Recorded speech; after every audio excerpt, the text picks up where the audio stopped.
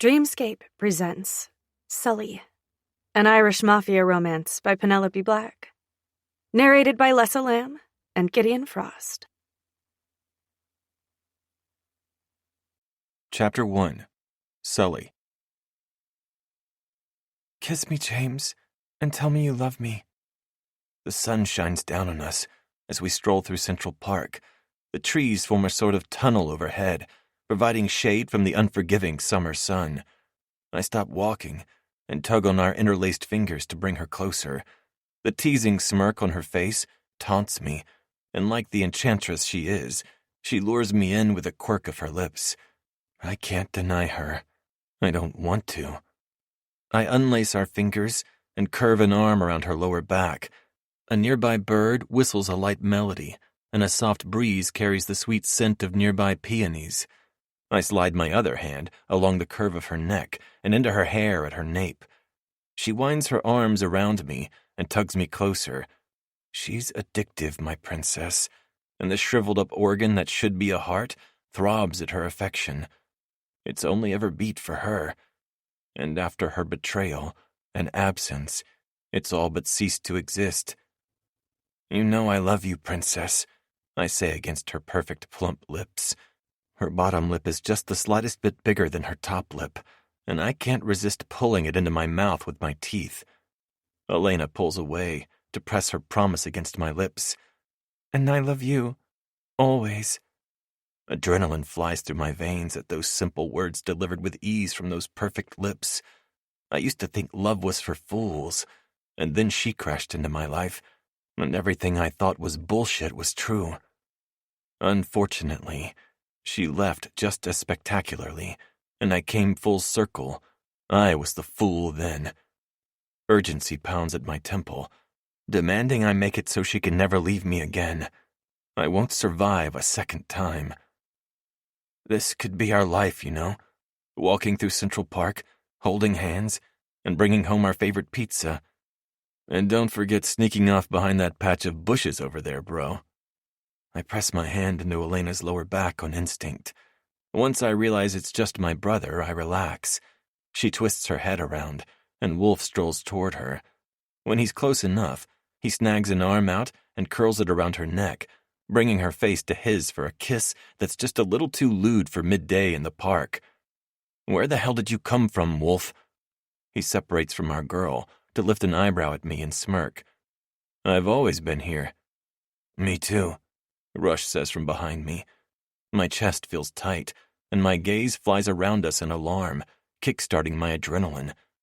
Why didn't I know they were with us? I could have sworn it was just Lainey and me. Fuck, I need some sleep or something. I'm losing it. I run a hand down my face as Rush leans in to greet Elena with a kiss. She turns to look at me, familiar mischief twinkling in her eyes. Wouldn't that be nice? All of us together, all the time. I stare at my girl, the way her Ramones tank top flutters in the hot breeze. When I stare into her soulful eyes, I forget all the awful shit in my life, all the bad shit that still waits for me. I know deep in my gut that she's the only good thing in my life. I think that'd be nice, Lainey. I brush my lips along her jaw with each word. Her fingers curl into my shirt, and she releases this little noise of contentment. Then why do you torture me, James? Why do you always leave me? I pull my head back, brows furrowed. Her smile fades with the sunshine. Midday rapidly turns to dusk, and sorrow replaces her playfulness. Come on, Sully. I whip my head around to look at my brothers. My chest squeezes again, and my thoughts stutter. When did you get over there? I ask Rush. My brother just stares at me, his gray eyes darkening until they're pitch black. When he doesn't answer me, I refocus on Elena. Princess, what do you mean? Her beautiful whiskey-colored eyes fill with tears as she takes a step away from me, her fingers trailing down my arm. Come back to me, James. She takes another step back, and her fingertips just barely touch my own. I take a step toward her, confusion furrowing my brow. I reach out for her, but there's an invisible force holding me back. Elena, wait! Come back! I'm right here! I push against the invisible wall, panic tightening every muscle in my body, and fear wrapping around my heart. She's walking away from me. No, that's not right. It looks like someone is dragging her. There, someone in a dark hoodie and dark jeans has her upper arms in a tight grip, and he's pulling her away. His features are unclear, almost like he's somehow being blurred. Elena's eyes widen with fear, and she screams my name. Rage erupts in my gut, burning hot and fast. Get your fucking hands off her, motherfucker, or it'll be the last thing you ever do. I pound my fists against the wall, putting every ounce of strength I have behind each swing. And still, it's not enough. I watch as someone drags the only girl I ever loved. Fuck it, the girl I still love, away, while some fucked up invisible barrier traps me in some kind of purgatory hell. Elena, I'm coming for you. The words are ripped from my throat, born out of desperation and sealed with determination. I'm not sure how the fuck I'm going to get out of here, but I will. Something jerks my shoulder, hard and to the right. I spin around, expecting to see the blurred-out guy, but there's no one there. The same thing happens on my other side, and I whirl to the left. No one. I lift my hands to drag them through my hair, but something's holding them against my side, squeezing me tight. I try to thrash my way out of this hold, but it's strong. My breath stutters in my chest as the pressure increases until my vision dims. And then I don't feel or see anything. I'm trapped in an endless black, alone. I'm always alone, abandoned by those who claim to love me. I succumb to the darkness, letting it roll over me. The fuck's this? Jack? I hear my voice, but it doesn't quite sound like me. Maybe if I were underwater. I can't shake the feeling of trepidation, and I can't quite remember where I am. With effort, I pry my eyelids open, each of them weighing heavy, and darkness greets me. I raise my arm, or at least I try to, but something holds it down. Settle now, boyo, Jack says, before I feel 2 pats to my right shoulder. Elena. Her name leaves me on a rasp, and fear sends my pulse flying. Fuck, I need to go. She's unprotected. I grunt and try to sit up, pain searing my left shoulder and chest. Black spots dot my already dark vision, and I break out in a sweat. I will send someone to fetch our songbird, Jack says, as he catches me by my less painful shoulder. I pant through the pain. No, I don't trust anyone. Call Rush. Rush and Wolf are a little busy, man. I'll go get your girl. I turn to look at Mateo, and with every single ounce of strength I can muster, I reach up and curl my fingers around his shirt. If a single hair on her head is broken, I'm going to dismember you personally. The words come out through clenched teeth. You hear that, O'Malley? A knife in his shoulder, and he still manages to threaten me, Mateo says with a chuckle. Aye, he'll be all right. You go fetch us our girl, Rossi. Mateo glances at my clenched fist with a raised brow, before he looks behind me to where I'm assuming Jack stands.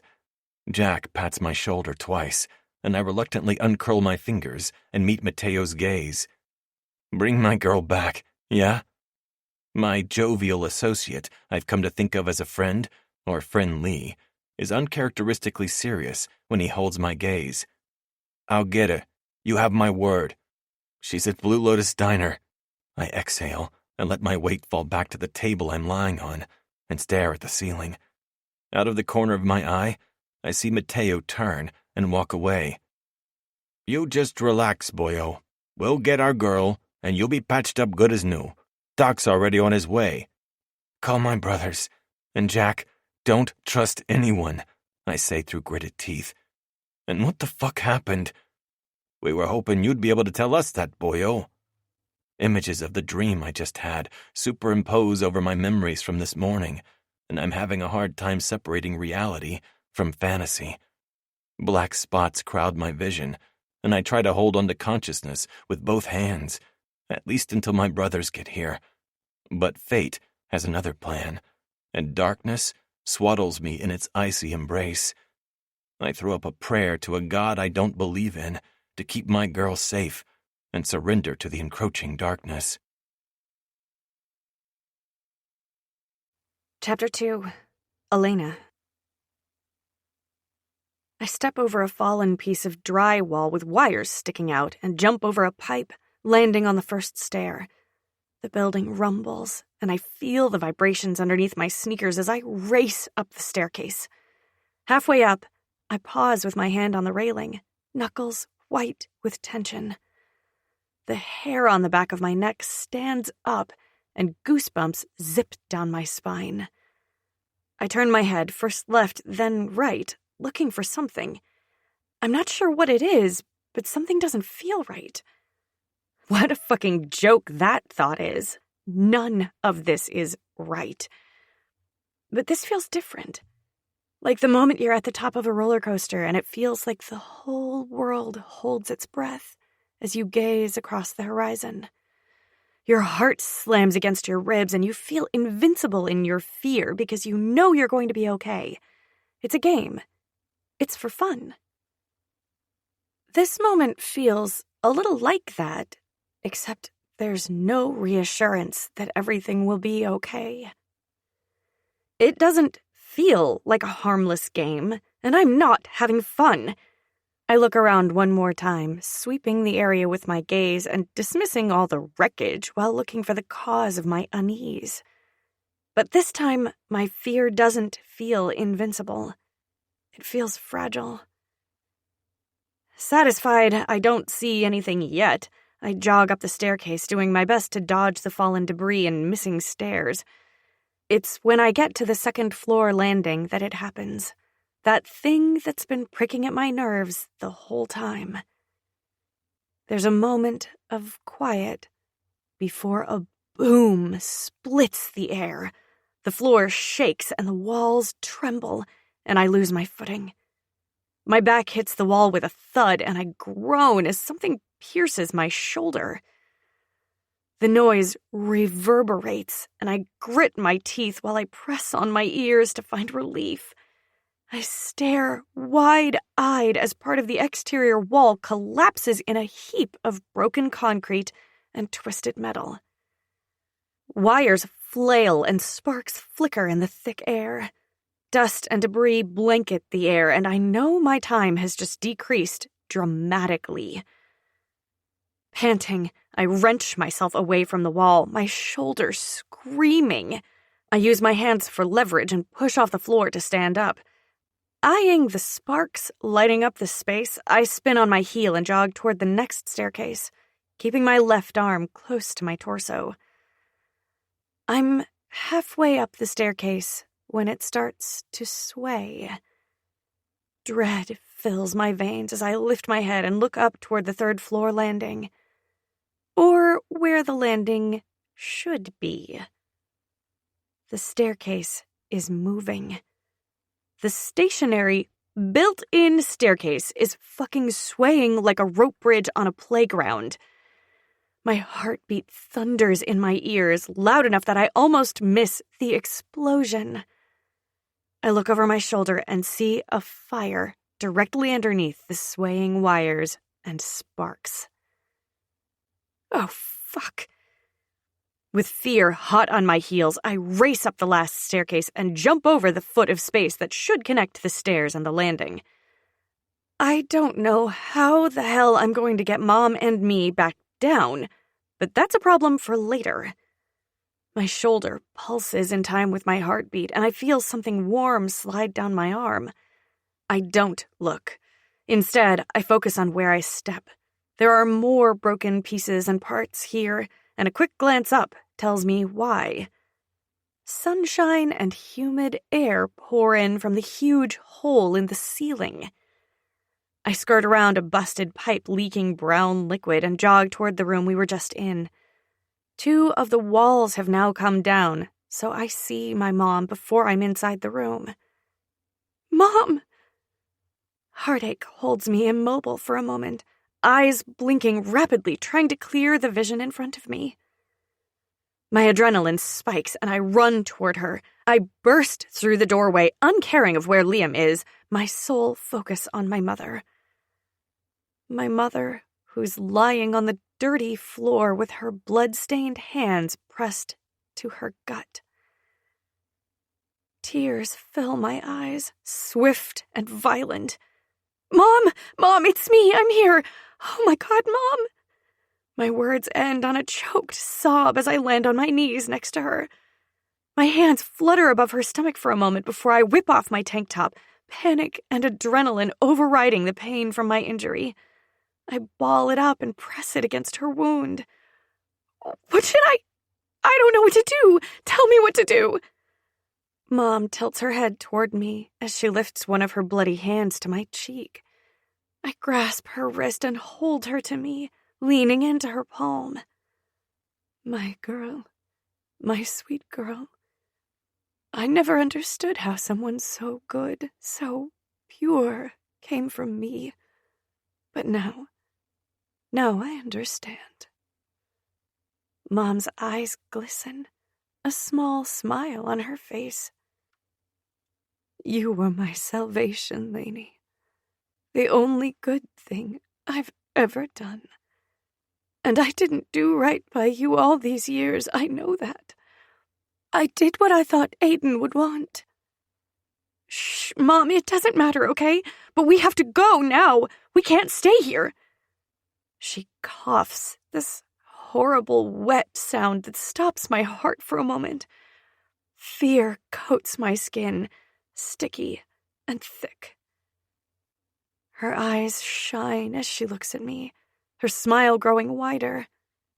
No, you have to leave without me. I won't make it. Stop. Just no. I'm not leaving without you. As if fate herself is agreeing with my mother, the building trembles again. Mom slips her hand from underneath mine and moves my tank top aside. Blood flows freely from her stomach, and nausea climbs up my throat. She holds my hand, her grip tight despite her blood-slicked fingers.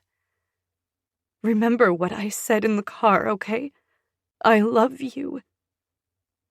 I bite my lip to hold in the sob as I feel her lifeblood spilling from her and coating my knees. I love you too, Mom. My sweet girl, I need you to do one more thing, okay? I nod several times, my gaze darting between her eyes. Anything. Find Auntie Sloane and tell her it's time. I don't understand. She'll know. Just tell her. It's important. Mom brings my hand to her mouth and places a single kiss on my palm before she curls my fingers over it. Something inside me fractures then.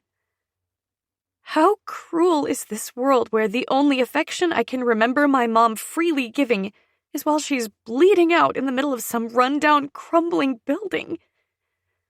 I squeeze my fingers into my palm hard enough to feel the bite of my nails into my skin. I curl my torso over her, tears dripping from my eyes to land on her chest. Her chest that's rising and falling slowly. Too slowly. I nod frantically. Of course, I'll find her right away. Mom exhales. It's an awful sort of sound, wet and foreboding. Cold sweat breaks out all over my body, and I feel paralyzed with fear. I can't get her down 3 flights and out into safety by myself. I need help. I need someone to help me. Her gaze darts over my shoulder, and a small smile curls up the corners of her lips. My shoulders tense, but a quick glance over my shoulder settles my fear that Liam or anyone else is behind me. Oh, Aiden, I've missed you, she whispers, still staring over my shoulder. Goosebumps skitter across my spine and my sinuses burn. Mom? Mom, look at me. She looks at me then, a single tear sliding down her temple and a smile on her face, her eyes sparkling. Your father's here now. He's come to take me home. But it's not your time, Lainey. So you need to leave. What? I whip my head behind me. No one is there. It's not your time, Lainey, but it is mine, and I'm ready. Find Auntie Sloane. Another tear slides down her face, but her smile never leaves her lips. The floor rumbles and a crash sounds in the hallway, stealing my attention from my mother for a single moment. When I look back, my mother's gaze is still upon me. But there's no life shining from behind her hazel eyes. There's no life inside her at all. I stand up in one violent motion. My breaths come fast and heavy, my adrenaline all but tapped out. I scrape my fingers through my hair as I spin around, taking in my surroundings. The fire from the first floor crawls along the entire side of the building, visible through the broken walls. Wreckage from the building lies all around me, intermingled with the broken dreams of a girl who just wanted to be loved. They stole that from me. From her. I tilt my head back, clenched fists and muscles taut. And I scream. I scream out the injustice of it all. I mourn over what was and what could have been. I lament my heartbreak over my official orphanhood. I expel my grief into the summer sun until the only thing left is rage. Muscles trembling and tears rolling down my cheeks, I make a promise to myself that I will have my vengeance. And I will wreak havoc on everyone who had a hand in the destruction of the girl I used to be. I was remade in the cabin in the woods, and I've been forged in this fire. And like a phoenix, I will rise anew. Chapter 3. Wolf. I cross the threshold with my brother, and heat waves greet us. Not enough to make the space impassable, but enough that I know we need an alternate exit. The fire to the right of us is manageable for now, but fires are unpredictable, and it could race across this space in 2 minutes flat. We pause, shoulder to shoulder, both of us scanning the area for our girl. I look for her shock of red hair in the smoky air that's filling up the space. I glance at Rush just as he turns his head to look at me, both of us able to communicate without words what our next step is. A perk of growing up and spending most of our waking hours together, I guess. With the fire to the right of us, we head toward the staircase, wading through all the pieces of the broken building littering the floor. It's not until my foot is on the first stair that I notice it. Oh, fuck. Look. I tip my head toward the top of the staircase, the one that's not fully attached to the second-floor landing. God damn it, Rush grits through clenched teeth. I blow out a breath and take the steps 2 at a time. My brother is hot on my heels, and we both jump over the broken and missing stairs. When we get to the stair third from the top, I look over my shoulder at him. It'll be just like that Indiana Jones movie. I'm more worried about how we're going to get down. Now jump, asshole. I don't like the way the floor is swaying, Rush says as he looks around. I focus on the staircase, or lack thereof, in front of me, and run the last 3 steps before leaping across the gap and landing on the floating platform. I hear Rush land right behind me, but I keep my momentum going and jog up the second flight of stairs. We reach the 3rd-floor landing when the building groans, and part of the roof crumbles. landing with a deafening thump. We cover our heads out of instinct, and it takes me a moment to realize that my ears are ringing. Yet somehow through that, I still hear it. A sound filled with such sorrow and grief that the world pauses to listen, and for a single moment, my heart seizes in fear. But when my soul aches, I know it's Red. She's the one pouring her grief into the atmosphere.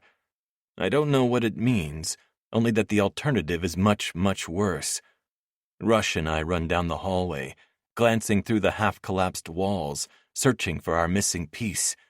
We follow the sound of her anguish and find her in the middle of a room. Head tipped back and fists clenched, hair wild and whipping around her in the breeze, blood coating her hands, clothes, and legs. Raw and vulnerable, like she's shedding her exterior to let everyone see the tangled mess of pain she is on the inside. She's never looked more beautiful. I get to her a second before Rush does. I reach out to snag her hand, and she doesn't even startle. Red opens her eyes and looks right at me when I tug her into me. As if someone pulled a plug on a drain, she deflates against my chest, all the fight leaving her in an instant. Rush steps in close behind her, effectively holding her up. I slide my free hand into her hair and hold her against my chest as she curls her fingers around the fabric of my tee. My gaze goes over Red's shoulders to the body next to her. Lana lies on the ground next to Red, eyes open and chest still.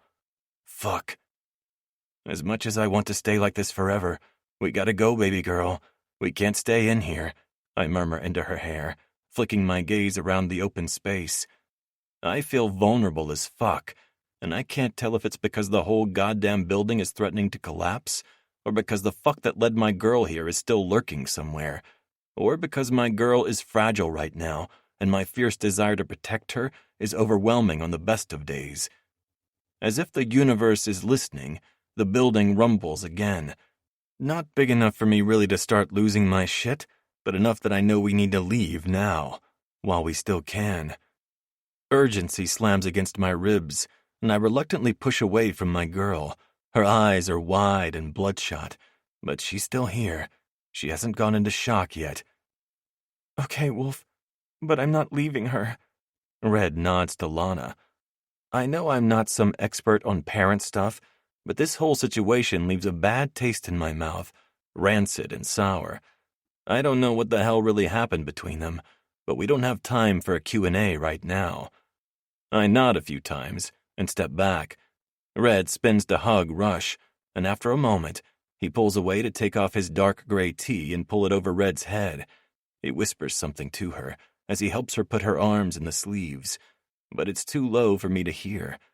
Bending at my knees, I scoop up Lana, my would-be stepmother and maybe even my one-day mother-in-law. Her body is still warm, but her blood is starting to coagulate. It's cool against my tea, and I'm reminded again why I usually prefer black, easier to conceal bloodstains. I'm not sure if I'll ever get used to the feeling of carrying around a dead body. Not that I make it too much of a habit. There's a reason people use the term dead weight. It's accurate as fuck. Stiff enough so she's hard to maneuver, and heavy enough that I can't carry her easily. I think I saw a back staircase at the end of the hall, Rush says. I follow behind him and Red, adjusting my hold on Lana, so she's now in bridal style. For as familiar as I am with death and dead bodies, I'm not sure anything could have prepared me for the feeling of carrying the body of my girl's ma, estranged or not. Old feelings of abandonment and rejection threatened to climb up my throat, but I shoved those fuckers down where they belong. Red's an orphan now, but she doesn't need parents to have a family. We're her fucking family now. A tornado of emotions swirls around, and I can't pin down a single one. I'm trying to conjure feelings of sorrow for the woman in my arms, but from what I've seen and learned, I'm not sure she deserves it. With my eyes on Red in front of me, I realize that's not my call to make. My throat tightens, and I realize with a jolt that I'm not used to this foreign feeling creeping up my throat. Worry. I'm fucking terrified for Red. Not only because some creepy fuck is after her, but she just watched her ma die not too long after she realized her da was dead, and I'm fucking worried about what that's going to do to my girl's emotional state. Rush leads us to a stairwell at the back of the building, the side not already collapsed. This high up, the hot breeze swirls around us, sending heat from the fire and dust from the broken concrete into the air. The effect creates a mini tornado, and I pray to whatever god is listening that it doesn't turn into an actual fire tornado. I saw that shit on a video once, and it was horrifying. We make it to the second-floor landing before we encounter a problem. Fuck. Rush rakes his hand through his hair. 3 steps are blown out, leaving a substantial hole in the staircase, and unlike the situation with the other staircase, jumping down in the middle of this staircase is a lot harder than jumping above with a landing. Well, shit. Rush, hold Lana. I'll jump first. Don't be ridiculous, Rush says over his shoulder. I'll go first, then Elena. Then you'll hand Lana to us, and then you'll jump. We're wasting time. Red looks between us, her fingers tapping an irregular rhythm against her thigh. Rush looks from her to me as he climbs the few stairs until he's at the far edge of the landing.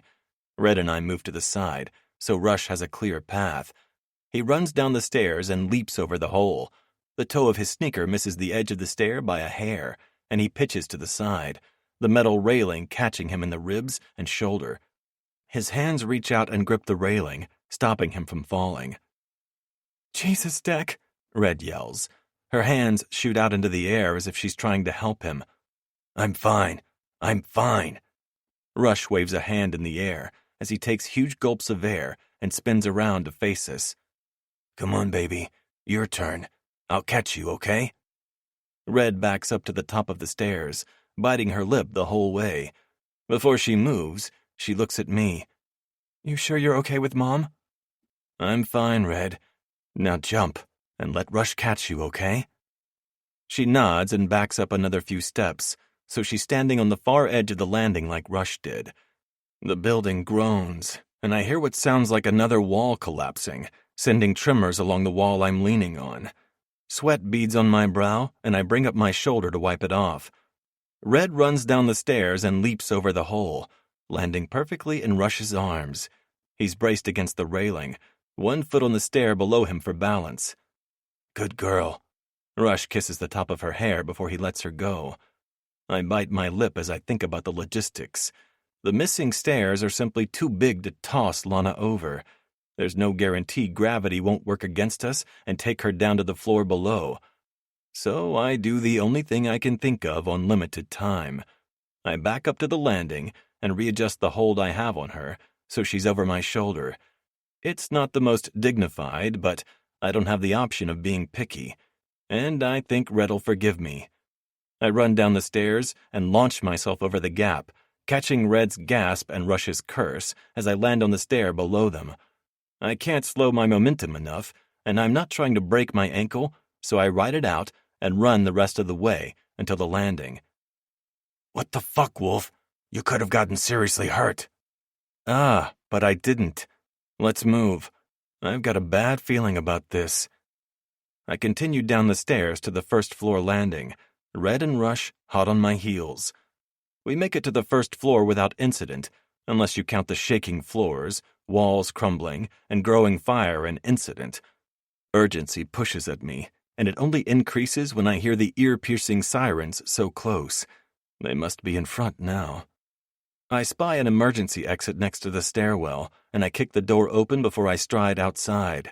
A gust of hot air greets me, and even if it feels like I'm breathing in hell, it's fresher than the smoky dust shit from inside. I adjust my hold on Lana, so I'm carrying her bridal style again, doing my best to ignore the way her blood has soaked the left shoulder of my shirt. I inhale as I walk away from the building, looking over my shoulder to make sure Red is behind me. Rush quickly takes the lead, and Red moves next to me, none of us speaking. Oh my God, Maddie! Red stops, her mouth falling open. She was out front when we came. She's fine. Come on, little bird. We can't stay here, Rush says as he places a hand on her lower back, nudging her to move. He leads us around the side of the building that's not on fire. Still, We all give the building a wide berth as we walk around it in the narrow space between this building and another abandoned factory. I eye the factory to the right of us and then look to the warehouse we just left, apprehension skittering along my spine. Let's pick up the pace, yeah? I don't like how close these walls are. I raise my voice. The sirens are nearly deafening from right here. Rush looks above, and I can tell from the tension in his shoulders that he just realized what I did. If the exterior wall comes down in pieces, the likelihood of either getting trapped or crushed is high. I can hear voices up ahead. How can you hear anything over the sirens? Red clamps her hands over her ears as she keeps pace with Rush. Finally, we clear the building and walk into the street. A dozen firefighters and cops greet us. A pair of EMTs run toward us with twin looks of concern on their faces. Jesus, we didn't think anyone was in there. Are you guys okay? Behind us, firefighters shout directions to one another, and someone shuts off the siren, but they leave the lights on. Blue and red lights flash across Red's face, but her gaze never strays from mine. Where's Sully? She asks, turning her head from side to side. And Maddie? Sir, I need to take her now, the female EMT says as she walks in front of my face, blocking my view of Red. Anxiety gnaws on my nerves and crawls underneath my skin. I shift to the side to keep Red in my line of sight. I know my brother is around and he'll protect her. I know that. But I can't stop the feeling from swelling inside my chest, making it hard to breathe. The EMT moves so her face is right in front of mine again. Sir, she needs medical attention. She's already gone, I murmur, craning my neck around the EMT's face so Red stays in my line of sight. Some of the anxiety calms when I see Rush within an arm's reach, but I know I won't be able to take a breath until she's within my reach. Sir, please, I really need to examine her. There's a lot of blood. I refocus on the EMT, giving her my full attention. Whatever she sees on my face has her taking a half step backward. Can she feel the fear and worry and rage warring inside me? I haven't even begun to process the shit that just happened. And I haven't forgotten that Red went in guns blazing without us either. She's going to give me premature grays, and that's saying something considering my line of work. I let the EMT and her partner take Lana from my arms, never taking my eyes off of Red as she talks to another EMT. Wait here, kid. I'll be back to check you out. A cop walks into my line of sight, chest puffed out and eyes narrowed. Want to tell me what you were doing in that building, son? I glare at him. I'm not your son. The words are low. The cop steps closer to me, close enough for me to read the shiny badge. The scent of body odor and stale coffee wafts off him in waves as the sun beats down on us. What did you just say to me? His pathetic attempt at intimidation only irritates me. I relax my stance, letting my hands drop to my side and ignoring the way my blood-soaked shirt sticks to my skin. I glare at him like the obstacle he is. I said, I'm not your fucking son, and I don't have time for this. Now, if you'll excuse me. I move to step around him, already searching for Red and Rush, when I feel a hand clamp down on my bicep. Now, son. I whirl around in an instant, twisting the hand attached to my bicep and yanking his wrist toward the sky. He lets go of my arm, shrieking his displeasure. I lean in, so our faces are inches apart. Tell Captain McCarthy the Brotherhood thanks him for his service. I watch in perverse satisfaction as the color drains from his pudgy face.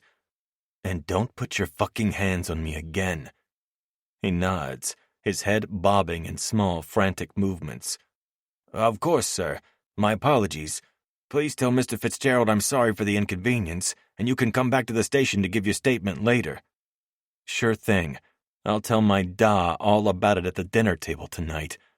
I raise a brow and smirk. I'd never run to Da about something as small as this. I can handle this minor inconvenience just fine, but he doesn't know that.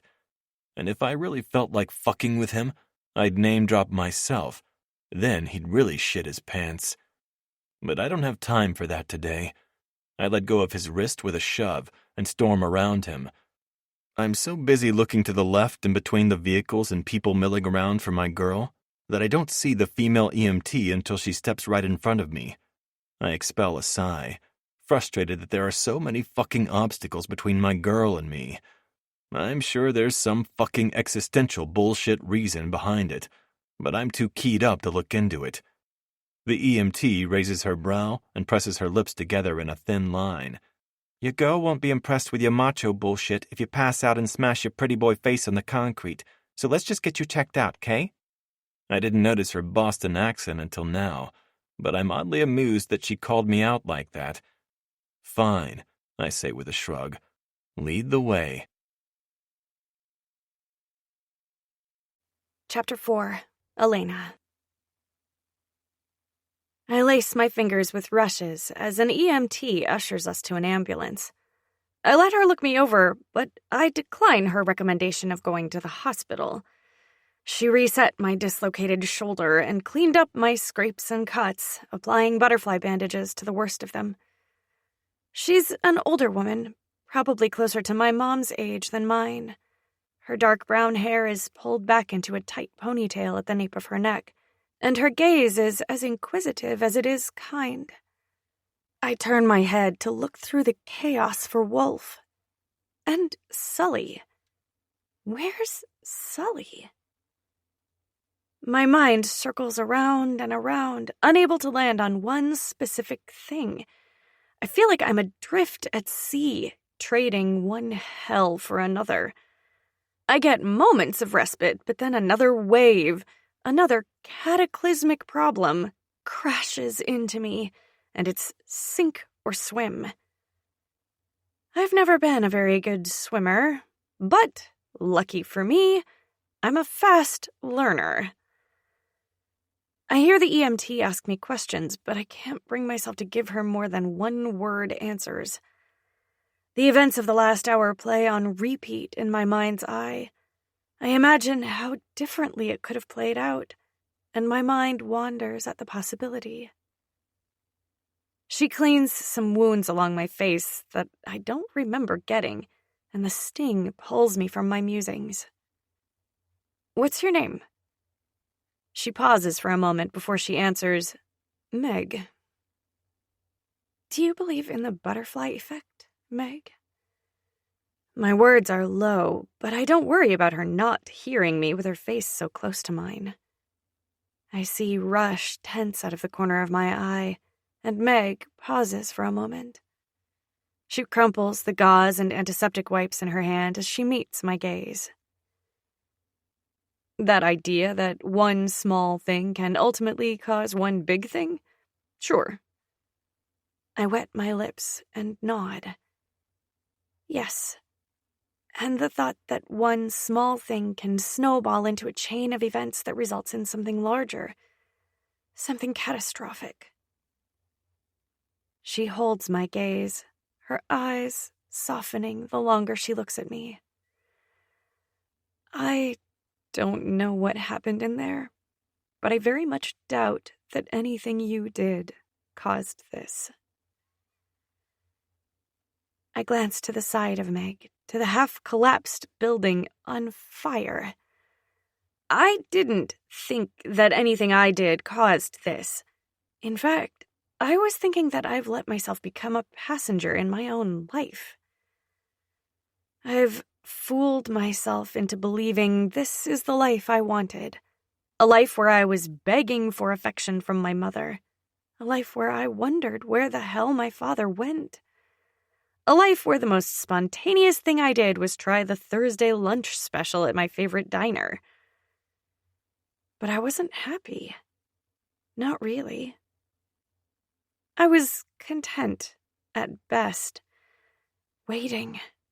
Always waiting for something.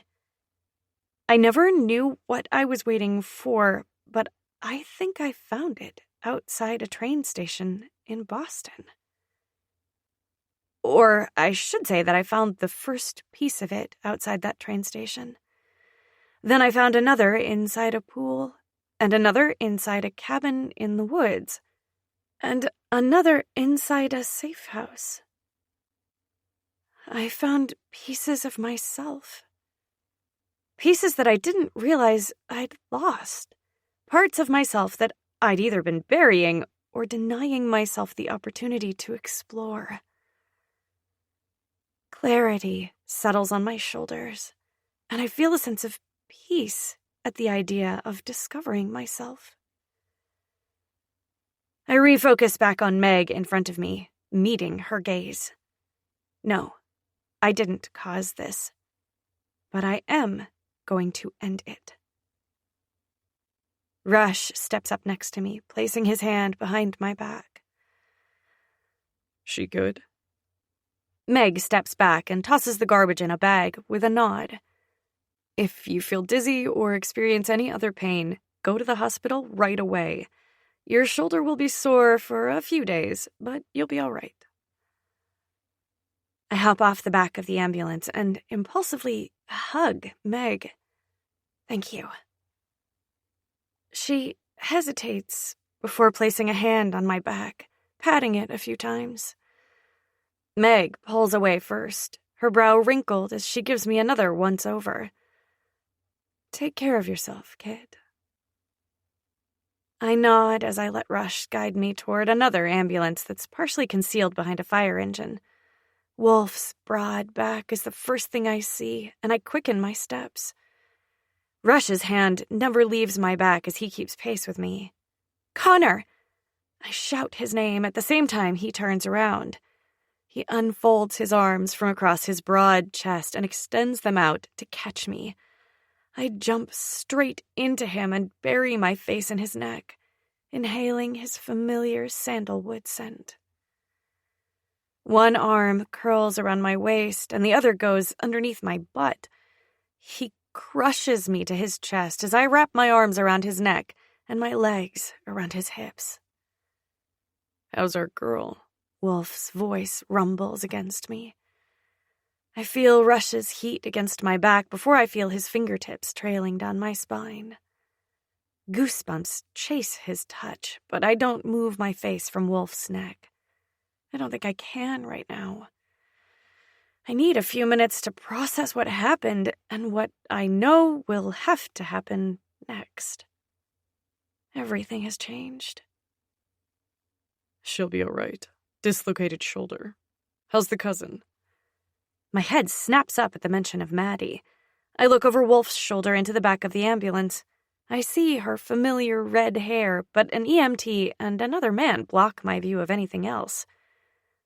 Oh my God! Maddie! At the sound of my voice, I see her head peek out from behind the EMT. Her emerald green eyes widen when her gaze collides with mine, and I watch her mouth drop. Lainey! She yells as she jerks to the side. I wiggle in Wolf's arms as he spins around so he's facing the ambulance. I tap the side of his neck twice, and he releases his hold on me. His hands linger on my side as I slide down his body until my feet touch the ground. I move around Wolf at the same time Maddie slides off the back end of the ambulance. Worry settles like lead in my stomach, and I scan her from head to toe looking for injuries. We're 2 steps away when an arm comes out and blocks Maddie from taking another step. I follow the arm up to see a face I wasn't expecting, a frown forming on my face before I even realize it. Mateo? What are you doing here? I thought you were with Sully. Oh my God, where the hell is Sully? He ignores me, his gaze firmly on my cousin. Take it easy, Mads. You just got your head smashed open. I watch in fascination as Maddie reaches up and curls her fingers around Mateo's hand, bringing it to her mouth. She places a kiss against his fingers as she glances at him from under her lashes. I'm fine, Mateo. My head spins as I attempt to process what my eyes are having a hard time believing. Before I can even begin to formulate one of the 10 questions on the tip of my tongue, Rush growls from behind me. He, honest to God, growls like some sort of caged beast. What the fuck are you doing here, Rossi? Rush moves around me, and in 2 steps, he's in Mateo's face. You have something to do with this? A vein in Mateo's forehead throbs as he stares right at Rush. Fuck you, man! No, fuck you. Rush grabs 2 handfuls of Mateo's shirt and slams him against the door of the ambulance. The EMT spares a single glance at them before he finishes cleaning a cut on Maddie's hand. Violence shimmers in the air, and I can't tell if it's radiating from the men in front of me or the decimated building behind me.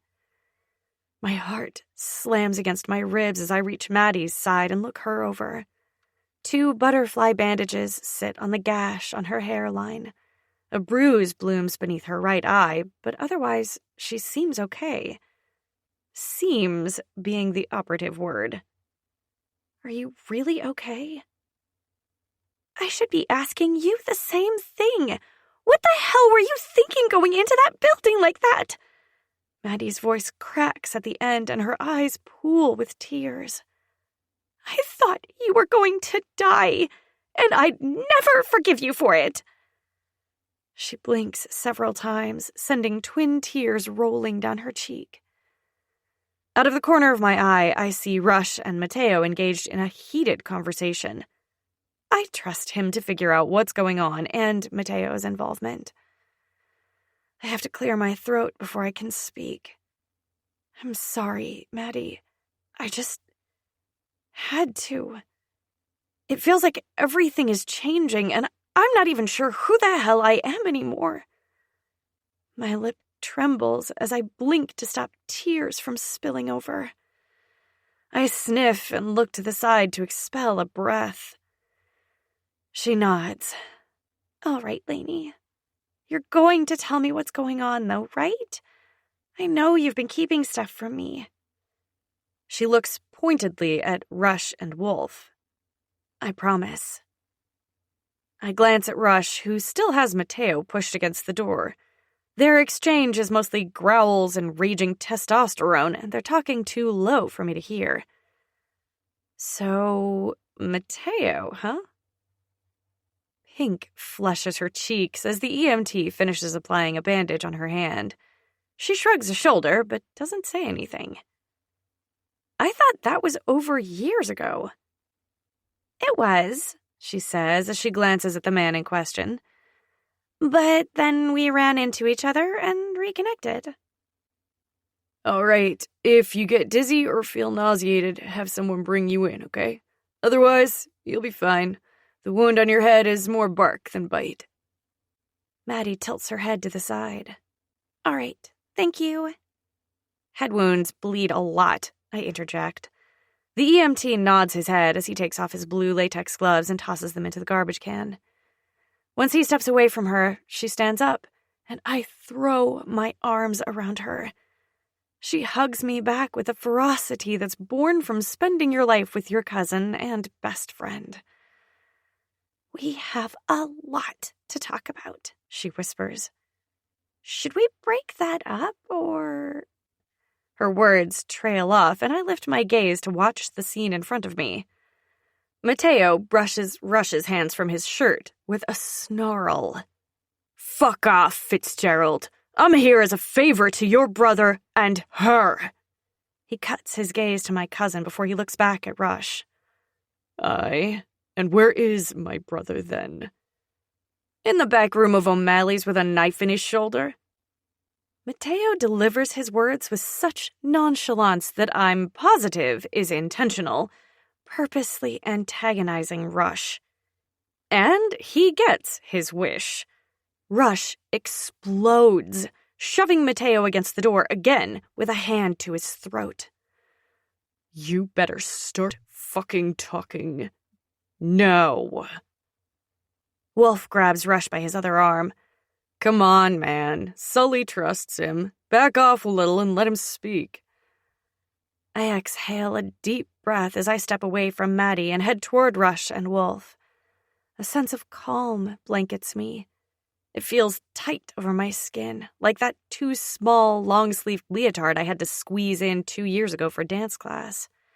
It's both confining and comforting. I square my shoulders and place a hand on Rush's back. His muscles flex under my palm, and Wolf shifts so he's a few inches closer to me, his arm just barely grazing mine. I meet Mateo's gaze. Poorly concealed fury shines from his dark brown eyes, but I remember when he was a scrawny kid hanging around outside our door stealing glimpses of Maddie. Okay, so maybe he wasn't ever a scrawny kid, but I do remember him at a time when he wasn't as imposing. I mentally conjure that image, and it helps ground me. Where's Sully? I already told Loverboy 1 and 2 here that he's at O'Malley's. I nod, still partially concealed by Rush's body. Tell me more, please.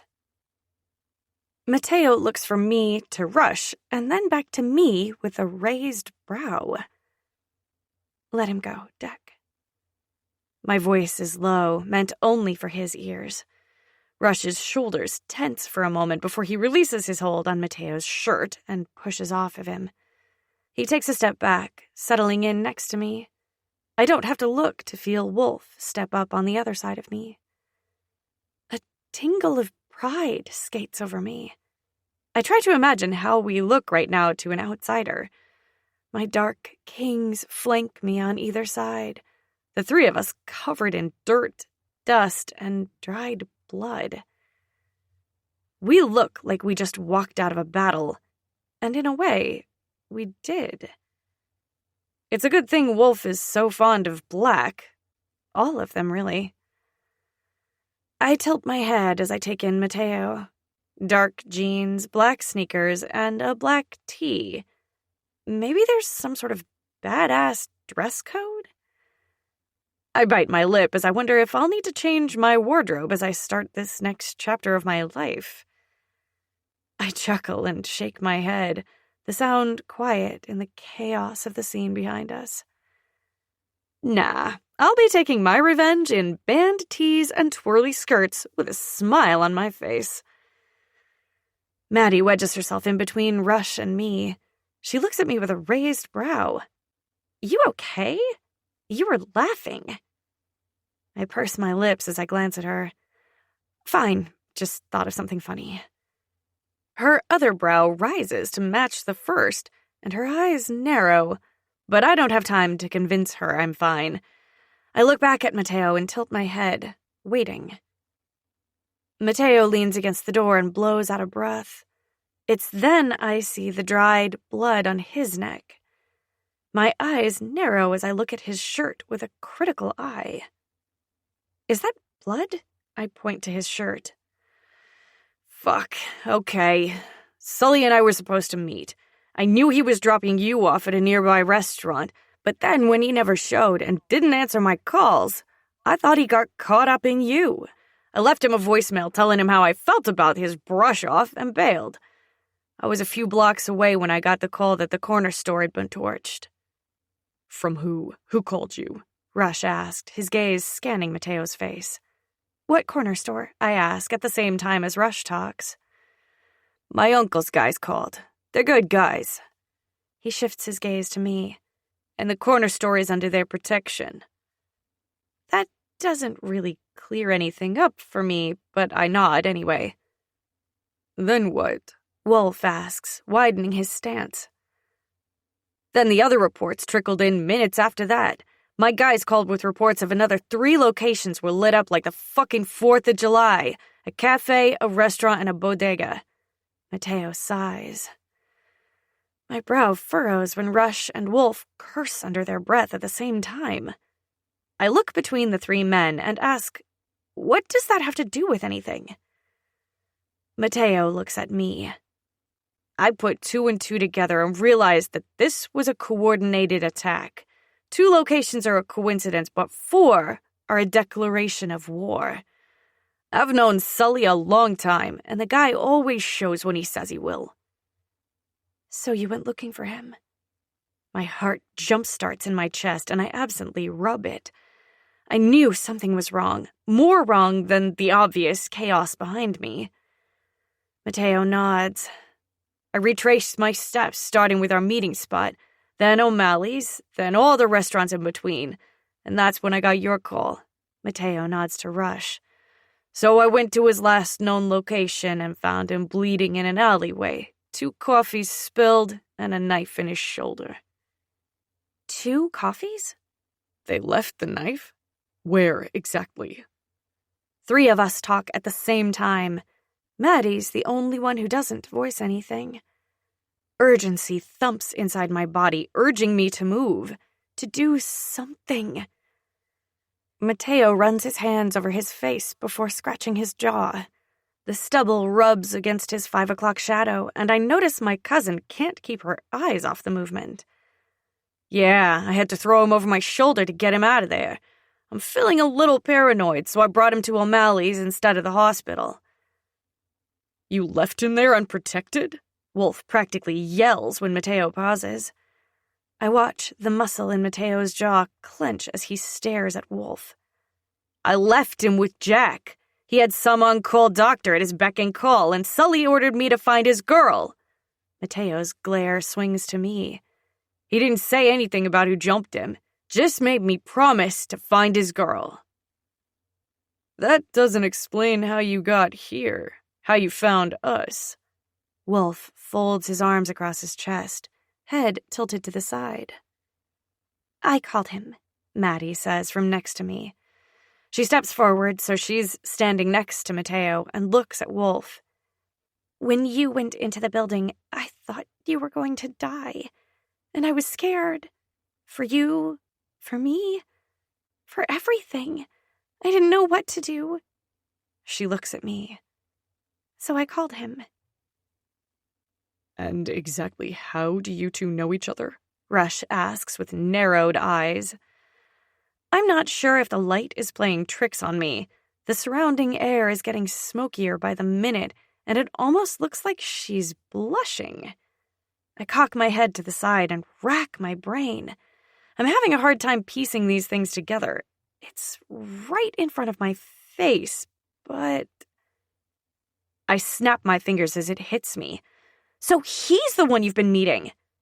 Maddie shrugs a shoulder, her teeth worrying her bottom lip and her gaze flicking to the side. I cock my head as I look at her with new recognition. That's not quite all of it. Mateo turns to face Maddie, crowding her against the back of the ambulance and leaning down so his face is level with hers. You been meeting other guys on me, baby girl? Oh, shit, I murmur. Maddie meets my gaze, and I know she sees the confusion and apology there because she shakes her head a little. Maddie looks back at Mateo. You're telling me you aren't seeing other girls, I know how it is. I remember. Her sugary, sweet tone belies the ice in her words and the fire shooting from her gaze. No, Madison, you don't know what the fuck you're talking about. Who is he? Mateo demands, his voice pitched low, but not low enough that we can't hear him.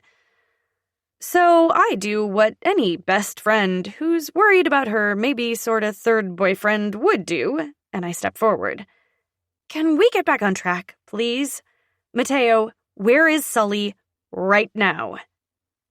My obvious distraction works because he takes a step back, but not before he grips her at the back of her neck and places a hard kiss against her lips.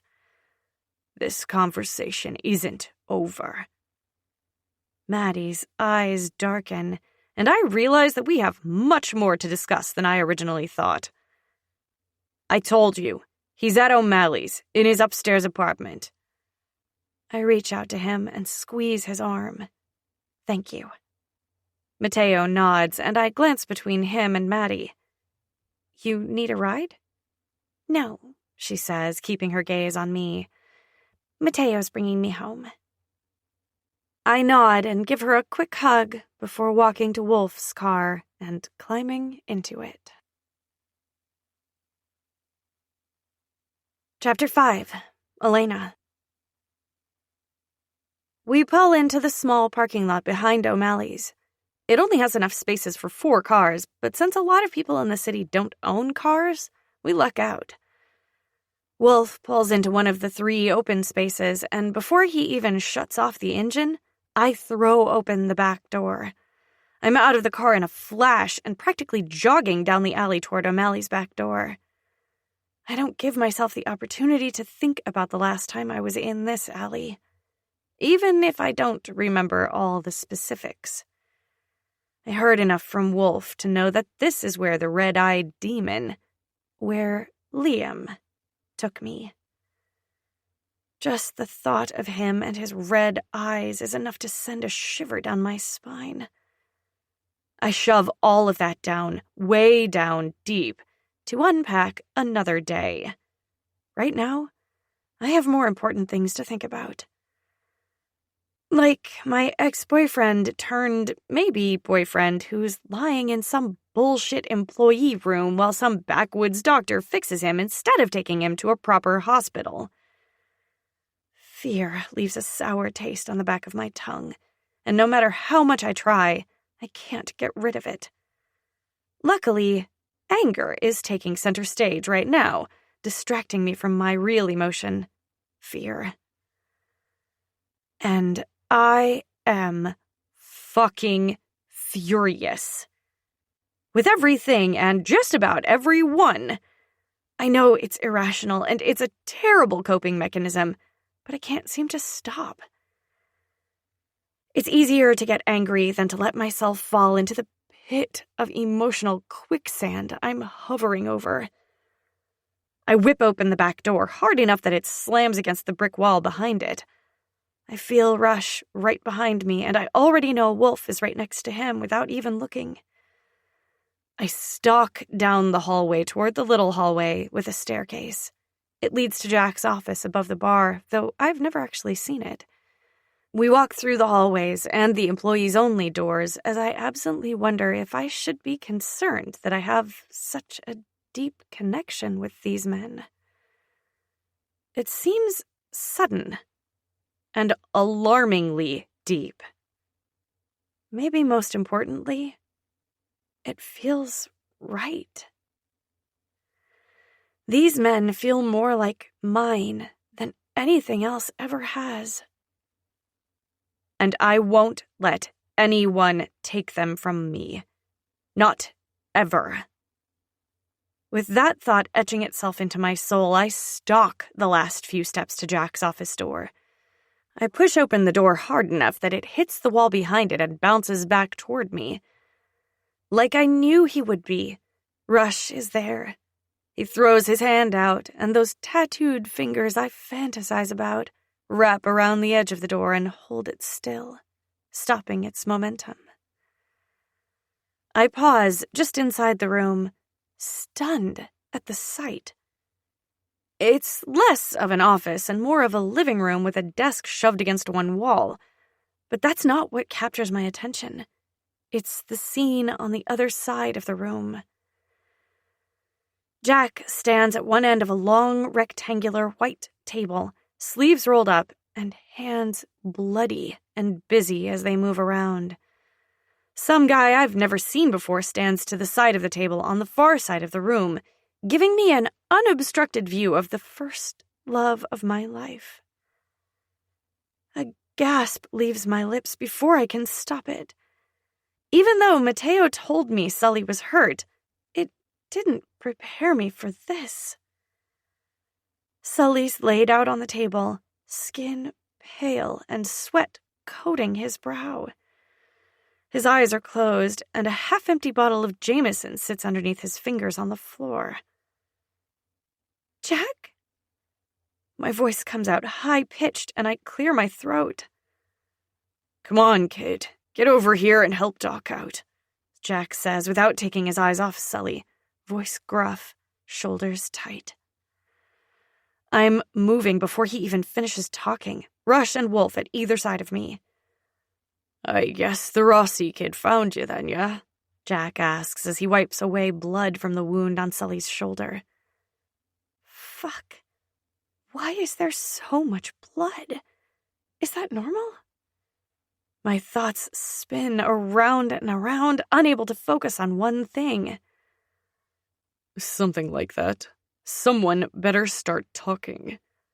Rush folds his arms across his chest, his voice taking on that deep, commanding tone that usually scares everyone shitless.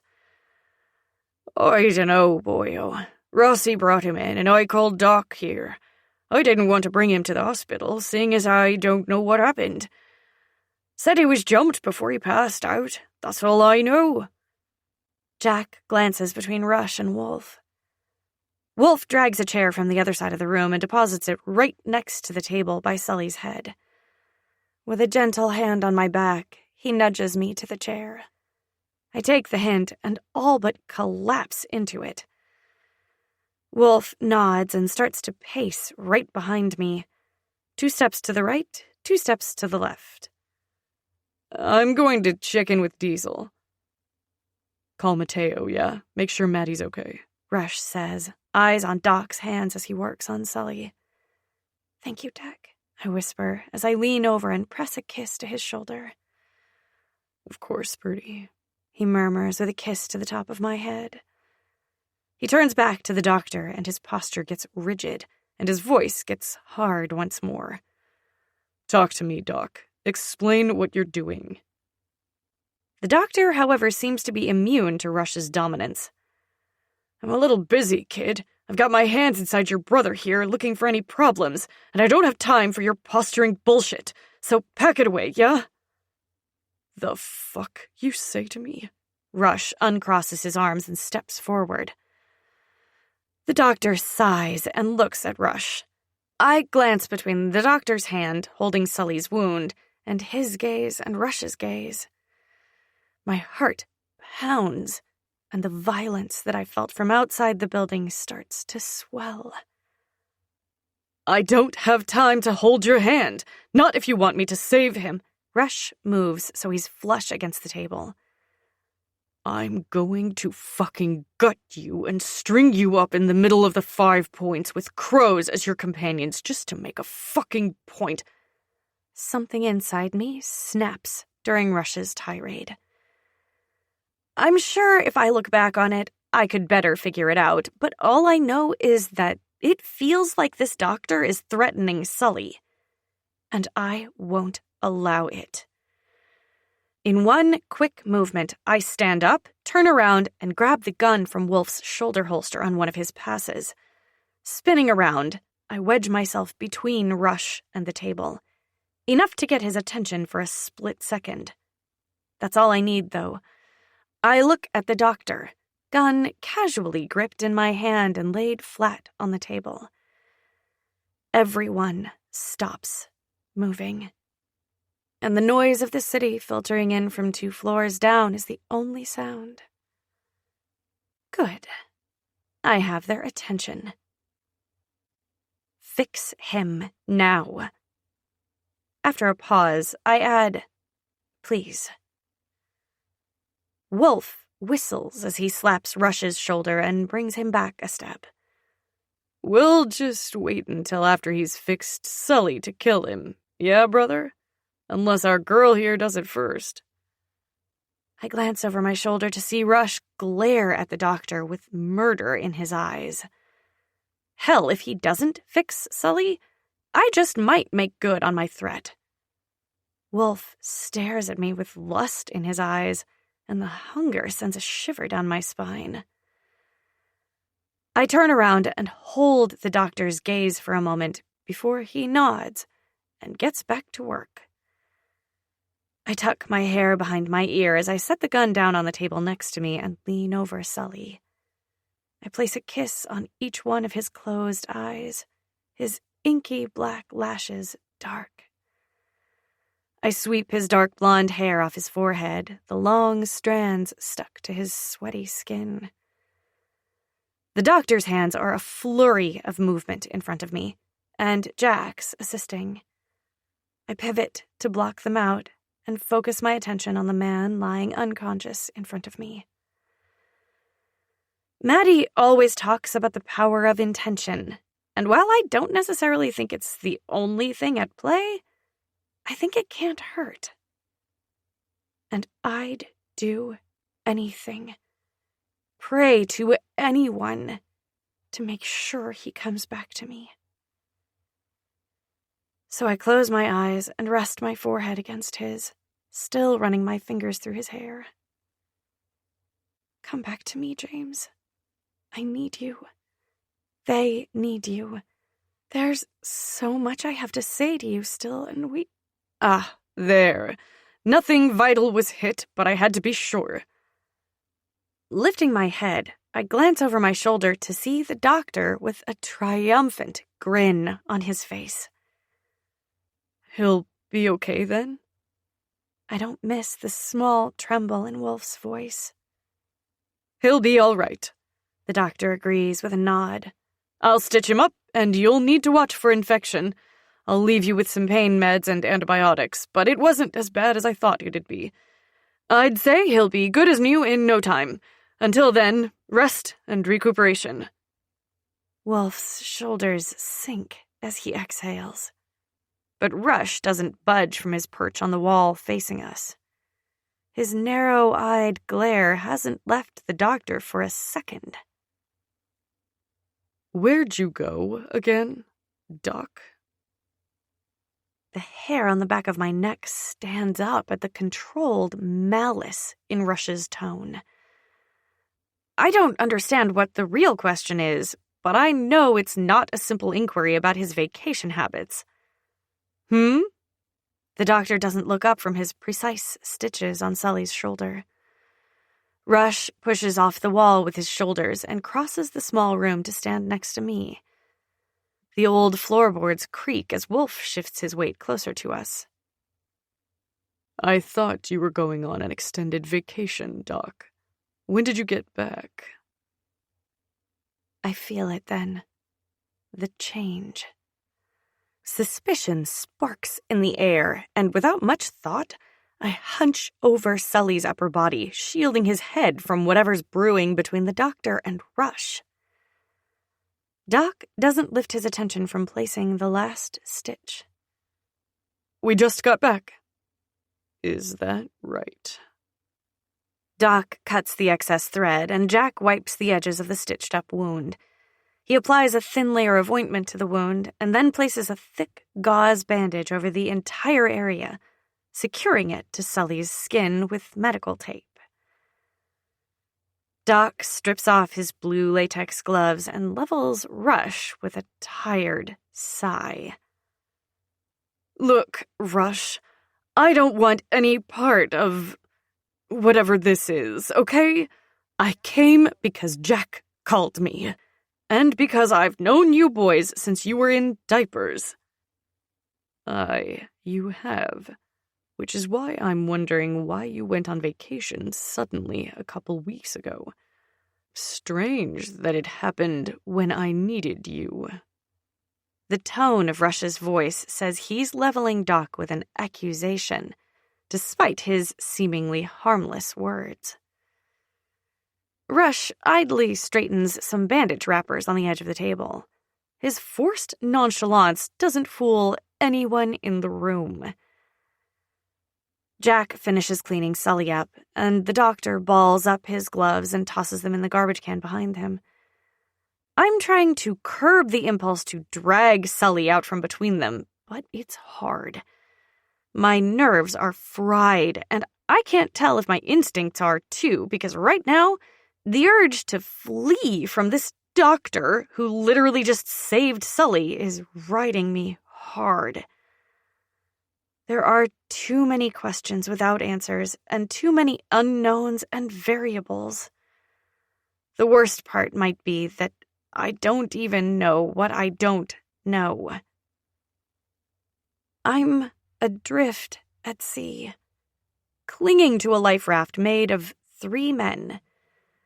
I know the sharks are coming closer. They can smell my blood in the water, but I have no idea what else lies in the darkened belly of the sea. She's indifferent on the best of days, and she's unforgiving and cruel on the worst. I know one thing to be true. I'd be lost without Sully, Rush, and Wolf. I would have been ripped apart weeks ago if it wasn't for them. I want to think that they'd be lost without me, but I can't be sure. Maybe momentarily they'd be crushed, but as I look at them, exuding power and confidence, I don't think they'd be without company for long. So, what ties four people together? Especially one who doesn't always want to be tied together. I'm not sure that I have the answer yet, but I'm willing to find out. And that has to be worth something, right? You better hope you bet on the right side, Doc. I can't guarantee mercy when this is all done. Rush delivers the threat with such little emotion. Once again, I'm thankful to have him in my corner. And a little buzzed from the power and dominance rolling off of him. He's such an alpha male. They all are. And there's something so alluring about that. It calls to my inner woman. The one that's just now being discovered, venturing out of this carefully constructed shell I've been living in for my entire life. Doc sighs and looks at me. I hold his gaze for a moment before I glance at Rush. I feel like I'm missing something, but I'm not in the right frame of mind to dissect the threats behind the glares the boys are sending his way. This the girl, then? What girl? Wolf steps into me and folds his arms across his chest, his thigh and leg pressing against my side as he partially blocks Doc's view of me. Cormac mentioned you boys were getting a stepsister. No, he was mistaken. She's not our stepsister. Wolf tips his head back and cocks it to the side. From this angle, I see his profile backlit by the streetlights shining in the open windows. His jaw looks sharp, his shoulders broad, and the usually playful air is nowhere to be found. You'd do well to forget you ever saw a girl here tonight. Yeah, Doc? I run my fingertips down Sully's face and peek around Wolf's body to see what Doc's response is. I'm not disappointed when he nods and picks up his navy blue bag. I don't even remember him having a bag, but I suppose I was preoccupied when we came in. Jack, Doc says with a nod. Until next time, Doc. Jack follows the doctor across the room and sees him out. Chapter 6. Elena. We can't move him. Not yet. I wet my lips and prepare to make my case why we have to stay here for a while. Wolf settles his big palm on the back of my neck with a sigh. His fingertips run back and forth over the sensitive skin on the side of my neck. Aye, we'll stay here for a few hours. Jack won't mind, will ya? The floorboards creak as Jack re-enters the room. Nah, my songbird is dead on her feet. Mind telling me what happened? It's a long story. My voice is soft as I continue to run my fingers over Sully's face, memorizing the shape and cataloging the differences from 2 years ago. I've got time, kid. I'm tired, Jack, I say on a sigh. That's all right. I'll tell you a story then. You just relax and watch over our boy, oh yeah? I nod, and Wolf's hand leaves me for a moment before he bends down to brush his lips across my cheek. I'm going to grab us some food. Rush will stay here with you, okay, baby? I turn my face and catch his lips with my own. Okay, be careful, I whisper against his mouth. Come on, boyo. I've got a spare bedroom up here with your bed. Let's get your brother in there, yeah? I step back and watch as Rush and Jack pick Sully up and move him down the hall and into the first doorway. I hover behind them, ready to dive in and help, but the hallway is narrow, As it is, the three of them can barely fit on an angle. I look around the room as they maneuver Sully on the twin-sized bed in the middle of the wall. A big bay window with a seated windowsill takes up most of the outer wall, and the noise from the street filters up, quiet enough to remind me of a white noise machine.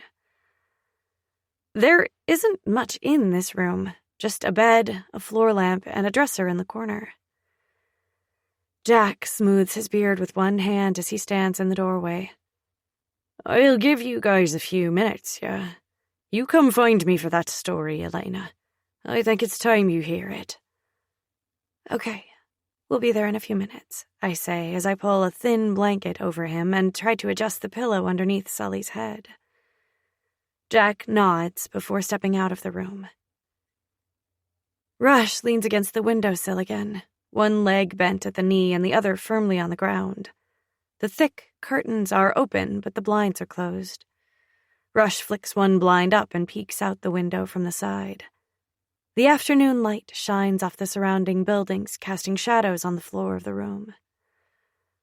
Relax, baby. We'll be heading home soon. I worry my bottom lip, adrenaline fading and making me realize how frazzled I am. Maybe we should just go now. I bet Sully would be fine, don't you think? I look at the man in question. He's currently sprawled out on a quilted blanket in the center of the bed. If I ignored the dried blood on his pants and the glaringly bright white bandage taped to his shoulder, it looks like he's just taking a nap.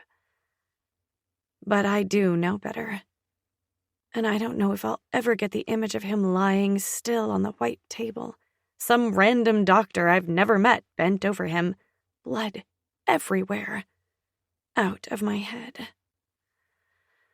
I fiddle with the thin blanket covering him, readjusting it so it rests right up to his shoulder but not covering his wound. I realize that the blanket likely doesn't do much, but it helps settle this restless energy inside me. The waxy pallor of his skin haunts my waking thoughts, and I have a feeling I'll be seeing it in my nightmares for weeks to come. He removes his finger and lets the blinds slide back into place as he turns to look at me. Come here, Birdie. I look up at the sound of his voice. It holds that deep, commanding quality that I crave. The light from outside slants across his face, leaving half his face in complete shadow. My heartbeat picks up at the sight of him. His chestnut brown hair hangs over his forehead in a messy style that has nothing to do with seduction and everything to do with our unusual circumstances today. Still, it has the same effect on me. I take slow, measured steps toward him, trailing my fingertips along the blanket covering Sully as I walk. Rush waits by the window, shifting his weight so he's sitting on the window seat, spreading his legs further apart. I step into him, wrap my arm around his neck, and give him my weight. He tugs me closer with a hand around my back. And I exhale. For the first time in, I'm not sure how long, I feel like I can breathe a little. Should I be alarmed by how quickly I'm becoming attached to you? To all of you? It's a thought that I can't get out of my head. I mumble the words into his neck as I bury my face in one of my favorite spots. He slides his palm up my back until it rests on the back of my neck. I feel his words rumbling in his chest before I really pay attention to what he's saying. There are very few people in the world fortunate enough to meet their soulmates. Even fewer are those who meet while they're this young. I think it's a gift. You're a gift, Birdie. To me. And to my brothers. And I'll raise the world to keep you. You know that, don't you? I pull back from his neck to stare into his eyes the color of the sea. A myriad of emotions greets me. The dark blue and charcoal flecks swirl around, but the thing that takes my breath away is the honesty and devotion shining in his eyes. "I love you, Declan Fitzgerald," I murmur as I lean in and press my lips to his. He closes his eyes on a deep exhale, a small smile tipping the corners of his lips up. "I love you too, Elena Murphy Fitzgerald," he whispers against my lips. It takes a second for me to pull back, but I do with a raised brow. He shrugs a shoulder and slides his hand to wrap around the front of my throat gently. The move sends a shot of lust through my veins, and I press closer to him. "You have too many last names right now. What's one more?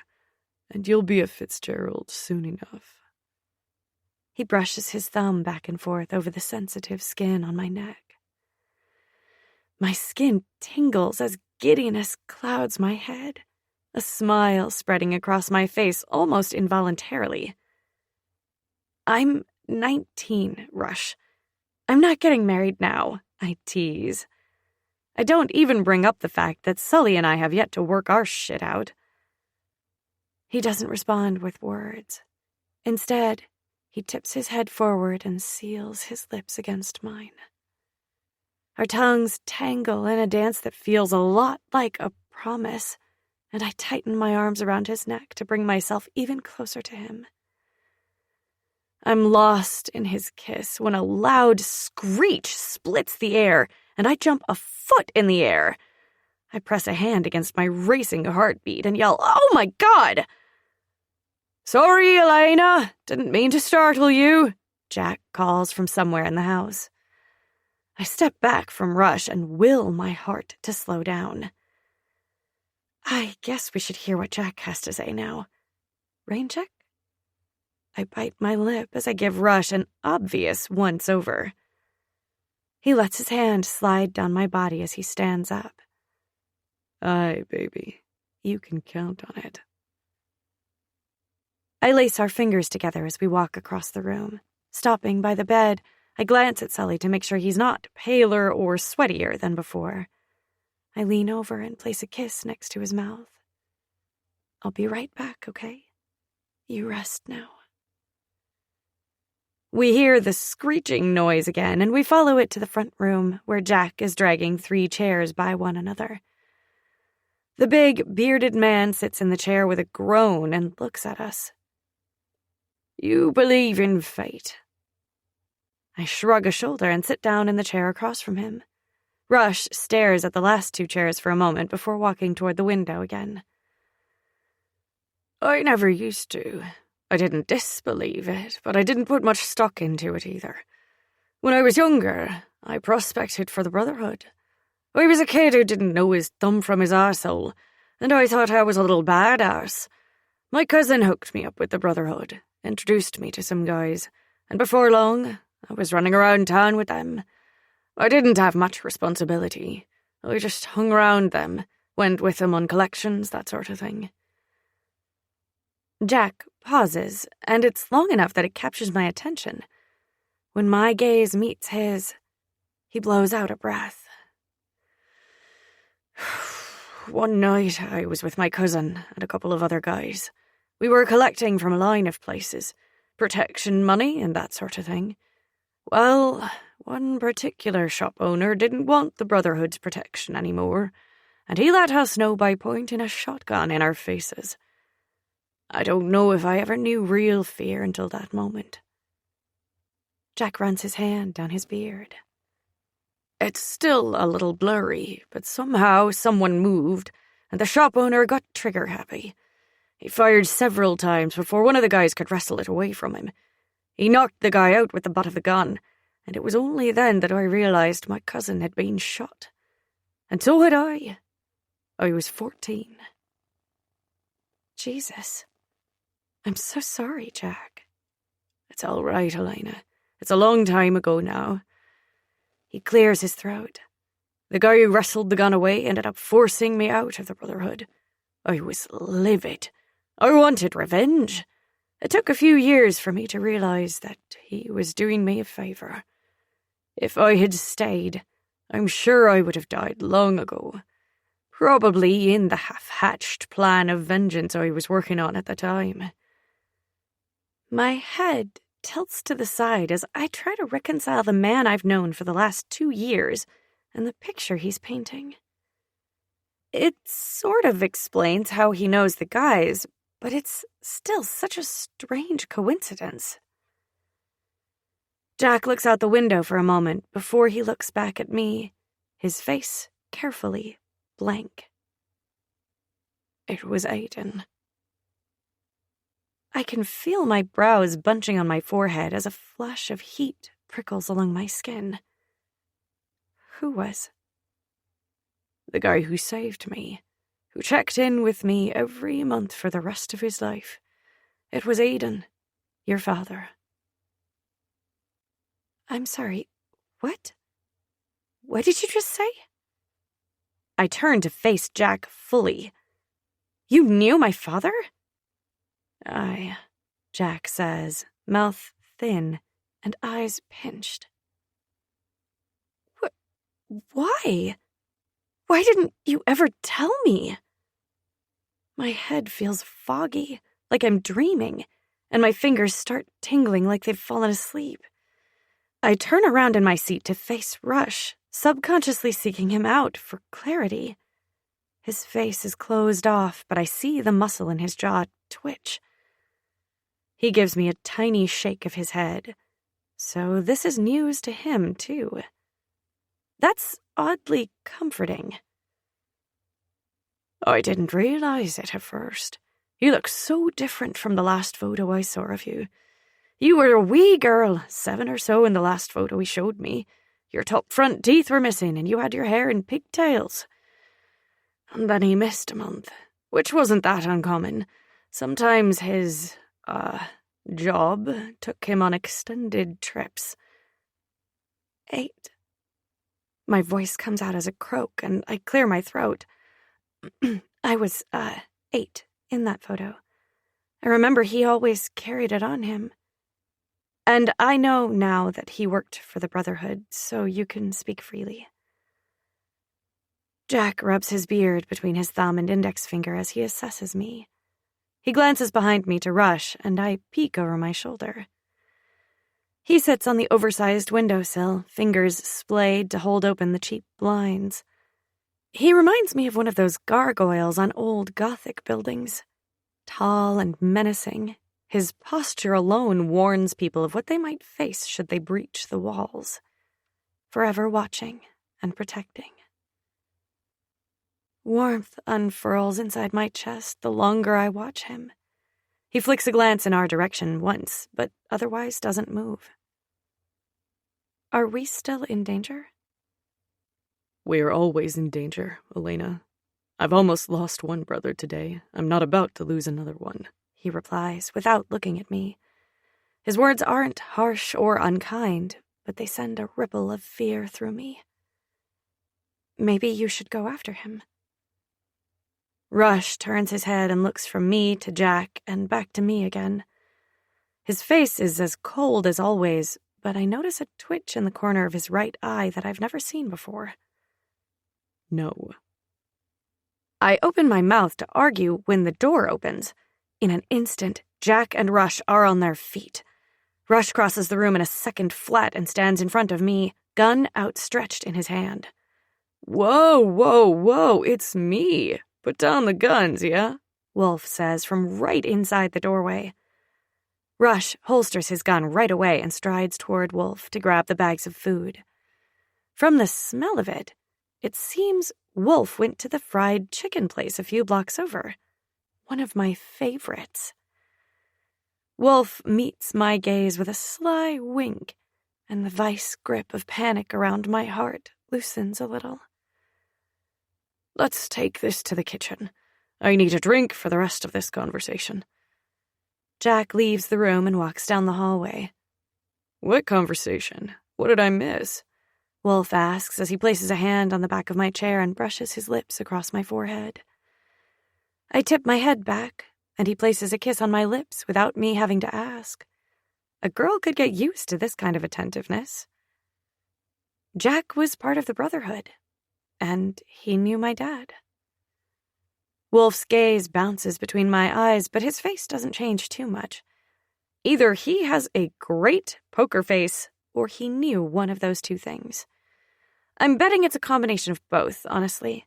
There's no way they didn't know Jack was at least affiliated with the Brotherhood. Otherwise, why would they have come here? Or let Sully be brought here? That's an interesting twist I didn't expect. When I don't say anything, Wolf asks, "How's our boy?" Relief sits on my shoulders, fluffy and soft, but the fear that has been eating away at me still weighs heavy in my stomach. He's okay, I think. We should stay here for just a little longer until we can move him more safely. I don't want him to get hurt worse. Okay, Red. We'll stay here and eat and hear what the old man has to say. I heard that, boyo, Jack yells from somewhere deeper in the apartment. He doesn't sound all that mad about it, though. Good. It means your hearing hasn't gone yet, Wolf yells with a grin on his face. Let's go eat, Birdie. Rush places a hand along my shoulders from behind. But what about Sully? We can't just leave him in there unprotected. The thought of someone walking in here and harming him while I'm eating and tripping down memory lane shreds the light weight of relief and replaces it with anxiety. It drapes around my shoulders, hanging low and weighing me down. We have some of our guys posted at all exits, inside and out, as well as the 2 doors between the bar and here. Plus, all the doors are locked. We'll be all right to eat for a little bit, Red. Chapter 7. Elena. Wolf laces his fingers with mine as we follow behind Rush down the narrow hallway. With my free hand, I reach out and snag the fabric of his shirt and curl my fingers around the soft material. I feel a little more grounded when I'm physically touching them like this. It makes me feel like I'm really here, and I'm not in some strange fever dream that's going to end brutally for me. The floorboards groan under our weight, and I look around as we walk past the open doorway to the room Sully's in, 2 closed doors, a small bathroom, and into a living room and kitchen. The walls are empty of decoration, not even old wallpaper, just beige paint. This whole apartment seems like it's confused. The architecture seems original, all tall ceilings and domed arches between rooms. The hardwood floor looks like the real thing, that original stuff they used back at the beginning of the 20th century, and not the cheap laminate stuff they use nowadays. The furnishings are more modern, all clean lines and dark accents. The furniture is minimal, and it seems more random. It's hard to tell since the only furniture in the front room Jack uses as a backup office is a white table, some random chairs and folding chairs, a couple of dusty floor lamps, and the window treatments. My confusion grows as we enter the kitchen, and it looks like it belongs in the 90s. The cabinets are that golden oak color that all the homes had in that decade. It's large enough to have an island with 2 stools and a small built-in 4-top table in the corner. The appliances look practically brand new, though. What is this place? I ask as I follow Rush to the small table in the corner. He pulls out a chair and places it against the wall before sitting down. He reaches over and palms the seat of the second chair and drags it next to his before he taps it twice. I oblige his request and drag Wolf along with me. Jack leans against the island and faces us with his big arms folded across his chest. Letting go of Wolf's hand, I settle into my chair. With a huff, he drags another chair from around the table and slides it next to mine. I feel a little stuffed in between the two, but it's a feeling I'm learning to enjoy. I suspect one day I'll crave it. That's my apartment. I raise a brow and look around pointedly. It doesn't look like anyone lives here. I don't. But it's mine all the same. I own this one and the 2 above it. With a start, I realized that I'm used to Jack being open and inviting. His current expression is hard to read, but not enough that I don't pick up on his unease. What are you not telling me? Jack huffs and rolls his eyes. A man's entitled to his secrets. I nod before he even finishes speaking. Sure, but secrets are part of the reason we're in this mess. Aye, they are. His voice is low, and he rubs his hand down his beard. How long, Jack? How long have you known who I was? His gaze snaps to mine and softens almost instantly. The second or third time I saw you. It's your eyes, Elena. You've got Aiden's eyes. The Gallagher eyes, I'm told. Rush and Wolf stiffen at my musing, and I remember that there really are so many secrets. I look at each of them as I say, once Sully's better, we need to have a serious chat. The four of us. Rush slides his hand through my hair to grip the back of my neck lightly. Aye, we do. Don't think we forgot about your little stunt today. Both of them, Wolf adds as he palms my thigh with one hand and opens the greasy paper bag with the other. It's easy to ignore the way my clothes still stick to my skin in places when the alluring aroma of fried chicken wafts into the air. Did you know golden chicken was a favorite of mine? I ask as I open the container he put in the middle of the table. Wolf just looks at me with that stupid, hot smirk on his face before giving his brother a weighted glance. Rush just shrugs a shoulder as he reaches for some food, unrepentant. We might have to have a conversation about your stalking, Deck, I murmur, holding back the smile threatening to cross my face. Not stalking, baby. Just staying informed. His words are low, but I don't miss the wry twist of his lips. I focus on the food in front of me and dig in. I can't remember the last time I ate. Did I even eat anything at the diner? We were waiting for Maddie, so... My thoughts take a dangerous turn as I recall the reason we're sitting here right now. I finish my food and wipe my greasy fingers before I look right at Wolf. I don't regret it. So if that's what you're looking for, you won't find it. I'd do it 1,000 times over to save Maddie. Wolf nods, easily picking up our earlier conversation. I know, but we still need to have a conversation about it. Wolf's voice is right next to my ear, but I can feel Rush's penetrating gaze on my face. And address your punishment. Wolf's curious fingers dancing along my thigh distract me enough that it takes a minute to hear what Rush said. When it filters through my brain, I whip my head to Rush. Punishment? A shot of lust infiltrates my confusion as I envision a different type of punishment. Aye, Birdie.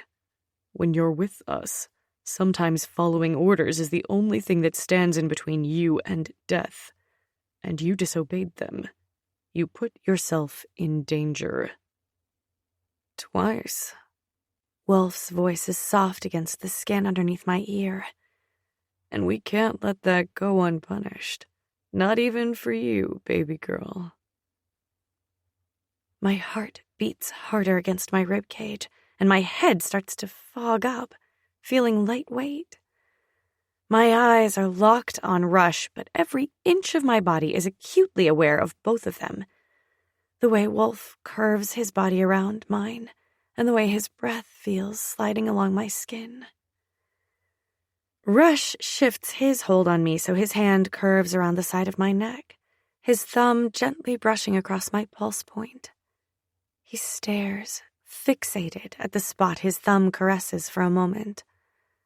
I don't tear my gaze off of him, dazzled and dazed by the way his pupils dilate with each passing second.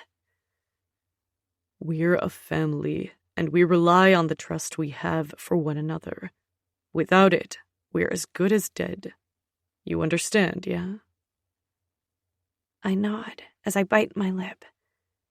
Give me your words, baby. I understand, Rush. The words leave my lips on a sigh, anticipation building in my veins. My skin feels tight, and I strain to bridge the gap between our mouths when I hear a throat clearing. From the obnoxious sound, I hazard a guess that it's not the first time Jack's cleared his throat. My cheeks flush in embarrassment. Sorry, Jack.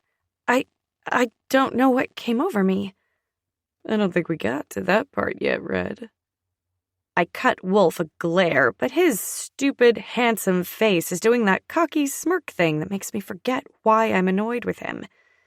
And I figure since I'm already treading the awkward waters with Jack, I might as well make it worth it. I lean into Wolf and tip my face close enough to barely brush my lips across his. It has the desired effect, and in less than a second, he surges into me, deepening our kiss. All right. Break it up, kids," Jack grumbles from his perch against the island. After a moment, I take my time pulling away from Wolf and opening my eyes. My lips part at the look on his face. His espresso-colored eyes promise dark fantasies that his cheeky grin attempts to cover up or hide. He stares at me for a moment longer before he pulls back and slouches into his chair, spreading his legs wide in that stupid, hot way men sit. Ah, yes. Where were we again? Oh, right. The punishment. Wolf waggles his eyebrows and grins over my head at Rush. That's enough of that, boyo. I've known the girlie since she was a child. I don't need to see all of that. And don't think I missed the way you possessive arseholes circle her like buzzards. I run my hands down my legs to give myself something to do while I cool down. I don't know what the hell has gotten into me. First Rush in the other room, and now Wolf in the kitchen? I shake my head a little and blow out a breath. Time to think of something else. Right, about that. So you knew me as a baby then? Jack reaches behind him for his cocktail. The ice clinks against the glass as he brings it to his lips for a sip. Aye, he brought you around a few times when you were little.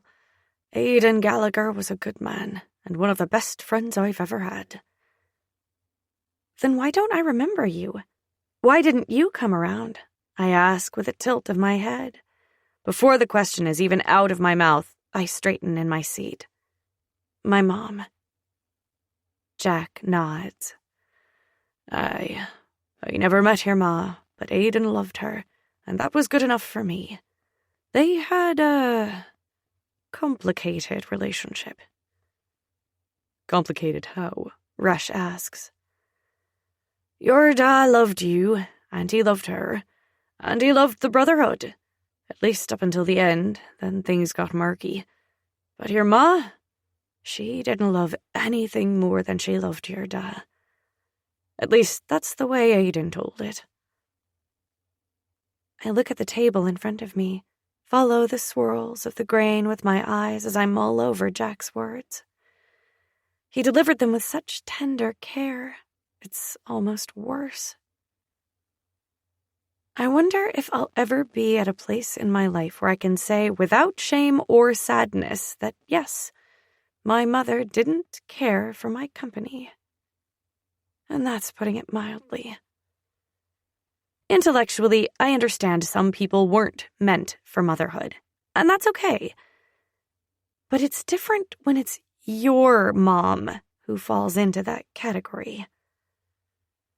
It's ridiculous to feel shame and unworthy from a dead man's words about a now dead woman's feelings from almost 20 years ago. But I do. It chokes me, flushing my cheeks and sending heat radiating through my body. But words can hold power, regardless of who wields them. And if the speaker isn't a stranger but a friend, A loved one? A parent? It takes a cutting remark and sharpens it for maximum impact. Wolf laces our fingers together, and I wonder if he's recalling the brief interactions he witnessed between my mother and me. How stilted and cold they were. I try to envision that first night from his perspective. He brought me to his house, so I wasn't entirely a surprise. But I imagine the dinner was. Watching any interaction between the two of us paints a particular photo. Most people put on a front when they're in front of mixed company, but not Lana McElroy. She didn't bend for anyone. Or she hadn't.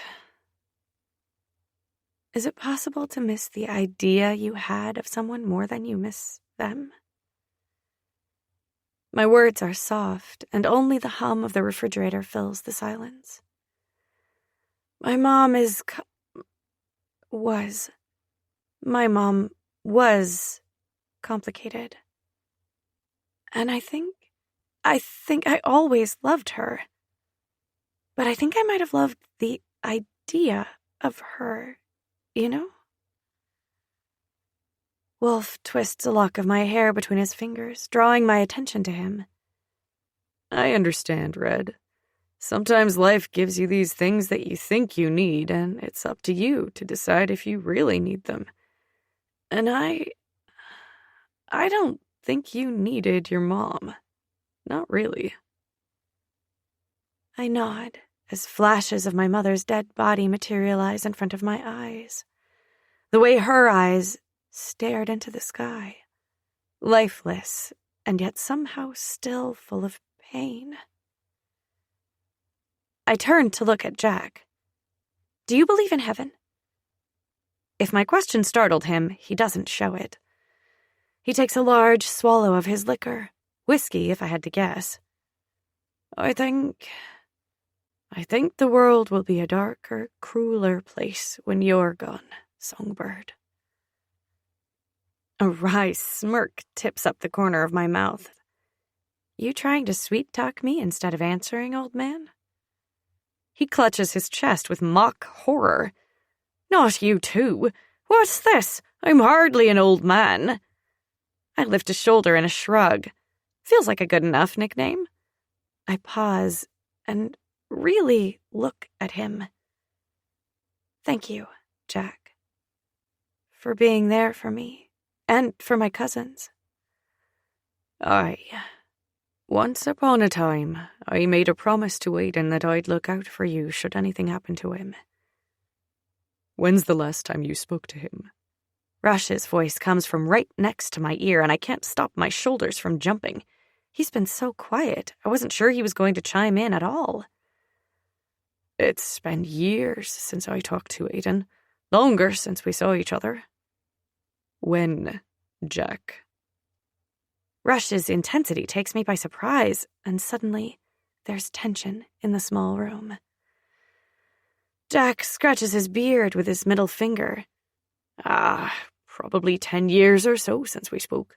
He called me on his way out of town for a job, but that wasn't out of the ordinary. He often called to check in when he was on his way somewhere. You mean when he was on his way to kill someone? Jack startles, and his glass slips from his hand, but his quick reflexes catch it just before it falls too far. Whiskey sloshes over the side of his glass with the movement, but Jack doesn't flinch when it splashes against his hand. I hold his gaze, a challenge written in my arched brow and tight shoulders.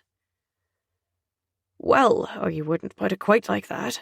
But he was a hitman. I nod a few times as I worry my bottom lip, looking around the room without really seeing anything. How many people did he kill? Were they, bad? Or were they good people? I meet Jack's gaze. Did my father have the blood of innocent people on his hands? Jack shakes his head, the movement slow and measured. His gaze as soft as he holds mine. He didn't always share that information with me, but the little bit he did, they weren't good people, Elena. He was known as the traveling salesman. He traveled around like a salesman used to do years ago, only he wasn't selling vacuums. Huh. The traveling salesman. It's such a random and seemingly innocent nickname to have. Marrying this idea I have of my dad, who got down on the floor and played with my Barbies with me, with the guy who was literally paid to kill people, is proving to be difficult. It's a startling reminder that we don't really know our parents. At least, not when we're kids. And I won't ever be able to know them. Now all I get is diluted memories from people who knew them decades ago. It's easy to let melancholy sink in at my morose thoughts, but strangely, I feel fine. Okay, even. Some part of me recognizes that I'm still in shock, but I think underneath that, there's a well of emotion. My dad used to tell me that there's no easy way to do something, that the only way to get to the other side of something is to follow the steps, stay on course. You just have to do it. Of course, that was about my dance recital, and I was 8. But the same principle can be applied to anything, to everything, really. There's no easy way to fix the damage the relationship I had with my mother caused, especially if she's not here, except to dig deep and start doing the work. I'm just not exactly sure where to start. Chapter 8. Elena. Several phones vibrate, interrupting the quiet of the kitchen. Rush slides his hand away from the back of my neck. At the same time, Wolf shifts his weight to the side. They both pull their phones out of their pockets. I'm still musing about my parents, so I'm slow to pick up on the change in the air. It's not until the hair on the back of my neck stands up that I snap out of my thoughts and look between Wolf and Rush. What's wrong? They exchange a glance between themselves before they look at me. I get up from the chair and lean my butt against the table so I can see both of them at the same time. It's he just heard about Lana. I nod a few times and bite the corner of my lip. Where is he, anyway? I thought they were both supposed to be home. I look upward, trying to rack my brain if my mom said anything in the Uber ride. I can't remember if my mom said why she was here and he wasn't. Rush hits the button on the side of his phone to turn it off. We still need to talk about all those things your mother told you, yeah? But Dad didn't say anything about where he's been, just asked if we knew where you were. Apparently some cops showed up at Summer Knoll to notify you and ask you some questions. My shoulders drop, heavy with exhaustion. Is that where we're going, then? Back to Boston? Wolf nods, his expression thoughtful. Eventually. We have a place here in the city for situations like this. Situations where you get stabbed in some alleyway and have to get stitched up by some backroom doctor? I arch a brow at him. Wolf's playboy smirk makes an appearance, and as much as his smugness gets on my nerves, that lethal smirk he sends my way is much, much worse. Sometimes it's a bar fight that leaves us too bloody and tired to drive back home. My eyebrows hit my hairline. A bar fight? Wolf crosses his arms across his chest, his biceps flexing with the movement. My eyes zero in on them, and if you would have asked me 6 months ago if I thought the idea of a bar fight was attractive, I would have laughed in your face. But I can't deny the way my pulse picks up at the idea of Wolf, sweaty and swinging punches, all those muscles coiling and releasing. My chest rises and falls faster at the thought. What an interesting response, little bird. Rush's voice is close to my ear, and I tilt my head to the side. Surprise skates across my nerves at his proximity. I don't remember hearing him step closer to me. And what response is that, brother? Wolf doesn't step closer to me, but I watch in amazement as every muscle pulls taut. Rush skims his finger from right under my ear, down the slope of my neck and shoulder, and down my arm. Goosebumps trail his fingers, and I shiver in response.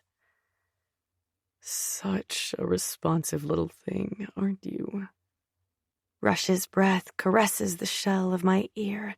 Each word from his lips elicits another wave of goosebumps. Jesus fucking Christ. Do I need to throw water on you three? Your brother's in the other room with a hole in his shoulder, and you three are panting after each other in my kitchen like a bunch of alley cats. Jack's harsh words cut the bubble of lust I was in. I startle, my cheeks heating and my shoulders tightening with embarrassment.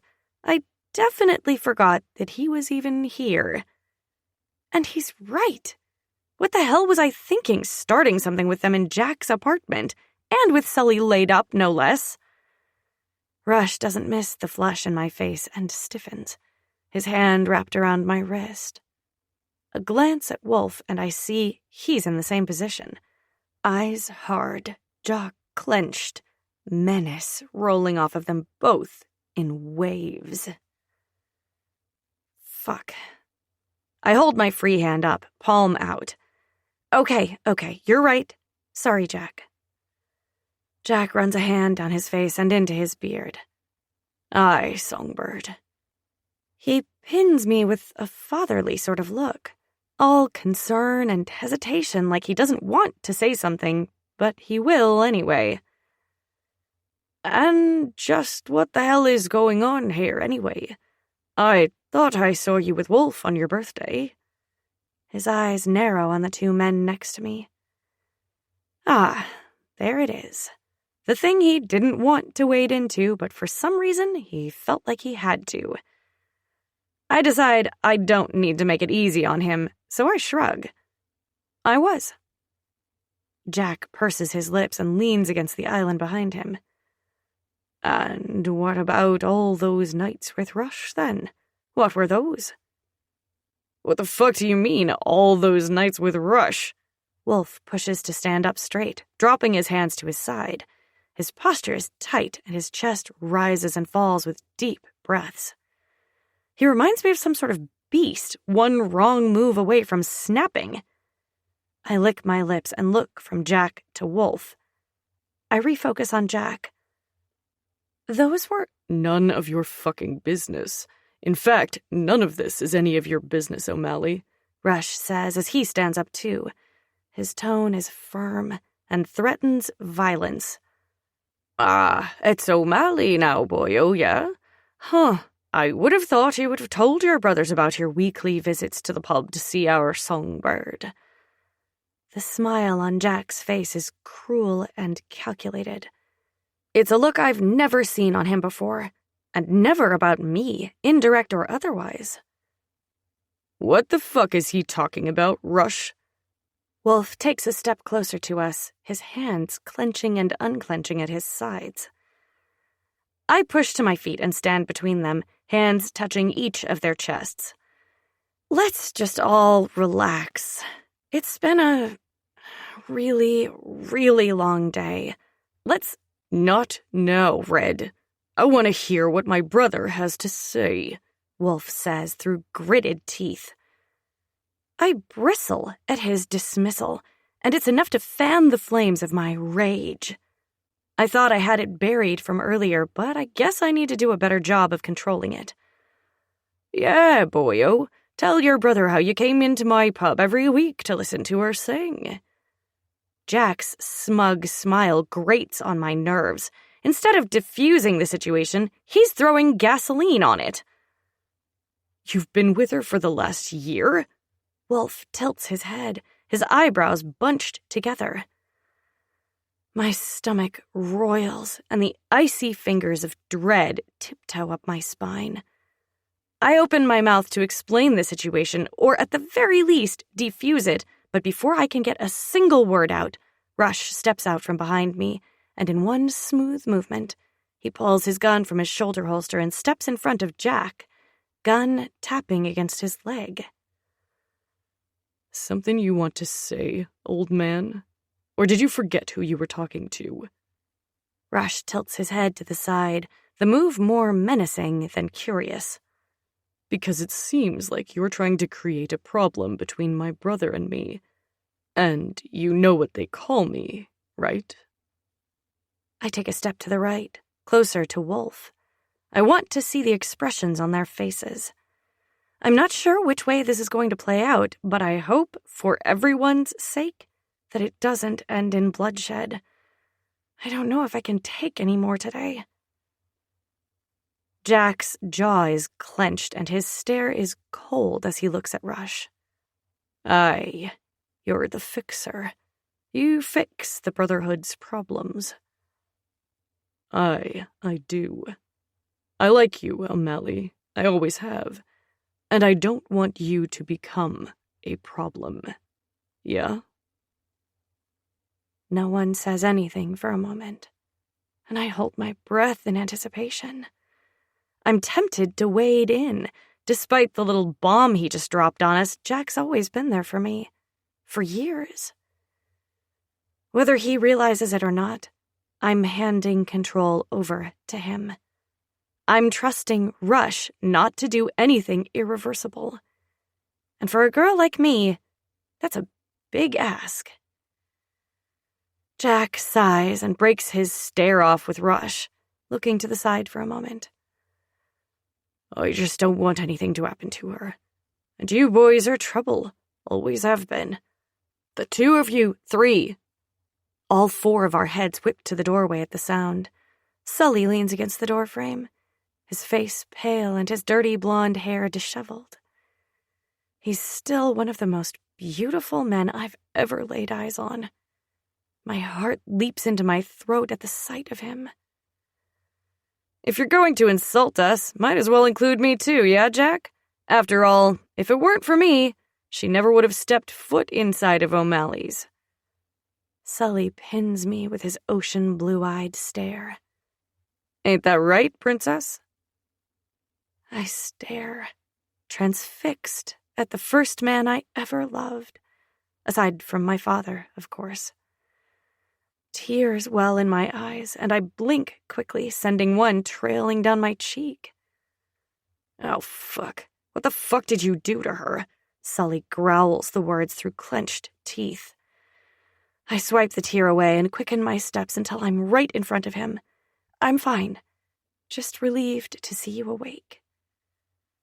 I scan him from head to toe. I'm not sure what I'm looking for, but I can't stop myself. How are you feeling? You should be lying down still. I'm fine, Lainey.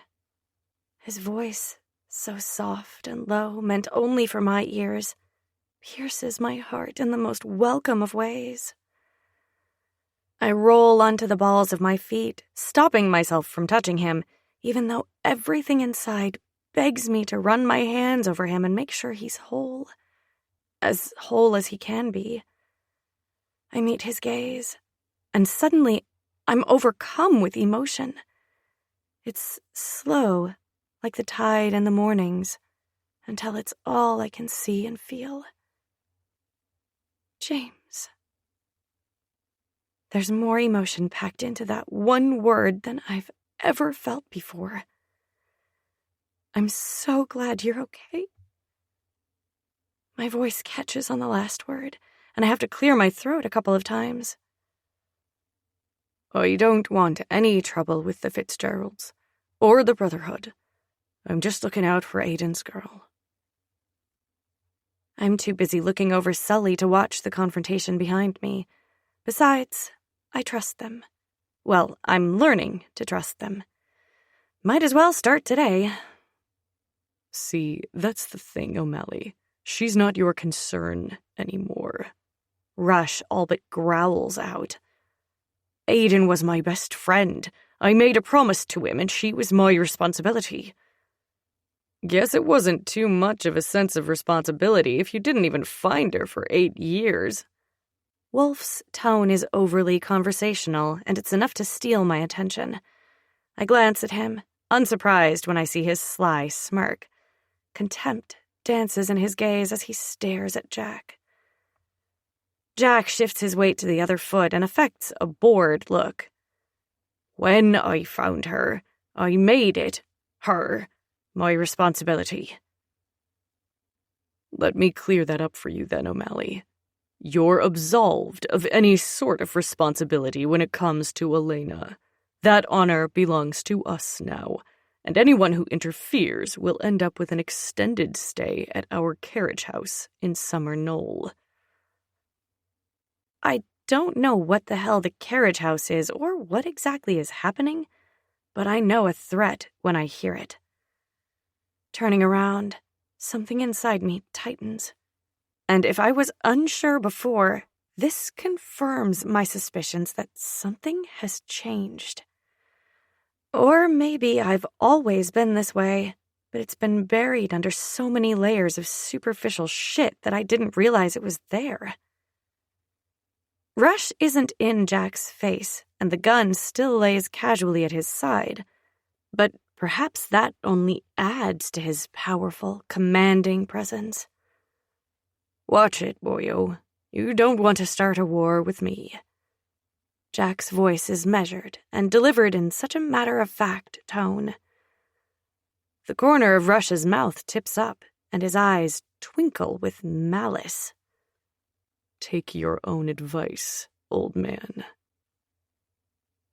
Jack's always been kind to me. But there's something about how Rush took command of the situation that works for me. It really fucking works for me. Wolf claps his hands twice, startling me enough that I jump. All right, as fun and enlightening as this has been, time to go. Sully, get your shit, brother. Sully's eyebrows manage to crawl into his hairline even when his eyes glass over in pain. Okay. He drags the word out and makes a show of looking around and patting his pockets. He slides his hand inside the pocket of his jeans, pulls his phone out, and waves it around. Ready? Red. I startle and look over at Wolf. He's standing right next to me, face lowered and eye soft. Let's go, baby girl.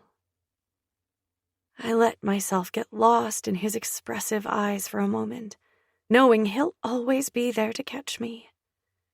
Impulsively, I push up on my toes and lean into Wolf, bridging the few inches between us. I brush my lips across his, a soft touch that I let linger for a moment. I'm ready, Wolf. The words echo one of the first things I said to him, and I watch as a shiver rolls over Wolf. Don't push me, old man. I'm not fucking around when it comes to her. Feel me? Jack rolls his eyes. I feel you, boyo. Now get the fuck out of my house. He turns to look at me, giving Rush his back. Songbird, you come see me soon, yeah? Let's go. Rush growls as he storms out of the kitchen. His footsteps get quieter until I hear the front door open and close with a bang. I land back on my feet again and look over my shoulder. All right, old man. I lace my fingers with Wolf's and let him lead us out of the kitchen. Aye, and Elena. Sorry about your mom, kid. I pause in the doorway of the kitchen and look over my shoulder at Jack. A sense of foreboding washes over me, and dread fills my gut. Why does this feel like the last time I'll see him? A scary thought, for sure, but with the way my life is changing, I'm not so sure that I shouldn't trust these little instincts. I untangle my hand from Wolf's and spin around. In 3 steps, I reach Jack and wrap my arms around his neck. Thank you, Jack. for everything. He returns my embrace and squeezes me once before he lets me go and steps back. Be safe, Songbird. I nod and walk backward until I reach the doorway. With one final look at Jack, I turn around and join my place in between Wolf and Sully. Chapter 9. Elena. About 10 minutes into the ride, Sully nods off and jerks himself awake, grimacing in pain. After the third time and some cajoling, I get him to agree to lay his head down on my lap for the rest of the way. He's lying on his back, his large frame almost comical in this position in the back seat with me. I take the time to study his features, the lines and curves of his face. My fingers twitch with the need to trace everything. The dark smudge of lashes against his cheek, the way his hair waves across his forehead, the absence of his scowl and the smoothness of his brow. There's no way he'd let me be so close to him if he were awake. I sigh, a quiet, wistful sort of noise as I cave and brush the hair from his forehead, letting my fingers rest a little longer against his scalp. When we were younger, I used to run my nails through his hair and massage his scalp. I swear he used to purr every time I did it. A smile ghosts over my mouth at the memory. Too soon, it's wiped away and replaced with the memory of him screaming at me in the hallway of Summer Knoll, declaring that he never wanted to see me again. I had hoped that it was some sort of lash-out, a knee-jerk reaction to seeing me after so long. I haven't forgotten what he did, and I know we need to talk about it. The last day has taught me that leaving things unsaid is never a good idea, and that some things are worth fighting for. I decided a while ago that Sully's worth fighting for, but the events of the last few hours only reaffirms that for me. An hour later, the car slows as we approach a gray high-rise apartment building. From this angle, it looks like an entire side is floor-to-ceiling windows. I run my fingers through Sully's hair as we pull into the attached underground parking garage. Though the apartment isn't all that far from O'Malley's, traffic to get here, anywhere in NYC, is difficult on a good day and near impossible on a bad. And because luck wasn't entirely on my side tonight, the roads were packed. Part of me doesn't mind, since I got my unobstructed view of Sully for so long. Should he be sleeping so much? I flick my gaze to Wolf as he drives us around the parking garage at 5 miles per hour. He holds my gaze for a moment before returning his eyes to the road. Sleep's the best thing for him. We'll carry him upstairs to his room and he'll be fine. Doc said he'll make a full recovery, remember, Red? Wolf pulls his SUV into a spot. Right in front of us is a sign bolted against the concrete wall claiming this spot is for a Fitzgerald resident. I look to my left and see 4 more spots just like it. It takes all 3 of us to maneuver Sully out of the car. Once he's outside the car and leaning against Wolf, he cracks his lids and looks between the 3 of us. Rush throws Sully's other arm over his shoulder, and together they help him to the bank of elevators ahead. I follow behind them and step into the elevator. Which floor? I ask as I turn around to face the glowing white buttons on the right side. Here, stick this key in and press P, Red, Wolf says as he digs into his pocket to pull out a small silver key card. My eyebrows lift as I scan the buttons.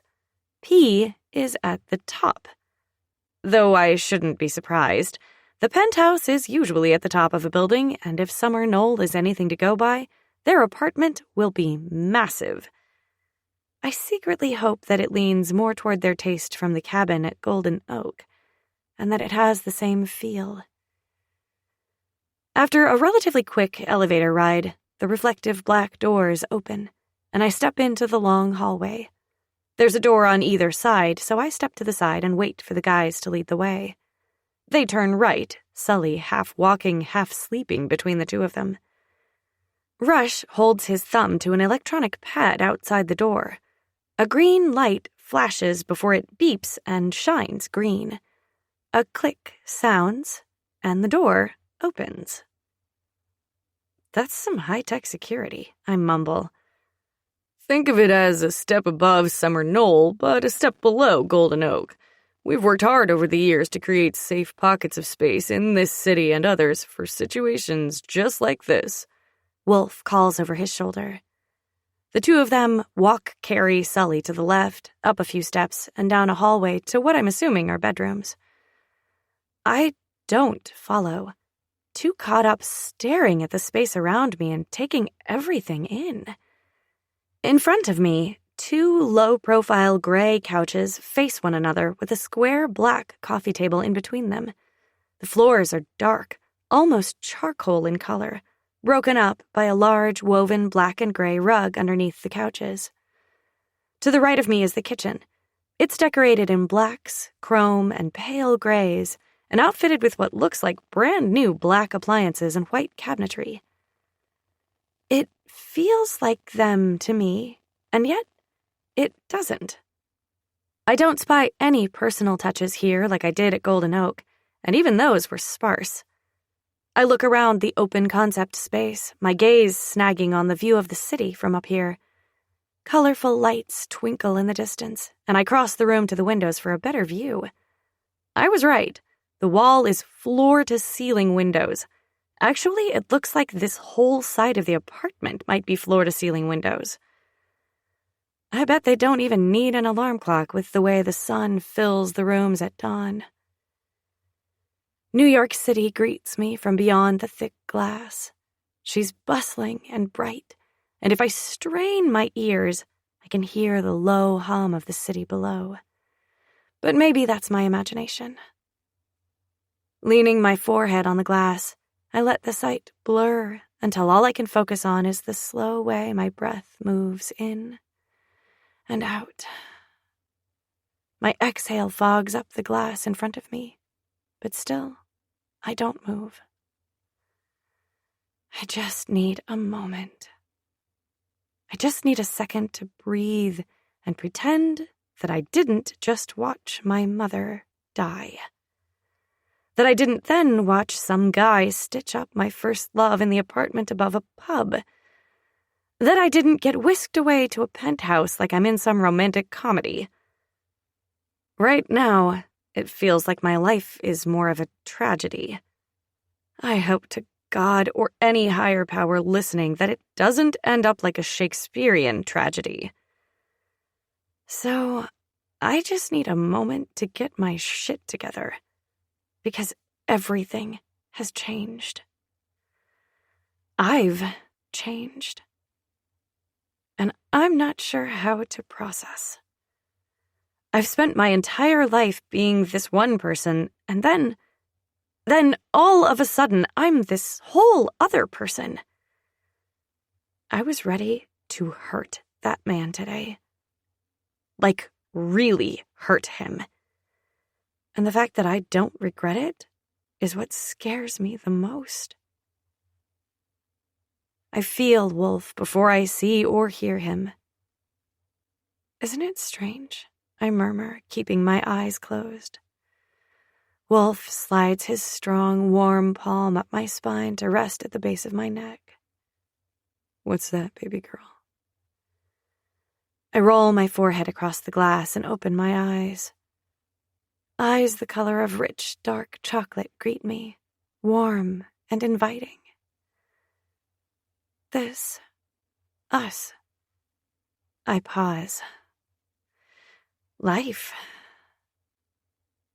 Wolf steps into me, not quite pressing his body against mine, but close enough for me to feel the heat of it. Something inside me settles at his proximity. His tongue swipes across his lips as he stares at me. Strange is one way to describe it, but I also might use enchanting, mesmerizing, fateful. The corners of my lips tip up, and I turn around to face him.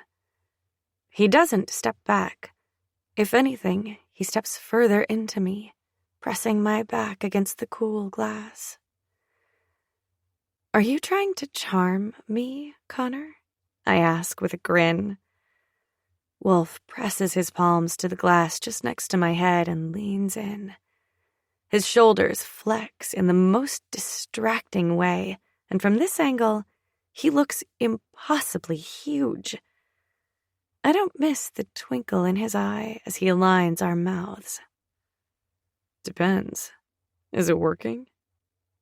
A laugh slips past my lips, and I shake my head with a smile. So cocky. His own smile stretches across his handsome face as he presses his lips against mine. "You love it." His pouty lips caress mine with every syllable. My breath hitches at the realization that we've never said these words before. Not to each other. Not really. On speakerphone, when my world just got rocked and I was on the way to rescue my cousin like I'm the superhero in some movie, feels almost like it didn't count. So this, right now, this could be my chance for a proper exchange. I tip my head back, separating our lips and meeting his playful gaze. I do love you, I mean. I watch in wonder as the words leave my lips and infiltrate his consciousness. It takes precious seconds, but the transformation is beautiful. It's something I don't think I'll ever forget, not for as long as I live. I mentally pocket the memory up and tuck it inside my soul for safekeeping. Wolf inhales, and it's like his body expands further. His pupils dilate and his muscles flex. He practically vibrates with energy as he holds himself tight. With a measured slowness, he brings his hands to either side of my neck, threading his fingers into the hair at the nape of my neck. I hold onto his wrists to ground myself as my heart beats wildly. Leaning down so our foreheads touch, he skims his nose along mine before placing gentle, soft kisses on each corner of my mouth. I've been waiting my whole life to hear someone say those words to me and mean them. And I don't deserve you, baby girl, but I'll spend the rest of my life worshiping you. So what you're saying is that you love me too? I tease with a tilt of my head. So fucking much. The words are barely out of his mouth before he surges forward to capture my lips in a bruising kiss. He tilts my head to the perfect angle to deepen our kiss as we affirm the mutual declaration with our mouths. I snake my arm around his neck and pull him flush against me. His groan is music to my ears, and I hitch my leg up. Without missing a beat or breaking from the kiss, Wolf palms underneath my thigh, holding me to him. I feel his cock harden, and my lust spikes further. Elena. Wolf pulls back at the sound of his brother's voice, his nose grazing mine. My eyes flutter open at the movement. Our chests rise in tandem, and I wonder how much further we would have gone had Rush not called my name. Impeccable timing, as always, brother, Wolf says, without taking his gaze off of me. He uses his grip on my neck to tip my head back further, the back resting against the window behind me. He places soft kisses along my jawline and down my neck as I stare at Rush over his shoulder. A month ago, I would have said Rush's face was unreadable, his gaze undecipherable. But now, today, I can see the lines of tension in his frame, the tightness around his eyes, and the elevated rising and falling of his chest. To the untrained eye, he might seem angry. But I know better now. He's not angry. Jealous, maybe. Turned on, definitely. He's far enough away that I can't see the color of his eyes, but I'd bet my life that they're dark, like the sky before a storm. Sully's calling for you, Elena. Rush holds himself still as he delivers the message. Wolf lifts his head from my neck with one last kiss beneath my ear. We're not finished, baby girl. Not by a long shot. A shiver of arousal courses through me at his whispered vow. Promise? Aye, you have my word on that. He growls out before sealing his words with a kiss that has my toes curling in my shoes. Almost as soon as it begins, he pulls back and takes 2 quick steps backward, letting go of me. He tips his head to the hallway. I'll find you later. I look at him for a moment, willing my heart to slow down before I do something silly like jump him. Or rush. Or maybe both. The only thing that settles my raging hormones is the knowledge that I'm tapped. I'm close to crashing, and when I cross that line with both of them, I don't want to be on a time limit. I nod as I push off the window. My eyes find and hold Rush's gaze. When I'm close enough to touch him, I run my fingertips across the broad expanse of his chest. I want you to come find me too, okay? Rush traps my hand right above his heart, and I wonder how long he was standing there before he spoke up. I search his gaze, but he's locked everything down tight. I will. Right after we called, I pause, 1 foot on the step to look at him. Should I be there for this phone call? I'm assuming it'll be about my mother. I raise a brow and tilt my head. Then a sobering thought hits me, and my jaw drops. Oh God, I have to call my cousins. I can't believe Your cousins are fine. They're safe, and they're expecting your call tomorrow. You let me and Wolf worry about our yeah? We'll take care of you. I bite my lip and look at him before glancing at Wolf. He's sitting on one of the low-profile gray couches, his arms stretched across the back on either side of him. He meets my gaze and tips his head toward the hallway with a reassuring smile. I look back at Rush. Only if you're sure. I could use a shower, too. Rush lifts my hand from his chest to his lips. He places chaste kisses along each knuckle as he says, I'm sure. And please help yourself to anything you need. This is your home as much as ours. Something warm unfurls in my chest at the word home rolling off his lips and the sincere look in his eyes.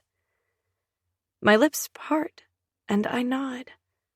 2 small movements that have my hair swishing across my back.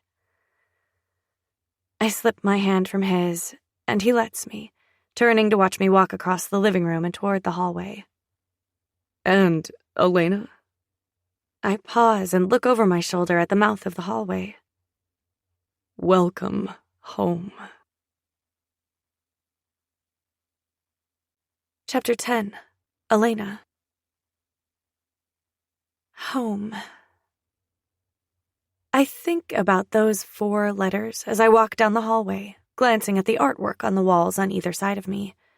Black and white portraits of people I've never seen before, and the occasional oil painting. My feet slow as I see an 8x10 photograph framed. It's black and white, but even if it weren't, I'd recognize the 3 faces smiling back at me anywhere. There they are. The 3 people who are quickly becoming everything to me. My home.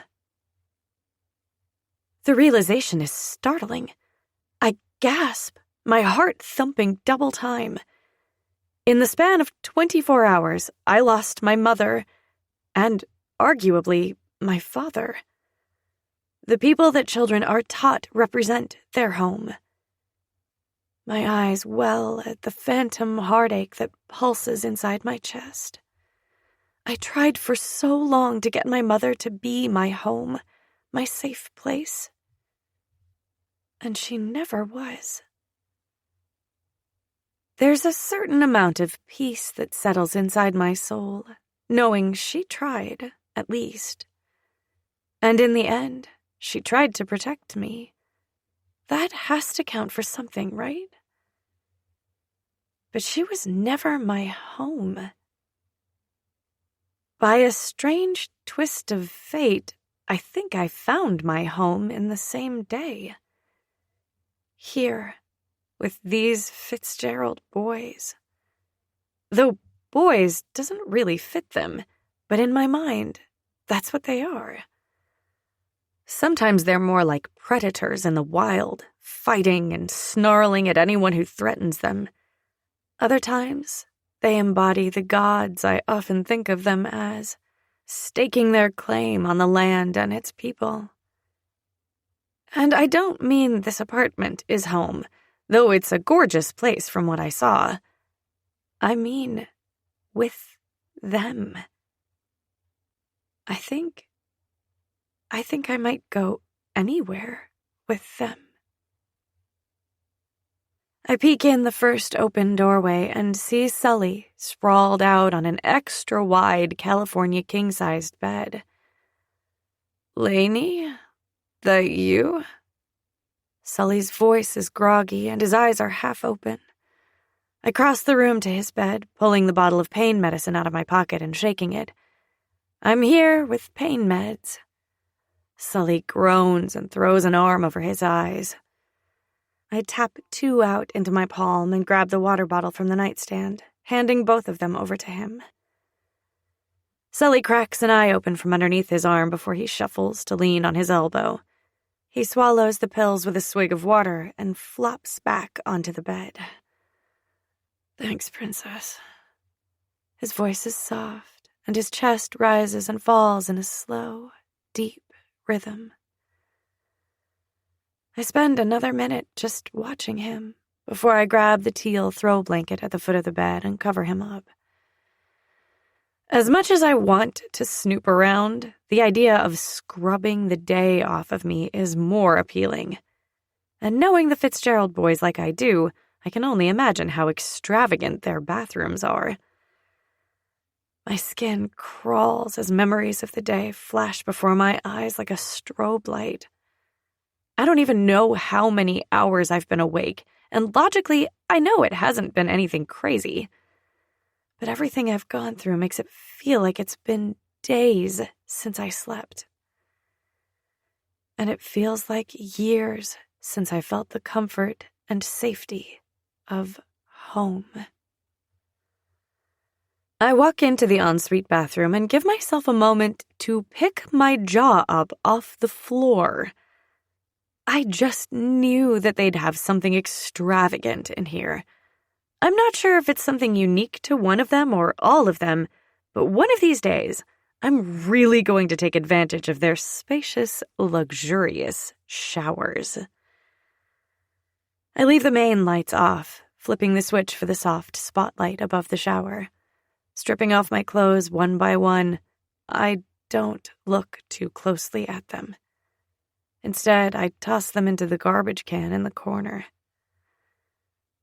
Déjà vu hits me like a slap in the face, and I stagger backward a step. My gaze swings to the tank top hanging out of the garbage can, and the rusty brown-colored stain on the side. Blood.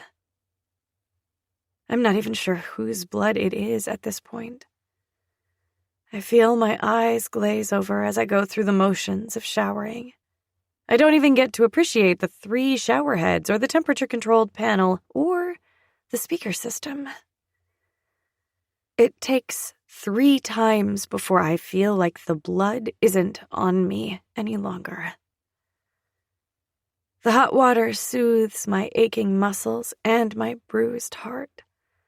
I know I'm a long way from processing everything, but I don't want to unpack that just yet. After I'm done, I towel dry my hair and wrap another towel around my body, avoiding my reflection in the mirror. Everything kind of aches, and I don't know if I have the mental energy to inspect all my physical wounds and tend to my emotional ones tonight. I peek into the darkened bedroom, straining to hear any noise over the exhaust fan whirring above me. Satisfied that Sully's fine, I pull on the clothes laid out on the countertop. I shimmy the black boxer briefs up over my hips, rolling them at the waistband a few times, and pull the white cotton tee over my head. The material is soft against my sensitive skin, smelling of clean citrus. I pull the collar up to my nose and inhale. Rush. Of course he would have snuck in here and left me his clothes to change into. I don't think the man knows how not to plan.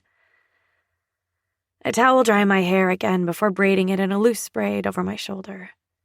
After putting the towels over the rack next to the shower, I hit the switch. The room plunges into darkness, and I take a moment to let my eyes adjust. A chill runs over my body as I walk toward the bed, the air conditioning set low in here. Sully's still passed out on his bed, but instead of being on his back in the middle, he's scooted over to one side, half turned over and underneath the blankets. He might wake up and need something in the middle of the night, I reason with myself. Or he might get an infection, and by the time one of us discovers him, it could be too late. I bite my lip as I stand next to the bed, my fingers itching to push back his unruly hair curling on his forehead. Get in bed, Birdie. I jump, turning around so fast my head spins. Rush reclines in a chair in the corner of the room right next to the windows that run from the floor to the ceiling. I hadn't even noticed it there until now, partially concealed in the shadows of the night. I press a palm to my thundering heart. Jesus, Rush, you scared me. He leans forward, pressing his forearms to his knees, hands steepled in front of his lips. Sorry, baby. If I didn't intervene, you'd be standing there all night debating on whether or not to slide into bed with Sully, yeah? I huff, warmth coloring my cheeks. I mean, I would have made up my mind eventually. Besides, I was just about to get in. A wry smile tips up the corners of his pouty lips. I cross my arms and lift my chin. I was. All right. His eyes look dark from this angle, but I swear I see a twinkle in them. I was just, unsure of the sleeping arrangements. And I, didn't think he should be left alone tonight. Rush stares at me for a moment before he stands up and crosses the room in 3 long strides. Standing next to him in his clothes, barefoot and wet hair, I feel oddly protected. He traces a finger along my collarbones, dipping his fingertips underneath the collar of his shirt. I already told you not to worry about that kind of thing. If you're happy, we're happy. But Sully is an asshole who needs to get his shit together. Don't worry about Sully, yeah? He's just afraid to admit it to himself. Besides, near-death experiences are known to change a man. I look to the side, my jaw clenching. I'm not going to force myself on anyone, Dick, especially when he's vulnerable. His quiet chuckle soothes something aching in my soul. He turns my face back to his with a finger on my jaw. Oh, baby, you're not forcing anyone, I promise you that. Just get some sleep now, yeah? We'll talk in the morning. I turn my face and place a kiss on the inside of his wrist. And where will you be? Rush leans down and brushes his lips over my forehead. I'll be right here, little bird. And Wolf? He's making a few calls. Then he'll be in here too. I nod, and Rush steps back to give me room to climb into Sully's massive bed. I scoot under the blankets, settling in and letting sleep take me in its clutches. Chapter 11. Elena. My body is heavy with exhaustion when I open my eyes. The hazy light of the city filters through the blinds, enough to make out Rush's sleeping form in the same chair he was sitting in earlier. His legs are propped up on an ottoman pushed against the chair. I lift up to my elbow and see Wolf sprawled out on the floor, right next to my side of the bed. He's shirtless, with an arm thrown over his eyes, the blanket pulled down to his waist. I watch his bare, tattooed chest rise and fall, with a small smile on my face. Warmth unfurls in my chest. I like that they slept in here, watching out for me. And Sully. It feels right to have all of us in one room. I lay my head back on the pillow and look out at the twinkling lights. Their apartment is higher up than my dorm room, and the city looks different from this angle, almost like Christmas lights, twinkling and sparkling. The wide window treatments hang to the side of the large window, and the blinds are open, letting the night sky shine into the room. The moon is high in the sky, but only the smallest sliver is dark. I couldn't have been sleeping for long. A full moon is on the horizon, and given the way my life has played out recently, I'm a little fearful of what that means. I scan the sky, looking for any familiar constellations. Grief pierces my heart when I see Ursa Minor. It's my father's favorite constellation. It was my father's favorite. Isn't it strange that something ceases to be if that someone is no longer here? It was my father's favorite. I wonder what his favorite is now that he's among the stars. My lips tip up on one side as I imagine my mother and father dancing among the stars. Amusement flutters over me as I envision my father twirling her around. She always did smile the most around him. A warm hand slides across my abdomen, startling me from my thoughts. A second later, I feel the warmth of Sully's body pressed along the back of mine. What are you thinking about, Ed? He leans over me to look at the clock on the nightstand next to me.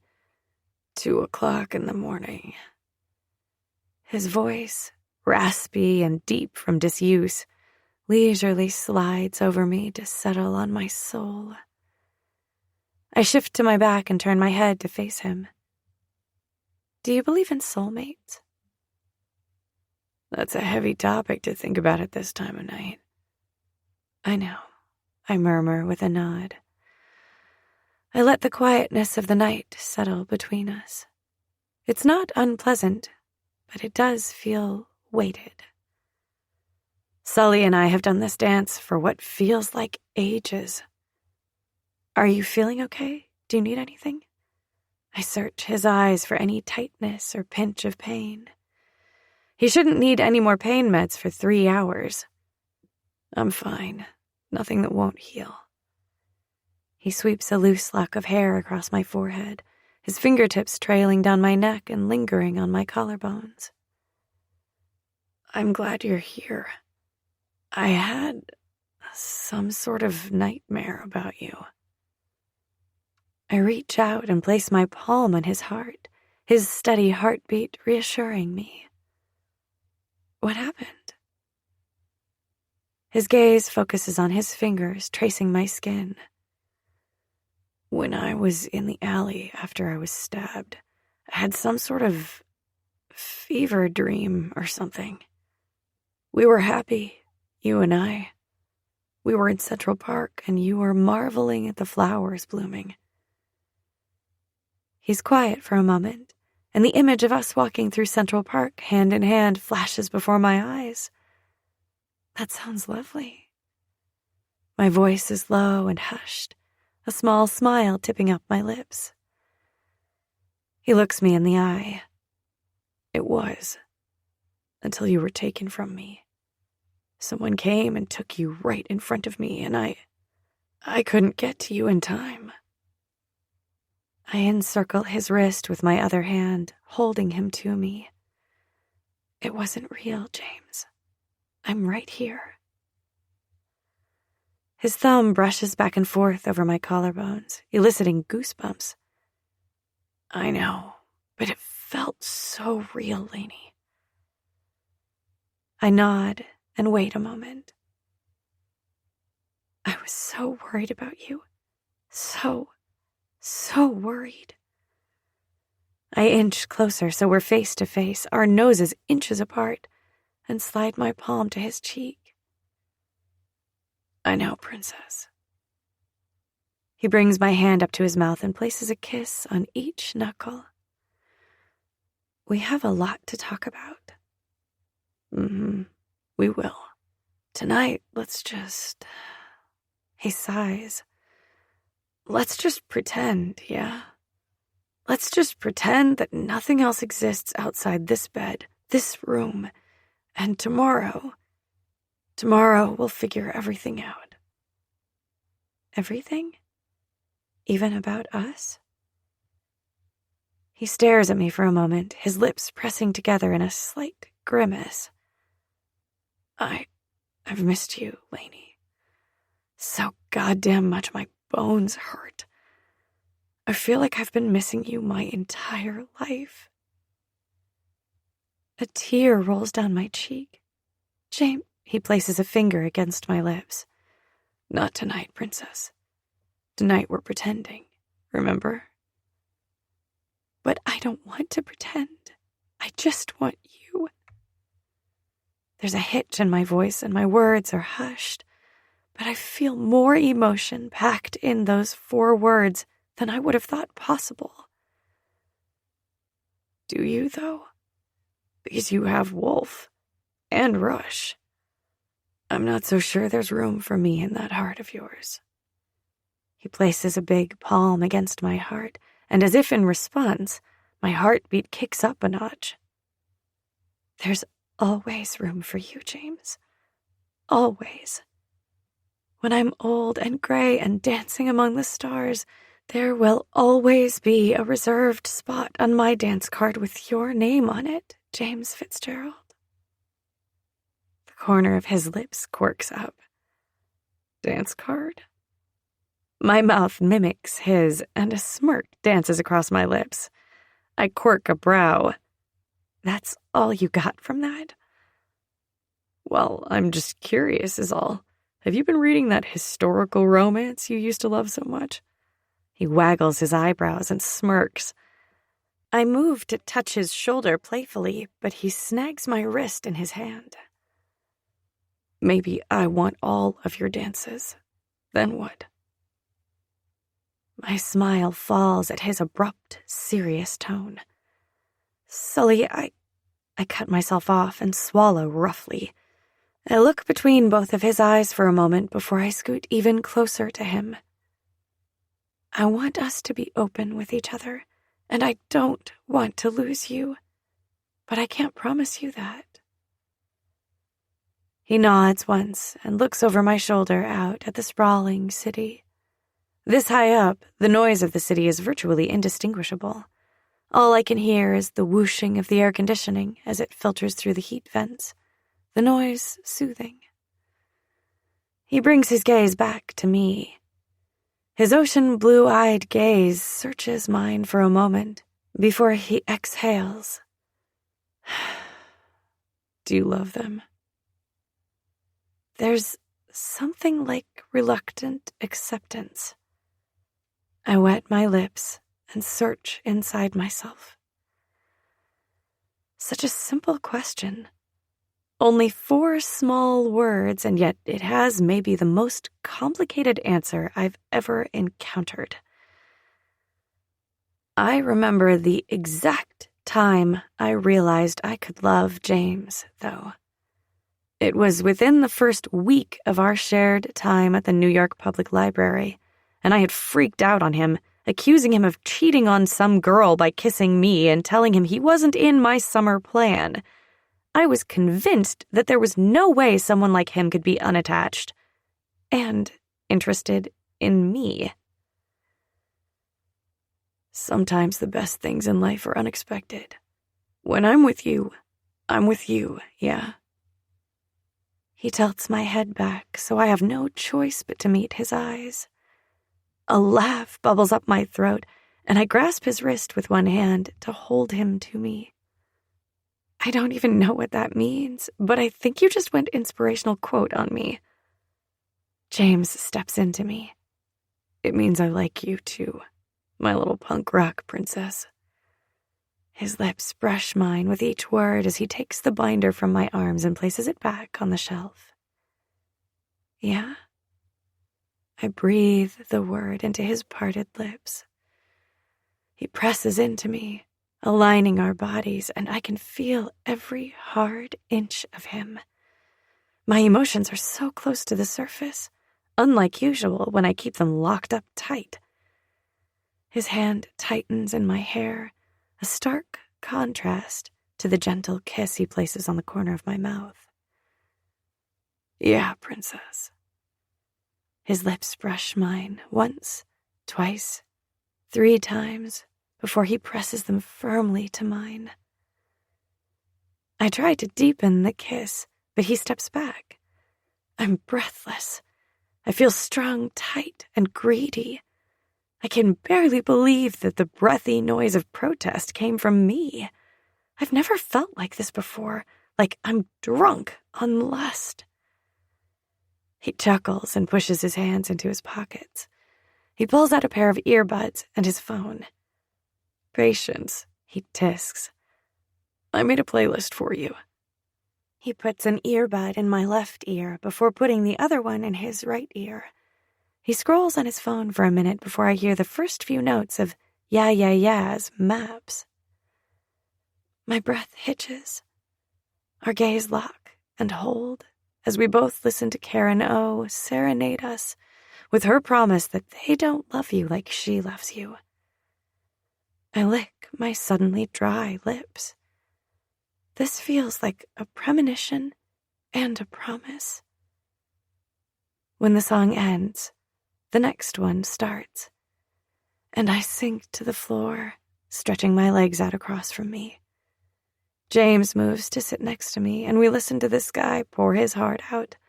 He sings about the freckles in our eyes being mirror images, and when we kiss, they perfectly align. By the 3rd song, I feel warm and tingly all over. I intertwine our fingers, content to listen to this curated playlist he made me for the rest of my life.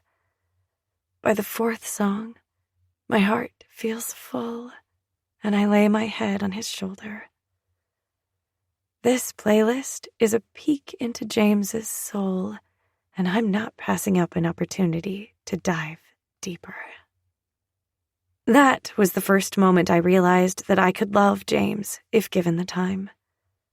I think I was given just enough time to fall in love with him.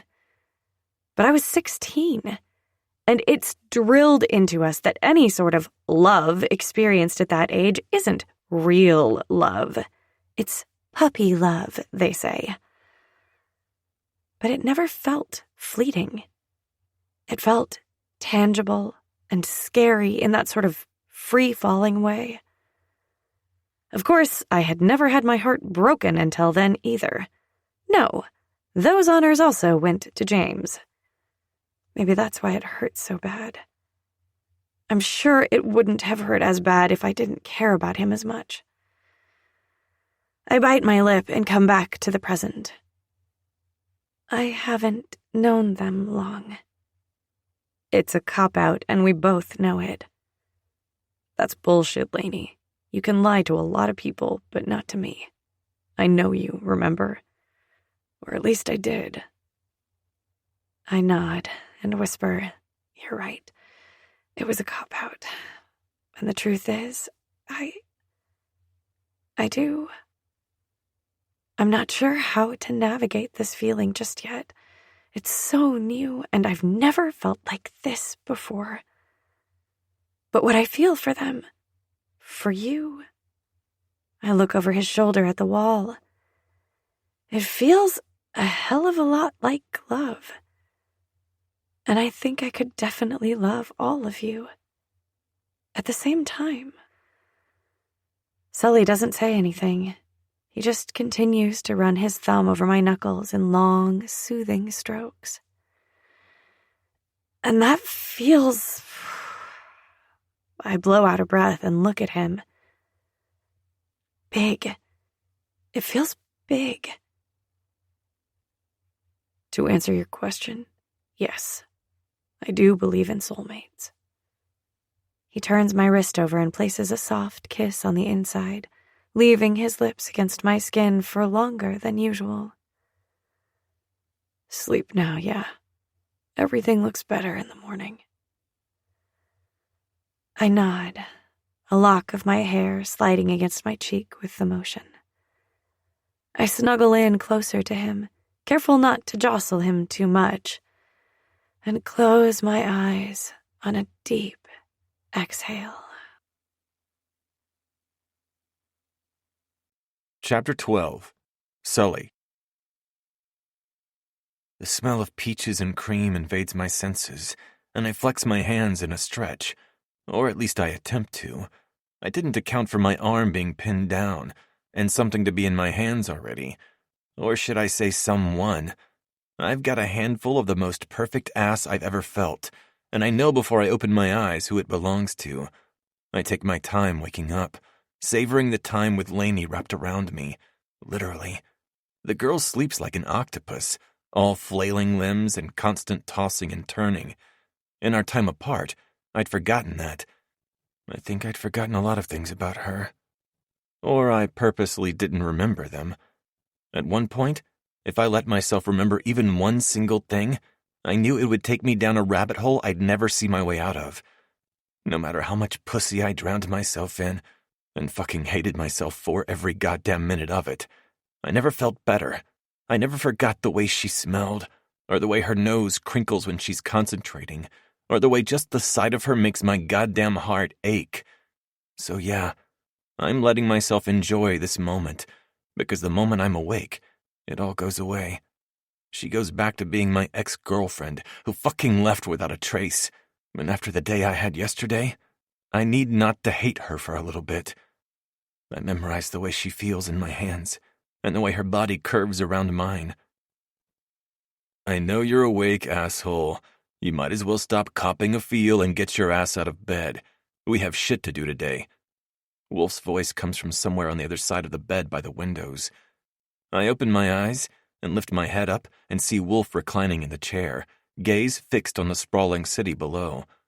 The morning light streams in through the blinds. What time is it? Time to get up? So kindly remove your hand from my girl before I do it for you. Wolf's voice is somewhere between a yell and a whisper. It's honestly a little amusing. Not that I'd tell him that. Fuck off with your bullshit attitude, man. I got fucking jumped yesterday, remember? My anger spikes a little. Not only is it uncharacteristic for him to be this grumpy, it's too early for it. He turns to look at me, his gaze hostile one moment and softening the next. I fucking remember. But today is a new day, and we've got a lot to do, so I need you to get up. And don't wake her, yeah? I blow out a breath, careful not to wake Lainey. Yeah, okay. I need more pain medication first. Wolf stands and crosses the room to stand at the foot of my bed. He studies us for a moment. They're on your nightstand, and I'm glad you're okay, brother. It's just this shit has got me all twisted up inside. He runs a hand through his hair. The sooner we figure it out, the sooner we can get back to normal. I nod and begin untangling myself from Lainey. It takes me what feels like forever, but I manage to do it without her waking up and without pulling a stitch. I swing my legs over the side of the bed, biting back the groan that threatens to spill from my lips. The skin around my wound pulls with every move I make, but apparently any sort of twist is out of the question for the next week or so while I heal. I'll have to get the sling we have around here just for this sort of thing. I swallow 2 more pills with a swig from the bottle of water from my nightstand and push off the bed. Standing up, I pull the collar of my shirt over to inspect my bandage. I'll have to change the dressing soon, but I'm glad that the wound isn't seeping. That's a good sign. I wasn't lying to Elena last night. I have been hurt worse than this before. 2 years ago might have been one of the worst nights of my life. Not only did I get practically blown up, that was the same day my girl decided that I wasn't worth sticking around for. So I had a dislocated shoulder, a broken wrist, and a fucking broken heart. I glance at the girl in question behind me. She shifted, so her face presses into my pillow, her chest rising and falling in a deep pattern.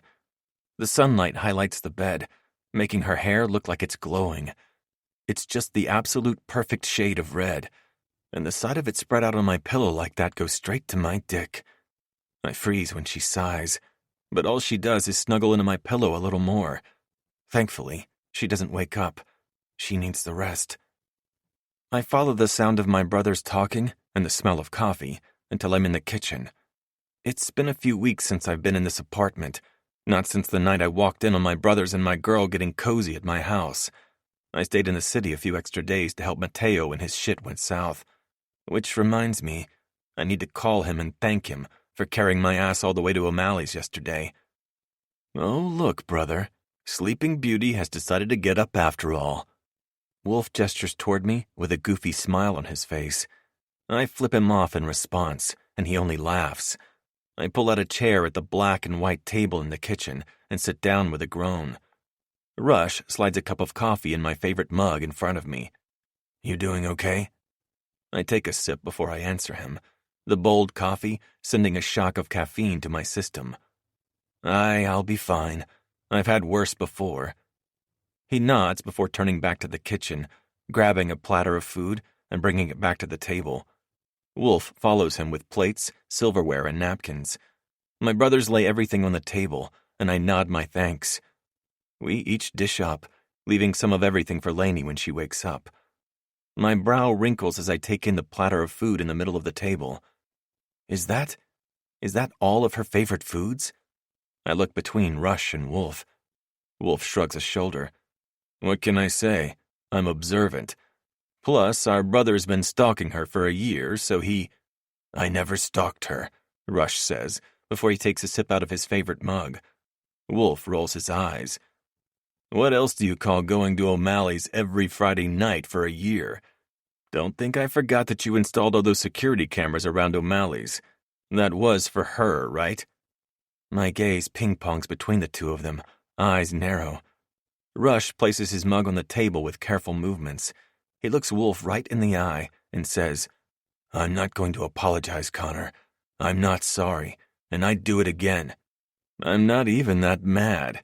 I just think it's fucked up that you made some big production about going to the city every Friday night.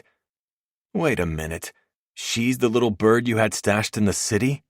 He throws his hands in the air and stares at Rush with wide eyes. Rush tilts his head and shrugs his shoulders in a forced nonchalance. In a manner of speaking, yes, but it wasn't like what you're thinking. What about what I'm thinking? I say over the rim of my mug. Both of my brothers turn to look at me, but Rush is the first one to speak. And what are you thinking, brother? I'm thinking we need to have this conversation with Lainey, especially if it involves her, yeah? She's had a lot of secrets lately. Wolf blows out a breath. You don't even know the half of it, brother. I set my mug down and give them my full attention. Then fill me in. And for the next 30 minutes, they gave me the Cliff Notes version of events. Everything they could remember. The rest had to come from Lainey herself. Chapter 13. Sully. Staring into the dredges of my coffee, I try to make sense of all the information swirling around. So let me get this straight. Lana left Da, somehow showed up at the diner I stupidly left her without backup at, and she and Lainey both followed that motherfucker who took her from O'Malley's to some warehouse? More or less. My head whips toward the doorway where Lainey stands, leaning against the wall, still dressed in a borrowed white tee that hangs almost mid-thigh, face and eyes soft with sleep, and hair mussed. She takes my breath away. Wolf jumps to his feet first, ushering her to the empty seat next to me. He holds out her chair like some goddamn gentleman, and I fight the urge to roll my eyes at him. Laying it on a little thick, yeah, brother? Okay, so I didn't curb my sarcasm after all. Lainey sits down, and Wolf pushes her chair in. Rush slides the platter of food so it's in front of her, and I find myself pouring her a cup of coffee from the carafe on the table before I even decide to do that. Oh, wow, this is... She looks at each of us with a small smile. Unexpected, and really nice. I add the sugar and cream just how she likes it, and set her mug in front of her plate. She shoots me a small, private smile, reaching for it first. Can you, maybe after you've eaten, you can fill us in a little more? I ask, and immediately want to shove the words back into my mouth. I sound like some prepubescent boy instead of the hardened criminal I am. She slides her hand in the handle, palming the mug and sighing after her first sip. I can tell you now. It's fine. I think it'll be good for all of us to talk today. She looks me in the eye. About everything. Wolf returns to his chair and serves himself another helping of French toast. Aye. Since everyone's up to speed on O'Malley, Rush's stalker tendencies, and... Not a stalker, Rush says on a sigh, at the same time Elena giggles. Wait a minute. Wolf turns to look at Elena with a raised brow. Why didn't you tell us you knew him? I told you I knew him. I just didn't give details on how exactly. And I didn't. Know him, I mean. Not really. I'd only properly met him right before I met you, Elena explains, looking at Wolf. Okay, that doesn't really explain why you kept it a secret, either one of you. Wolf's tone is deceptively casual as he leans back in his chair, his eyes throwing accusations at both of them. Elena exchanges a knowing look with Rush, one filled with heat. She looks between the three of us. For this to, work, there has to be a delicate balance of trust and communication. While some things might stay between just two of us, we should all agree that all other lines of communication between us should remain open. That's assuming all of us are in this relationship. I couldn't stop the retort from leaving my lips, but it lacks any real heat, and everyone knows it. Elena shoots me a smile like she thinks I'm being cute. I'm not. I mean, I want to have her, but I don't know if I can trust her. How can I trust the person who's at the root of my trust issues? Okay, so that's not entirely fair. I had abandonment issues long before Lainey stepped into my life. But that's to be expected when your mother just drops you off at some random dude's house when you're a baby. A fucking baby. Jesus Christ. What kind of fucked up parent does that sort of thing? And then she just bails, never to be heard from again. A few years ago, Rush asked me if I wanted to know what happened to her, that he would find her for me. In the end, I decided that she'd had 19 years to find me. I was right where she left me. So if she couldn't be bothered, then neither could I. I made a promise to myself after that. I'd never become a parent if I couldn't guarantee that I'd be there for that kid. And that's one I intend to keep, no matter what. Not that I'm planning on having kids anytime soon. My life is much too dangerous right now. I'd never bring a kid into this chaos. We're in the middle of war, for fuck's sake. And holy fuck, why the hell am I thinking about having kids and babies? Sweat beads on my brow, and I glance around in bewilderment. I shake my head. It must be the pain meds. I'm probably just having a weird reaction like Lainey did. Yeah, that must be it. I look up, realizing I missed something when they're all looking at me. I take a sip of my coffee just to give myself something to do, so I don't blurt out some stupid shit again. Okay, so back... We'll return to the story soon. But for now, let the music help you slow down and feel present. This free audiobook is made with care.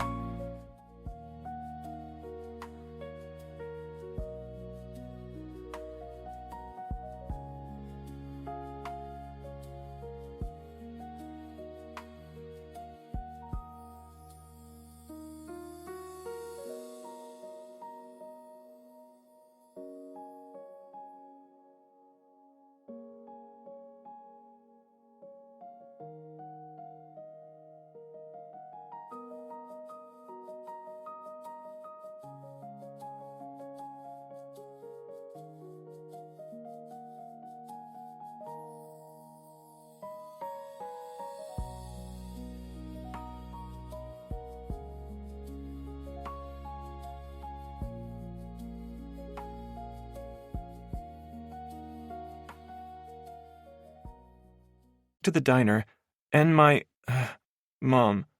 She stares at the table, tracing a random pattern in the wood grain. She told me a whole lot of things in a very short period of time.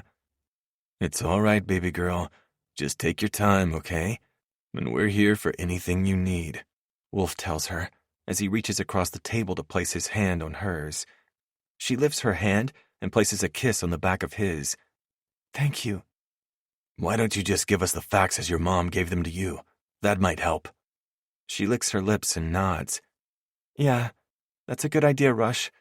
Okay, so she said that my father is dead, which we already knew, but she also said that he was the heir to this company, Gallagher Industries, and she thought her wedding engagement in the paper somehow led these Gallagher Industries people to me. That's how they found me. Apparently she'd been hiding me all these years, ever since Dad left, or was killed, I guess. Only... She runs the tip of her index finger along the top of the mug, head tilted as she stares into the kitchen without really looking. Only what? Rush prompts. He's leaning forward in his chair, eyes focused on her. She turns her attention to Rush. Only when Mom said something about Gallagher Industries to Liam at the warehouse, he said they didn't send him. But maybe I'm not remembering it correctly. There was a lot going on. Aye. What else happened at the warehouse? How did Maddie come into this? I ask, as I palm a fresh cup of coffee. There's something else at play here. Something I don't quite see yet. Her words are slow and measured, as if she's searching for the missing pieces as she speaks. What do you mean? Did Maddie say something? Wolf tilts his head to the side. Oh, no. I called her and Mary before I came out here, but neither one answered. I'll try again soon, though. But, something else happened. 2 somethings. She takes a sip of coffee. So apparently Mary met someone online, and they became close quickly.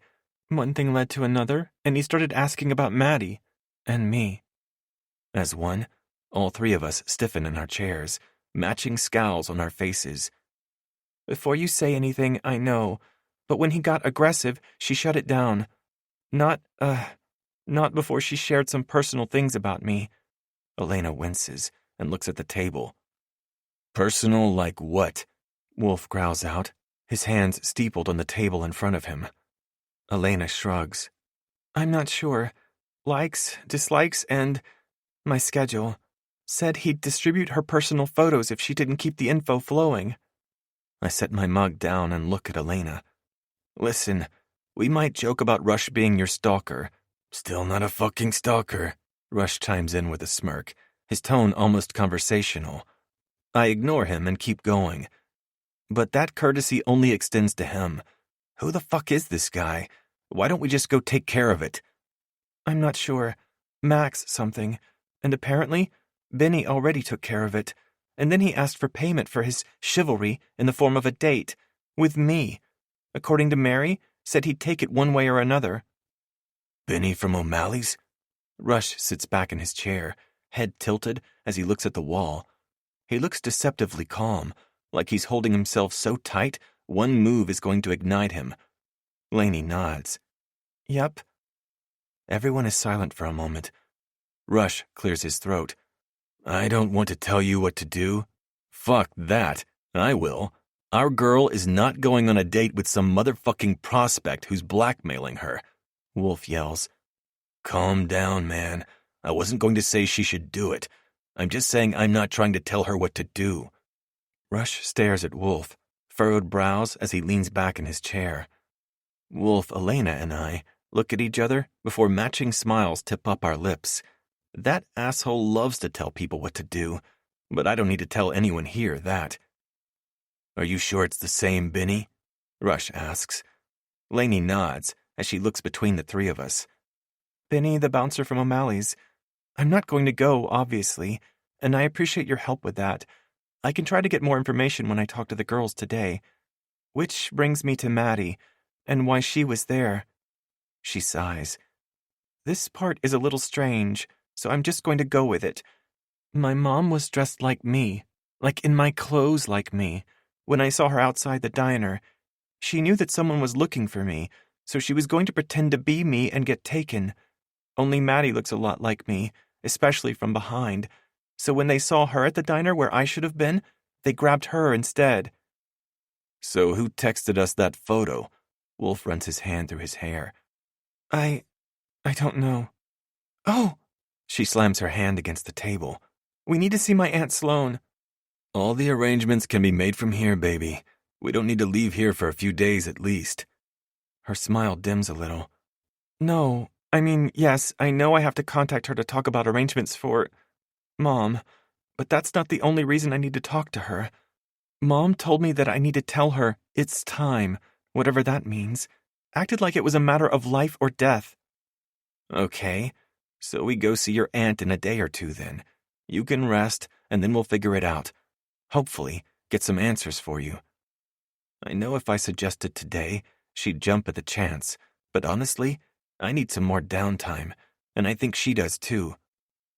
And now I want to know how you know Mateo, she asks, as she nibbles on a piece of bacon. He's been a sort of friend for many years. I scratch my chin, the stubble prickling against my skin. Actually, I think you two met at Mama Rose's one of the times we were there together. And how does he know Maddie again? They had an on-again, off-again thing in high school, until she found him hooking up with another girl right before homecoming dance. Lainey rolls her eyes and huffs. Speaking of high school, did you two work your shit out? Wolf asks around a mouthful of pancakes. I feel the muscle in my jaw tick as I stare at my brother, plotting all the ways I can pay him back for this shit. I glance at Elena, bracing to see her ire, but to my surprise, she's smirking at him. We're working on it, she says with a casual half shrug. Aye, we're doing something all right. My words are meant to be casual, but proving that this girl always keeps me on my fucking toes, she swings a glare my direction. I lean back in my chair and raise a brow. Something to say, princess? Ah, there he is. I was wondering when the moody bastard would come back. She mimes, looking at a watch on her wrist. You lasted like an entire day. I'm impressed, she says, with both brows raised and a smirk on her lips. I cross my arms over my chest, irritation prickling along my neck. Rush pushes his chair back and stands up from the table, stealing my attention. I have a few calls to make. What about Da? Did anyone talk to him? My words stop Rush. He glances over his shoulder to look me in the eye. Aye, we talked to him last night. Insecurity prickles along the back of my neck, and I grit my teeth to stop it from spreading. I narrow my gaze on him and snap. Without me, you mean? Rush's eyes flare as he turns around to regard me. Ah, so he picked up on my irritation then. Good. Rush grabs the back of the chair and leans over the table, staring at me with a smirk. You were a little laid up, brother, and Da didn't tell us anything new. I tip my chin up and lean back to look at him.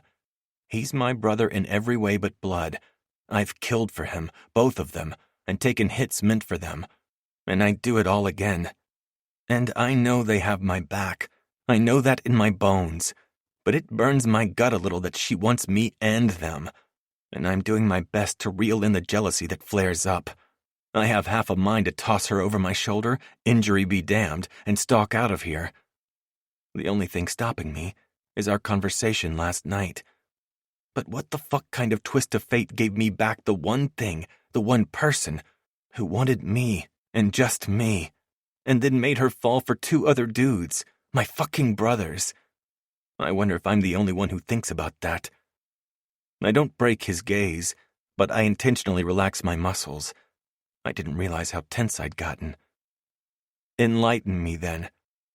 Da seemed shocked about Lana's involvement in the events. We didn't feed him details, but he reacted genuinely when we gave him the abridged version. So I don't know, man. Wolf blows out a breath and runs his hand through his hair. I don't want to think he's involved, but we just don't know. Rush finishes Wolf's thought. So, we continue as if everyone is a potential enemy. Mateo's not. I shake my head. There's no way he'd knife me and then take me to Jack. Diesel and his guys are good too. They've given us intel that we weren't privy to.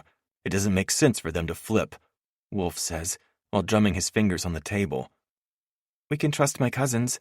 And before you say anything, I know Mary fucked up, but it was a one-time mistake, and I think she learned that lesson the hard way, Elena says with a hand up, palm out. What about the Kings? Rush looks between the three of us. Which way are we falling on them? Elena's the first to talk. I trust them. You barely know them, Princess. I raise a brow at her. Sometimes you just know these things, she says with a shrug of her shoulder. Enough to bet your life on?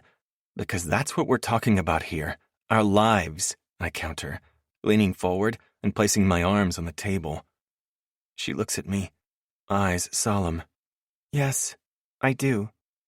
I nod and lean back, placing a hand over my bandage. The little power play I've been doing today doesn't agree with my recovering wound. Good. I'm sure too, but I wanted to make sure you were too. Ass, she grumbles under her breath, loud enough for all of us to hear. I trust them too. So we let them in then, yeah? Everyone else gets bare-bones information only if it's necessary. Otherwise, don't give anyone shit. Rush pushes away from the table and walks away. Elena and Wolf stand, push back from the table at the same time, and work together to clear the table. Meanwhile, I'm still stuck on everything she just laid out for us. It's obvious to me that she hasn't processed everything. Not yet. But she will, and I have a feeling she's going to crash when she does. But there's something missing here, and I intend to figure it out.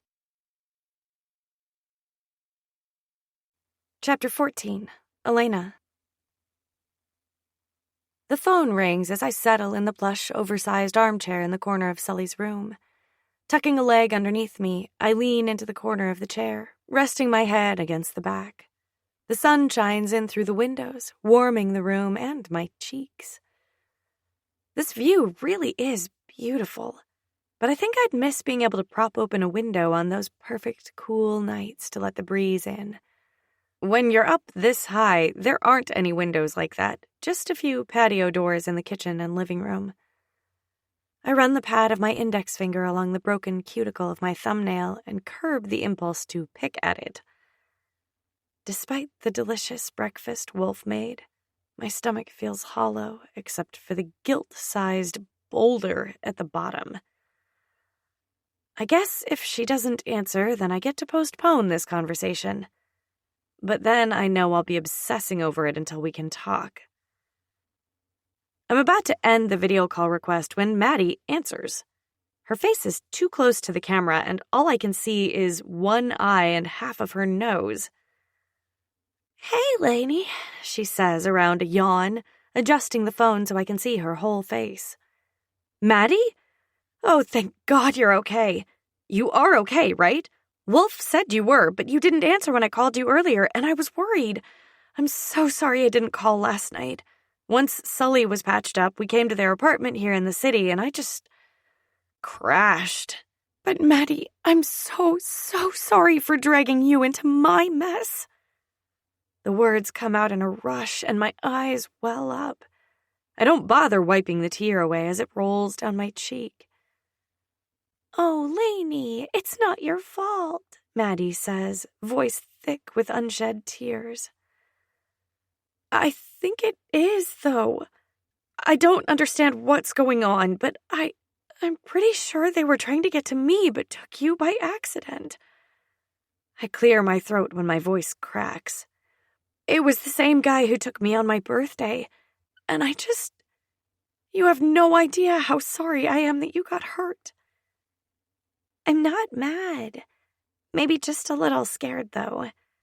Maddie shrugs a shoulder as she swipes a finger underneath her eyes, catching a stray tear. I nod and grimace. I know, and I'm sorry for that, too. Lainey, she says on a sigh. You're not responsible for something someone else does, and you're not responsible for my feelings. Besides, if they actually got you, I don't think we'd be talking right now. I think they would have done something horrible to you, Lainey, and I'm worried about you. A small smile tips my lips up as something warm settles over me. Always the mother hen. I'm okay. I have people watching over me. She nods and sniffles. And how are those Fitzgerald boys? Are they treating you good? Because if they aren't, they have to answer to me and my new friends. She waggles her eyebrows at me, and I can't help but laugh a little. New friends, you say? Where are you? Her voice cuts off and someone grabs the phone, their hand covering the camera. No locations, Madison. Do we need to go over this again? His voice is firm, if not a little exasperated. Oh, come off it, Dante. That's my cousin we're talking about. She's the one who saved me. I don't care. If you can't stick to my rules, then I take your phone privileges away. I hear her gasp, but I still don't see anything but the close-up view of someone's hand. Give me my phone back or I'm calling Mateo. Her angry growl is unmistakable through the line. My lips twist in amusement as I prop my legs up on the ottoman and wait for them to sort it out. A moment later, I hear rustling, and then my cousin's beautiful face comes back into view. Sorry, girl. Dante's a bossy asshole, she yells the last few words, no doubt taunting this Dante guy. Who's Dante? She huffs and rolls her eyes. Just some asshole Mateo's friends with. I quirk a brow. Girl, I felt that sexual tension through the phone line however many miles away I am from you. She doesn't answer except for a half shrug, but the blush creeping up her neck says more than her words could. My eyebrows shoot up. What about Mateo? Maddie tips her chin up and looks down her nose at me. Yeah, well, maybe I picked up a reverse harem novel last week after you told me about your situation. And if you can do it, I thought I might try it. And what better time than when I'm cooped up in a safe house with a bunch of hot guys? Her confidence has always been one of my favorite things about her. Once she sets her mind to something, she stops at nothing to achieve it. There's no doubt in my mind that she'll actually end up making her own reverse harem. Now, however long that lasts is another thing. It's unconventional, and Sully and I shake my head and bite my lip. Complicated. It's not clear between us yet, but I'm hopeful. Damn, I'm sorry. Does that mean there haven't been any group activities yet? At my intentionally blank look, she continues, You know, you and at least two of them. Oh my God, has the bed seen all four of you at once yet? Before she can really work herself up, I hold up a hand. No, there hasn't been much of that. That sounds like a but statement, she says with an eager grin.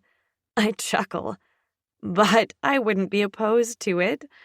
We haven't exactly had a lot of time lately. Aha! I knew it! Yes, girl, damn the patriarchy! She fist bumps the air and then brings it toward the camera. I oblige her and bring my closed fist to the camera for a virtual fist bump. I don't think I was thinking about the patriarchy, Maddie. I roll my eyes, but I'm not ashamed. All three of them are incredible. Even when Sully's being an asshole? Yeah, even then. I sigh, a small smile playing along the edges of my lips. We're both quiet for a moment, but it's a comfortable silence. I look away from the phone and stare at the morning sky. I'm sorry about your mom, Lainey. Maddie's voice is soft. I look back at the phone, my sinuses tingling. Me too. When you're ready, I'm here, okay? Love you, cousin. My heart feels both full and empty at the same time. I'm so grateful to have her in my life. Mary, too. Love you, too. I sniffle, feeling the tears roll down my cheeks. It's weird, you know? I never never really spent a lot of time with her. In some ways, I didn't know her at all, and yet I already miss her. Maybe just the idea of her. I don't know. I can only imagine. I know Auntie Lana hasn't ever been the best mother to you, but you know my mom is always there. She's good for the kind of disapproval only a parental figure can inflict, too. A chuckle escapes my lips, always bringing some joy to the conversation. I don't know what I'd do without you and Mary. I pray that I'll never have to find out. My chest gets tight just at the thought. Well, I can speak for the both of us when I say you'll never have to find out. Where is your sister anyway? I haven't had a chance to talk to her since the diner, and I want to check in. Didn't you hear? She's with some biker dudes. Apparently, Wolf vouched for them, and she didn't want to stay here with me. Said she needed space, whatever that means, she says with a roll of her eyes. I jerk my head back in surprise. Biker dudes? No, I must have missed that somehow. I'll call her after we hang up. Don't bother. Her cell reception is non-existent where she is. But I talked to her before she left, and she was okay. Told me about that creep she met online. Honestly, it's probably a good thing that none of us are in our usual routines right now. She shudders. That Max guy sounds like a creep. Yeah, I'll have Wolf look into it. We have to stop by your mom soon for arrangements and things. That sobers both of us quickly. The smile slips from my face. Give her a hug for me and call me later, okay? Don't leave me hanging or I'll worry. Always. Be safe, Maddie. She smiles and I end the video call. I tap the end of the phone on my bare thigh, debating on calling Mary anyway. I check the time and realize it's a little before noon. Screw it, I can always leave a message, I mumble to myself. I'd rather try to get a hold of her now. I have a feeling she isn't in the best headspace, and I feel like some of that could be from me. I wince as I remember the look on Wolf's face when I told them about Benny. Yeah, she's definitely hurting right now. I video call Mary, holding up the phone to my face as it rings and rings. After the 6th ring, my thumb hovers on the end button when it connects. Crunchy static comes through the line, and only frozen flashes of color are on my screen. Mary? Mary, can you hear me? Lainey? Hey, girl, I didn't know you were here, too. Mary's words are so slurred, it's hard to understand what she's saying. Oh, shit. Are you drunk? My jaw slackens as the picture clears up. Mary's face is upside down, and she's taking a seriously long pull from a bottle of tequila. Her hair is wild, and she's wearing a cream peasant shirt and cutoffs. Familiar thick bass beats fill the line, but I don't see anyone behind her. She's somewhere dark, but I can just make out the outline of a desk in the background. I wince as she swallows and wipes the back of her mouth with her hand. Who's drunk? Mary, turn the phone around. I can't see you. Whatever you say, Lainey. I always do whatever little Miss Perfect Queen Lainey says. My mouth falls open at the bitterness dripping down her slurred words. My shock is quickly replaced with anger. What the fuck, Mary? Ooh, the princess is swearing. You must be mad now, she says in a sing-song voice that does nothing to conceal her sarcasm. I blow out a breath and tip my head back for a moment to gather myself. She's obviously drunk and hurting, so I'll give her a pass on this bullshit today. Guilt feels like acid inside my stomach at the situation both of my cousins are in because of me. I'm sorry, Mary. I'm sorry for dragging you into this mess. I still don't understand everything, but I promise that I'll do my best to keep you safe, okay?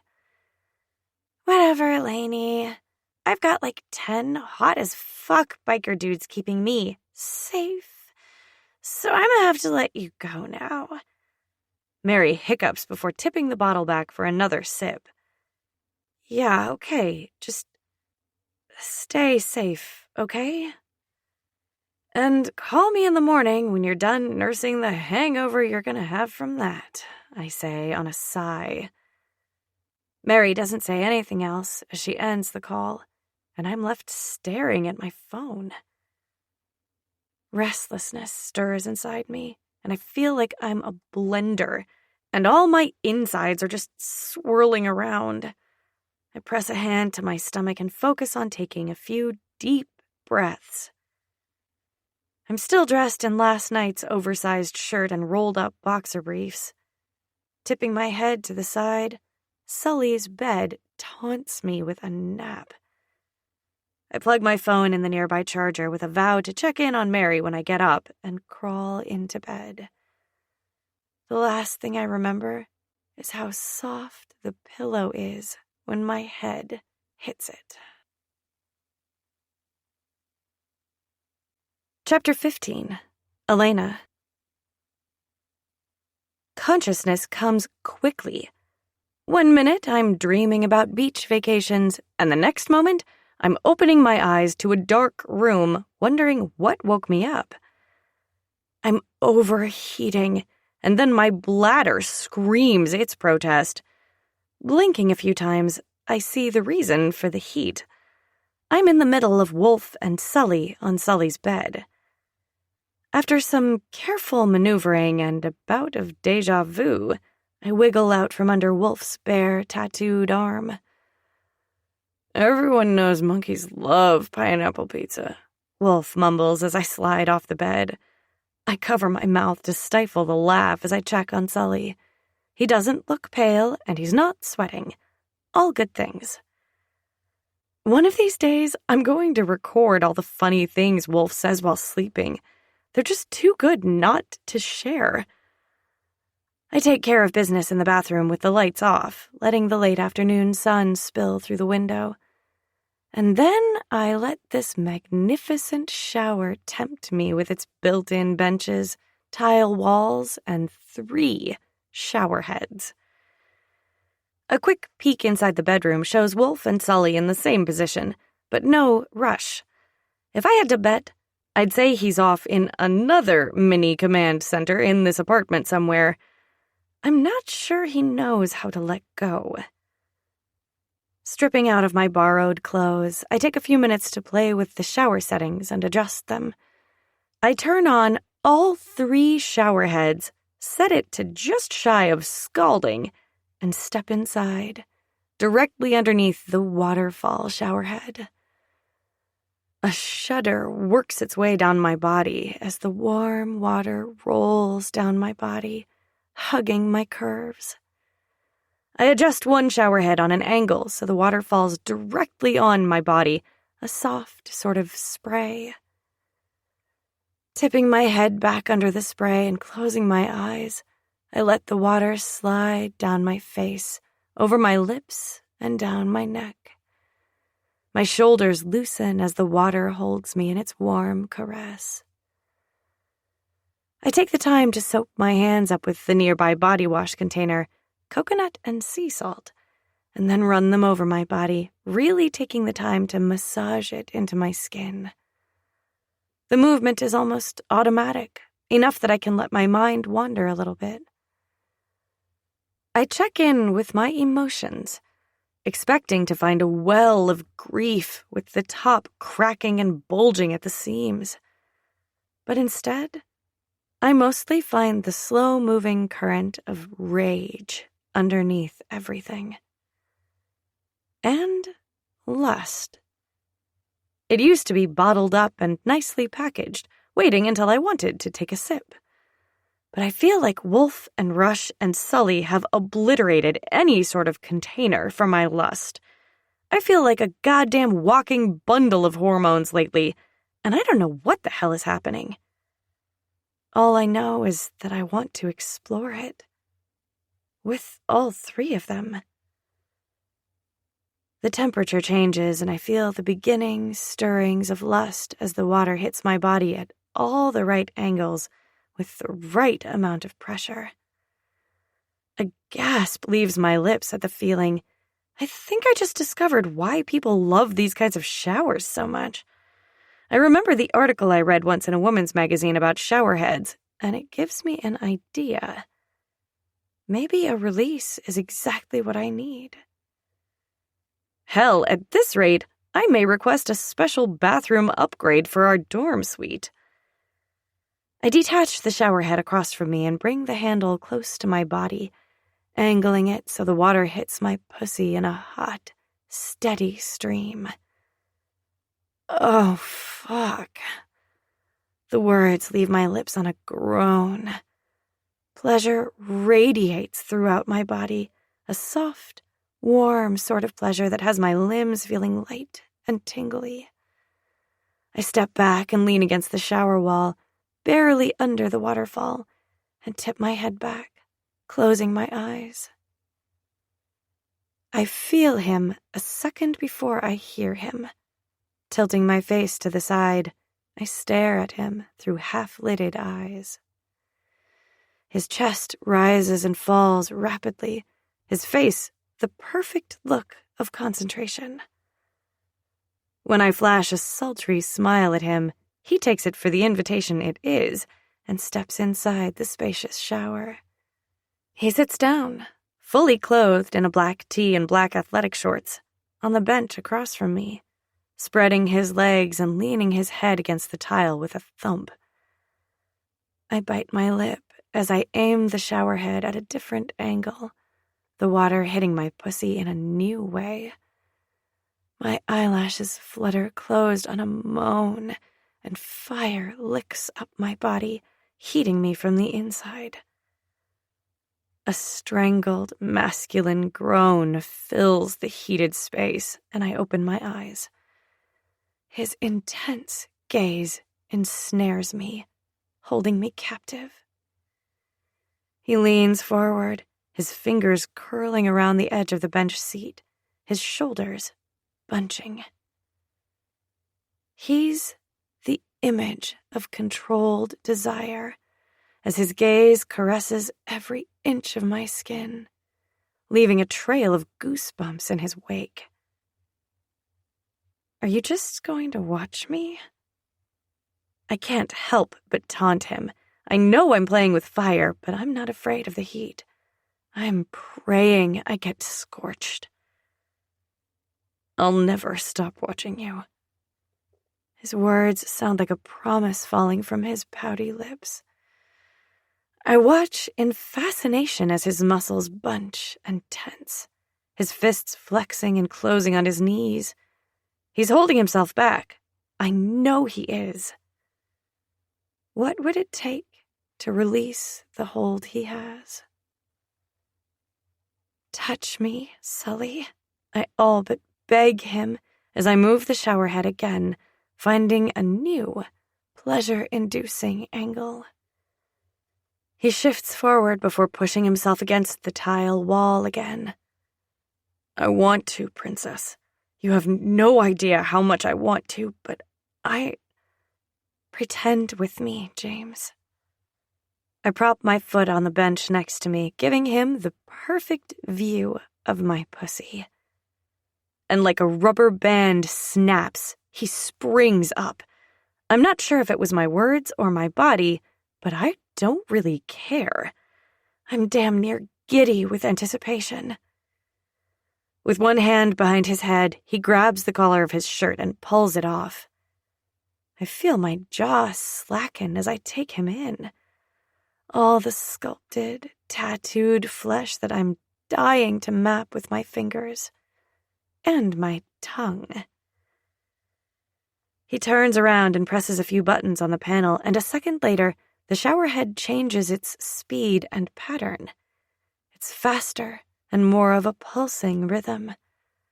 My breath hitches as pleasure soars through my veins. Sully stalks toward me, stopping in front of me to take the shower head, his fingers lingering over mine on the handle. His body is angled so his wounded shoulder isn't under the spray, but our faces are inches apart. His gaze roams my face for a moment, and I let him. I drop any barrier I might have had up and let him see me. I told him that we could pretend, but there's nothing make-believe about this, or the way I feel about him. He slides his hand to the back of my neck and into my hair before he seals his mouth to mine. Our tongues wage war on one another, and he taps into that passion he keeps under lock and key. I arch my back, desperate to feel his skin on mine. He makes love to my mouth in that one kiss. My head feels light, and my nerves are frayed, standing on the edge of a cliff and waiting to fall over. He pulls back, but keeps his lips hovering over mine as he slides his hand down to cover mine. He guides my hand to the inside of my thighs, tracing an invisible pattern that hits all my pleasure points. Lust clouds my brain, and I let my eyelashes flutter closed. He stills our hands right next to my pussy, the tips of his fingers just above my clit. Eyes on me, princess. The growl in his voice snaps my eyelids open. He leans forward and presses a slow, hot kiss against my mouth, catching my bottom lip in between his teeth. He tugs softly, and it's like a straight shot to my clit. His long, tattooed fingers tease me with light touches just outside where I need him most. Please, I say on a sigh, my eyes barely open as the taunting pleasure swells. He holds my hand captive underneath his, but he doesn't torture me for long. He slides his first two fingers along my lower lips, up and down and up and down, framing my clit but never quite touching it. I lose the rhythm somewhere along the way, my hands reaching up to roll my nipples instead. Please what, princess? My chest heaves with anticipation, the flush spreading across my chest and up my neck. Please make me come, I say against his mouth, licking the corner of his top lip. His mouth curls into a deliciously sinful smirk before he spreads my pussy open with his fingers. He moves the pulsing shower head directly in front of my clit, and the most intense pleasure I've ever felt takes over my body. My back arches and a long, low moan is torn from my throat. I can't keep my eyes open as I pinch my nipples and roll my hips involuntarily. That's it, princess. Can you imagine my cock inside you while you play with your pretty pink pussy in my shower, Sully whispers his dirty words right into my ear, biting my earlobe softly. Yes, I murmur with a nod. My clit throbs in time with my heartbeat, and my pussy clenches. I feel drunk on lust, and it's honestly fucking amazing. Oh, shit. Oh, I'm going to... He angles the shower head one more time. This time, the pressure applied to my clit is almost too much, and my legs start shaking. 2 seconds later, I fall off the cliff, shattering the entire way down. My muscles clench, and my mouth falls open as the purest form of pleasure races around my veins like lightning bolts. Sully moves the shower head, and I open my eyes slowly, water dropping from my lashes. That was incredible, I say on a breath. His fingertips lightly caress me, sending little ripples of aftershocks through my body. Aye, it was, he says against my mouth. I slide a hand up his arm to rest on his good shoulder, holding him against me. I'm not done pretending. His hands tunnel into the hair at the nape of my neck. We're just getting started, Princess. Excitement lights up inside my veins, and I push onto my tiptoes at the same moment he crushes his mouth to mine in a soul-searing kiss. I manage to push him out of the shower and into the bathroom, never disconnecting our mouths. The tile floor is cool against my toes, and even though we're dripping water everywhere, I don't stop. Steam billows into the air, following us into his bedroom. I guide Sully until the back of his legs hit the end of his bed. My heart thunders inside my ears, beating a rhythm that belongs to this man. Curling my fingers into the waistband of his shorts, I slowly drag them down his hips and over his ass, breaking our kiss. I sink to my knees, keeping my gaze on his as I slide his shorts down his legs. His eyes turn nearly black with lust, and his kiss-swollen lips part on a deep exhale. I'm not very experienced with this. Most of my previous experience was with him, but I'm so goddamn turned on right now, not even my insecurities can stop me. I let him see the desire radiating from my gaze. If my wet pussy wasn't enough of an indication. I drop my gaze to his dick right in front of me and lick my lips in anticipation. Holy shit. I can feel my eyes widen at the size of him. We messed around when we were younger, but either I misremembered him or he got bigger. Fuck, Princess, what are you? I wrap my fingers around his dick, cutting off whatever he was going to say. He feels hard and soft at the same time as I stroke him. My fingertips not even close to touching. God damn. The word sounds like a groan, and I glance at him as I stroke him, twisting my hand and tightening my grip. I lean forward and seal my lips around the head of his dick, twirling my tongue around a few times before I take him deeper. Sully sucks in a breath, releasing it on a low groan as he slowly slides his hand into my hair. His touch is firm but undemanding as I suck his cock without a single inhibition. I glance at him from underneath my lashes as I lick and suck and stroke his hard cock. Our heated gazes crash together, and a ripple of electricity races across the room. I know he feels it too, because in the next moment, he tightens his grip on my wet hair, twirling it around his hand. The pressure on my scalp has me gasping as I feel myself get wetter.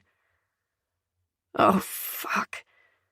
Sully stares at me, flicking his gaze between my eyes and my lips stretched around him.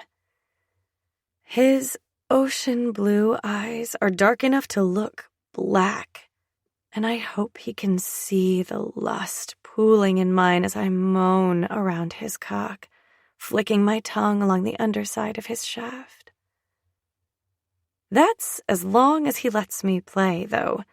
Like a man possessed, he guides my mouth by the grip on my hair and sinks his cock into my mouth once, twice, 3 times, before he pulls me off of him with a pop.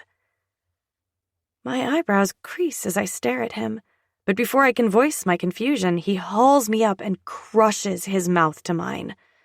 Our tongues tangle for dominance as he steps back against the bed.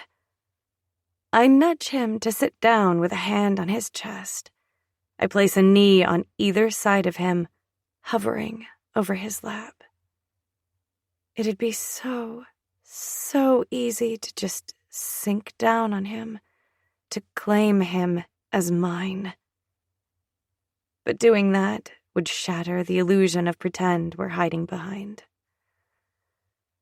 Sully pulls back, his palm on my cheek, and whispers, "I don't want to pretend anymore."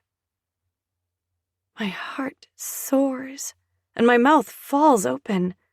We're definitely on the same wavelength.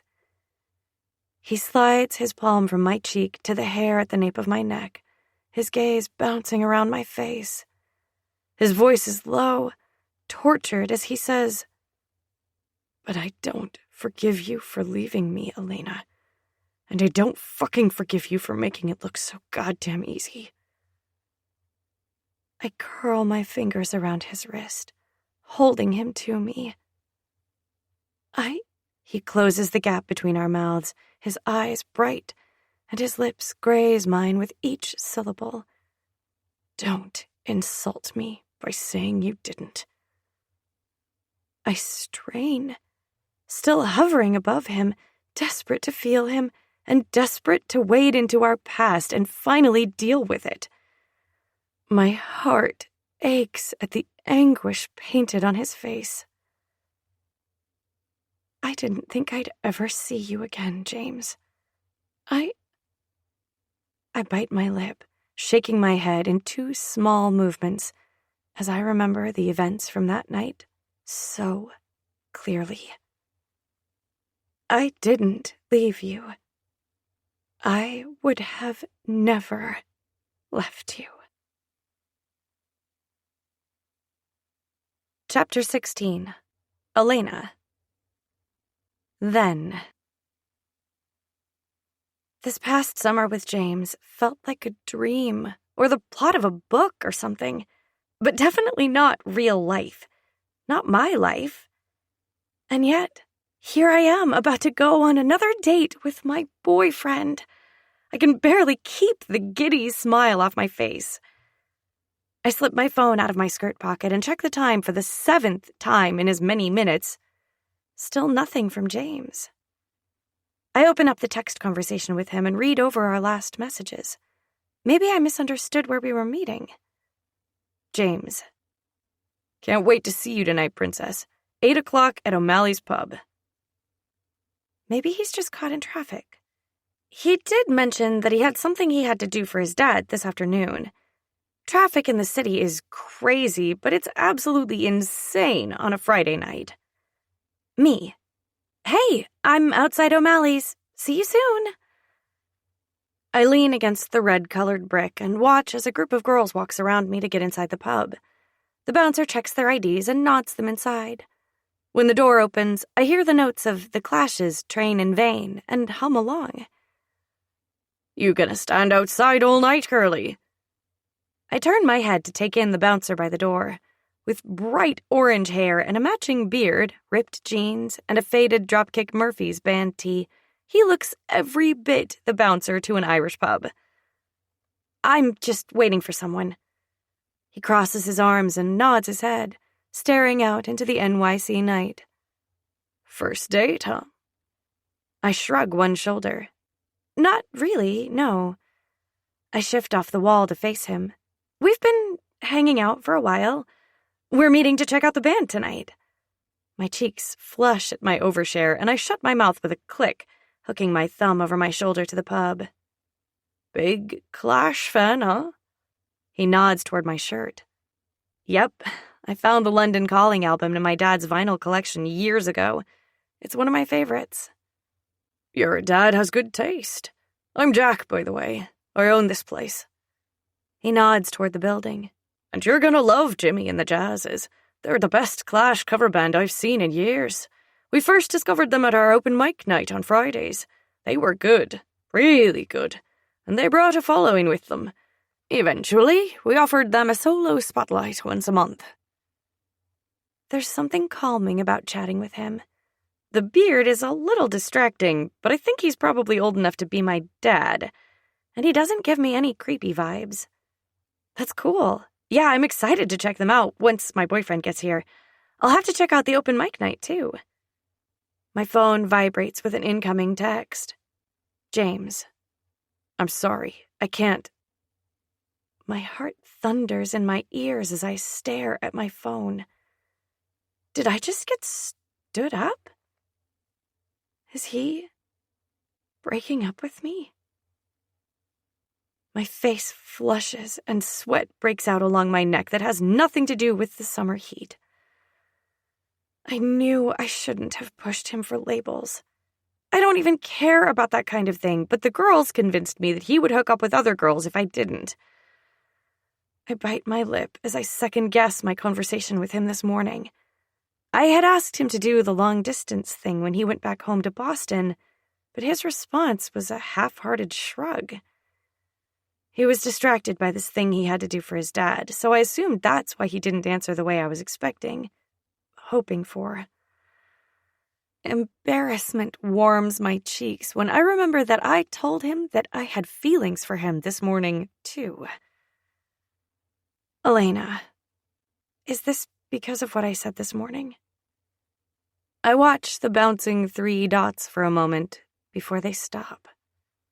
My heart skips for a second, and the disappointment filling me is so heavy that I feel the telltale tingling in my nose. Shit, I'm going to cry any second now. Stop being ridiculous, I chastise myself. I don't know that's what's going on. I just went to the worst-case scenario. I curse my fair skin for the millionth time when I feel the warmth on my cheeks. Taking a deep breath, I look up and blink rapidly. I will my eyes not to let go of the tears. Maybe something happened during that errand for his dad. What if he got into another fight? Or worse? My stomach drops at the thought of James getting hurt. Elena, is everything okay? Are you hurt? I bounce my heel as my nerves stretch and strain while I wait for his reply. I give him a minute to reply before I call him. It rings once before it goes to voicemail.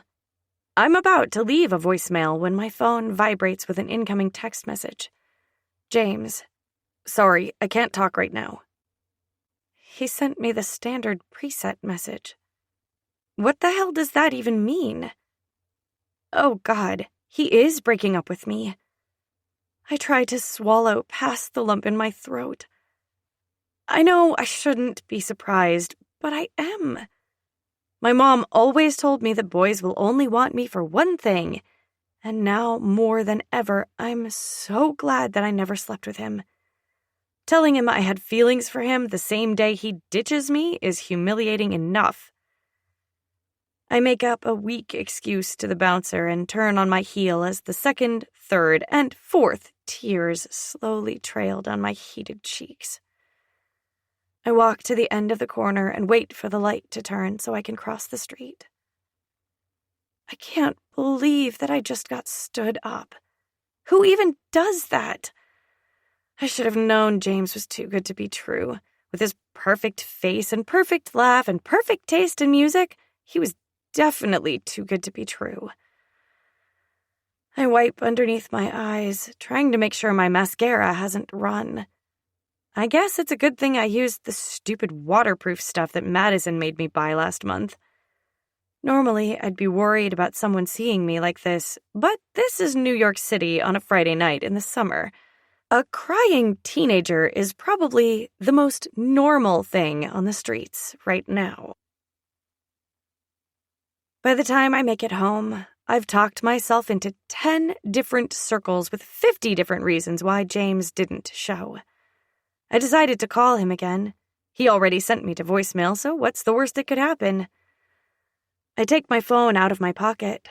9:30 and no new calls or texts. I bring up his contact and hit call. It rings once before I hear the telltale 3-tone sound of a disconnected phone. My fears are confirmed when I hear the robotic woman's voice. "We're sorry. Your call cannot be completed." I press end and call again, receiving the same 3 tones and automated message. I end the call and sit on the end of my bed.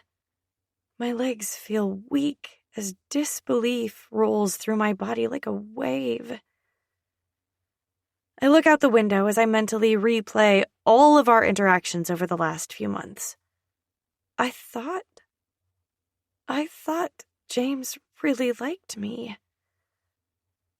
I fall back on my bed, one hand splayed on my heart. Is it possible to physically feel your heart breaking? The rose-colored glasses that I've been wearing are cracking. Each time we hung out, each laugh and shared playlist feels like a lie. I thought I was falling in love with him. I thought he felt the same way. But now I realize how stupid that sounds. Who falls in love with someone in a couple months? I grab my phone and open up my group message with the girls. Elena, is that invitation to join you guys still good? I'm not sure anyone or anything could make me feel better, but it's worth a try.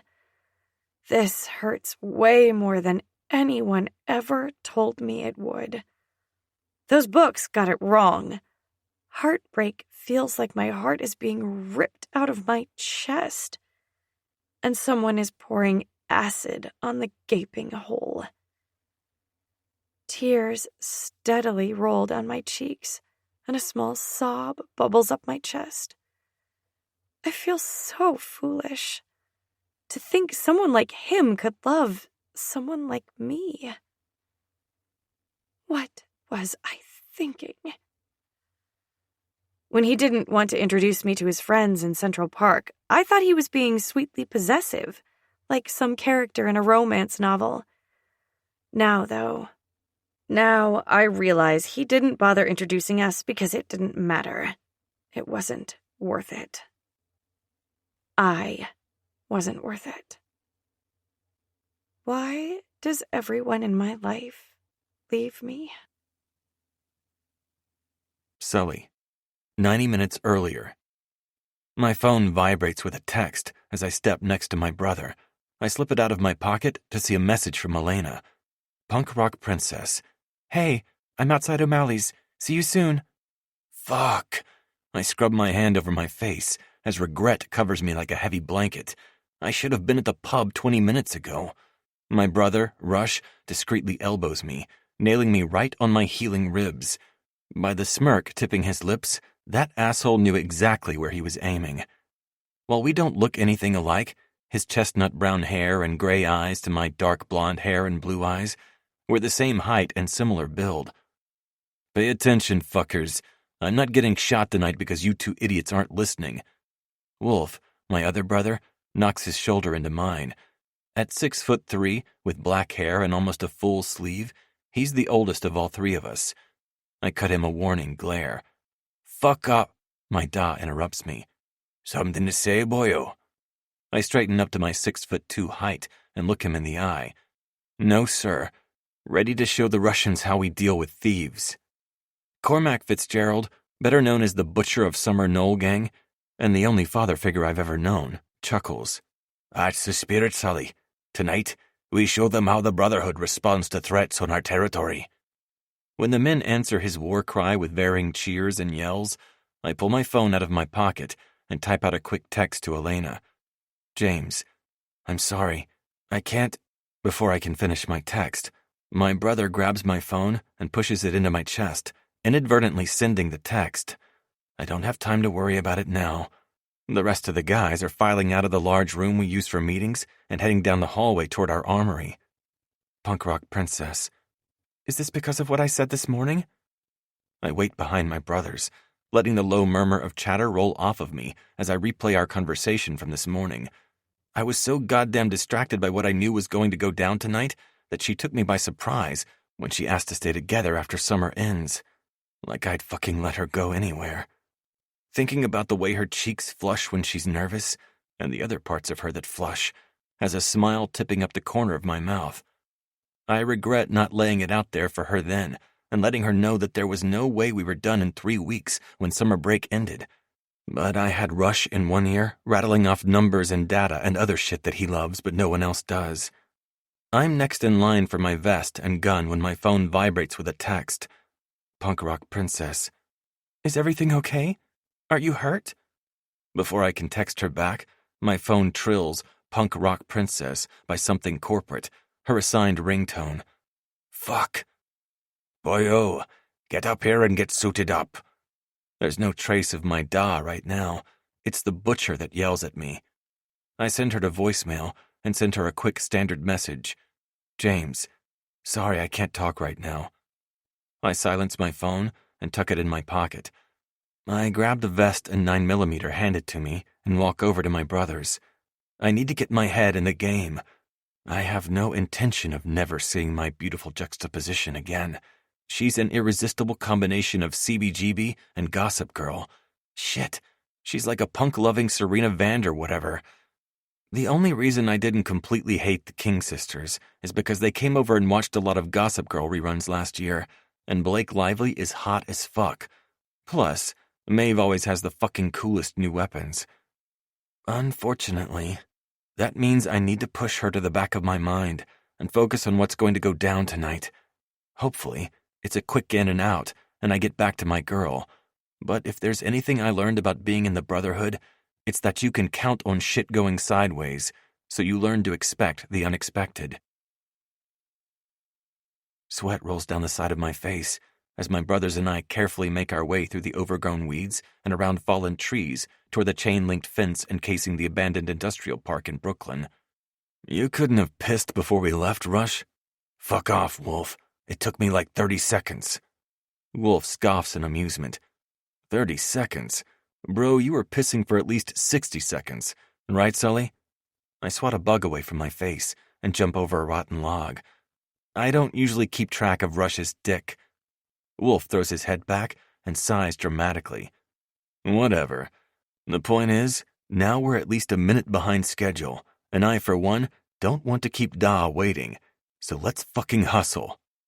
According to Buzz, our resident technical genius, this is where the Russians have been hanging out, and this is where we'll find our shit they stole. The first notes of Punk Rock Princess pierce the air. Shit, Elena's calling me. I could have sworn I put it on silent. It must have gotten jostled when we were crawling around like we're on the set of Rambo. What the fuck, dude? Turn that shit off before you get us killed. Wolf's voice is right behind me. Shit, sorry. I hold the power button down to turn off my phone. Rush stops abruptly in front of me, and I walk right into him. He grunts. Something's not right. I glance around. What do you mean? I mean, why is it so quiet? Wolf steps next to me and scoffs. Look around you, man. Wolf opens his arms wide. We're sneaking around in these shitty woods at 8 o'clock on a Friday. Exactly. Rush glares at him. Where the fuck is all the noise? I don't hear a single goddamn cricket or branch moving. No shit, man. We don't want them to hear us. His eyes widen to emphasize his point. What's up with you?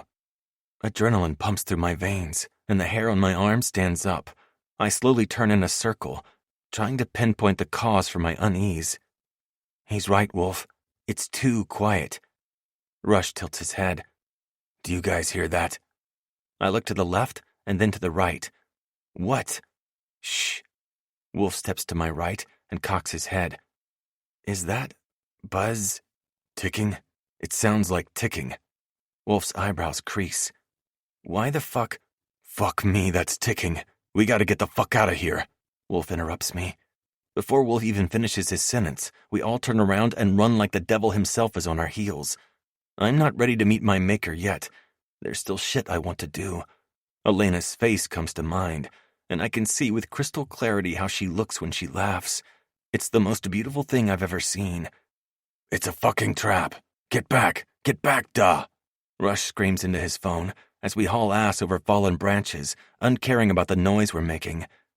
The ticking stops, and then everything fucking explodes. Chapter 17. Elena. His hands gently hold my sides, his pinkies resting on the curve of my hip and his thumbs sweeping back and forth over my ribs. His gaze is focused on my throat as he talks. I went back to the library for 3 weeks, Elena. 3 fucking weeks, I dragged my sorry ass to the steps and looked for you. My heart stutters at his admission, and my hands tremble as they lay against his warm, tattooed skin. I can't make myself look him in the eye as I reel from the events of that night from his point of view. It was a misunderstanding, I whisper, flicking my gaze to his. His eyes reflect the grief I feel in my limbs as he nods. But why didn't you just call me? His hands slide up and down my sides at a leisurely pace. I know it should feel a little odd that we're having this discussion while I'm sitting on his lap, and we're both naked. But strangely, it doesn't. I feel more vulnerable and my emotions are close to the surface. But it's the most that Sully's opened up to me since we've reconnected. So I'm looking at it as a good thing. My phone was torched during the ambush, Lainey. And I didn't save shit right, apparently. My dorm? He nods before I finish talking. I went there, and one of the girls told me you were in Europe with your cousins. I swallow the sob that threatens to escape and look at his tattoo along his ribs as I try to make sense of everything. It's a skull with a knife through the middle, surrounded by flowers. So much lost time, James. I feel so foolish now. Too much, Princess. You should have given me time to explain. His chastisement isn't harsh, but it stings nonetheless. Though knowing what I know now about your mom, I understand why you ran. I dart my gaze to his. I didn't run, Princess. You literally hopped a flight hours later. He levels me with a disbelieving look. I stroke the clover tattooed on his neck with my thumb and hold his gaze. All right, I can admit that. I don't know why I did that. I was embarrassed and... I shrug. But why didn't you have Rush look for me? I'm sure he could have found me. But I didn't tell him about you. You were mine, something that belonged only to me, and I didn't want to share you. Not then. My breath hitches at his wordplay. And now? He smooths his hands around my hips to rest on my ass and drags me toward him. I suck in a breath when our chests collide, my nipples pebbling. His cock, thick and hard, rests between our bodies, and lust simmers in my veins, burning out some of the grief and years-old embarrassment. Running his hands from my ass to my shoulders, Sully whispers against my mouth. And now, you're mine. He licks the corner of my mouth, and my lips part. And you're theirs. Ain't that right, brother? I turn my head to the side, heart in my throat, expecting to see Rush or Wolf. But neither is anywhere behind me. I feel Sully's lips on my neck as he chuckles. I turn back to him with a mock huff and mutter, asshole. One of these days, I'm going to have all three of them. At the same time. And if I have it my way, that day is coming sooner rather than later. Yeah, but I'm your asshole, Princess. I told Wolf to get lost before I even joined you in the shower. Sully drags his lips down my body until he hovers over my nipple. Because this moment, right here, it's just for me, yeah. He closes his mouth over my nipple and sucks. Hard. I feel the pull directly in my clit, and my pussy clenches. I reach for his shoulder before I remember that he's hurt. Pulling back, I mutter, "Your shoulder, though. You're hurt, Sully." Fuck my shoulder. I've got my girl in my hands again. I'm flying high, Princess. Nothing can stop me. I don't care what he says. I'm still not convinced we should be doing this so soon. But then he tugs on my nipple, sending another shot of lust straight to my core, and I forget my own name for a moment. I grip his good shoulder with one hand and tip my head back, letting him have better access. My damp hair tickles my back and my hips start to roll on instinct. I swivel my hips toward him, and my pussy glides along his hard cock, the tip hitting my clit every time. He raises his head, his lips wet and shiny, and I meet him halfway for a bruising kiss. We part, foreheads touching and chests heaving. This is it, the moment of truth. If he's going to bail, he would do it now. I mentally prepare myself for his rejection, either polite or cruel. That tiny kernel of hope that lives inside me, etched in his name, grows with every moment that he looks at me with lust and acceptance shining in his eyes. But I have to be sure. Are you mine, James? My words are low, but I know he hears me over the air conditioning blowing into the room. Aye, Princess. I've always been yours. He seals his declaration with a kiss that lights up my body all the way down to my toes. He kisses all the oxygen from my lungs, but I decide that oxygen is overrated. I can't stop my hips from rolling against him, desperately seeking friction. It's like he can read my mind, because in the next moment, he slips his hand in between us, his fingers grazing my clit with feather-light touches. It's enough to drive me mad. I want you to fuck me, James, I say against his lips, tugging on his bottom lip with my teeth. His hand stills as he pulls back, his gaze searching my face. I line up our bodies together in a deliberate move, hovering above him so the tip of his cock rests against my pussy. I won't make the decision for him, but I don't want him to second-guess my intention. I'm all fucking in with the Fitzgerald boys, and I'm ready to claim them as mine. Sully slides his hand up my stomach and between my breasts to rest at the base of my throat, in a move that reminds me of Rush. I pant, my eyes half closed as I wait for him to decide. Fuck, you're beautiful. I see it the moment he decides. His eyes light up and his whole body buzzes.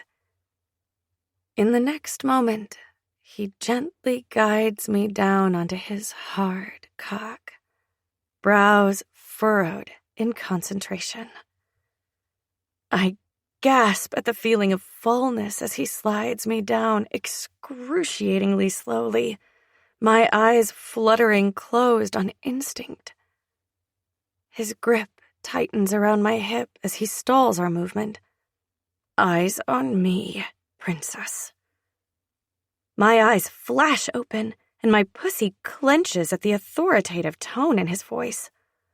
Fuck, he says on a groan. You like that, yeah? I nod several times. More, James. I need more. He loosens his hold on my hip, but keeps his pace slow. More what, Princess? You, I groan, cutting myself off as sweat beads on my brow. He feels too fucking good. He adjusts his hold so both hands land on my hips, and I squeeze his good shoulder with one hand, the other cupping my breast. I open my mouth to tell him something, I don't even know what, but he thrusts up, stealing my breath and all thought. A gasp leaves my lips and I slam my eyes closed. I can't keep them open as overwhelming pleasure spikes along every nerve ending. God damn, you feel even better than I imagined. I open my eyes in time to see him swipe his tongue over his lower lip in a move so sexy it should be fucking outlawed. He gives me a moment to get adjusted to the feel of him, and then I roll my hips, mimicking the movement from earlier. Only this time, it feels so much more. He groans my name before gripping my hips again, harder this time, and encouraging me to ride him faster, harder. Our mouths meet halfway as lust cascades over my body in waves. I lose the rhythm for a moment, stuttering as my pleasure spikes. Sully takes over and starts fucking me from underneath, and I'm too busy riding that fucking wave to protest about his injury. You're incredible, Elena, and fuck me if I don't still fucking love you, he says through pants and groans, his body taut. He takes us higher and higher, and when he snakes a hand down to pinch my clit, I free fall over that peak. I race back down to earth, content to let these waves of desire cover me forever. Tortured groans punctuate the air, and I fuse my lips to his, desperate to taste his passion. Passion that's mine. I squeeze my muscles around his cock and grin as his breaths turn labored. You're going to make me come if you keep that up. His words end on another moan as I roll my hips again and again. He tenses for a moment, and then I feel his hot cum inside me. He rests his forehead against my chest, his hair tickling my skin, and his hot breaths fanning my pebbled nipple. God damn, princess. That was fucking incredible. He tips his head up, and that stupid, hot, charming grin covers his face. There's something so disarming about his grin, probably because he so rarely uses it, but it melts my heart even further. That was incredible. I lick my lips, a flicker of worry creeping in on my post-orgasm bliss. That was okay, right? You're not hurt or regretting it? Sully places a soft kiss against my lips and slides my hair behind my ear. It was perfect. You were perfect. I grin and slide off of him with a small wince. I'm going to go clean up. You stay here and rest, okay? The way he looks at me, with love shining in his eyes, steals my breath for a moment. I haven't seen that look in 2 long years. I spin on my heel and walk into the bathroom with a small smile on my face. It feels good to be his again. It feels good to be all of theirs. 20 minutes and another shower later, I open the bathroom door, letting the steam pour into the bedroom again. I spy Sully's naked sleeping form on the bed, and I decide to let him rest. I slip on a clean shirt from the top of his dresser and make my way toward the kitchen. I'm parched, and a milkshake would taste so delicious right about now. I doubt I'll find a milkshake in their kitchen, but I'd settle for any kind of ice cream. I pause in the doorway to the kitchen when I see Rush and Wolf sitting at the table, each with a drink in front of them. Wolf swirls his glass tumbler around so the ice cubes clink together before he takes a healthy swallow of the amber liquid. "You're loud, baby girl."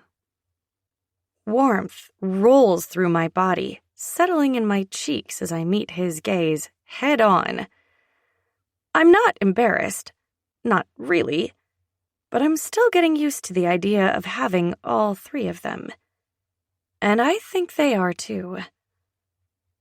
I'm not sorry, I tell him with a half-hearted shrug. "Nothing to be sorry for, Birdie. He's just a little jealous." I stare at Wolf, blinking a few times. You are? "Hell yes, I'm fucking jealous, but not like you think, so just relax that furrowed brow, baby girl. I'm just dying to get my hands on you again. What can I say? I'm fucking greedy."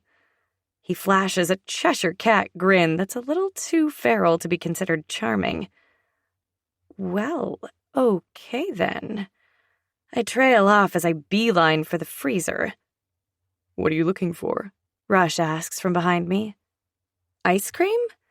I was thinking of making myself a milkshake, I tell him with my head inside their freezer. A tan, tattooed hand reaches past my face and pulls out a pint of strawberry ice cream. My favorite, I murmur. I know, Rush whispers, his breath stirring the damp hair next to my ear. A smile twists up my lips, and together, we gather everything we'll need for strawberry milkshakes. By the time I make enough for the four of us and pour them out, Sully wanders into the room. "Ah, Sleeping Beauty is awake," Wolf crows with a grin. "Fuck off, Wolf." He doesn't even look his way. His gaze is locked on me. More specifically, my bare legs underneath his shirt. I slide a milkshake across the island, and he snags it before it hits him in the chest. With Rush and I on one side, and Wolf and Sully across from me, I let the feeling of home settle into my bones. It feels amazing. And the urge that's been riding me for a couple of days, the one that's pushing me to protect this feeling, has me opening my mouth. I'm ready to see my aunt. And then I think I'll have to deal with Gallagher Industries. "Whatever it is, we'll deal with it together, Birdie." "Aye, as a family," Wolf vows. A family, Sully says, with a nod. Chapter 18. Elena. I move the side of my Jurassic Park shirt, adjusting the strategic rips in the sleeveless shirt made to look like dinosaur claw marks. Taking Back Sunday's Make Damn Sure plays through the speakers from Sully's playlist, and I smile. Thinking about his specific song choice back at the cabin has me wondering if this song is intentional too. That man is like an onion, and all his layers are hard and thick. That's not the only thing that's hard and thick. I startle myself and a giggle slips past my lips before I can stop it. Jesus, I don't know what the hell has gotten into me. I'm on the way to see my aunt about my dead mother's last words, and I'm fantasizing about Sully's dick and giggling? What the hell is going on with me? Well, it is an impressive dick. I roll my eyes at my inner monologue, which still sounds suspiciously like Maddie. I sigh and stare out of the window. I'm sure I'm in some sort of denial, but I've always been able to compartmentalize. I'm a multitasker.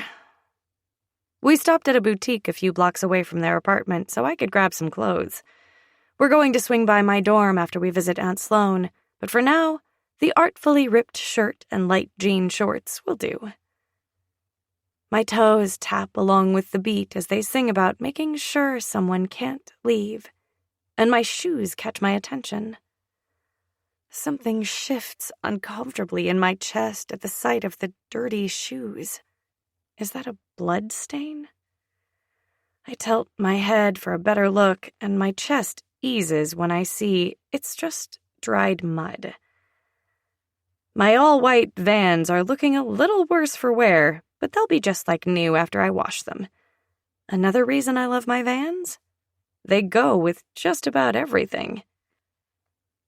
I hadn't given much thought to my outfit when I bought it, but it just occurs to me that I'm meeting one of my mother's last living relatives, her twin sister, to discuss her funeral arrangements in a shirt designed to look like a raptor ripped it. My mother, who was so concerned with appearances, dressing to impress, and acting however she deemed appropriate. She'd be incensed if she could see me now. A chuckle escapes me. The idea is so amusing in an ironic sort of way. Wolf slides his hand across the space between us in the back seat. It settles against my thigh. His warm palm squeezes once. I look to him, humor dancing across my lips. His brow creases with concern. You okay, Elena? Rush asks from the driver's seat as we pull into the valet line in front of my aunt's building. Yeah, I sigh out the word. It's just ironic. I meet Rush's gaze in the rearview mirror, his eyes narrowed, and I wonder if he thinks this is where I lose it. I bet they're all just waiting for me to break. I wouldn't be surprised. I mean, that's kind of what I'm waiting for, too. It's a weird notion, waiting for yourself to have an emotional breakdown. One caused by the death of your mother and the confirmed death of your father. Fuck, I'm an orphan. The words are pulled from my soul before I even have conscious thought to let them. Heaviness settles on my shoulders, and grief weighs me down. My eyes unexpectedly well with tears, and I chuckle, this disbelieving noise that sounds harsh to my ears. I flick the tears off my face, and I look between these three men. Rush and Sully are twisted around to face me, and Wolf has turned his whole body to face mine. Emily James sings a haunting melody in the background. I don't even know why I'm crying. It's just so unexpected, you know? I blow out a breath and stare at the car's ceiling to stop the tears from sliding down my cheeks. Orphan. I'm an orphan. The words are low in the quiet of the car. They taste foreign on my tongue. You make your own family, princess. My breath hitches as I stare at my first love. His face is open. His whole demeanor has softened toward me. I think we turned a corner last night, him and I. A gift in the middle of such chaos. Wolf squeezes my thigh once and steals my attention. His teeth dig into his bottom lip. Mary and Maddie, your aunt, us. We're your family now, baby. Rush's voice is firm. That goddamn commanding quality I love, coding every syllable. And you're not alone. Those 4 words feel like a promise from Sully's lips.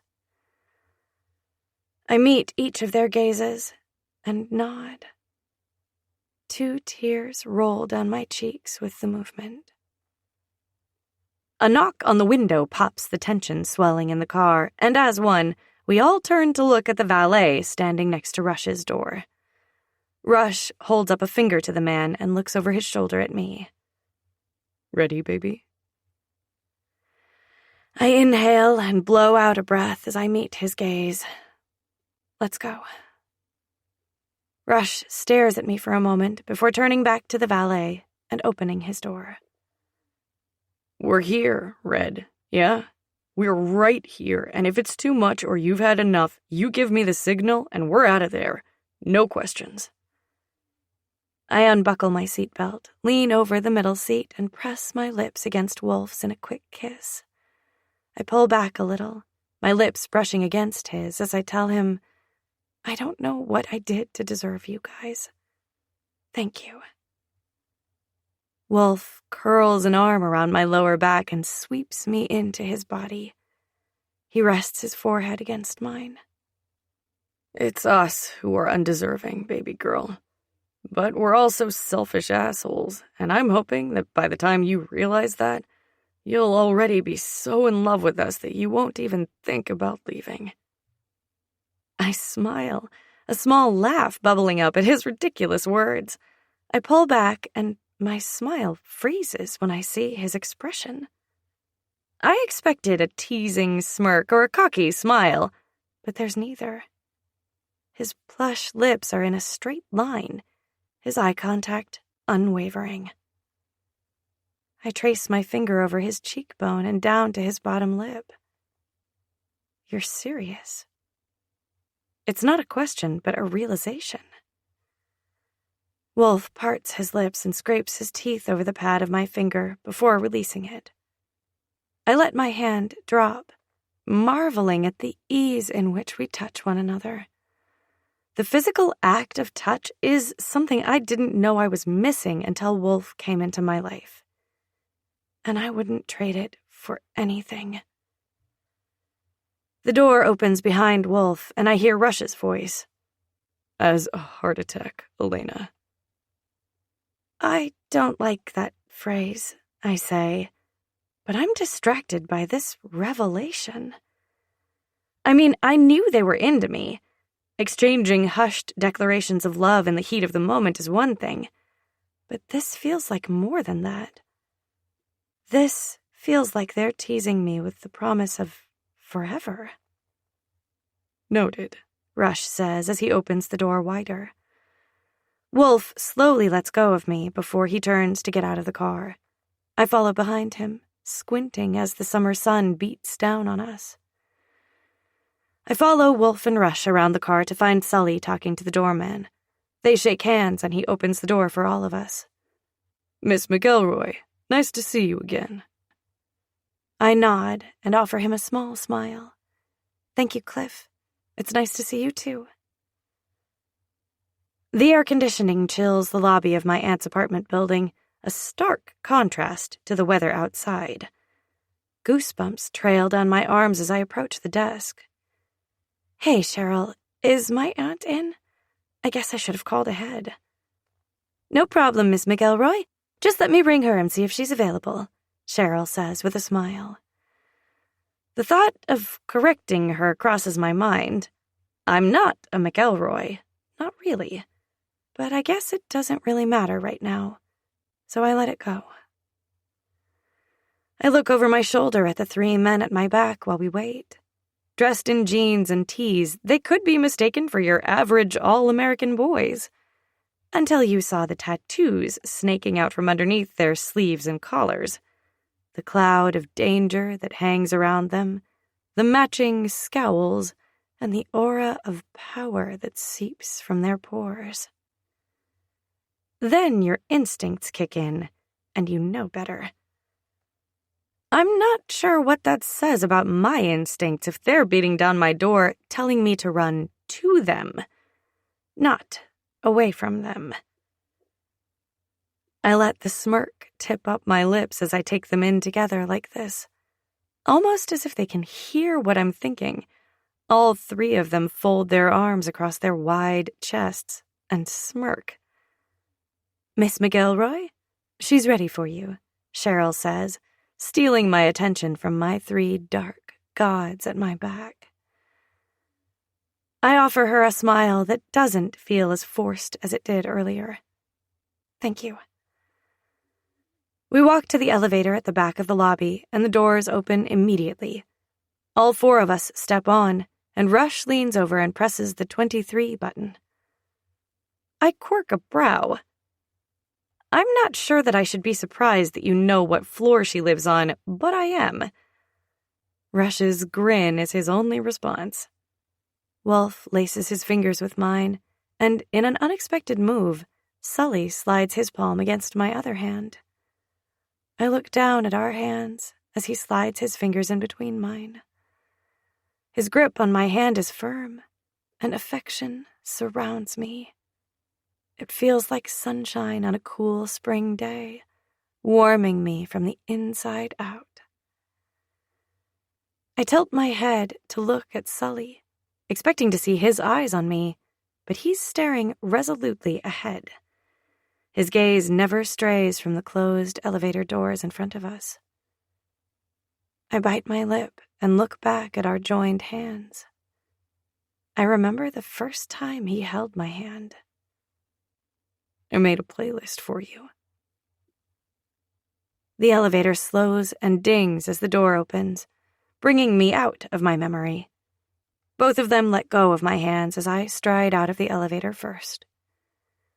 Squaring my shoulders, I walk to Aunt Sloane's apartment door.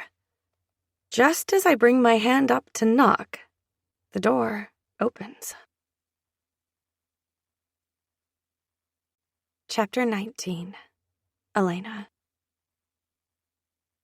My aunt stands in front of me in leggings and a baggy sweatshirt, face makeup-free and splotchy, hair in a haphazard ponytail.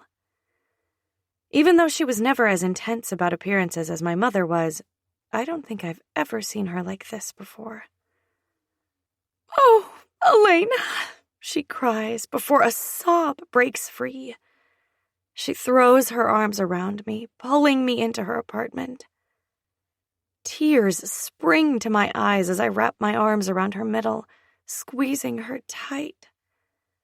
In some regards, Aunt Sloane was more of a mother figure than my actual mother was. And while my heart hurts for me, it's a different kind of hurt for her. She lost her twin sister, and I can't imagine the kind of pain she's in. I don't know what I'd do if I lost Maddie or Mary. I don't even want to entertain that depressing thought. She pulls back and cups my face. "Oh, sweet girl, it's all right. We'll be all right." She places a kiss on my forehead and runs her hands over my shoulders and down to clasp my hands. "I'm sorry, Aunt Sloane," I murmur, squeezing her hands back. She pulls back, her gaze straying over my shoulder. I don't need to look to know what kind of picture the three of them make standing side by side. I can feel them at my back, their presence rolling over me like a wave, a powerful and comforting wave. "And who do we have here?" Aunt Sloane pulls back and lets go of my hands. She sweeps her palms over her hair, smoothing any flyaways and stray locks back. Her shoulders straighten, and she fiddles with the collar of her oversized sweatshirt. "Well, if I'd known you were bringing company, I'd have dressed for the occasion." "What happened to Alejandro?" I ask with a raised brow and a smirk. I'm not surprised she's checking them out. I mean, she has eyes. Plus, she's known for her taste in younger men. She's mostly harmless. Aunt Sloane stops adjusting her sweatshirt and looks at me without a lick of embarrassment. "What?" she asks with a shrug. "I'm still a woman, Lainey." I roll my eyes. "Right. Well, these are my—" I cut myself off and glance to the side. Labels are such a funny thing. A few years ago, calling someone my boyfriend suddenly meant something more than just a guy who was my friend. It meant there were feelings and emotional connection. But what do you call what the four of us have? What do you call an emotional connection that binds you to 3 different men equally? Mine. I look at Aunt Sloane, holding her gaze, and say, "Mine. These guys are mine. Wolf, Rush, and Sully." Her lips twist to the side, and she regards me with a twinkle in her eye. "Well then, just give me a moment to freshen up, and I'll have Alejandro grab us some coffee from that cafe down the block. He's currently resting, but I think he'll be up soon anyway. Make yourselves at home." She calls the last line over her shoulder as she walks through the sunken-in living room and down the hallway toward her bedroom. Mary and Maddie have rooms down the same hallway, too, but they rarely stay here. Most of the year is spent at school with me, and they usually travel during the summer with their mom. As soon as she's out of sight, I feel them close in on me. Rush steps into my back, his body pressing against me from my thighs to my neck. I shiver as he snakes his hand in front of me, sliding it up my stomach and between my tits, resting against the hollow of my throat. I grin and tip my head back before he asks me. He rewards me with a low growl against my neck, his lips vibrating against the sensitive skin behind my ear. He slides his lips up to my ear and whispers, "Yours, baby." I turn my head toward him, his stubble scraping against my cheek. Arching my back, I press my ass against him and feel his cock lengthen in response. "Yes, you're mine." The words come out as a hiss against his skin, and his fingers flex in response. "You're playing with fire, baby girl." Desire coats Wolf's words. Arousal floods my veins, and I twist to look at him. Wolf and Sully stand next to each other to my left, and the matching looks of hunger on their faces steal my breath for a moment. We're walking a fine line, the four of us. One day, something or someone is going to snap, and the three of them will pounce on me together. I look forward to the day it happens. I shiver as I fantasize about Rush losing control, Sully letting go, and Wolf having free rein. A cough interrupts my daydreaming, and by the time my eyes refocus on the present, I'm looking at the backs of Sully and Wolf. I take a moment to appreciate this view, my lust still swirling around and distracting me. "Sorry to, interrupt. I'm Alejandro. Sloane's craving a cappuccino from the cafe down the street. Can I bring something back for any of you?"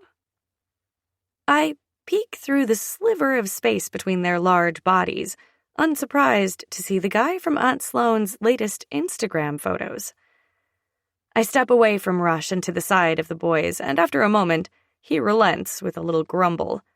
I flash Alejandro a smile. "Hey, I'm Elena.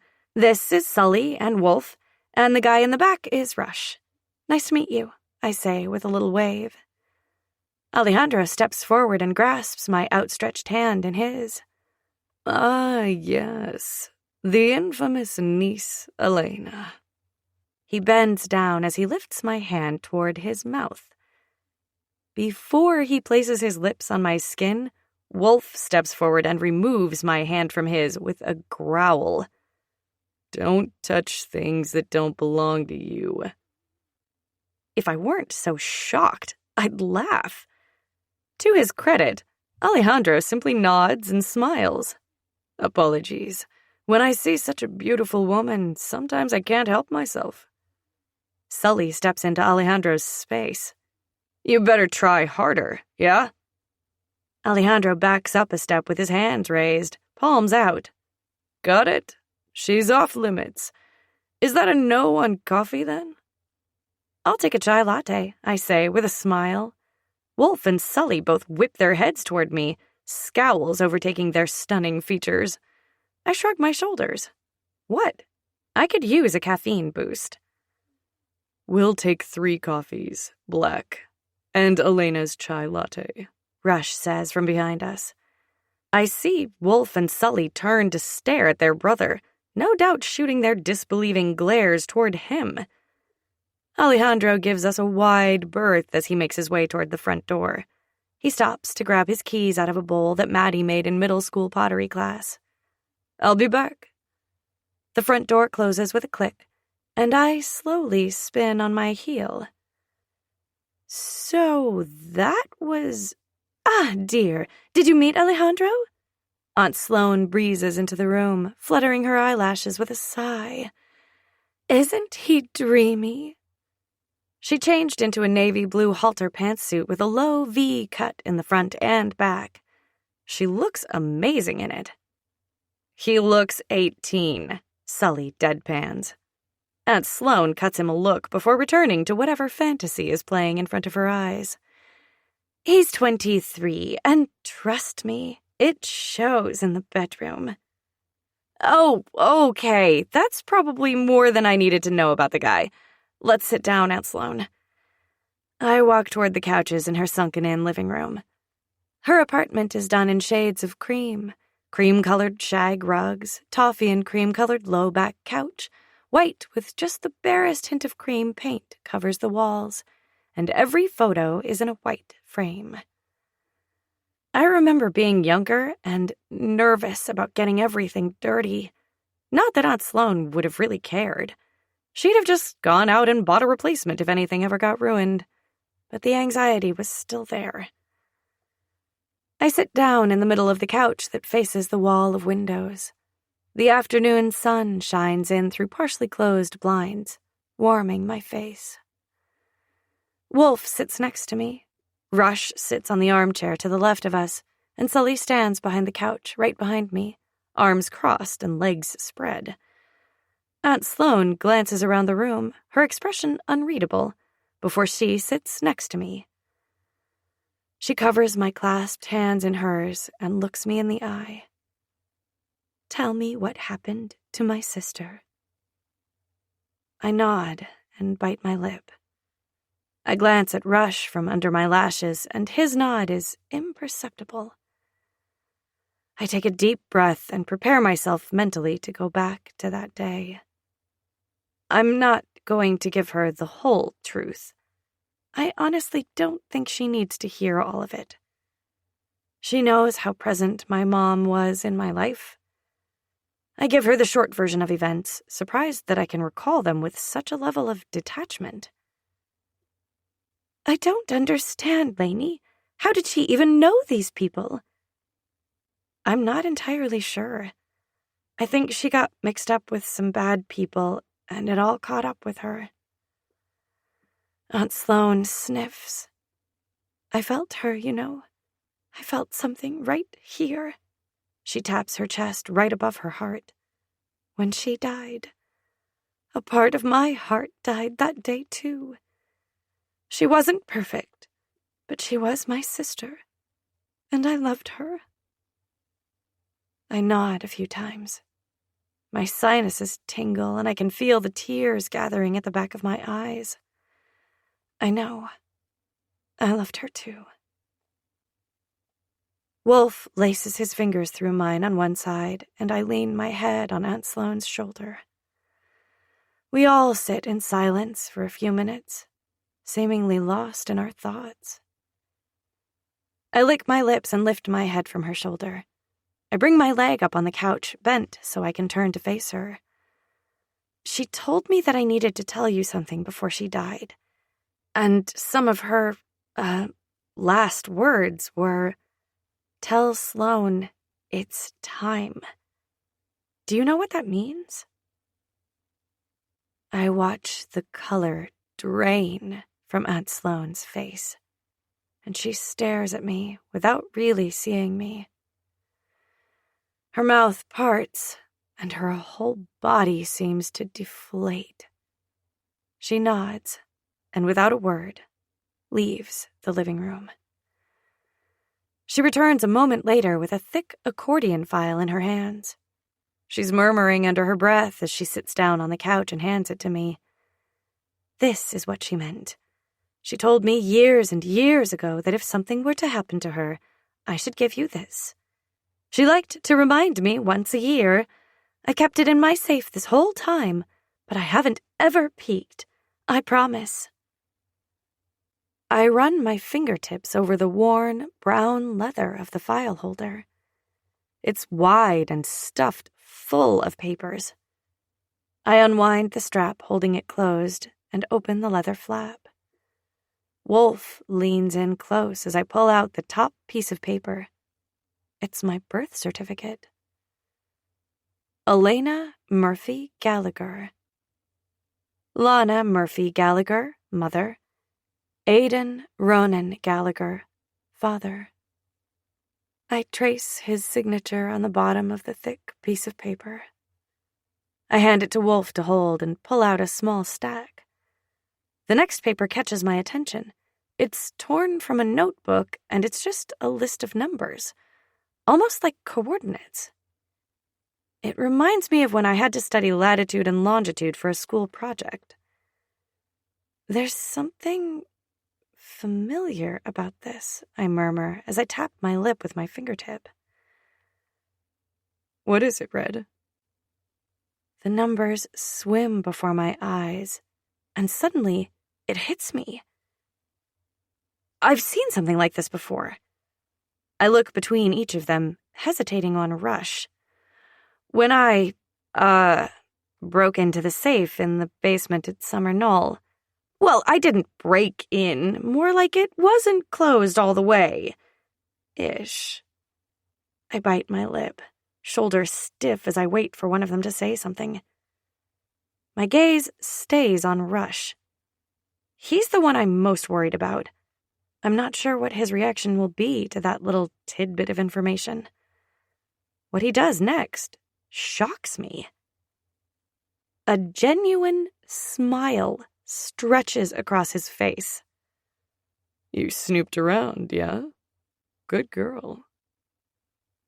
A shiver rolls over me when he says those two words in that low tenor of his eyes downright sparkling. What are these, Lainey? Aunt Sloane asks, her face hovering over my shoulder. They're coordinates. I'm not sure what they're for, but if they're in the safe, then I know someone who might know. The three men exchange a look, and I'd be a fool not to know they're talking about their father. Your mom. She'd drop off a piece of paper or envelope here for me to put in this folder every once in a while. Before last week, it had been years since she added to it. Sloane swipes underneath her eyes again, catching any stray mascara. She was here last week? Do you know what she gave you? My heart pounds in anticipation.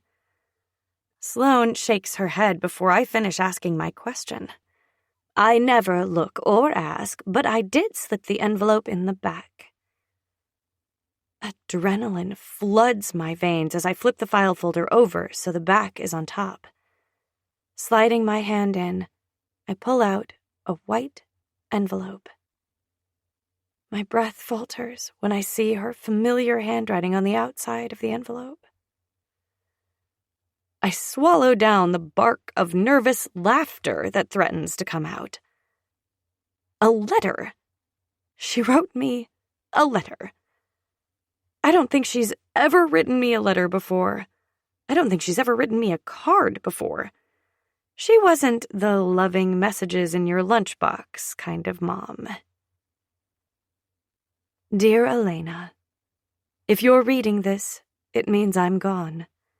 I'm not going to do that thing that people do where they act like we had some amazing relationship and you're beside yourself without me. I know I wasn't a good mother to you, and I'm sorry for that. I still remember when we found out we were pregnant. Aidan was overjoyed. He stopped strangers on the street and told them, "My wife and I are having a baby. Isn't that amazing?" He wanted you more than anything in the world. Not a day goes by that I don't miss your father. The only thing that brings me peace is knowing that I'll see him again someday. Life hasn't been fair to you. I haven't been fair to you. But I want you to know that I've always loved you. Always. By now, I'm assuming you know about your real name, your father's last name. If you have no idea what I'm talking about, I've included all the papers in here. They'll explain everything. Everything in this folder is for you. I've collected every piece of information I could over the years, but to get the full story on your father's family, your family, you need to contact the man who helped me hide you. All I have is his address from 10 years ago. Seamus Flannery, Lismore, County Waterford, Ireland. Give Auntie Sloane a hug for me. Mom. I fold the letter back into thirds, staring at the way the thick stationery absorbs my tears. Lifting my head, I meet Rush's gaze across from me. His posture is rigid, muscles taut, and he looks like he's seconds away from hulking out. A rueful smile tips up the corner of my lips at that thought. Watching Rush tear off his clothes as he kicks some ass? Sign me up. Words, baby.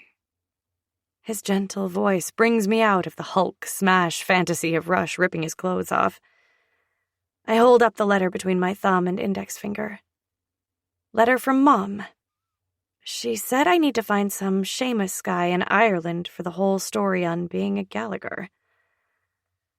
With a finger on my chin, Wolf turns my face in his direction. Why the tears then, baby girl? Talk to us. I lean forward, resting my forehead against his shoulder. I exhale a shaky breath and whisper, I just don't understand why it hurts so much. She wrote she always loved me, but it didn't feel that way. Not really. I lift my head and look at Wolf. The corners of his eyes are pinched, like he's in pain, and his grip on my ribs is firm. But then, why am I so sad? She was a shitty mom, Red, but she was still your mom. And it's okay to mourn her, Wolf murmurs. The dam, holding back my emotions, breaks with his words. Almost like I was waiting for permission to let go. I curl my fingers in his shirt and just let it all go. Sobs rack my body, and Wolf wraps his arms around me. My body expels all my pain and disappointment, attempting to purge it from my very soul. Chapter 20. Sully. Her words, so full of anguish, tug at something inside me I thought I buried years ago. I spare a glance at Sloane when she stands from the couch, murmuring something about getting a drink. The moment she leans her head on Wolf's chest, the saddest goddamn noise I've ever heard leaves her lips almost involuntarily. Wolf closes his arms around her and cradles her to his chest. He rubs his hand up and down her back and whispers something too low for me to hear. I'm not sure I could hear anything anyway. My ears are ringing, and my vision is graying out on the sides. I clutch my chest, where it feels like my fucking heart is about to explode. Am I having a goddamn heart attack? Lainey makes another noise, this one more pained than the last, and I'm moving before I even realize what I'm doing. With a hand on the back of the couch, I launch myself over it to land on the cushion behind her. I curl my arms around her middle and lean my head against the back of her neck, draping my body along the back of hers, protecting her. I feel my brother's eyes on me for a moment, but then his focus is back on our girl, and goddamn, she is our fucking girl, isn't she? I know what we said to each other last night, but that shit feels more like a fever dream than real life, and in all my wildest dreams, I never imagined it'd be like this. Rush kneels next to her on the floor, shielding her body from that angle. I watch as he holds her thighs in his hands, his gaze far away, and probably calculating whatever homicide he thinks will fix this. Not that I fucking blame him. We're a trio of shields surrounding her while she's vulnerable. I don't know how long we stay like that. Long enough that Sloane's little boy toy comes back with coffee and leaves just as quick. Long enough that my legs are cramping up from this hunched over position. Long enough for our girl to run out of tears and fall asleep like this, propped up between the three of us. I'm almost annoyed at how good it feels to have her in my arms again, even if it's because she's heartbroken, which makes me a total prick. She's out. Wolf's voice is low. I lift my head off of her back, sliding her hair to one shoulder to place a kiss on the nape of her neck. I'm actively tamping down the panic that's threatening to rise and overthrow me. Being with her like this, with them, letting myself care about her so quickly is fucking dangerous. It'd be all too easy to let myself get consumed by her again. But a lot of shit has changed in 2 years. I've changed, and I have other responsibilities now. Things I can't afford to lax on. You good, brother? Rush asks me with a head tilt. I nod a few times. It's dangerous. She's dangerous. Wolf scoffs. Why? Because some rich prick owns some business overseas? Please. She doesn't have anything to do with that shit. Not really. Nah, not that. Though I think you and I both know that if that's who sent that red-eyed motherfucker after her, it's not just some rich prick. I eye both of them before I glance at the siren in my arms. She's always been my goddamn siren, and you guys have no idea what I'm willing to do, how far I'm willing to go when it comes to her. I almost left the Brotherhood, you know.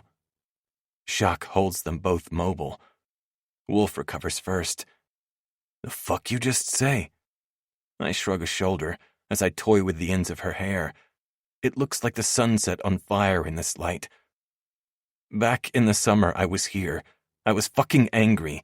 Mad that I'm the one that got pinched because we had a fucking rat.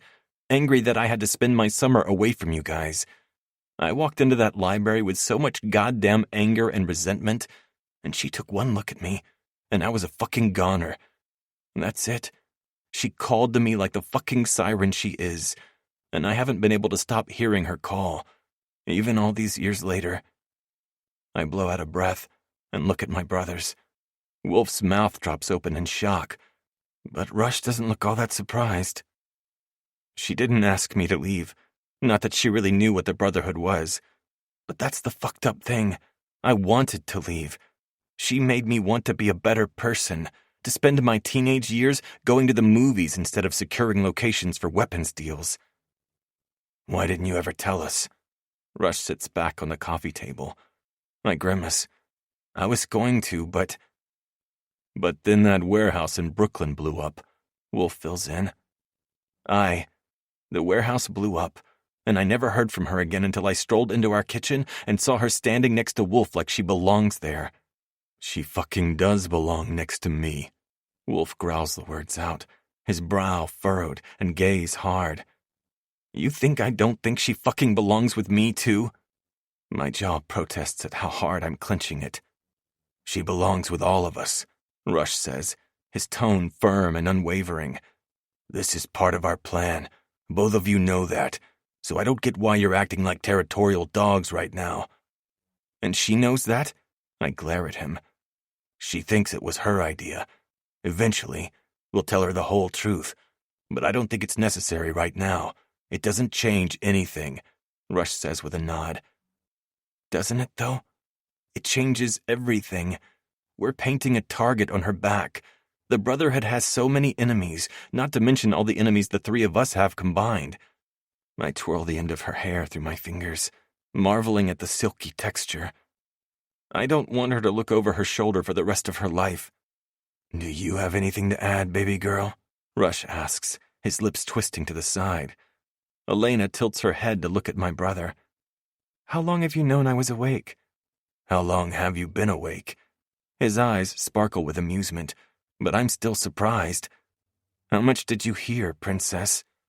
She adjusts her position on the couch, so she can see all three of us clearly. She swipes under her eyes and runs her fingers through her hair before blowing out a breath. I guess this is as good of a time as any, right? I don't think I've made it a secret, but just so we're all on the same page, I want to be with you, all three of you, at the same time. Her phrasing catches me off guard, and all the blood rushes to my cock when I think about taking her in all the ways I want to. The three of us have never shared a woman like that before, but with the way their eyes light up, I'd say we're all in agreement that we're up for it. Elena notices the shift in the air and rolls her eyes. I didn't mean it like that. I mean like date the three of you at the same time. Are you sure you didn't mean the four of us playing out those dirty little fantasies you often have? Wolf teases. Pink colors her cheeks and spreads down her neck. I find myself locked on the flush, desperate to know what else of hers turns pink like that. When we were together last night, I didn't have enough time to look her over properly, to explore every inch of her soft skin. We were tangled up in our past, and we let our bodies do the talking. I'd do it again in a fucking New York minute, but this time, I want to watch every minute of it. She's always felt like a gift to me, something to be treasured. Only now, I want to treasure her on my knees. She shrugs her shoulder and licks her lips. I imagine those perfectly pouty lips wrapped around my cock, and I have to fight back the groan. I don't know what the fuck is going on with me. I'm acting like a 13-year-old the first time he saw tits. I mean, would it be okay if we, all play together sometimes? I like one-on-one, but I think I might like to try other stuff too. She trails off as soon as she realizes the three of us all leaned toward her as if pulled by some invisible force. And fuck me, if I was getting a semi at just the idea of her before, hearing her say she fantasizes about the four of us is enough to send all the blood to my dick. Apparently, I'm not the only one with that problem. Wolf picks up her hand and jumps up from the couch. This is a good plan. Let's do Red's plan now. She laughs, the joyous sound breaking some of the tension filling the room. I am not messing around inside my aunt's house. Besides, we still have all this stuff to look through. But maybe someday soon, yeah? She tugs on Wolf's hand, and he collapses next to her on the couch. I know you have some sort of agreement, and I don't really understand it, but if one of you wants to not be in this foursome, then that's okay too. She licks her lips. I know it's a little hypocritical of me to ask you three to share me, even though I'm not willing to share each of you, so I won't hold it against you if you want to bail. She looks right at me when she talks, and her gaze feels like it's staring straight into my soul. I'm not sure if I'm ready for all that. To be with her, of course. To share her with my brothers? I'll get there eventually. But I'm not ready to bear all my fucked up emotional shit to her. Not on a day where she's up to her knees in her own emotional turmoil. I shift my gaze to the file on the table and clear my throat. Why don't we take this home? We can go through it a little easier. No one calls me out on my obvious redirection, and I'm thankful. Rush replaces the few things we took out and wraps the strap around the binder, securing it. The doorbell rings, and the four of us look between each other. Was she expecting anyone? Rush asks. And just from the way he's gone stiff, hand hovering over the gun I know he keeps tucked in his pants. Elena shakes her head. I don't know. Maybe I should go get my aunt? Before she can get Sloane, she appears at the mouth of the hallway. Did I hear the doorbell? Strange. I wasn't expecting anyone. Fuck. Okay. It could be nothing, or it could be something, and in this life, I like to err on whichever side keeps me breathing. I hand the file to Elena and gently move her behind me as Rush grabs his gun and points it at the door, trigger finger ready. Sloane opens the door, and I swear you could hear a pin drop. Duh? Chapter 21. Rush. Give me one plausible reason why you're here and not just following us, I ask my father as he stands in the doorway of Elena's aunt's house. My da stares at me, his face open. He raises his hands slowly, palms out. It's just me, boyo. No one else. You can trust me. Answer the question. I grip my gun tighter, my knuckles white.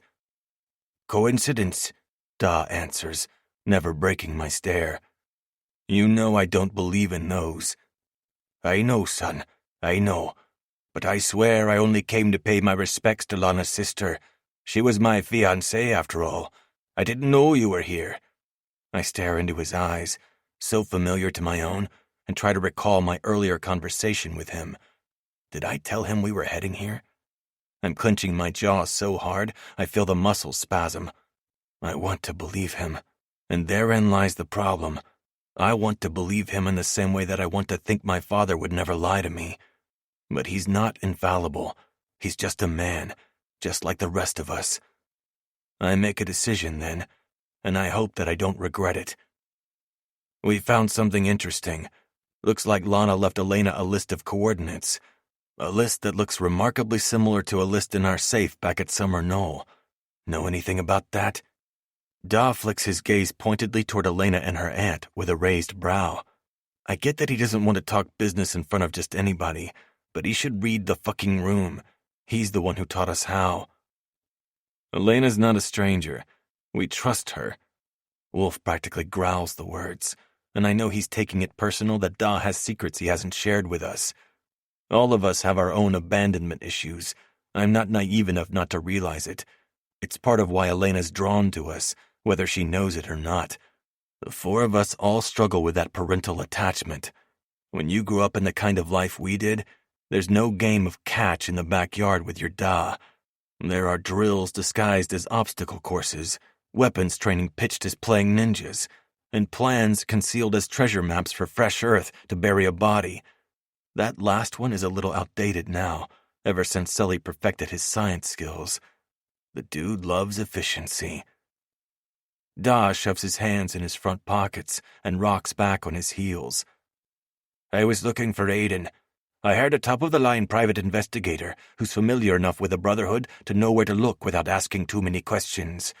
The list is a collection of places he's supposedly been before, either on a job or traveling with his family. Then how did Lana get one? Sully asks, his tone guarded. Dunno, boyo. I suspect she hired her own investigator. Did her list say anything else? I shake my head. We'll let you know if we find anything worthwhile to you. He understands my dismissal right away. A muscle in his cheek twitches, and I idly wonder if that's what I look like when I'm curbing my anger. What an interesting thing to pass down a generation.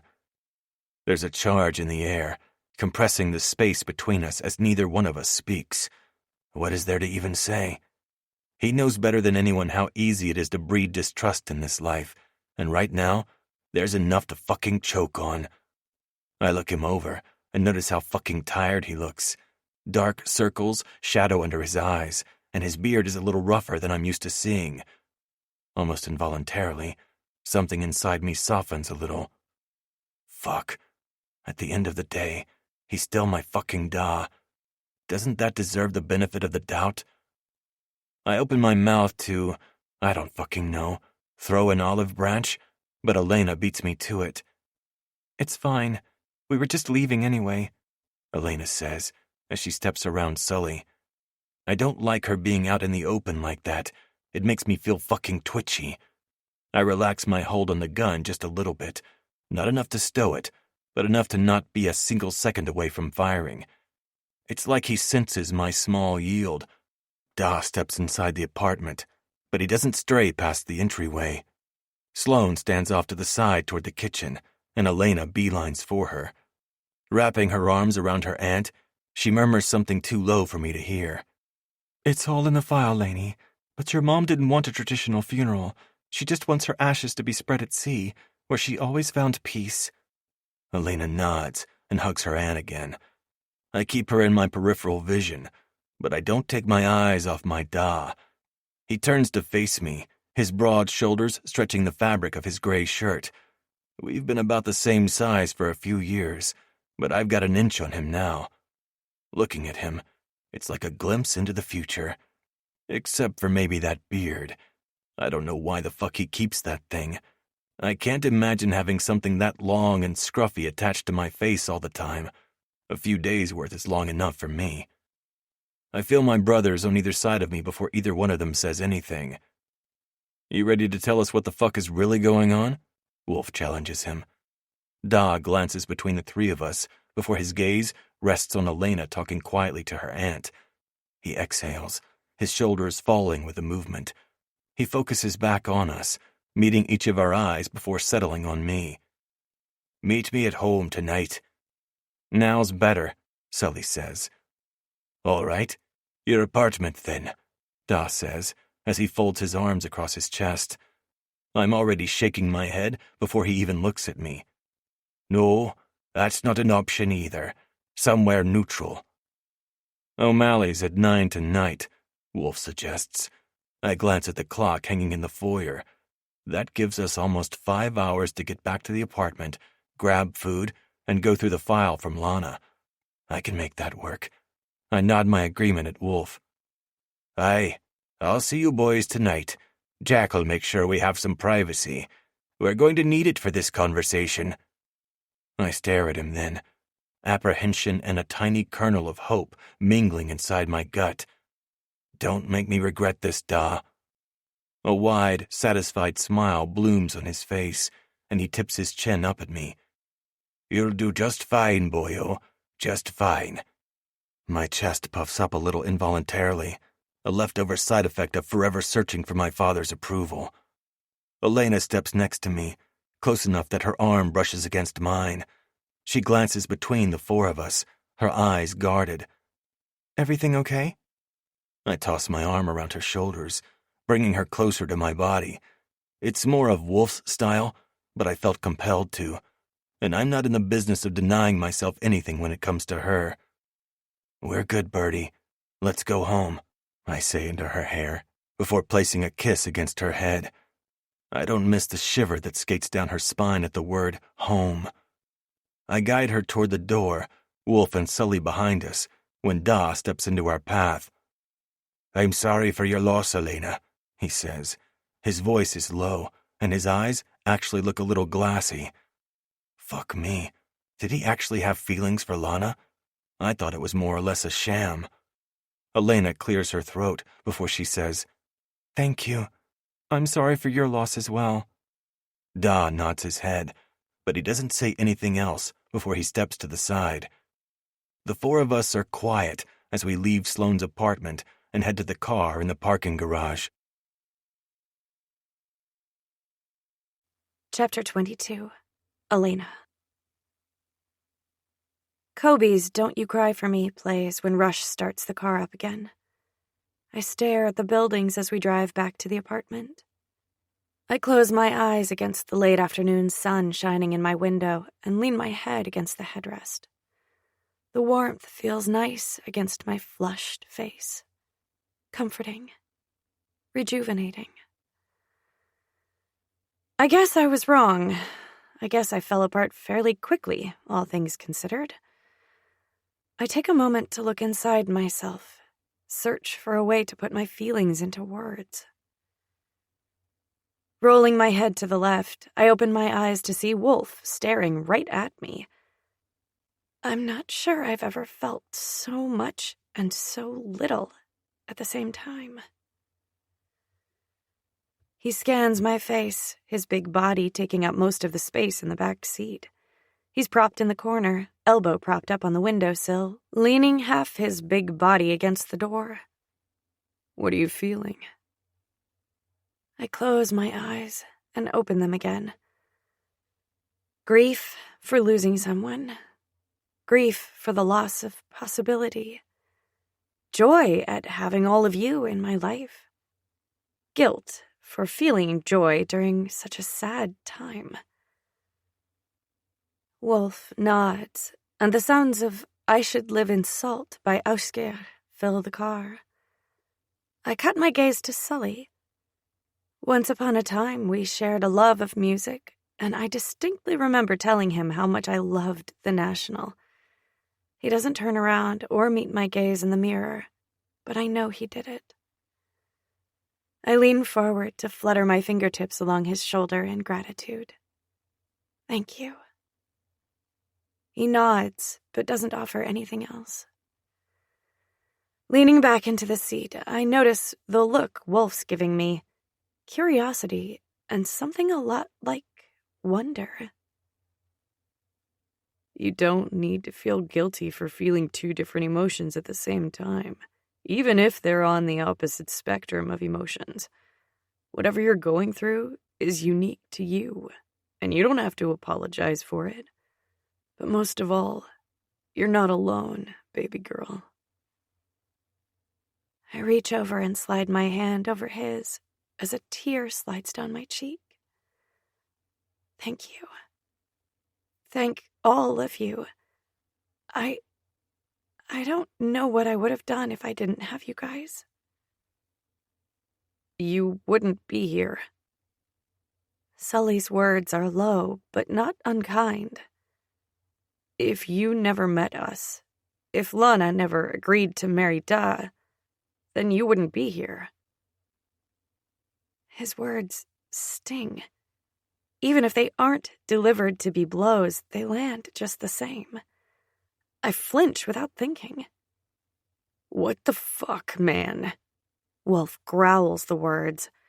Rush just shakes his head and sighs. What? It's true, Sully says as he crosses his arms.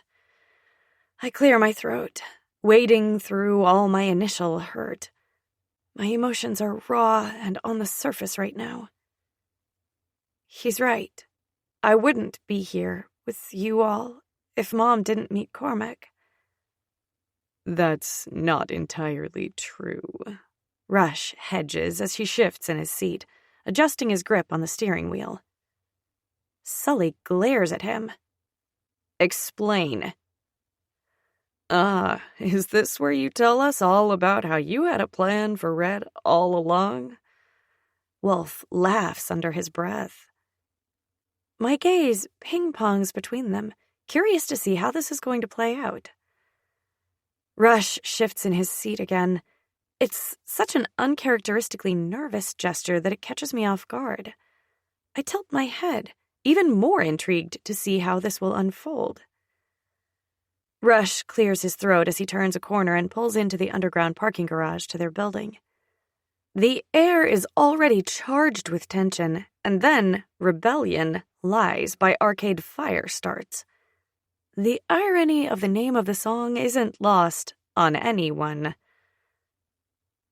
The playlist ended and it automatically played this song, so don't side-eye me, man. Although, it is kinda timely. Sully smirks. Rush pulls into the same spot he was in earlier, the open one between Wolf's car and a charcoal gray SUV. He shuts off the engine and tips his head against the headrest. She's funny and smart and kind and absolutely fucking perfect, and I won't apologize for wanting her the moment I laid eyes on her. Warmth unfurls inside me, flushing my cheeks at his words. A kernel of confusion worms itself inside the bubble of affection. He got all that from watching me sing on Friday nights? Wolf must be on the same wavelength because his next words echo my thoughts. And how did you come to know all of that about Red, You already know I went to O'Malley's on Fridays. And I also know that you two didn't interact much until recently, so explain it to me, brother. Rush meets my gaze in the rearview mirror, his stare bold. I watched her. How? Sully asks. Because I had cameras installed. His gaze doesn't flinch away from mine. I fucking knew it. No wonder you're always glued to your computer, Wolf says with a humorless chuckle. Where? Sully demands. O'Malley's and a few surrounding streets. Rush is unapologetic about his little foray into surveillance. Surprise and something darker floods my veins. I think I should be alarmed that he was essentially spying on me. Maybe I'm just on emotional overload because those are not the thoughts swirling around. Looking back on the last year, there were so many times I felt like there were eyes on me. But I always chalked it up to living in New York City. But now I wonder if it was Rush's eyes on me the whole time. A shiver of awareness works its way through me. Would it be such a bad thing to have Rush looking out for me? It certainly doesn't feel like it now. And I didn't know him then. Not really. But I have a feeling I wouldn't have minded then, either. Okay, so what does that have to do with our current situation? Wolf asks, bringing my thoughts back to the present. Rush shifts his gaze to his brother. I was going to bring her in. For us. Wolf's lips twist to the side as he taps his leg twice before he looks at Rush. See, that's the thing, brother. I can't figure out why you didn't bring her up to us earlier if that's what you were thinking. No, I don't think you had any intention of bringing her in for our agreement. Not right away, at least.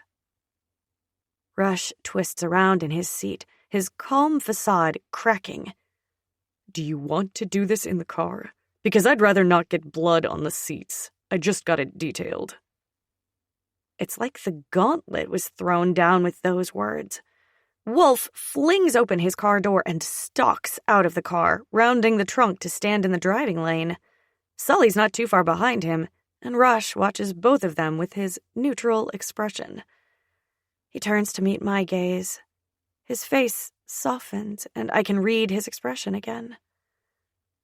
Don't step in, okay? Just stay in the car. I only stare and nod, confusion taking center stage. I watch in fascination as Rush blanks his face again and prowls out of the car to meet the boys in the driving lane. I twist around to keep them all in my line of sight, but I can't quite hear what they're saying. I have a pretty good hunch it's about me, at least indirectly. I make a quick decision and get out of the car. On quiet feet, I walk to the back of the car and lean against the trunk. Wolf's in Rush's face, while Sully stands to the side of them, his arms crossed over his chest. It happens in slow motion.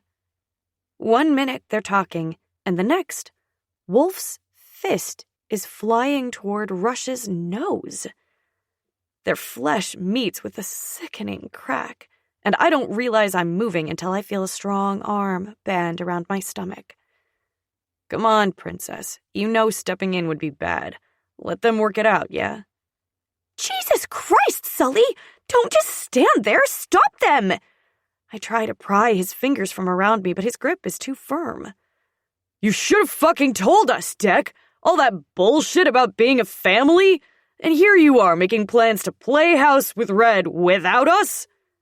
Wolf's breaths are choppy, and his chest rises and falls in fast, heavy breaths. I should have told you both earlier. I'm sorry. But I won't apologize for going to O'Malley's to see her every week. Or for wanting her. Fuck, man. I'm not mad about that. Not really. My feelings are fucking hurt, okay? You lied to us after you were adamant about no secrets. Wolf rakes his hair off his face, leaving his hands in his hair, biceps bulging. I'm sorry, Con. I watch in fascination as both men stare at one another, and with each exhale, their chests deflate, and so do their tempers. But how the fuck was I supposed to know fate would bring her to us like this? Rush rakes his hands through his hair. I'm calm enough now, and I tap Sully's hand 3 times. He loosens his hold, and when I don't immediately run toward them, he steps back so he's standing next to me. I don't know, man. Maybe from all the other shit that you somehow just always know. Wolf throws up his hands and turns to face the side.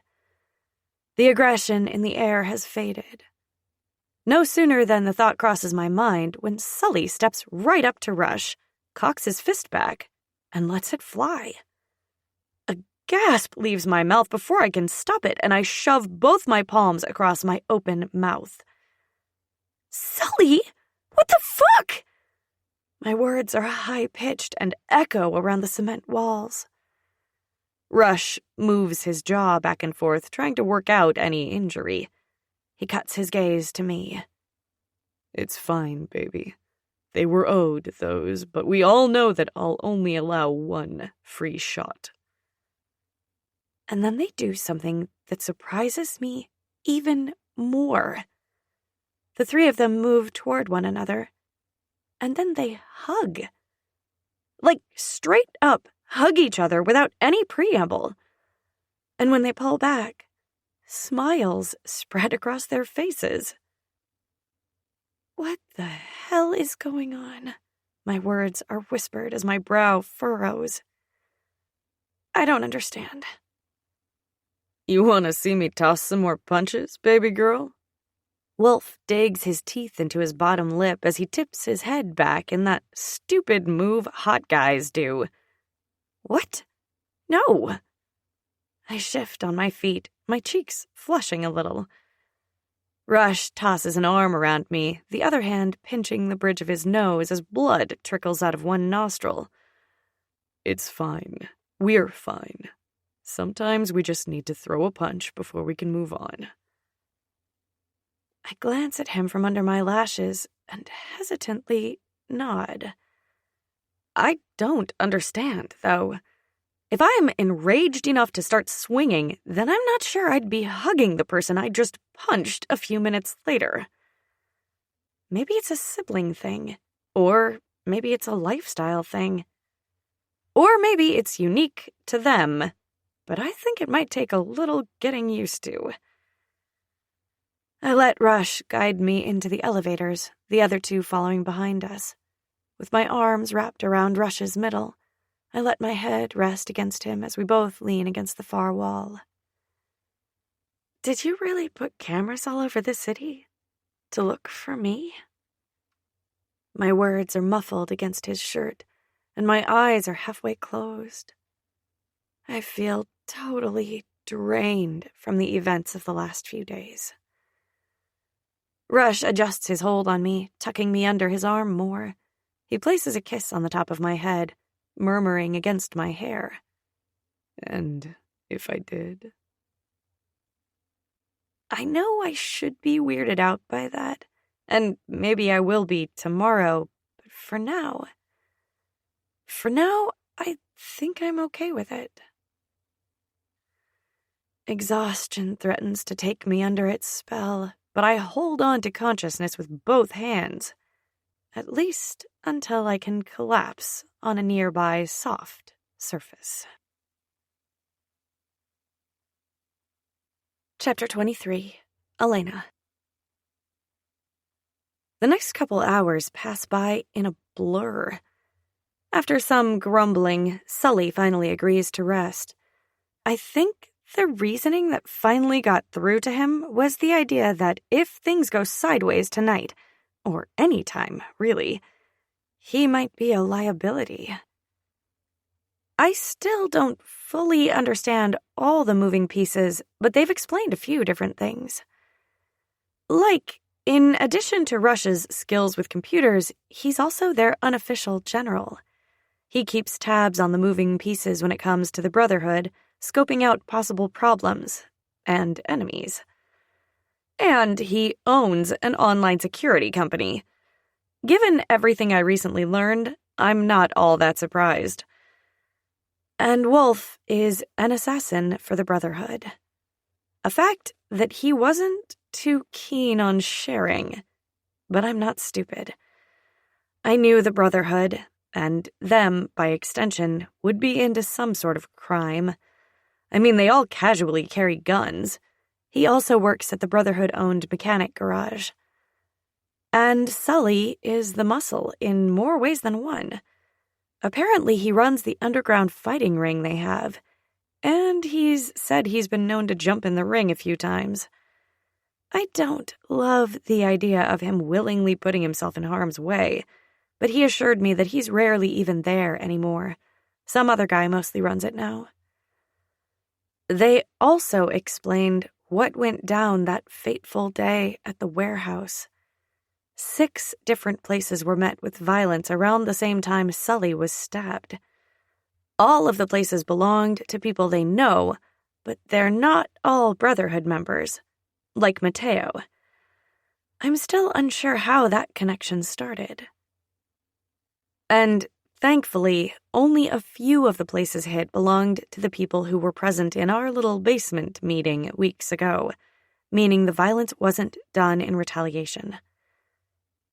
God, has it only been a couple of weeks since then? Time feels weird here, with them. Or maybe it's just this specific time in my life. It feels almost fluid. 1 minute, I'm sipping a latte and binge-watching The Vampire Diaries with Mary and Maddie, and the next, I'm dodging a crumbling building that blew up. We're sprawled out around the coffee table in the living room of their apartment, trying to go through Mom's file folder. It's a hodgepodge of information. Family tree lines from Mom's side of the family, medical records, random pieces of paper torn out of a notebook with notes that don't make a lot of sense. Papers cover every available surface. Some are laid out on the couch, while others are in a pile in the corner of the rug. It looks like a hoarder's dream in here. All 4 of us are spread out on the floor, each reading something and attempting to make sense of it, trying to place meaning on it other than the obvious keepsakes. A lot of it is personal stuff. Some love letters from my dad to my mom, photographs of my grandparents with their arms around me at a picnic table somewhere, a couple of baby photos of me, and then my parents' wedding photo. There isn't a single photo of my dad and me together. Not in here, at least. It's depressing the hell out of me, but Rush said he might be able to do some digging and find something. I'm not hopeful, but I appreciate the gesture all the same. I'm sorting through a small stack of papers when I find it. Our first real clue. Bank statements. Lots and lots of bank statements.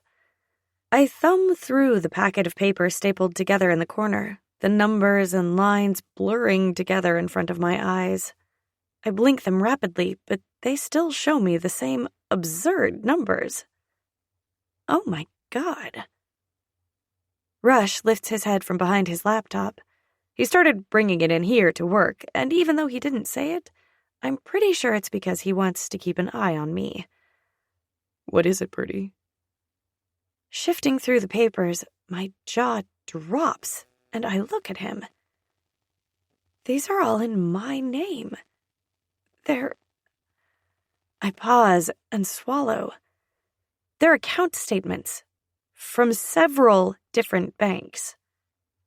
Rush stands, but Wolf reaches over first and grabs them. He whistles under his breath as he flips through the pages. Damn. There's got to be 100 million in this one at least. I sputter and choke on absolutely nothing. I literally choke on air. The thought of that much money is astounding. I'm sorry, did you just say 100 million? As in dollars? Aye, Wolf says without taking his eyes off the handful of papers. Looks like some are offshore, 1 in the Swiss bank, 1 at some bank in Ireland, and 2 here. I don't know what to say. Where did this come from? I didn't think we had that kind of money. My mouth sort of hangs open at the idea. Baby girl, you go to one of the most elite boarding schools. How did you think your ma paid for it? Wolf raises a brow. My mouth snaps shut with an audible click. I hadn't really ever thought about it. Wolf makes a non-committal noise as he flips through the stapled stack of papers. Wait, could it be like an inheritance from my mother's parents? They passed away a while ago. Most were opened before you were born and transferred into your name 19 years ago. The paperwork for it is right here. One looks like it's just yours, though. The one in Ireland. Wolf's voice is low as he scans the information. Damn. I don't know what to say to that. I sigh. Nothing to say, princess, Sully says with a cheeky grin. I flash him a grin and toss a balled-up piece of paper at him. It goes wide and lands a few feet away from him. He arches a brow, smirking at me and flashing that dimple I love. We need to work on your aim, princess. You gonna give me another self-defense lesson? I tease, with a smile playing around the corners of my lips. Sully's eyes darken to a dark blue as he looks at me. Aye, I'll be giving you a self-defense lesson tonight. We've got to meet Di at O'Malley's, so your lesson will have to wait until tomorrow, man. Wolf murmurs without looking at either of us. I don't think they're talking about exercise, Wolf. Rush's tone is droll, and I let the smile break free with a giggle. Wolf lifts his head, his brow furrowed. What? He looks between Sully and me, and a sly smile crosses his face as he waggles his brows. Ah, a self-defense lesson. Now it's Sully's turn to toss the crumpled-up piece of paper at Wolf. Green isn't a good color on you, Wolf. He watches it hit him square in the chest and fall to the floor before he moves his gaze to me. Lust shines from his espresso-colored eyes, darkening them. My smile slips as a shiver of arousal zips up my spine at the unspoken promises in his gaze. Rush slaps a stack of paper against Wolf's chest, breaking the spell. Read through these. I blink a few times and return to the folder in front of me. Later, baby girl. I glance at Wolf from underneath my lashes, nodding at his words that sound a lot like a promise. Silence descends on us as we continue to wade through the information from Aunt Sloane's safe. Not all the papers on the floor are from my mother's file folder either. Some are different things Rush has found online that we thought might help connect the dots. Like printed out aerial maps of a few different addresses we found. And one particularly interesting article from an Irish newspaper detailing a conspiracy theory about Gallagher Industries. I scan the article again, my mind stuck on the timeline of events. It reads like the plot of an action movie, but there's a ring of truth to it. I pick up the piece of paper and read it again. So, my dad was the oldest and the heir to Gallagher Industries, which, by the way, I still don't really understand what they do. And he bailed, so his younger brother Brady took his place. The author of this article notes that this was the first time any firstborn Gallagher has ever stepped down, publicly at least. And that upset the balance of the board, whatever that means.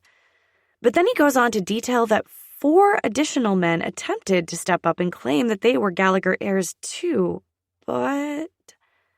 I scan the rest of the paragraph. Those claims were either disproved or discredited. I glance up and notice 3 pairs of eyes are locked on me. Gallagher Industries is listed as a technology company, and after a little strategic digging, I found that they also develop weapons. They're a privately owned company that's been around for at least 100 years, and they have several military contracts. I don't know the specific contracts yet, but I could probably find out with a little more time. Rush offers. I nod, flicking my gaze back down to the stack of paper in front of me. Okay, so this journalist goes on to write 2 more articles about Gallagher Industries. This one explains the events that happened 8 years after Brady took over. What's it say? Wolf asks. 10 years after Dad stepped down, which would put it right about the time he met Mom, Brady stepped in. 4 years later, Oscar Gallagher, their dad and my grandfather, died. A small thread of grief winds its way around my heart. I never had a chance to know my father's parents. Then, 2 years later, Dad, went missing, and Brady died. I look at the stack of paper fanned out next to me, sliding a few around until I spot the one I'm looking for. Plucking it from the floor, I reread the dates. The time between when Dad left for his job and the time Brady died is 2 weeks. They called it a mugging, but this journalist thinks it's part of a bigger conspiracy. That either members of the board staged a coup, or that an outsider wanted a position on the board and found a loophole. What sort of loophole? Sully asks. The loophole that says if no Gallagher sits on the board and there are no heirs, an extended family member is appointed. But there is a Gallagher heir. You. Wolf's gaze is intense as he stares at me. I nod, the motion slow. Something that my mom went through great lengths to conceal for 8 years. Rush stands up. What's the journalist's name? I scan the article for the byline. Christopher Lean. He walks to the edge of the rug to a pile of paper ripped from a notebook. Your mom wrote that name down on here. And I just looked him up online. It looks like he died. Sully trails off and looks from his phone to us. 8 years ago, mugging in Lismore. Lismore, County Waterford? As in the same small town Seamus Flannery lived? Rush asks. There's only like 1,500 people that live there. I sit back against the couch with a thud. So, the guy who publicly pointed a finger at the company that deals in weapons and technology for various government agencies died around the same time my father and Brady died? In the same small town as the guy who apparently helped my mom hide me? My mouth parts as my mind races. I blow out a long breath. I'm not sure if I've watched the Bourne movies too many times, but this feels like an actual conspiracy or one hell of a coincidence. Nah, I don't believe in coincidences like this, Red. My heart starts to pound. I know what I'm about to suggest sounds a little crazy, but part of me also thinks that it's the next logical step. I stand up and face them. Okay, let's do it then. Let's go to Ireland and get to the bottom of this. No one speaks for a moment, and then Rush nods and says, Aye, I'll call in a few favors to get the trip off the books. It's best if we leave the country undetected. I tap my lip with my index finger, nervousness jumping around inside my veins. When can we leave? I'm eager to figure all this out. Rush is already typing on his phone. Tomorrow. Tonight we have to meet Da. He eyes Sully with a frown. But I'm not too sure you shouldn't stay here and rest. And before you get mad, someone should stay with our little bird. I bristle and glare at Rush. First of all, I'm perfectly capable of taking care of myself. And maybe I wanted to tag along. Do you? Rush arches a brow. I huff and shift my weight. Well, not really, no. But it's the point, and The doorbell rings, interrupting me. All 3 of them whip out guns from places I didn't even realize had guns. Under the coffee table, the side table, and next to the couch. Sully moves to stand in front of me, and Wolf and Rush turn toward the door. I clear my throat as the doorbell rings again. Oh, I forgot to tell you. I invited the King sisters over. Chapter 24. Wolf.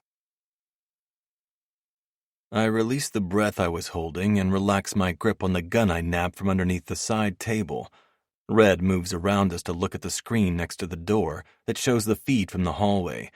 Even from here, I can see the faces 4 of the King sisters are pulling, tongues sticking out and other weird shit. All except Maeve. She's all business, staring right at the camera hidden in the corner of the doorway with a serious expression. Red opens the door, and a wave of noise greets us. I always forget how fucking quiet it is with the entire apartment soundproofed. It was a precaution Rush insisted on when we bought this place years ago, since we frequently discuss Brotherhood business here. All 5 kings stride inside like they own the place, none of them flinching at our aggressive formation or the guns in our hands. I'm not sure if it's a testament to their upbringing or their familiarity with us. Probably both. Damn, Fitzgeralds. Pretty fancy place you got here, Rasheen says with a whistle. Rush tenses before he glances at Red. A word, Bertie? She follows my brother into the hallway and into his bedroom, closing the door behind them. Sully and I share a look, but neither one of us follows them. I don't suppose anyone bothered to tell her Rush doesn't like people in his place? Maeve asks as she walks into the living room. Nah, it wasn't really a priority today, Sully answers her. I heard you guys had a busy few days. Fiona settles into the armchair with a sigh. I pivot to give her my attention. Something about the way she said that doesn't sound right. Where'd you hear that? Fiona leans her head back, tilting it to look at me over the arm of the chair with a smirk. A little birdie told me.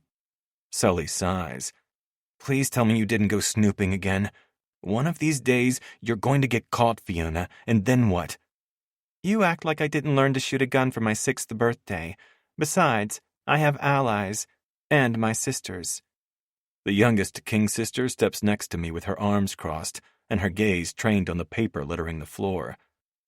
What's all this? Get that gleam out of your eye, kid. This is above your pay grade. My tone is firm, but I swear it's like talking to a fucking brick wall. Roisin King never met a challenge she could step back from. I swear that kid goes looking for trouble. Kid? Pfft. You're like 4 years older than me, Wolf. Besides, I bet I could teach you some things. You better not be hitting on him, Ro. He's a taken man now, aren't you, Wolf? Ava yells from the kitchen. I turn around to look at her. When the hell did she go in there? She's rummaging around in the fridge, probably looking for something sugary as usual. I swear to God, you guys are like fucking gremlins. Imagine what happens after midnight, Sully. Ro flashes a maniacal grin at my brother, and he narrows his eyes in response. So, what's going on that your girl called us? Maeve asks, as she picks up a piece of paper at random. I tip my head back and look between all of them. Sully's imperceptible nod encourages me to give them some insight, but not all. No need to give away all of our secrets, even if I trust them. Red's ma died, and someone's stalking Red. Still? You guys didn't take care of it? Ava asks, her shoulders tensing and her eyes narrowing. Her accusation hits the mark, and I grit my teeth against the shame that threatens to bubble up inside my chest. We're working on it, which is why I suspect she called you. More lessons from the infamous kings, Kira asks with a grin. I've got a new crossbow I've been dying to try out. Key, I've been telling you for a week now, a crossbow is just not that plausible for everyday weaponry, Maeve says with a roll of her eyes. Kiara cuts her sister a look. I know that, but it's fun to play with, and I think Red could use some fun in her life. Don't you think so, Wolf? I let the irritation of my nickname for Elena out of someone else's mouth roll off my back. It's not as bad as if some random dude called her that, I suppose. Then I might have to introduce him to my favorite gun. Oh, for fuck's sake, wipe that murderous look off your face, brother. I snap my gaze to Sully, who's leaning against the wall facing the hallway. I purposely let my shoulders drop a little and paste a smile on my face. Rush and Red walk out of the hallway, both looking a little flushed. Did I hear something about murder? Red asks as she adjusts her shirt. Jealousy courses through me, stinging my limbs. Not the kind of violent jealousy, more like a low simmer. Honestly, I'm mostly cursing myself that I didn't think to sneak her away for 10 minutes earlier. I'd bet my fucking left arm they were messing around in his room. Lucky bastard, I murmur. I'm already envisioning all the ways I can get her alone tomorrow. A smile twists my lips when I remember the jet has a king-sized bed in the back. You guys don't mind if I stay here, right? You'll fill me in on your conversation? Red asks, looking between Sully and me. Nah, we're good, Red. You stay here, and I'll fill you in when we get back. She crosses the room to stand in front of me. Pushing up onto her tiptoes, she brushes her lips across mine. By the time I try to deepen the kiss, she's already easing back. Thank you. Be safe, okay? Always am, baby girl. I swipe my tongue across my lips, savoring the taste of her. I'm fucking salivating for more of her. Soon, I promise myself. She moves towards Sully, and he reaches out and curls his hand around her shoulder, bringing her in for a kiss. It's just as brief before she leans back. Take it easy, okay? We need you well enough for our trip. Sully, that moody fucking bastard, smiles, and it's this blinding white thing that takes me by surprise. It's been a hot second since I've seen that smile. Damn, girl. Did you break him with your magic A chorus of Roisin interrupts her before she finishes her sentence. Roisin throws her arms up in the air. What? It's a valid question. I didn't even know Sully had a dimple, and one very modest peck, and he's all smiles? It's weird, okay? Sully scowls at everyone but Red as he folds his arms across his chest. I'm not that bad. Roisin points at him from across the room. See? That's what I'm used to. All right. As fun as this is, we gotta leave if we want to make it on time to our meeting, Rush says, before he slides his hand down the back of her hair and places a kiss on the top of her head. We'll be back soon, Birdie. All right. Be careful, all of you. She watches us as we leave the apartment. I glance over my shoulder as the door shuts and our gazes connect. She hasn't moved from her spot in the living room as she holds my gaze until the door closes with a click. Get your heads in the game, brothers. We need to be sharp for this meeting. O'Malley's is uncharacteristically quiet for this time of night. Patrick, one of the prospects, was monitoring the door when we got here. He told us that Jack wasn't in tonight, but he set up a few things to make sure we had the privacy we needed. I guess part of that means the decreased clientele tonight. Da sits in a corner booth, mostly concealed in the shadows. His mouth stays in a flat line as he eyes the three of us striding toward his table. I scan his posture, looking for clues to his mood. Like usual, he has whatever emotion he's feeling locked down pretty tight. His parenting style is usually warm, all things considered, but his leadership style is Arctic. His low tolerance for bullshit is widely known. His trigger finger isn't as itchy as Killian Kelly's, but there's a reason Da's friends with the head of the original Brotherhood, and it's not for just camaraderie. That motherfucker is crazy as hell, and just as likely to shoot you as to hug you. Fuck. We're going to have to set a meet with him or his nephew, Quinn, when we reach Ireland. There's no way we can land in his country without paying our respects to him. That alone would sign our death warrants. My gut clenches at the idea of Red in the same room as either of them, though we might have an easier time with Quinn. I make a mental note to bring it up with Rush and Sully when we're done here. There's a pause, heavy and stiff, when we reach the booth.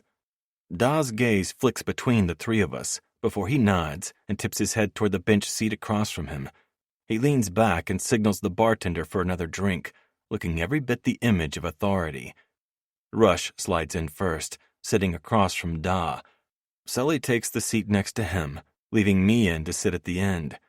With a hand on the back of the chair from the empty table next to us, I pull it over, leaving it far enough away so I have plenty of room to spread out at the end. The air around us is thick with tension, as Patrick, one of our prospects, brings us 4 lowball glasses of whiskey. Thanks, man. You helping out tonight or something? Yeah. Jack asked me to fill in for him for a little bit tonight. I'm shit at making drinks, so I just run them out while Carter pours them. I nod and take a sip of the whiskey, relishing the burn as it slides down my throat. Who's at the door, then? Patrick shrugs, the movement stiff. His gaze keeps darting to Da and back to me. Jordan's there tonight. Benny's supposed to be here sometime too, but he hasn't been around the last few days, so I don't know. I nod, making sure to school my face into something that doesn't show the rage bubbling right now. I haven't forgotten that asshole's attempting to blackmail a date out of my girl through her cousin. You let me know if he shows, yeah? Sure thing, boss. Patrick nods, 3 quick motions, his gaze darting around and unable to stay on one of us. I take another sip as I watch him spin on his heel and head toward the bar. I'm not too sure about that guy. He's like a frightened rabbit, Sully says with a scowl. Aye, maybe he'll pull out of it, though, I muse, swirling my ice cubes around in the glass. Enough chit-chat. We have questions. Rush stares at Da, unblinking. He raises a brow and takes his time sipping his drink. I watch the muscle in Rush's jaw clench at the obvious power play here. It's silent as the 4 of us stare at one another. But it doesn't last long. Da's the first one to break the silence. Where's Elena? She's safe. What do you know about her? And don't bother bullshitting us, Rush says. Da sighs and leans back against the booth. He looks around us, as if to make sure we're alone. I know what it looks like. You mean you know that it looks like you're doing some backroom bullshit deals that may or may not be connected to the recent run on our people and our livelihood and those of our allies? Sully's voice is low as he stares at Da. He spears Sully with a glare. You know I wouldn't do that. Sully nods, the movement slow and reluctant. Aye, but I didn't think you'd pick up some random woman, move her in, and propose to her after a few weeks either. So I'm inclined to think that anything's possible. Da clenches his jaw so tight, a vein pops out in his forehead. I already explained what happened with Lana, and I already explained that I was looking for Aiden, for a time. I had no way of knowing your history with the girl, or that you'd develop this kind of relationship with her. I find myself nodding before I even realize it. I stop the motion immediately and look at him. Then why all the cloak and dagger bullshit? What aren't you telling us? And why the fuck were you called into a surprise family meeting? Da tosses back a healthy swallow of whiskey and pins me with a look. I was protecting you. Despite what you all think, you're still my boys. You'll always be my boys. And I didn't fill you in on our family reunion, because the less people that know, the better. Know what? Rush asks. That Killian's stepping down early. He's not well, and his prognosis is less than a year. Fuck, my brothers and I say at the same time. Da nods a few times. I see you're understanding the implication now. The Brotherhood is progressive in a lot of ways, but this is not one of them. We've been doing things the same way for too long, and Quinn isn't quite ready. He hasn't been in the Junior Council for long enough, and he doesn't have the connections yet. It seems that our enemies might already know about Killian. Another fucking rat? Sully seethes. Probably, but the damage is done. Someone knows, and we all know secrets between 2 men only stay safe if one of them is dead. I lean forward, bracing my forearms on the table. So they're swooping in during the chaos. And if they're smart, they'll do it strategically, so the Brotherhood's own members start to question whether or not Quinn is capable of leading them. Rush adds, It's what I'd do. I nod my agreement. So, what now? How do we get in front of this? Da runs his hand down his beard. We have some things in place. Killian's planning one of his famous tea parties. The rest should work itself out. And you couldn't just fucking tell us that? Jesus Christ, Da. We thought you were fucking double-dipping or some shit. I run my hand through my hair, the motion more agitated than smooth. His gaze hardens as he pins me with a look. I'm not looking at my Da anymore. It's the butcher. I am the motherfucking president of the East Coast Brotherhood. I'd sooner die than betray my family. And don't you ever forget you're my fucking family, boyo. All of you are. He looks at Sully and Rush, pausing on each of them for a moment. Rush clears his throat. Okay, we'll await updates then, yeah? The butcher nods his agreement. And one other thing, we're leaving for Ireland tomorrow. We've got business to sort out with Laney's extended family, Sully offers with his chin tipped up. Da looks into the bar, his brows creased in concentration. I'm not going to tell you not to go. Just be safe. And for fuck's sake, check in with Quen when you arrive. We'll wait to hold a small service for Lana until you're back then. Aye, it's already set up. Da tosses back the rest of his drink and sets it down on the table with a clink. Are we good then? The three of us look at each other and then look at him, and as one, we nod.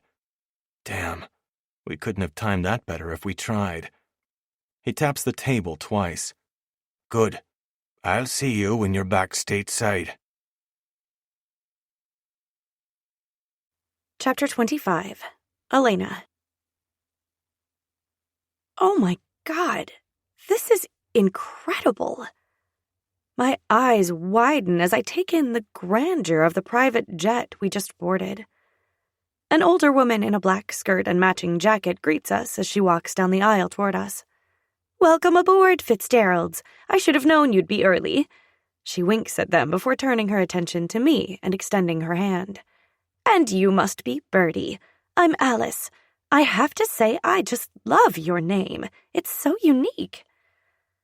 I grasp her hand and politely shake it as I raise a brow at Rush. He shrugs a shoulder and stows our bags inside a compartment next to the first row of seats. Thank you. It's so nice to meet you, Alice. She lets go of my hand and says, Now you let me know if you need anything. Usually these boys are pretty self-sufficient, but I've been informed of the longer trip today, so I'll be preparing a meal in our dinette kitchen on board. If you'll excuse me, I've got some things to help the pilot with before we take off. Alice walks past me and heads down the aisle toward the cockpit.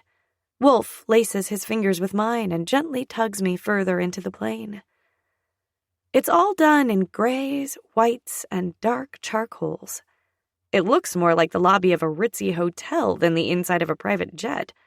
Though I suppose I don't have any experience with a private plane before now, so maybe this is how they all come? Whose plane are we on? Wolf squeezes my hand once.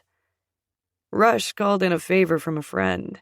Not only is he keeping you off the books, but we're adding a couple extra small stops, and on paper, changing passengers. So it'll look like we went to Atlanta and 7 businessmen boarded it to London, where a married couple fly to Ireland. My jaw falls a little. You guys arranged all that in a day? You'd be surprised what we can do in a day, Princess, Sully says as he takes a seat on one of the plush white leather single seats along the sides. There are 2 single seats on each side, facing one another, and a set of 4 facing seats behind them.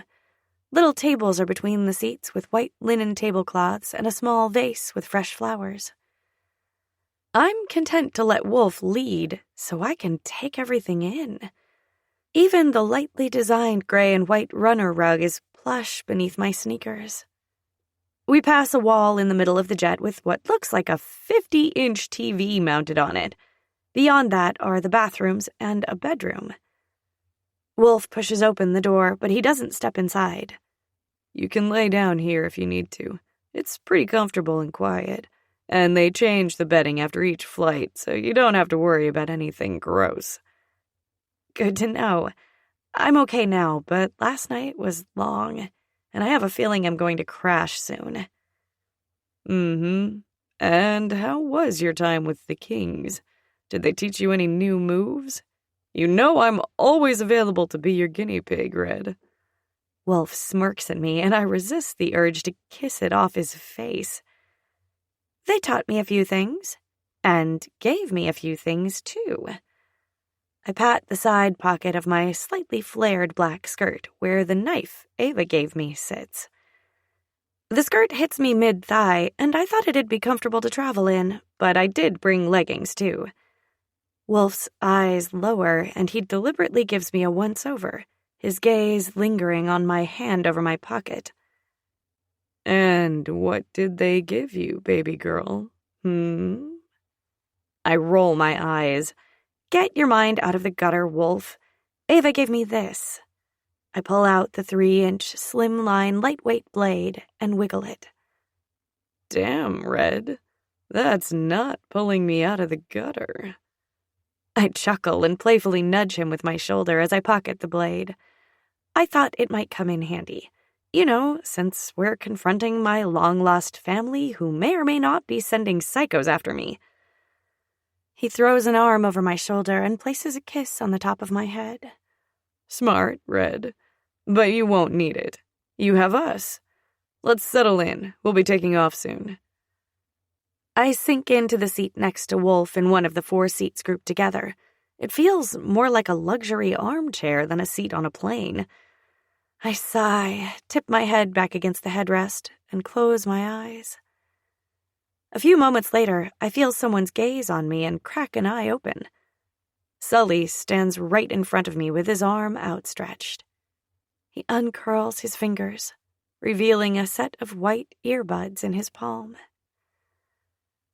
Déjà vu hits me like a tornado, and my heart skips a beat. I made you a playlist. Those 5 little words send my heart spiraling to a different time. A time when 2 kids fell for each other in between the stacks of the library during one summer. Holding his gaze, I take the earbuds from his hand and put them in my ears. I spare a moment to worry that I won't be able to hear anything over the pounding of my heart. But then I hear the first few notes of the Clash's Hateful. I feel the smile tip up the corner of my lips as a buried memory resurfaces. I quietly sing along to my playlist as I walk further down the dimly lit aisle. Anything I want, he gives it, but not. I didn't take you for a Clash fan, Princess. I whirl around with a shriek and see the guy from earlier standing in front of me with a smirk on his too handsome face. Shh. Faster than I can imagine, he takes a step toward me and gently presses his hand to my mouth. Jesus, if you don't stop screaming, they're going to think I'm murdering you or some shit. My heartbeat races and my mouth falls open in surprise. But his warm hand is still on my face, and it smells strangely good, like saltwater taffy. He raises a brow. Did you just sniff my hand? I will myself not to flush, and I curse my fair skin again. Do you know how hard it is to hide your embarrassment or arousal? Not that I've had a lot of practice with that. When you're a redhead? At my flat stare, he removes his hand, but he doesn't step away. You good? I nod. You scared me. I press a hand to my chest. Who does something like that?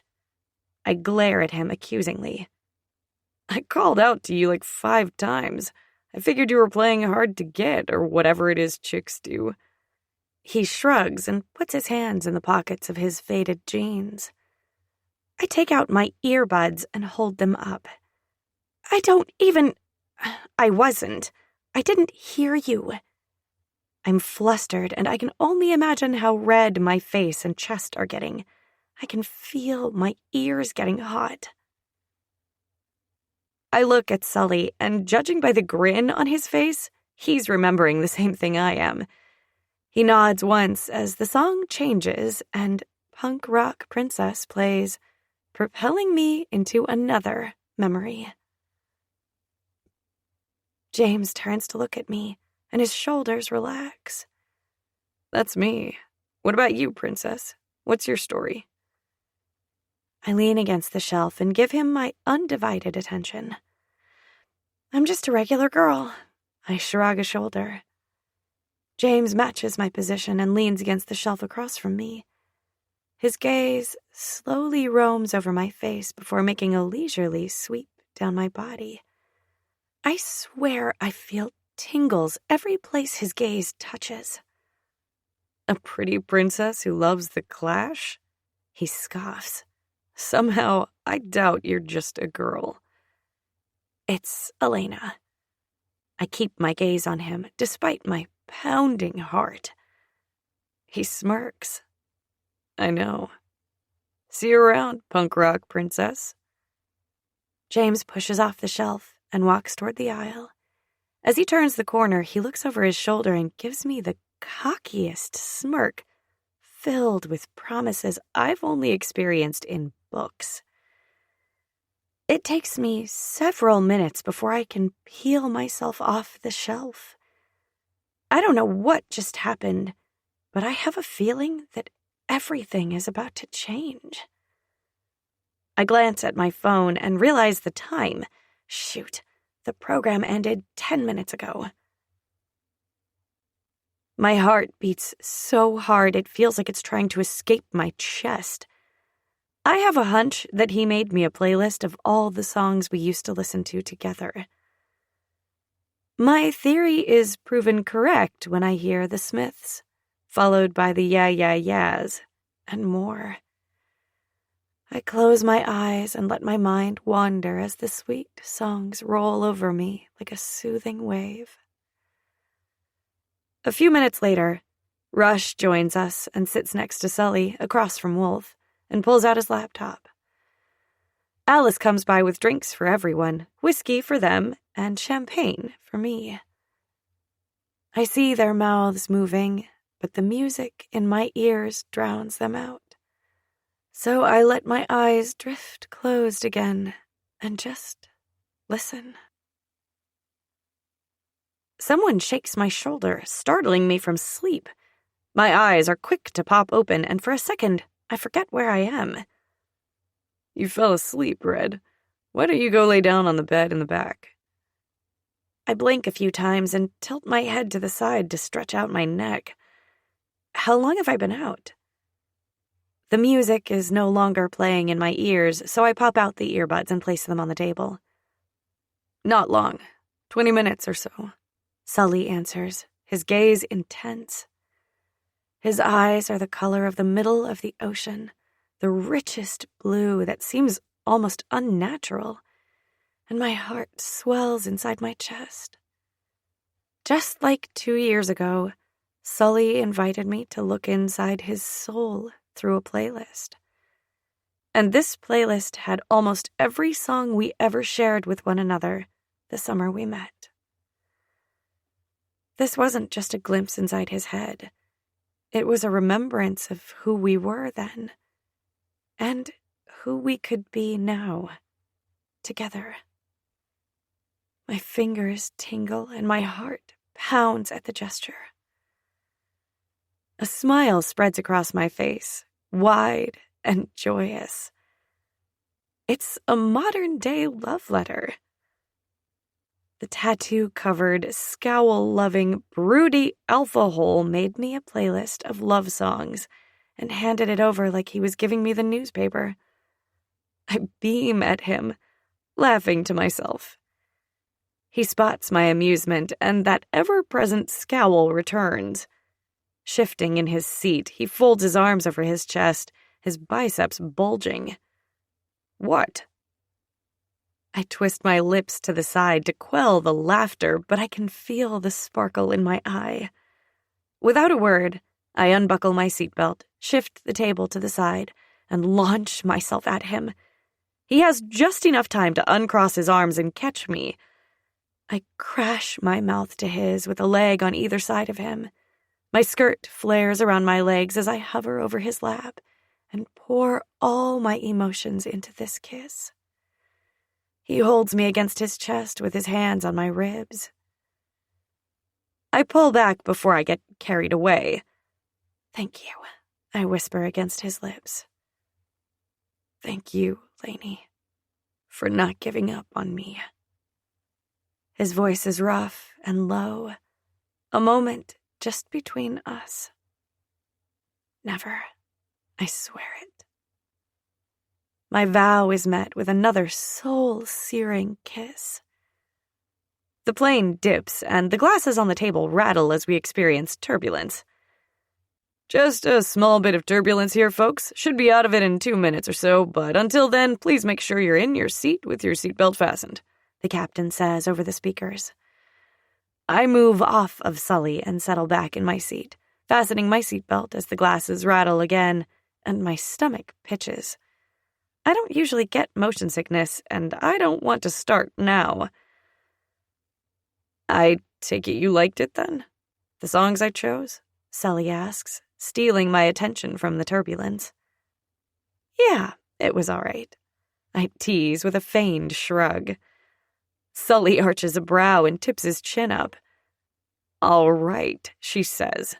I'll show you all right, princess. I don't miss the innuendo in his statement, and judging by the way Wolf and Rush are both staring between the two of us, they didn't either.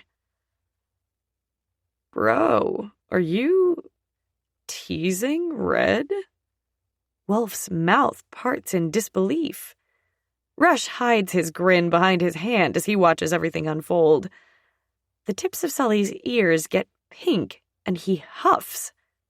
No. Wolf chuckles and nods a few times. It's a good look on you, man.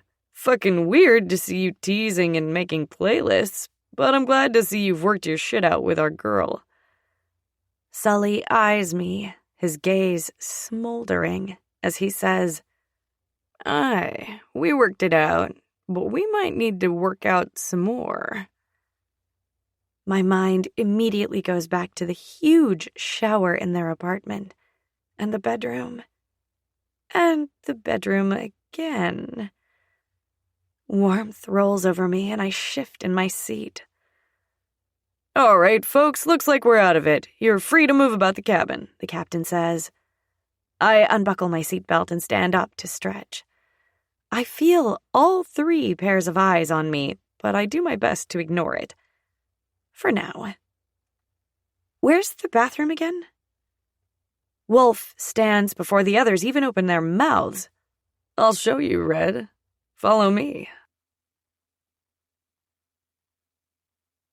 Chapter 26. Elena. I dry my hands on the soft hand towel in the bathroom while staring at my reflection in the mirror. This is easily the biggest airplane bathroom I've ever seen. It has a full shower in the corner and a double vanity, all done in the same black charcoal white theme. It's probably as big as my bathroom in my dorm suite. I could spread out my arms as wide as I can, and I would still have 5 feet of space on either side of me. I eye the bench along the wall as a sliver of lust slides around in my veins. A smirk curves the corner of my lips up at the idea of joining the Mile High Club in this bathroom. I've never done anything like that before, but with this much space and this much privacy, I can't deny the thrill of it. You should totally take advantage of the opportunity to mess around. My inner voice, that sounds a lot like Maddie, encourages. I smooth out the wrinkles in my skirt and fluff my hair up a little. I blow out a breath and square my shoulders. I open the accordion door to the bathroom, and Wolf is leaning against the wall facing me, exactly where I left him. He looks up from his phone in his hand, and before he can say anything, I reach out and grab a handful of his black tea and pull him into the bathroom with me. I know he could take control if he wanted to, but he lets me be in charge, at least for a moment. I slam the bathroom door closed and flick the occupied lock, my fingers still curled around his shirt. You ever join the Mile High Club, Connor? That cocky little smirk that I hate to love crawls across his handsome face as he stares at me. He sinks his teeth into his full bottom lip, letting it slide out slowly as he looks at me from head to toe through half-lidded eyes. God damn. My desire was at a low simmer, but with that one look, he keys it up. Oh, baby girl, I thought you'd never ask. I push onto my tiptoes, and he slams his mouth to mine as he hooks his warm palms underneath my thighs, lifting me up. I wrap my legs around his waist, feeling his thick cock harden as he absolutely devours me. Our tongues fight for dominance as we chase our lust together. With an arm curled around his neck, I wiggle my body closer to him, desperate to feel him against me. He groans into my mouth, this desperate, heady sound that sets my blood boiling. He spins us around until my ass hits the countertop. I don't unlock my legs from around his waist as his hands tunnel underneath my shirt and settle on my bra. His fingertips dance along the lace trim on the cups of my bra. I pull away from his mouth and he immediately moves it to my neck. I bunch up his shirt and get a good look at his mouth-watering abs and chest. And that goddamn V. He pulls away from my neck when I tug on his shirt, understanding what I'm asking without words. Reaching behind his head, he grabs his shirt by the collar and pulls it over his head in that move that has women everywhere short-circuiting. He flashes me that charming smile of his. You all right, baby girl? You got a little something here, he says as he drags his finger along my bottom lip. I swipe my tongue out between my parted lips, tasting the oranges he ate on his fingertips. His eyes darken and his chest expands. All those delicious muscles and tattoos are right in front of my face, but his gaze holds me hostage. Hunger. Raw hunger shines from his eyes, and I can tell by the way his body tenses that he's holding himself back. I pull my shirt over my head and drop it to the ground. He holds out for 3 whole seconds before his gaze flies to my tits. I'm suddenly glad I wore my favorite lacy black bra today. Wolf's tattooed fingers cover the swell of my breast before he flips the cups down and toys with my nipples. I arch my back as pleasure shoots straight down to my clit. He leans forward and wraps his lips around my nipple. My breath comes in short bursts as he pinches the other nipple with just enough of a bite that arousal floods me. I feel myself growing wetter by the second. Lust makes my head feel foggy as I reach for the waistband of his pants with one hand, desperate to feel him. I make quick work of unbuttoning his jeans and shoving them down his hips. His hard cock springs free between us, and I wrap my hand around it, marveling at the size. He groans against my breast, his other hand flexing against my nipple. He's big enough that my fingers don't touch, and I have a second of panic interrupt my lusty haze. He skims his mouth in between my breasts and up my neck as he murmurs, "Don't worry, Red. It'll fit." I feel my cheeks flush as I remember the first time I held him in my hands, I had the same sentiment. You're just so big. He chuckles against my ear, the laugh dripping with sexual intentions. Keep up the dirty talk, baby girl. I like it.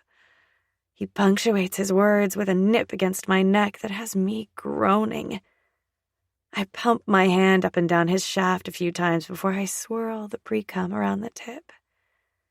He lets me play for another few moments before he takes a step back. A noise of protest leaves my lips as my fingers slide off his cock. "Patience, Red," Wolf says as he takes my hand in his and puts it flat on the counter next to my hip. Keep him here, yeah? I nod, and he trails his fingers along my inner thighs. The feather-light touch has me practically panting in anticipation, my heart thundering in my ears. He inches up my skirt at an agonizingly slow speed, exposing more skin to the cool, air-conditioned air. You are so beautiful, Red. So fucking beautiful and so fucking mine. His words end on a growl as my skirt sits around my waist, his fingers tracing the lace trim along my inner thigh. I tense my muscles to keep from moving. I want to reach out and touch him so bad, I can practically taste it. Lust sits heavy on my tongue like triple chocolate cake, and I'm 2 minutes away from begging him to put me out of my misery. His fingers caress me with long, light strokes through my underwear, teasing me by stopping right before he reaches the spot that's aching for him. I rock my hips against his hand, impatience and lust turning my rhythm choppy. Stop teasing me, Connor. You have no idea how badly I want to be inside you, Red. But first... He curls his fingers around the flimsy side of my panties, and with a hard yank, rips them off of me. With his hands splayed on my hips, he pulls me to the edge of the counter and kneels on the floor. My breath catches at the sight of him, head bent, hair tousled, and those dark, expressive eyes zeroed in on me beneath hooded lids. He looks every bit the dark god I always imagine him as. And he's on his knees for me, begging to pay fealty and worship me. That's the last coherent thought I have before he leans forward and swipes his tongue through my slit. Once, twice, 3 times. The desire to touch him becomes too much, and I thread my fingers through his dark hair, holding him against my core. He moans against my pussy, his tongue relentless in his teasing licks. My hips buck against his face, and my eyes slide closed as I whisper, "More, please." I barely recognize the breathy voice coming from my lips. You want more, baby girl, he says against my clit, his lips grazing but never quite touching it. My eyes pop open, and I stare at him through the fog of arousal. The look on his face matches exactly how I feel inside. Desperate hunger. I want it all, Connor. His eyes flash before darkening to nearly black. He flashes one of his panty-dropping smirks at me, holding my gaze as he licks my pussy in a long, long, wet flick of his tongue before he wraps his lips around my clit and sucks. Hard. My eyes slam shut and my breath hitches as I run toward my orgasm. In the next moment, he slides 2 fingers inside me, curving them toward me to hit that perfect spot that sends me flying high. I'm on the edge of coming when he does the unthinkable and pulls back. "What? No, don't stop!"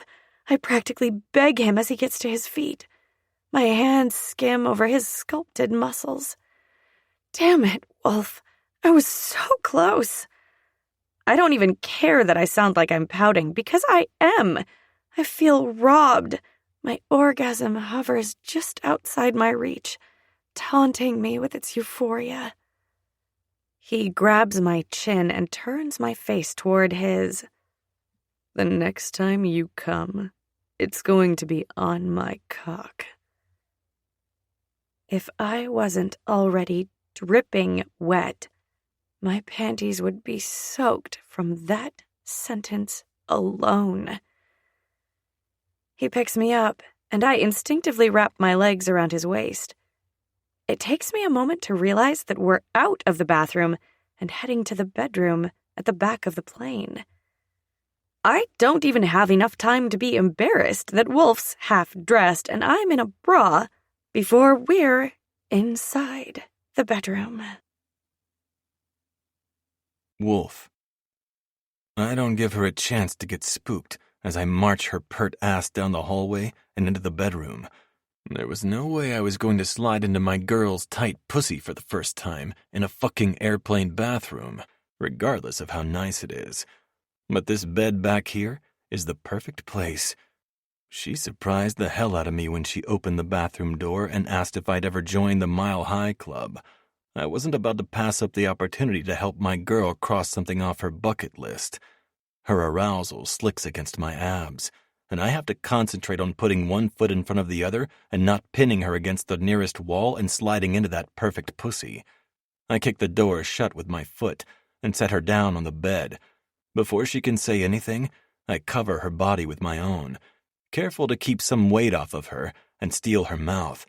The fact that she's tasting herself on my tongue makes me impossibly harder. I can't stop my hips from grinding into her as our tongues tangle. Fuck. If I don't slow it down, I'm going to come before the show even gets started. I break the kiss and trail my lips down her perfect fucking skin until I reach her nipples. Connor. She sighs my name when I use my teeth and tug her already hard nipples. I can't stop staring at her tits and envisioning my cock between them. If my goal was to slow down to make it last for her, I'm doing a fucking shitty job of it. Reaching a hand between our bodies, I rub my fingers against her pussy, making little circles around her clit. Her desire coats my fingers instantly, and she moans my name. I gently tug on her other nipple with my teeth. At the same moment, I slide 2 fingers inside her and press down on her clit with my thumb. Her back comes off the bed in an arch so sudden I have to adjust my hold on her. My name comes out in a strangled moan, and deep satisfaction courses through my veins. Fuck anything else. This is the best goddamn high of my life. Enough teasing. Fuck me, Connor. Now. A condom lands on the bed next to us, and my head whips to the side. I was so wrapped up in her that I didn't even look to see if anyone else was in this room. Rush sits in the armchair in the corner facing us. A lowball glass with an inch of whiskey dangles from his fingers as he stares at us, red, with barely concealed lust. Why'd you stop? Oh, Red says from underneath me. I didn't realize that I stopped moving. My brows lower as I stare at my brother. I'm usually pretty good at analyzing people, but he's keeping most of his shit locked up tight, like usual. Worry churns in my gut, replacing some of the desire. It's one thing to talk about sharing a girl in hypotheticals, but it's another thing entirely to see it in front of your eyes. When Sully kicked me out of his room, it was bad enough assuming he did it so he could mess around. And then I heard her moans, and my jealousy flared. But fuck, she sounded like she was in ecstasy. And fuck me if I'm not selfish enough that I want to make her see fucking stars too. Even though this whole fucking thing was Rush's grand master plan, I'm unsure how he's going to react to watching me with Red. I glance at the woman in question, and her gaze is locked on Rush's. Her chest heaves, and she rolls her hips, encouraging me to continue my exploration of her. So, with a wary glance at my brother, I do. Chapter 27. Elena. It only takes a moment to get over my initial surprise at finding Rush in the corner of the bedroom. I shouldn't be shocked. Not really. Watching is Rush's thing. It's where he feels comfortable. I have a hunch that he's waiting for my cue, for me to say it's okay for him to join in. I've made my feelings for the three of them clear, but I've never asked if they're okay sharing me like this. There's only one way to find out. I circle my hips a little, getting Wolf's attention back on me. He takes the hint and glances at his brother before he slips his fingers back inside me, dragging them in and out slow enough that I feel like I'm losing my mind a little. My breath leaves my lips in little pants, and when he dips his head and his tongue laves against my clit, my lashes flutter closed, and I moan his name. I make myself open my eyes and stare right at Rush, daring him to come closer. Still, he stays in the armchair, his grip on the glass tight enough that I see the whites of his knuckles. So I up the ante again and slide one hand to cover my breast, plucking and tugging on my hard nipple. The other hand goes to Wolf's head, tangling in his hair and keeping him against my core. I stare at Rush as I ask, "Are you going to stay over there all night?" He licks his lips, his gaze straying to my hand on my breast. "Are you sure?" "I'm sure. Come here." Rush is by my side in an instant, his glass forgotten on the floor. He hesitates by the side of the bed. "Wolf?" Wolf lifts his head, his lips shiny with my arousal, and says, "I won't deny our girl. Will you?" "No, I won't deny her anything. Not in this life or any other." Rush stares at me with a burning intensity that I feel in my soul. "Do you trust me, baby?" I nod before he even finishes talking. He runs his fingers down the side of my face, stopping on my bottom lip. "Good girl. Fuck our girl, Wolf." I flash Rush a grin that borders on giddy. His commanding tone sets my blood on fire, and with a nod of encouragement from me, Wolf slides his fingers from my soaking core before sticking them in his mouth. "Fucking delicious," he says with a carnal smile. He tears open the condom with his teeth and rolls it down his erect cock. He lines us up, and as he seals his lips to mine, he pushes inside of me. My breath stalls in my lungs as the feeling of fullness invades my senses.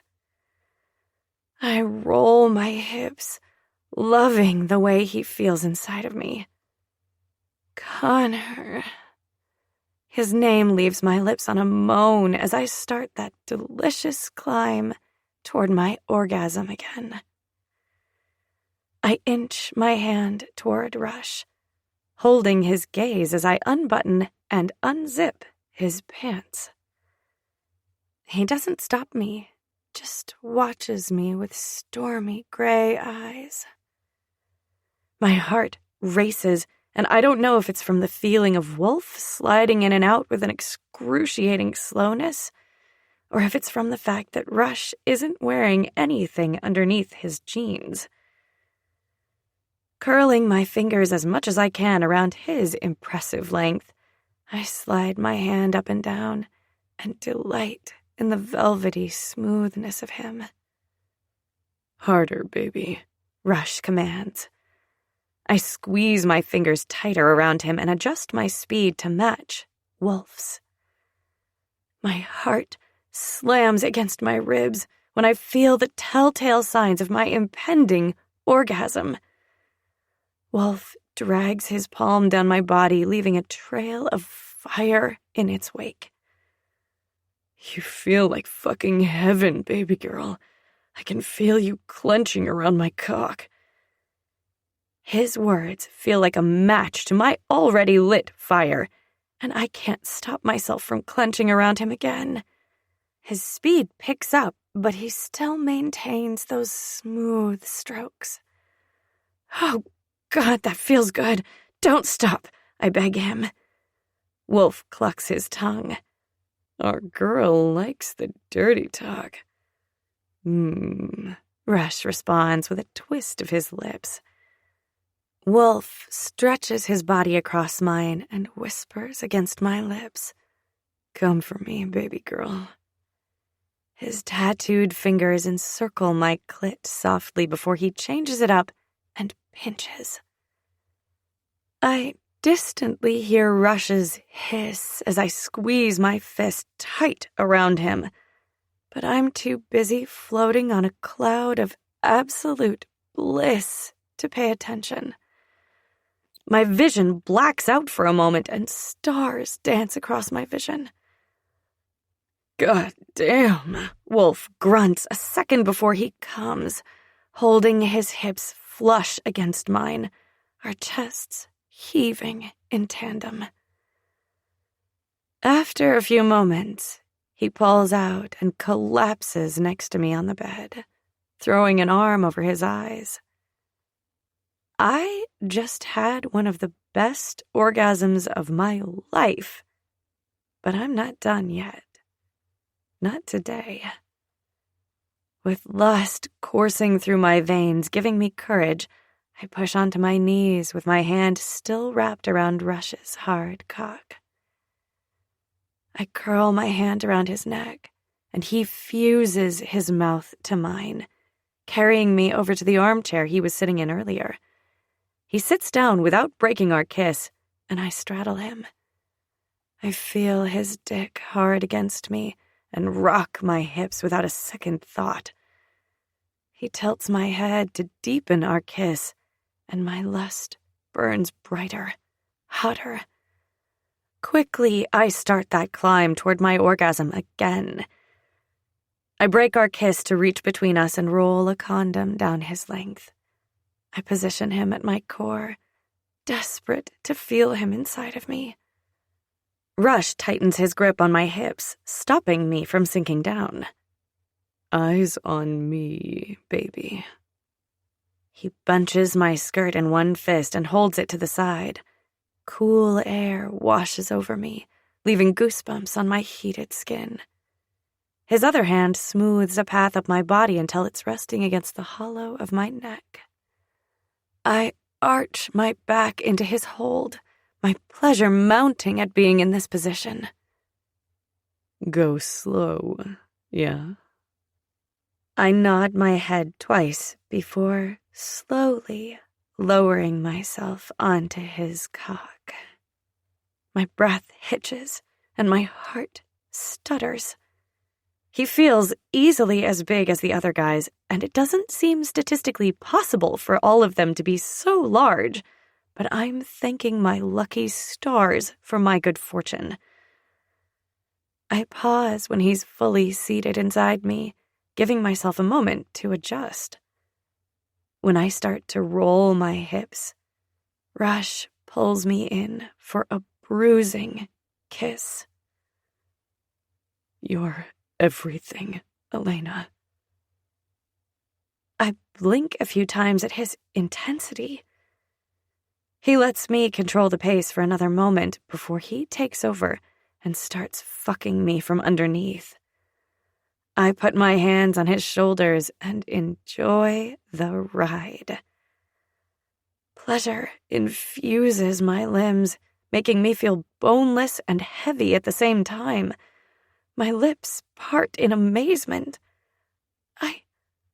I think I'm going to come again. His pouty lips curve into a carnal grin. I want to feel you soak my cock, Bertie. I whimper at his words, something about his tone and his words sending me spiraling higher and higher. The fabric of my skirt flutters around my hips, and his palm goes back to my hip before smoothing down the curve of my ass. He encourages me to ride him faster and harder, and I meet his request with every dip and roll of my hips. His big palm covers my cheek, his fingertip grazing the one place I've never explored. A shiver zips down my spine at the possibility, and when he dips his fingertip to lightly graze me there, I see stars. My breath completely leaves me, and I can't move as pleasure too overwhelming electrifies my body. Rush groans against my mouth as he finds his own pleasure, his hands flexing on my skin for a moment. I rest my forehead against his and try to collect myself. I feel like I left pieces of myself in this room today. Or, more likely, my inhibitions. I'd do it again in a heartbeat. Something has awakened inside me since I met them, and for the first time in 10 years, I feel like I'm right where I belong. I arch my back and tip my head back to meet the ocean blue gaze of my missing piece. Sully leans against the closed bedroom door with his hands shoved down his pants.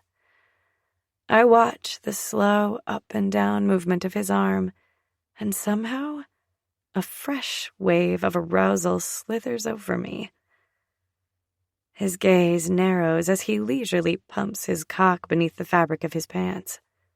He's the picture of desire, with his bedroom eyes and tousled hair.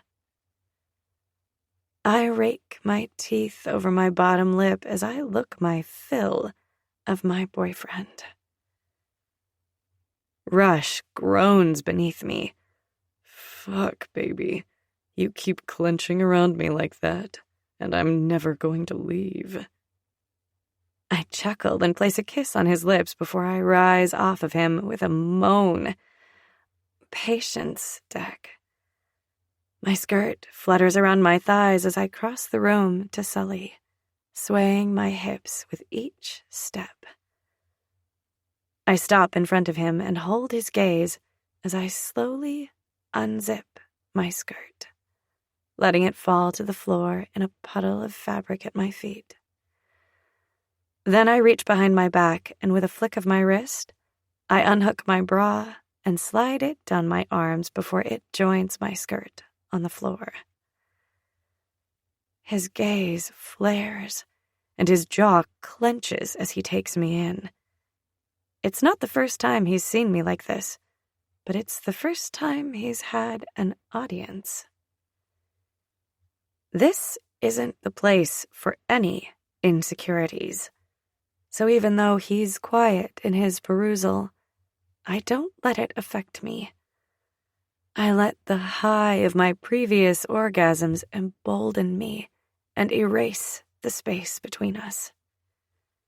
I trail my fingertips down his chest until I reach his waistband and tug.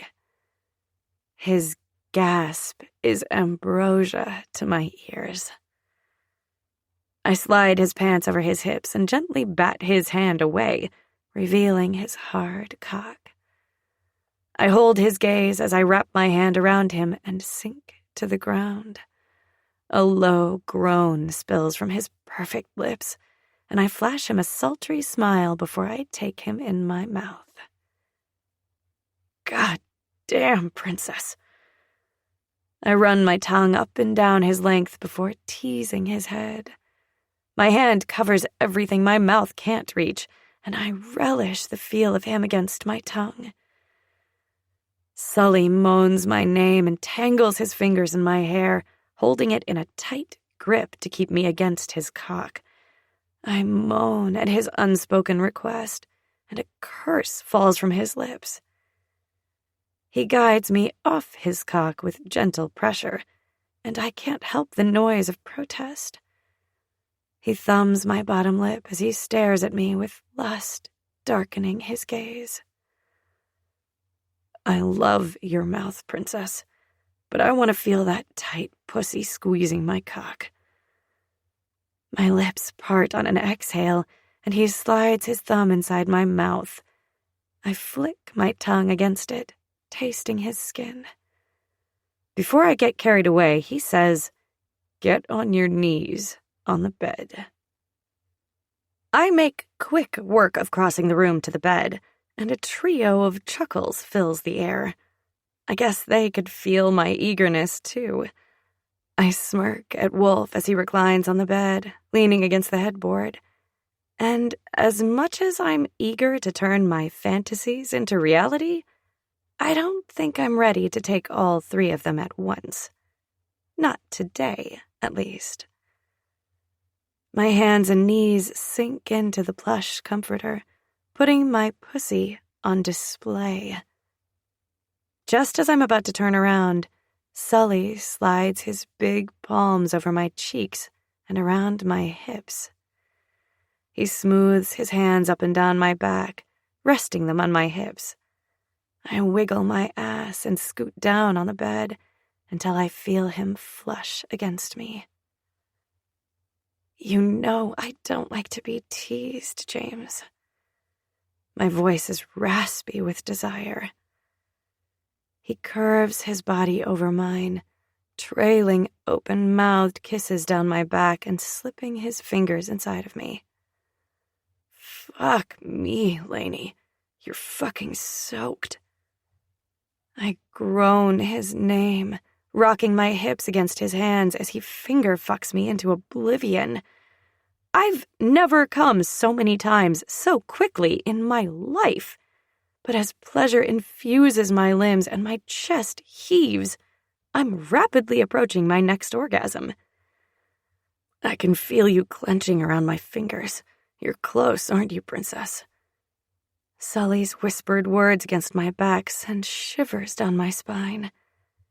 He removes his hands and lips from my body, and just when I open my mouth to protest, I hear the familiar sound of a condom wrapper opening. And in the next second, I feel his hard cock at my entrance. Hold on, Lainey. I sink to my forearms and curl my fingers into the comforter, bracing myself as Sully slides inside of me. If I wasn't already so wet, he'd probably have to take his time, but my arousal drips down my inner thighs, and Sully thrusts all the way inside of me. This position is different, and he feels bigger, deeper. It's too much. This angle. Too good. My words are choppy, and my breath comes out in pants as Sully starts that delicious rhythm that has me tingling all over. It starts in my toes, this feeling of pins and needles, and it crawls up my legs and over my hips. When he reaches around my hip and tweaks my clit, the feeling races up my spine and sets off an explosion behind my eyes that steals my breath. I swear I black out for a moment as pleasure so intense takes over my body. My name on Sully's lips draws me back to earth in time to feel him lose himself inside of me. He grunts, holding his hips flush against my ass as I feel my walls flutter around his still hard cock. I hold on for another second before my arms and legs give out and I fall onto the bed in a puddle of post-orgasmic bliss. Sully pulls out of me with a groan and lands on the bed next to me. With contentment and 3 explosive orgasms riding me hard, I feel my eyes flutter closed. I just need to rest my eyes for a moment. Rest now, baby. We'll take care of you, Sully murmurs as he rolls over to pull a blanket over us. With his assurances, I let myself relax and trust that they'll look after me. Chapter 28. Elena. After our eventful flight, I crashed hard for several hours. I woke up as we landed for one of our layovers. I was nervous that it would be awkward between the four of us. Or worse, hurt feelings and resentment. But, to my delight, there wasn't anything like that. If anything, Wolf and Rush were downright giddy. Pairing that with Sully's general mood improvement and our in-flight dinner on our second layover was honestly weird. Good, but weird. I could definitely get used to this. Having 3 boyfriends who take care of all my needs. Maddie's gonna die when I fill her in. Honestly, she's probably living out her own reverse harem fantasies by now.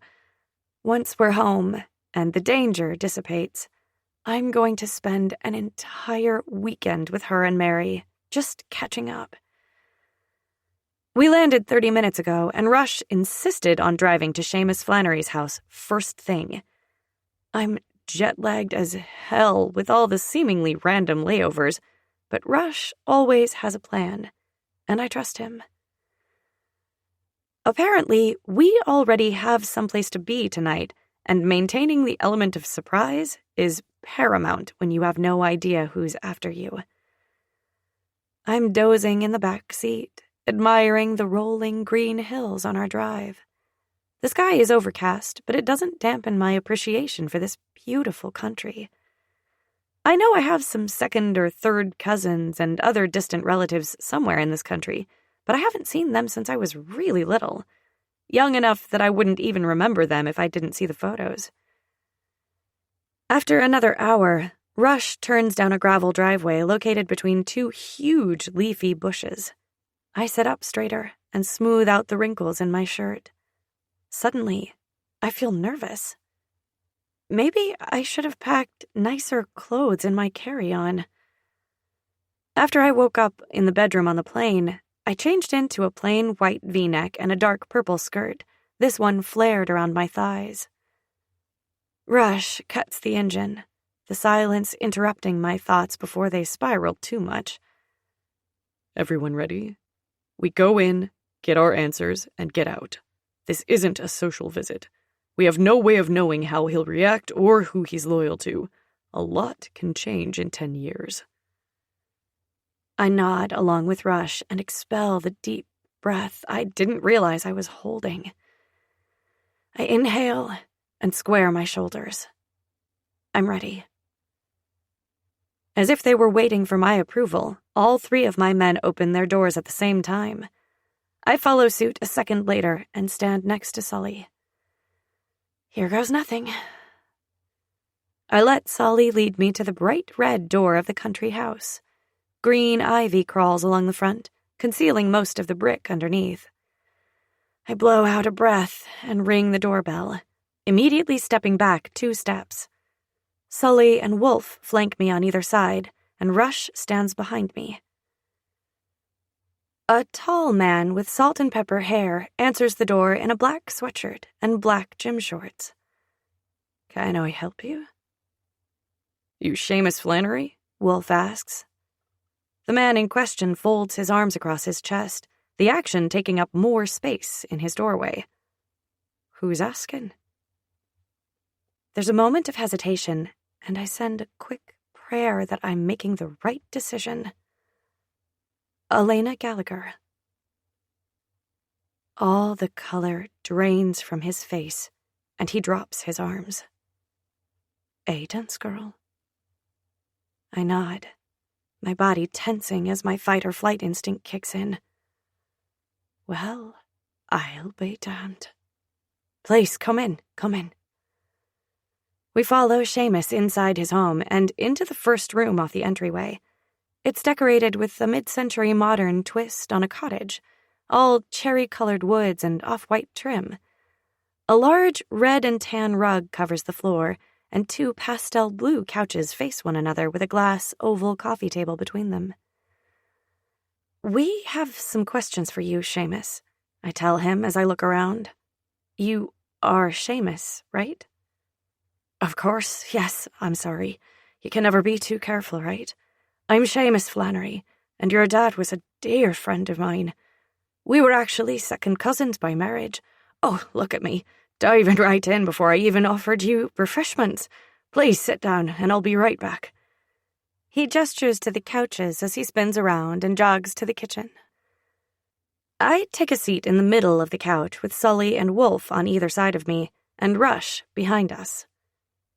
Seamus returns a moment later with a tray of assorted cookies and a bottle of whiskey and 5 glasses. "I'm sorry, I'm all out of tea." I wave his apology off. "It's fine, we're fine. Thank you, though." Seamus pours himself a generous portion and throws half of it back before he even sits down. He sinks into the couch across from me, holding my gaze. "What do you want to know?" We'd agreed that I would do most of the talking at first, and one of them would only step in if necessary. But now that we're here and talking to him, I'm at a loss for words. I don't even know where to begin. "What do you know about Gallagher Industries?" Rush asks, saving me from floundering for another minute. Seamus tosses back the rest of his glass before leaning forward and refilling it. "That's a hard one." "Specifically, your involvement in Lana Gallagher's plot to hide Elena from the rest of the Gallaghers." Wolf goes right to the point, his body language deceptively casual. Since we already know the gist of it, this is a question designed to make sure he is who he says he is. Seamus looks at me. "Your ma came to me years after Aidan stepped down from Gallagher Industries and begged me to scrub you from anything traceable. The only exceptions were a few banks. One I helped your dad set up for you when you were born, by the way." A proud smile spreads across his face. "And even though those accounts are in your name, I have it buried enough that it's not easily tracked." "So you helped her? Then what?" I ask, turning all the information over in my mind. "Then nothing. Then I never heard from her or your dad again." I clear my throat. "He died. My dad, I mean. I just officially found out recently, but he died 10 years ago." "Hell, I'm sorry, kid. I assumed as much when your ma came to me all those years ago, but I kept hoping he'd turn up one day, you know." I nod and look over his shoulder at the framed artwork on his wall. "Does the name Christopher Lean mean anything to you?" I ask, staring at the black and white photo of a circus tent. Seamus blows out a breath. "This path you're walking down, it'll only lead to more bad. Sometimes things should remain in your past." I focus on him and narrow my eyes. The bad is coming to me whether or not I walk this path. I can't properly arm myself if I don't have the right information, and I think you might have what I'm looking for. A muscle in his jaw tenses, and I feel rather than see all 3 of my guys tense in response. I know that they're all a hair's breadth away from pulling out their guns. "So are you going to help me?" "Aye, kid, I'll help you. But first, I need another drink." "You sure you don't want one?" he asks as he pours himself another drink. "We're good. Thank you." "All right, I'll tell you everything I know. For Aidan." He holds his glass in the air as a toast before he takes a healthy sip. As luck would have it, Seamus knew a lot. A whole lot. The silence is loud as we all process the information he just dumped on us. So, the most likely scenario is one of my extended family members is trying to kidnap me? Because he or she assumed control of the board at Gallagher Industries, right? That's what we're all thinking? I squint as I try to work all the logistics and loopholes out in my mind. Where's the dry erase board when you need one? Aye, that's what I'm thinking. Do you know who the extended Gallaghers are, Seamus?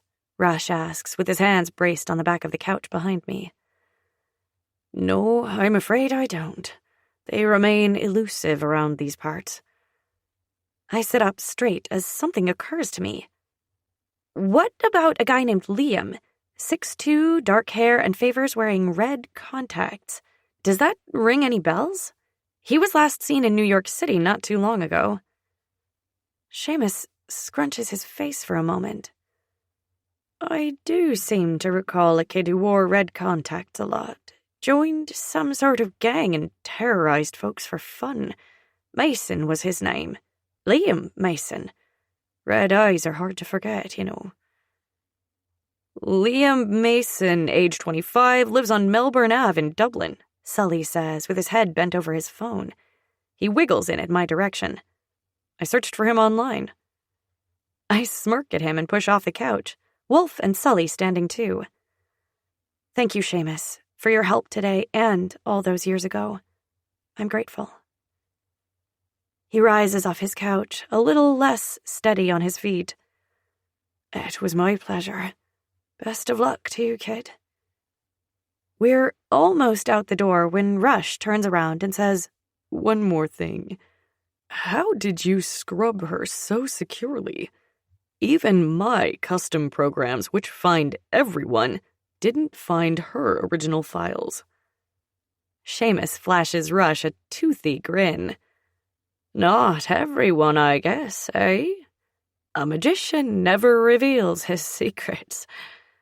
He ends his sentence on a laugh, and I take that as our cue to get out of here. I watch the cottage house get smaller as we drive down the gravel driveway toward the street. My mind spins with what to do next. Chapter 29. Wolf. Rush parks the car down the street from Liam Mason's flat. It took us 3 hours to get here, plus an additional 30 minutes when we stopped for food. The evening stars have just come out, and we've been parked in the same spot for the last 20 minutes. Arcade Fire plays quietly from the speakers, and Red hums along. The flat in question is dark, but that doesn't mean anything. So we wait until we're sure that someone's home, preferably him.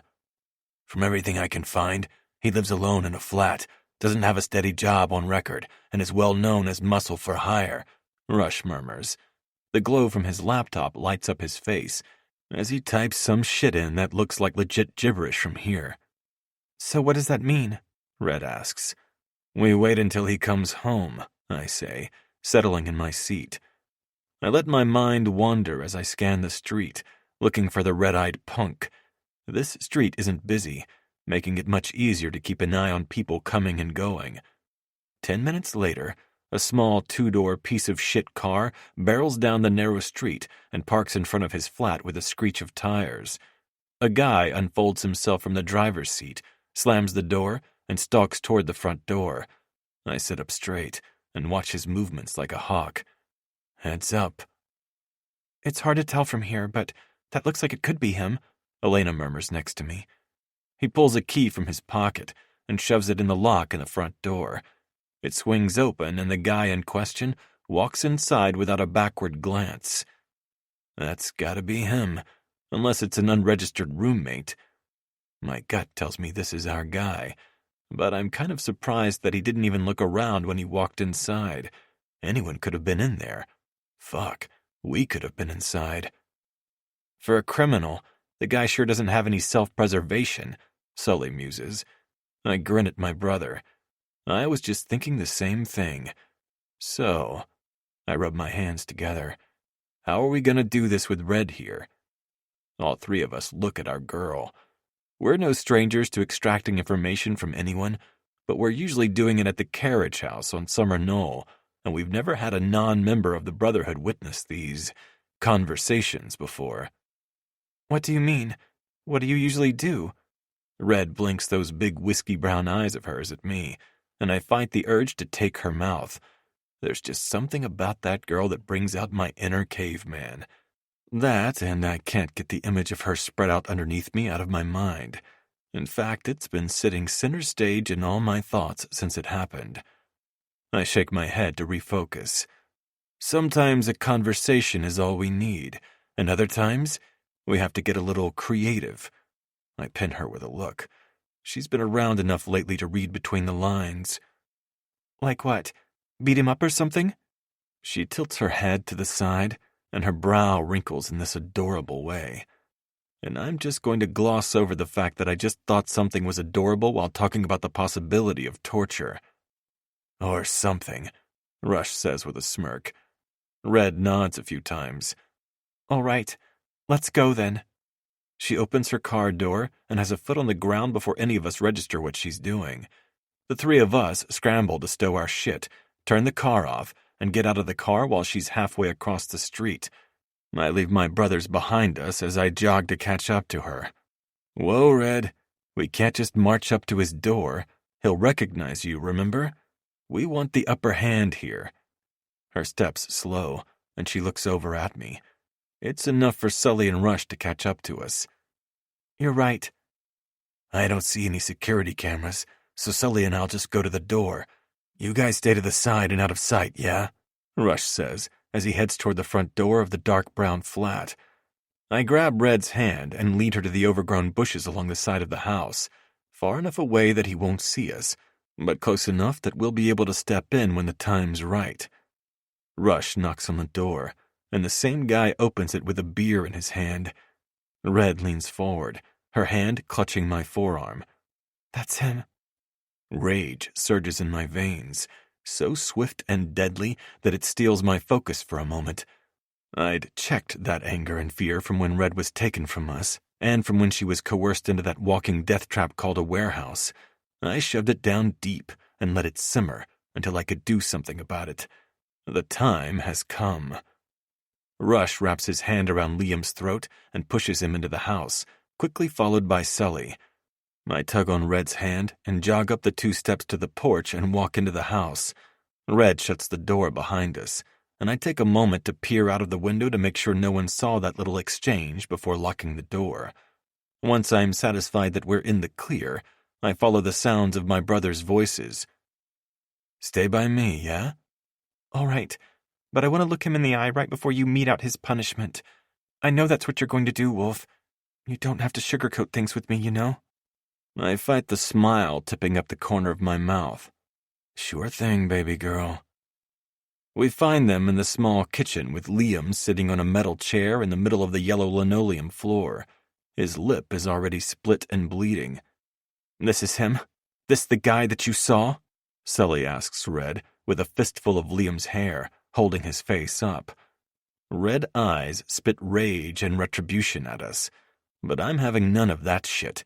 This is our retribution for what this motherfucker did.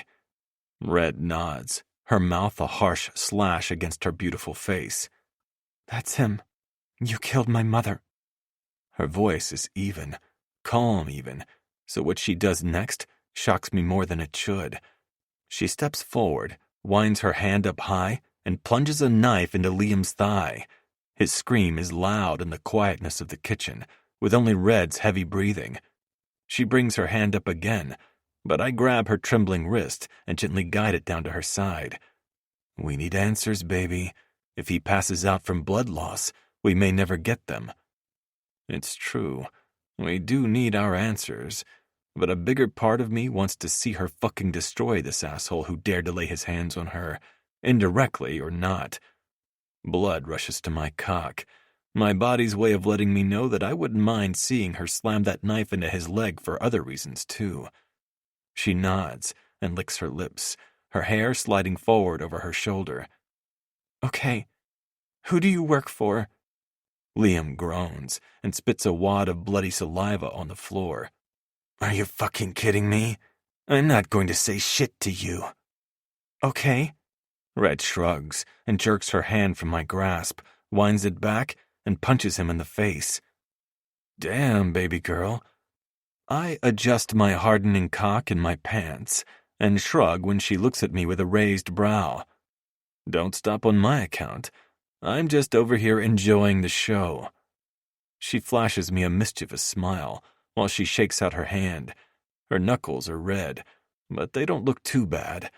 Sully must have been teaching her something for her right hook to land so well. Fuck you. I don't even get why he wants you anyway, Liam sneers.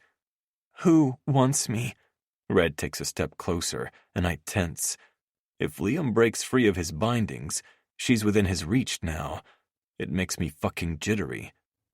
Liam snaps his mouth shut with a clink, and Rush's patience snaps. He pulls out his gun and points it at Liam's head. Who fucking hired you, Liam Mason of Deborah and Harold Mason, born May 22nd in St. Mary's Hospital? The color drains from his face, and finally, the first real traces of fear enter his eyes. Good. We have your attention now. I'll ask you one more time. Who hired you? Sully asks, as Rush pushes the barrel of the gun against his forehead. Fine, I'll tell you. He didn't even pay me enough to deal with this bullshit.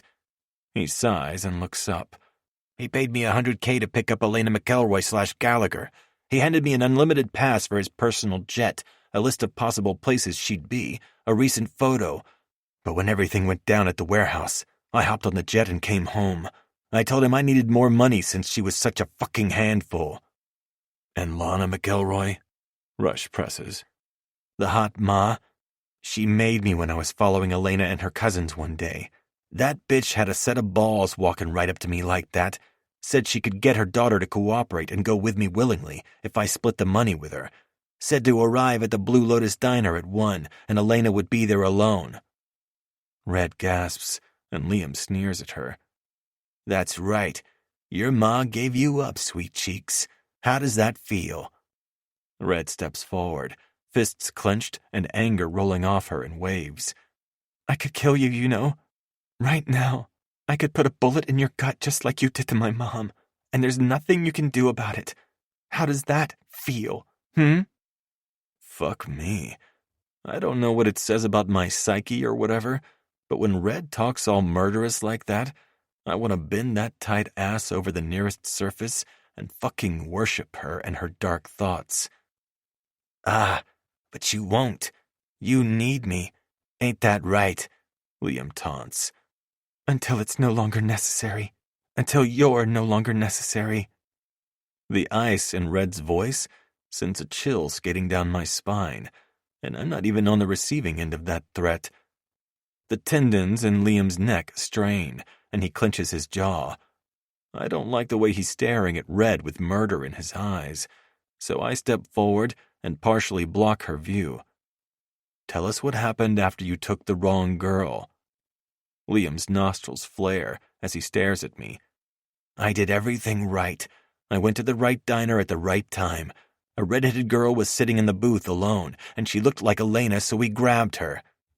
We? The boss paid a few of his local guys to help. They bailed once we realized the mistake, so I had to go back to the diner, and that's when I saw you and your mom. Red nods, and all the pieces are starting to come together. The only question now is, who's pulling the strings? So, ready to tell us who hired you, or are you ready to die for that secret? Rush asks, placing his finger over the trigger. Aaron Brigsby hired me, Liam grits out between clenched teeth. Chapter 30. Elena. Wolf laces his fingers through mine as we follow Rush and Sully to the red door of 3 dogs. Stay close to one of us at all times, he murmurs. I know, Wolf. Trust me. I look at him out of the corner of my eye as we approach the man outside the door. It's everyone else I don't trust. Wolf punctuates his statement with a squeeze of my hand. I lean into him and tip my head against his shoulder for a moment as we stop behind Rush. We're here for Quinn Kelly. The guy at the door is as tall as he is wide, with a shaved head and biceps bigger than my head. He looks like he bench presses school buses for fun. He brings his wrist up to his mouth and says something too low for me to hear. After a moment, he nods at us and opens the door. Mr. Kelly is expecting you. He'll find you when he's ready. I murmur my thanks as I pass him, and I don't miss the way his eyes linger on all the exposed skin. From the low-pitched growls reverberating around me, I don't think I'm the only one who caught that. Wolf turns around and snaps. Keep your eyes to yourself before I tear them out of your fucking skull. The man just smirks with a raised brow and shrugs his big shoulders, looking away. I pat Wolf's chest with my free hand. I'm fine, see? I knew this was a mistake. Rush snaps. We walk into the pub, though it feels more like a club than a pub. We agreed that it was best for everyone to stay together, remember? Relax, Rush. It's not like I haven't been checked out before. I roll my eyes with a smile on my face. Aye, but surrounded by your men? Rush raises his brow at me for a moment before he looks over my shoulder, no doubt aiming that glare at the bouncer. A shiver rolls down my spine at the mention of being surrounded by my men. Some people are into getting their ass kicked, I say with a shrug, but I'm not going to let it ruin my night, and you shouldn't either. Rush reaches out and palms my waist, pulling me toward him and untangling my hand with Wolf's in the process. I didn't account for the sheer number of assholes that will be getting intimately acquainted with my fists tonight. You look like a goddamn wet dream, baby. They can look. Oh, princess, they're already looking. Sully cuts me off with a growl. Sliding my hands up Rush's hard chest, I lean back and tilt my head with a raised brow. Looking from Sully to Rush, I let the smirk crawl across my face. The feeling of having these three men salivating over me is intoxicating. I feel powerful with their hungry gazes eating up every inch of me. I feel bold and maybe a little bit reckless. Well, they can look, but they can't touch. Right, boys? I can't help the taunt. I'm leaning into this feeling of power. Rush runs his lips from my collarbones up the front of my neck. I let my head fall back and close my eyes at the sensation. His stubble just barely scrapes my skin, and I can't help but think of the way his stubble will feel against my inner thighs. His lips follow the curve around my jaw, placing open-mouthed kisses until he pauses underneath my ear. No one touches what's ours. His possessiveness is woven into each word, and I don't bother suppressing the shiver of arousal. Sandalwood fills my nose as Wolf steps in behind me. His warm palms encircle my waist, his fingers splayed to touch more skin. He runs his nose down my neck on the opposite side of Rush. And when we get back, I want to see you in this. Just this. His fingers toy with the material at my waist. I chose a black mesh long-sleeve top with a black bra underneath. It's not a push-up bra by any means, but honestly, it makes my tits look great. It's tucked into a pale pink short skirt that hugs my curves. I was a little nervous when I threw this outfit into my suitcase, but I wasn't sure what to expect over here, so I packed a little of everything. and some things that push my comfort levels, like tonight's outfit. The moment I walked out of the bathroom back at our rental place is one that I'll remember long past tonight. All three of them were waiting by the door, and as one, they turned to watch me walk toward them at the first click of my heels on the hardwood floor. The matching looks of hunger boosted my self-confidence like nothing I've ever experienced before. I look at them now, and the hunger in all of their gazes stirs the flames of desire inside me. I'm already counting down the time until I can get my hands on all three of them after we leave here. Someone bumps into Rush, and even though he barely budges, it's enough to shatter the spell we've woven around us. Rush lifts his face from my neck to growl at someone over his shoulder, never taking his hands off of me. I lift my lashes, slow to come out of the lusty spell they cast over me. Rush is backlit from the lights inside the club, and from this angle, he looks every bit the dark king I imagine him as. He's a wolf among sheep, and he's one nudge away from snapping and teaching everyone a lesson. I war with myself.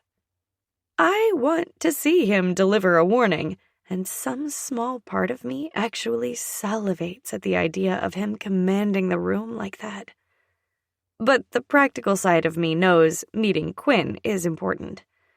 We can't get intercepted before we resolve all the stuff with the Gallaghers. And from what Wolf said, the Brotherhood's presence over here is stronger than anything back home. It'd be disrespectful to come to their town and not check in.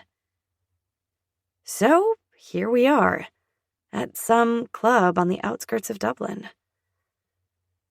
I curl my fingers around the soft cotton material of Rush's shirt and tug to get his attention. He whips his head back to face me, the snarl still in place. Eyes on the prize deck. He loses some of his anger, and his face softens with a sigh. Leaning in, he places a small kiss against my lips. You're right, baby. I try to deepen the kiss, but he pulls away before I can. Pink lip gloss shines from his pouty lips, and I don't know how the hell it's possible, but he looks even hotter. All right, let's get this done, yeah? Sooner we're done, sooner we can get Lainey back home. The intent behind Sully's words is clear. I eye the distance between us. Rush takes a step away from me and runs his hand through his hair. I watch in fascination as an emotionless mask comes over his face. He shoots me a knowing smirk, and I roll my eyes at him. I think I might love playful Rush just as much as I love commanding Rush. Wolf squeezes my waist before he steps back, too. He's right. Let's get this over with, yeah? All of us nod, and then we turn and make our way to the bar on the side of the club. The music gets louder the closer we get to the dance floor, and I notice that there are stairs that lead up to another level. I can't see anything beyond the two bouncers in black polo shirts. They're standing in front of the staircase with matching scowls. A quick glance only affords me a glimpse of people in the balcony areas, but it's darkened, so I can't really tell who's up there. Not that I expect to know anyone here, but there's a small part of me that expects Liam to jump out from behind every corner, no matter where I'm at. The only time I ever feel safe from him is when I'm surrounded by my men. I do feel better equipped since the King sisters have scooped me under their wing. But I don't think I'll stop looking over my shoulder until Liam's taken care of. Permanently. And whoever the hell his boss is. Once we hit the bar, I turn around and face the crowd. Sully's next to me, Wolf scans for threats, and Rush orders our drinks. Stick to the plan, yeah, princess? I flick my gaze to the man next to me.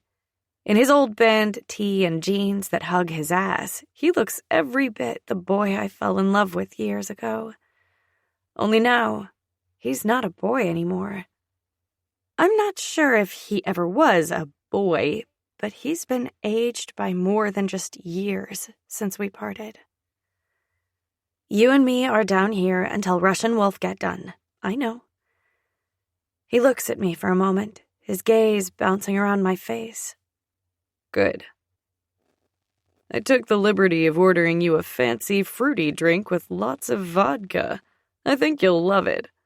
Wolf passes me a red and orange drink and a whiskey for Sully before he turns around to grab his drink off the bar top. Whiskey for all three of them. I'm not even a little bit surprised. I hum in delight as I take a sip of my drink. Citrus bursts on my tongue, and I decide on the spot that it's my new favorite drink. I mouth thank you to Wolf, who's had his eyes on me the entire time. After another mouthful, I turn around and survey the space. It's crowded for a Wednesday night, especially since this isn't located in the heart of the city. In fact, it's so off the beaten path, I thought we had the wrong address for a while. A big, burly dude comes out of nowhere to stand in front of us. I take a deep breath and press my palm to my chest to calm my racing heart. No one says a word as this random guy thoroughly looks between the four of us. After a moment, he returns his gaze to Rush and nods, tilting his head to the side, motioning for Rush to follow. Rush glances at me, and with that single look, I know he's telling me to behave. It's kind of amazing that I can pick up on whatever he's trying to convey with just a look. It's like I'm finally learning the secret language. I watch as Rush and Wolf follow the guy over to the VIP staircase. The bouncers don't stop them as they follow the guy up to the balcony area. After another moment without movement, I turn back to people watching. I'm not even sure what we're watching for, but I'm looking nonetheless. People are seated at the handful of booths on the back wall. They're underneath the balcony area, so they're somewhat shadowed. There are more bar tables at seemingly random places around the space, and each one has someone posted up there, sipping a drink and chatting. The lights dim even further, and red, blue, and white strobe-like lights start a pattern over the dance floor. When the song changes, the music gets louder and a dozen people rush the floor, dancing the whole way there. There's a DJ spinning records on the small stage in front of the dance floor. He's wearing a hot pink beanie with black headphones covering his ears and a light pink track jacket over a white tee. He's grooving to the song that's playing, and I get an idea. I put a hand on Sully's shoulder and lean in close to his ear. I have an idea. Sully turns his head, bringing his drink to his lips as he people watches. Your last idea was risky. It was hardly risky. You guys invited the King sisters into the fold a long time ago. I thought you'd trust them. Besides, I like them. And we need help. Sully slides his arm closest to me around my waist and leans closer, putting his mouth right against the delicate skin on the shell of my ear. I don't trust anyone. Not when it comes to you. His words are delivered with a promise, and I press closer to him, my chest flush with his. I used to think that I never needed anyone to protect me, and now I realize that was my own way of coping with the fact that I never felt protected by the two people who are supposed to do that. Ready? I start toying with the hair at the nape of his neck. He wore it pulled back into a small knot at the back of his head. I never thought I'd be into this look, but maybe my tastes in men are changing. More likely, it's him. I think anything they do would get me hot. His voice vibrates against my skin. Time for my idea. Come on, lover boy. I sip the rest of my drink through the straw and place it on the bar behind me. Sully swallows the last of his whiskey and his Adam's apple bobs with the movement. I swear to God, my panties get wet just watching him. I shake my head a little. Get it together, Lainey. He reaches over my shoulder and sets his glass on the bar behind me, and his sea salt scent invades my senses. I can't stop myself from touching him. I slide both hands over his chest and across his shoulders to meet behind his neck. He looks impossibly big from this angle, and it's working for me. It's really fucking working. It's like I'm having my very own sexual awakening, but like times 3. I don't know how else to explain it. It's like my hormones threw a party, got a taste of them, and now they're fucking ravenous. My breath hitches, and I fight my imagination trying to overthrow me and play out my fantasy. Sully follows behind me as we cut through the people dancing on the dance floor and reach the DJ's table. The guy holds up one finger as he bobs his head to the music, headphones on and hand spinning. Huge, stacked speakers frame the table he's spinning at, but otherwise, he's kind of tucked away over here. A moment later, he slides his headphones off to rest on his neck and yells, "What's up?" I lean over to the side of the table and ask for my request. I watch as he scans Sully from head to toe, no doubt cataloging every 6'2" of him, from his full-sleeve tattoos to his general intensity. He flicks his gaze toward the darkened balcony area, and his eyes harden before they quickly clear. "Yeah, sure thing. Next, okay?" "Perfect, thank you." I turn around and look at Sully, a mischievous smile curving up my lips. I can't wait to see how this plays out. Chapter 31. Elena. Sully leans in with a hand on my waist. "What's that look for?" I turn my face into his neck. "There's no look," I say on a laugh. Before he can question me further or call me on my shit, the song changes. The deep bass of a familiar song pipes through the massive speakers just behind us, and I can't contain the smile spreading across my face. I lace my fingers with Sully's and walk to the middle of the dance floor. Sully spins me around to face him. "This your doing?" He tips his head toward the DJ. I nod and bite my lip. "Good idea?" His bright blue eyes stare intently in mine. My heart pounds as I wait for his reaction. It's a calculated move, a small one, but an intentional one all the same. I requested a song that we listened to at the cabin. We had a breakthrough, Sully and I, but it'll take a while for that trust to grow to what it used to be, what it will be one day. Right now, he needs a nudge, or 10, and if I get some benefit out of it, so be it.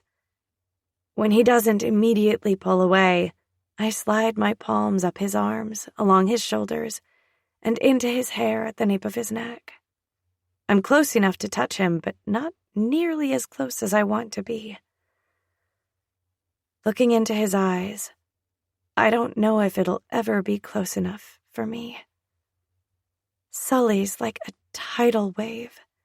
Just his very presence is enough to overwhelm me, and on most occasions I try to temper that force.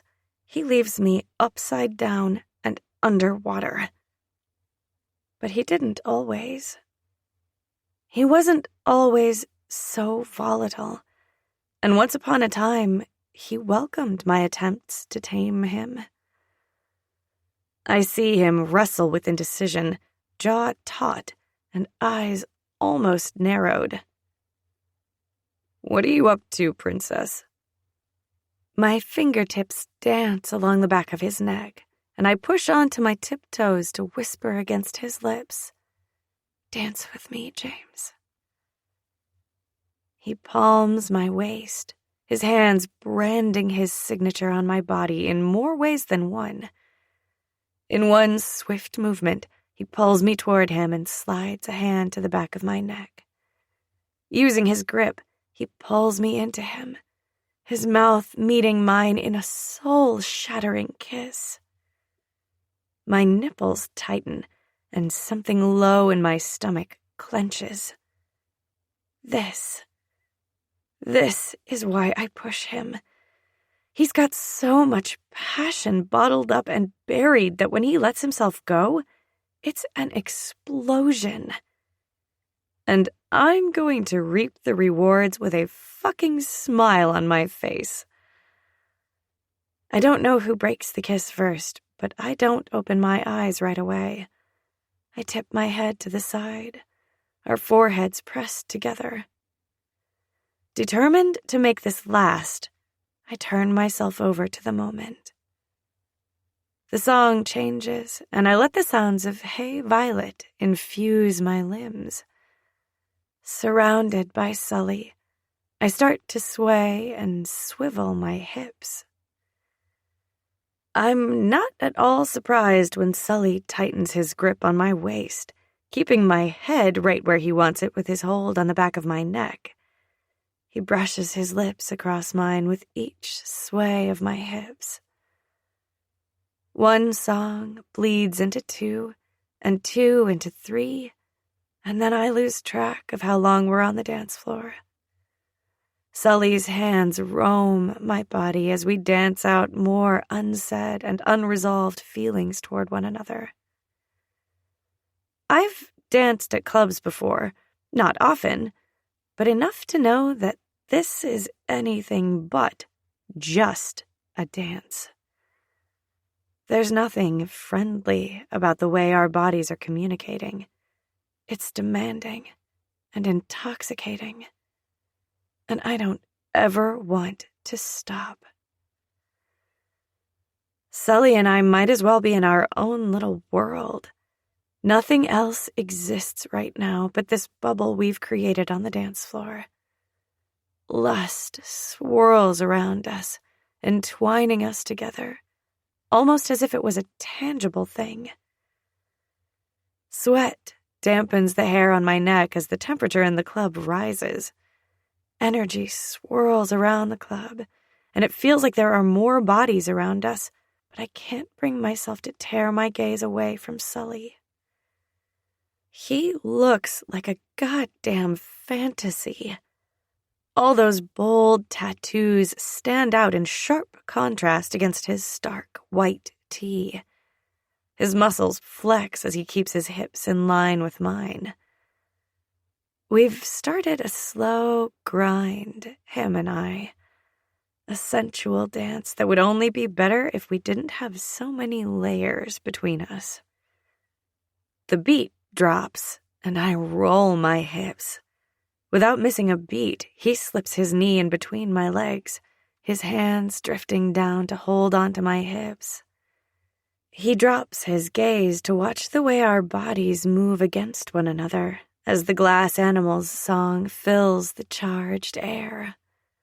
With every roll of my hips, I feel his cock, hard and thick, rub against me, and my arousal spikes. Flashbacks of our night together dance in my vision, spiking my lust higher. I don't think my thong will survive the entire night if we keep this up. I'm 5 seconds from begging him to take me to one of those darkened booths when I feel them. Wolf steps in behind me, molding his body perfectly to mine. He swivels his hips in time with me, and I tip my head back on his shoulder to look at him. Leaving my right hand gripping Sully's shoulder, I reach back with my left and bring Wolf's hand to my hip. You were the most captivating woman on the dance floor tonight. I couldn't keep my eyes off of you. His voice is low, drenched in lust. I lift my chin, searching for his mouth, when I feel long fingers gently wrap around my neck from the left. Without looking, I know it's Rush. I roll my head to face him, leaving it resting on Wolf's shoulder, never stopping my slow grind in the middle of the dance floor. He's wedged along the side of me, as close as possible considering I'm sandwiched between his brothers. Rush steps impossibly closer to me, bringing his mouth to mine. I part my lips, hungry for his mouth on mine. Anticipation claws at me, my desire nearly overwhelming. He pushes into us and groans into my mouth. Mine. His tongue tangles with mine, and I feel my nails dig into Sully's shoulder and Wolf's wrist. I moan into the kiss, losing some of the rhythm I had. I didn't need to worry, though. Sully and Wolf keep the slow grind dance going. I'm rewarded with feeling Wolf at my back. His cock is hard and thick, and rubs against my ass in the most tantalizing way. I can't stop myself from fantasizing that the four of us are back in our rented room instead of a packed club. I've had a taste of all of them, and instead of satiating my hunger, it left me salivating for more. Rush fucks my mouth with his, and I'm this close to coming from all the stimulation. But then Rush rips his mouth away from mine. His chest heaves, and the protest is on the tip of my tongue when Wolf tips my head back and claims my mouth as his. Mine. The word is groaned into my mouth, this torturous sound that turns me into a puddle. My neck strains as I try to claim more of his mouth. He's uncharacteristically restrained in this kiss, and I've had enough. I break the kiss for a split second to spin around, and then throw my arms around his neck and reconnect our mouths. He moans into my mouth, and I hitch a leg up along his side. Strong, warm hands slide underneath my thighs from behind as one of my dark kings steps in close behind me. The smell of sweet citrus invades my senses. Rush. My quiet one. The one who always has my back.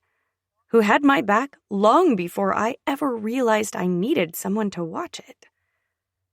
I often wonder what would have happened had I gotten the courage to confront him a year ago, or even just a couple of months earlier. What would my life have looked like then? Would I still be here now? Would I be with all of them? Had Wolf not picked me up from the train station, and had my mother not gotten engaged? The thought of my mother stops my train of thought and threatens to kill my libido, so I squash it down, way down, to some place only a therapist can access many years from now. The three of us move as one, and I tip my head back to look for my missing piece. Concern overshadows my lust for a moment when I don't find him right next to me. The lights flare and dim with the beat of the music, so half of his face is in shadows. I hold his gaze, my brow furrowing as Wolf kisses a path down my neck. Sully takes a step forward, his face coming into the light. He gives me a slow, purposeful once-over, and goosebumps race across my skin. The intense desire on his face only fans my flames. He bites his lip, his eyes low and hooded as they take the three of us in. He gives me another slow perusal as he thumbs his lip in that stupid hot way guys do. His gaze fucking smolders when it connects with mine. My lips twist as the realization becomes crystal clear. Sully has voyeuristic tendencies. And I like it. No, I fucking love it. He's next to us, not quite touching, but close enough that I can reach out and touch him. So I do. They say a look is worth 1,000 words, right? Well, right now, Sully's looking at me like he wants to consume me. And I plan on letting him. In 2 steps, he eliminates the space between us as he smoothly steals my attention from his brothers. He slides his palms on either side of my face and growls out, "Mine." It sounds ripped from his very soul, and my body goes pliable in response. He seals his declaration with a kiss that feels like it shakes the floor beneath my feet, and my body goes liquid. It's not until the screams start that I pull away from Sully, slowly blinking to clear the lust from my eyes. Silently, I preen, pleased to see I'm not the only one affected. Another scream sounds, reverberating off the walls. I scan the area, but all I can see is chaos. The people from the tables are running around, but the people on the dance floor are slower to move. Fear slithers inside my veins as I look for our escape route. A big warehouse-style place like this is sure to have more than one standard emergency exit. Sully curls his fingers around mine. "Time to go, princess." "Aye, let's move out. I saw another exit behind the bar," Rush says before he strides in that direction. The rest of us follow behind him. Sully's grip never wavers. We weave around a few people, but otherwise make it outside unscathed. None of us talk as we hurry toward the place we parked the car. Wolf didn't want to park the car in the lot with everyone else, and now I'm a little suspicious. "Did you know what was going down tonight?" Sully squeezes my hand. "Crazy shit always happens around Quinn." He looks at me with a smirk. "That, and we like to give ourselves another exit. You know how Rush likes his backup plans." My lips curve into a wry smile. Of course. "That, and we got an address on Aaron Brigsby. We're going to pay him a little visit tonight," Rush adds, spinning around to face us and walk backward down the block. "Where'd that intel come from so quick?" Sully asks as his head is in a continuous swivel around us. "We bartered our allegiance to Quinn for the information, which he had ready to go, by the way. I may or may not have put some deliberate feelers out." That's a risky move, brother. Aye, but I had some insurance lined up if we needed it. Rush smirks as he scratches his stubble. The car comes into view, and after Wolf checks it out, we all pile in and head for our next destination. Chapter 32. Wolf. Rush and I walk along the sidewalk closest to the homes, staying out of the pool of light from street lamps. You think it's safe to leave her there? I ask my brother. Sully's got her, and we really do need a lookout. We have no idea what we'll find here, or who. We might need them if we run into trouble. If this guy has a personal jet at his disposal, I'm expecting a lot of manpower. I nod and step over a puddle. The air smells like rain, enough that I search the sky for an impending storm. But it's late as hell, so I can't see too much. What does your gut say? Rush glances to the right and then left. His guard is always on. I mean, so is mine, but his is next level. I think it's because he spends so much of his time plotting and planning and maintaining his position, which is usually 2 steps ahead. He's always glued to his command center, as Red calls it, looking for deceit and watching everyone and everything. My gut says this Aaron person is the only lead we have, so I'm hoping it leads to something, and if it is him, then we just have to figure out his connection to Gallagher Industries, how he found out about Elena, and if he's working alone. Right. So we're on a wing and a prayer? Just another day in the life, eh, brother? I roll my eyes. A dog barks in a nearby yard, and I cut my gaze toward the sound. I'm only satisfied when I realize the dog isn't barking at us. We do not need any witnesses for our B and E tonight. We have connections, and they're fucking good ones, but I don't want to have to depend on them. Quinn's fucking crazy, and I don't want to owe that psycho a debt. What if we want to get married? The question slips out before I realize it, and I feel my shoulders tighten on instinct. Rush slows for a second before he recovers. Out of my peripheral, I see him stare at me, but I keep my gaze on our surroundings. I don't know where the fuck that thought even came from, but now that it's out there, I don't want to take it back. I think that's a conversation we all need to have together. Aye, together. 7:31, here, Rush murmurs, slowing his stride and walking down the paved driveway. We keep to the shadows as we move toward the backyard of the small colonial-style house. A single lamp is on inside, but it's otherwise dark, quiet. It's a little shabby, but not neglected. More like whoever lives here just doesn't keep up with it like it needs. That's the problem with these old houses. They need a lot of upkeep. Overgrown green bushes line the driveway, spilling into the concrete and concealing our movement from prying eyes. We move toward the detached single-car garage in the backyard on silent feet. I slide my gun out of the shoulder holster and hold it at the ready should we run into the kind of trouble we can't talk our way out of. I'll keep watch. You look inside there, I tell my brother with a head tilt to the side. Rush jogs across the grass, the wet blades absorbing any noise he might have made. He peers inside through a dirty window. Nothing. Looks like some old computer equipment, but not much else. I nod my head toward the house, holding my gun chest high and breathing in slow, easy breaths.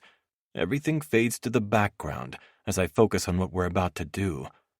There's only one window in the back, and it's on the 2nd floor. Rush unholsters his own gun as we get into position. This isn't the first time we've been in a similar situation, but we usually have Sully with us to watch our 6. But if this sick fuck is home, we can't have Red here. I won't risk it. I won't risk her. Rush and I lock eyes, and like we've practiced 1,000 times, we open the door. The door creaks with disuse, and we step into the dark house. We pause to listen for any movement. If there's anyone home, there's no way they didn't hear that noise. After a few moments of silence, we start the process of securing the house, room by room.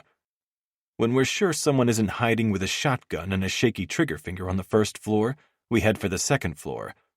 Walking down the narrow hallway toward the staircase to the 2nd floor loft, I see something that stops me in my tracks. A gallery of black and white photos line the wall, all 8x10s in frame. Rush, get a look at this. He stands next to me, gun at his side and brow furrowed. Is that Coney Island? And this looks like New York. Aye.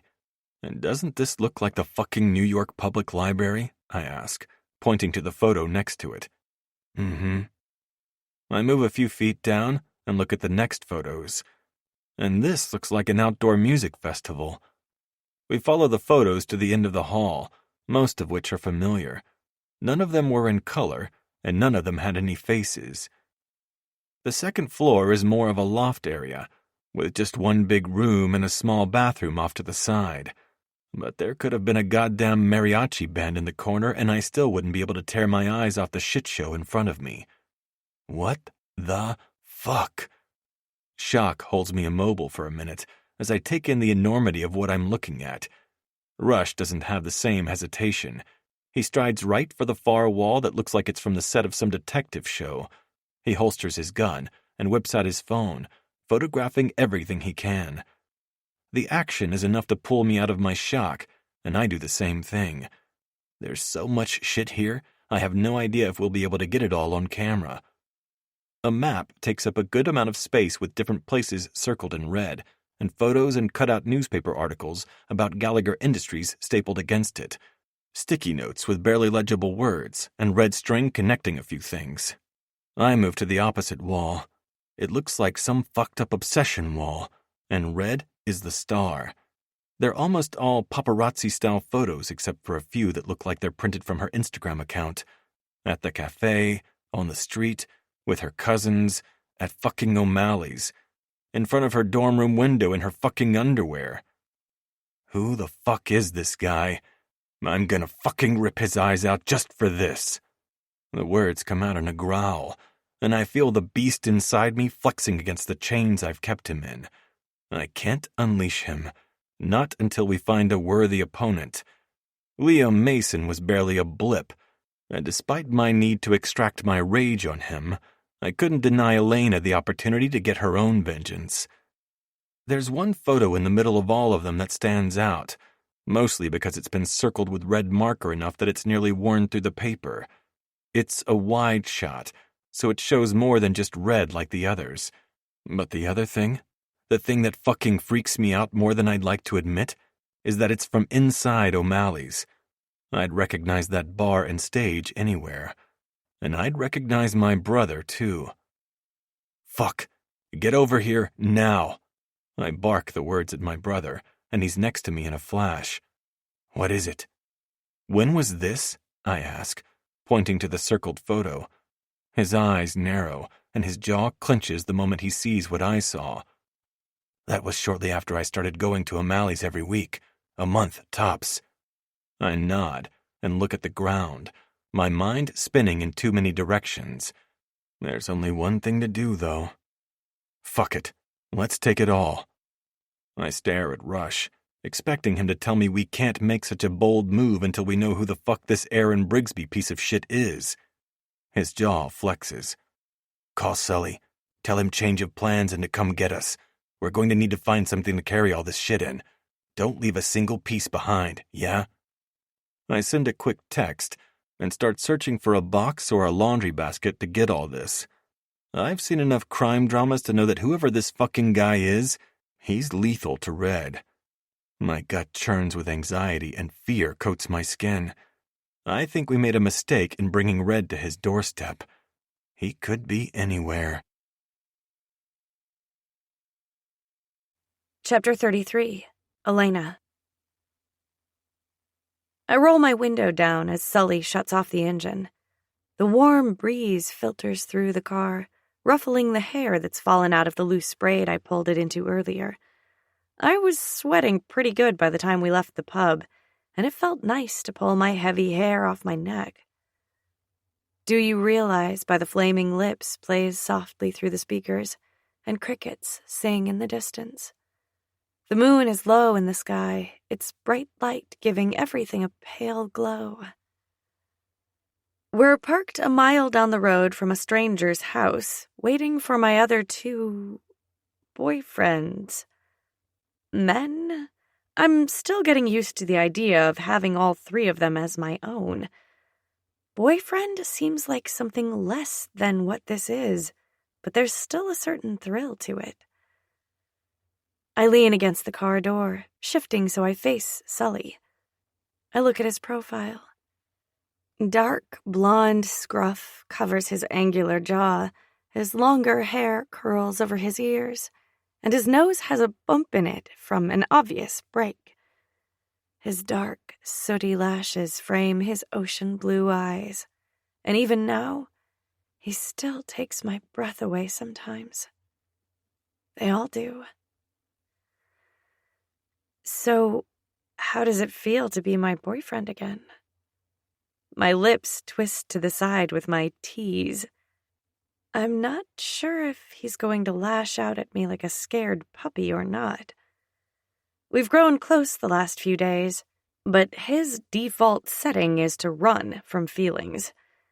And knowing his past, I don't even blame him. Nothing but time will help that. It's okay. I'm on to him now, and his little barbs don't hold as much weight as they used to. Or maybe I've changed. Grown. That's all we can ask for in life, isn't it? To grow, to become better versions of ourselves. Change is never easy, but it's necessary. I imagine the rest of my life if I didn't change, didn't start the journey to figuring out who the hell I am. It's bleak and lackluster and sad. Sully's need to push people away rides him hard, and sometimes he can't help himself. It's all right. I can be patient. I've waited years to get him back, and now that I have him, I can wait a little longer until he's ready to talk without snapping anytime someone gets too close to his emotions. He looks at me from underneath his lashes, his lips twisting to the side. I'm not your boyfriend. For the briefest moment, I'm shocked. Then I get over my own shit and do what I do best. Push him. I unbuckle my seatbelt and place a hand on the middle console. Sully raises a brow. What are you doing, Elena? I move my hand from the console to his shoulder and climb into his lap. His hands automatically move to my waist as I hover above him. Sliding my arms up his arms, over his shoulders, and around his neck, I lean in and sink down. The skirt of my dress rides up my hips and exposes us to any prying eyes. Not that there's anyone around who can see anything. What does it feel like I'm doing? Sully slides his warm palms along my ribs, stopping when his thumbs reach the curve of my breasts.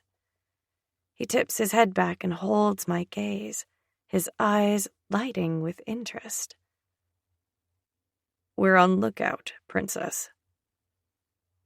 I move from side to side on his lap. The movement's small. I know. But you said you weren't my boyfriend, and I think... I pause and roll my hips over him, my teeth digging into my bottom lip when I feel the hard ridges of his cock. We need to remedy that misunderstanding. Sully uses his grip around my ribs to press me into his lap, stilling my movement. His cock hits me at all the right angles, and I swear he did that on purpose. I thread my fingers in the hair at the nape of his neck, tugging slightly. He groans, closing his eyes for a second. When they open again, they sear me to the spot. A shiver tiptoes down my back with the intensity in his gaze. He moves one hand to the back of my neck and brings my face closer to his. Nothing to remedy, Princess. I'm not your boyfriend. He leans in, so his lips graze mine with each syllable. I'm your motherfucking man. He crushes his mouth to mine, our lips sliding against one another, fighting for dominance. Victory sings in my veins. He tilts my head, deepening our kiss. My skin feels hot and tight, and I'm itching to remove some layers between us. They got me all worked up on that dance floor, and like a match to a flame, I'm burning within moments. I crave the feeling of his skin on mine, of the way his muscles flex and bulge when he gets me right where he wants me, right where I want to be. I groan into his mouth, rolling my hips against his. His answering moan heightens my desire, and I tear my mouth away from his, intent on removing his shirt at the very least. I slide my hand underneath his tee, the soft fabric a juxtaposition with his hard muscles. I legitimately never thought 8-packs were real until I met the Fitzgerald brothers. Before I can slide his shirt up any further, he breaks the kiss and traps my hand with his. Leaning his forehead against mine, his kiss-swollen lips brush mine with each word. We can't, Princess. We gotta stay focused. He places a soft kiss against my lips, and I return it eagerly. But once we're back at the room, you're all mine. A shiver of awareness trickles down my spine. Promise? I ask with a raised brow. Aye. He fuses his lips to mine once more, tongue dancing with mine in a dance only the two of us know. It's amazing how similar all the Fitzgerald boys are in some ways, and in others, they couldn't be more different. Their personalities shine through each kiss. Wolf's kisses always have a playful side, even when he's making me see stars. Rush always has control in his kisses, which allows me to lose my control. I know he'll always be there. And Sully kisses me with all the unrestrained passion he's harboring inside that delicious, tattooed body of his. His phone rings, interrupting us, which is probably a good thing. I shift back over into my seat, adjusting my skirt and leaning my head against the window, letting the light rain mist over my overheated face. Somewhere between parking and now, the clouds moved in, mostly covering the moon, and rain began to fall. Sully answers the phone and puts it on speakerphone. What did you find? Fuck, what didn't we find? There's so much shit here. So much shit about Red. It's a lot. I sent you a few photos of what we found. Come get us in 20 minutes and make sure you don't have a fucking tail. We're taking all of it with us, and we can't carry it all to you, Wolf says. I lean over the console and look at Sully's phone. He has his text thread up and 6 photos fill the screen. He zooms in on each one, and ice fills my veins. Fuck me. Who the fuck is this guy? I don't fucking know, brother, but I'm sure there's something in all of this that will help. Aye, we'll see you soon. Sully ends the call and turns the car on. Buckle up, Princess. Time to go. I click my seatbelt in place and roll up my window as Sully pulls away from the curb. The rain starts to come down harder, but visibility is still okay. If it gets much worse, I'm afraid we'll have to pull over until we can see. 5 minutes later, headlights from the vehicle behind us shine into our car. Sully curses under his breath and flicks his turn signal on. We're detouring, Laney. I don't know if this is a tail and we just saw it now, or if it's a coincidence.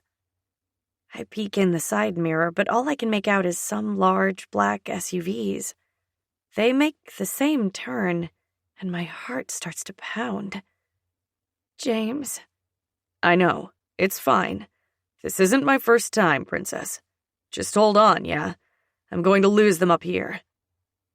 We're approaching a town square shopping area with several side roads branching off, and Sully turns the wheel at the last minute, racing down the streets.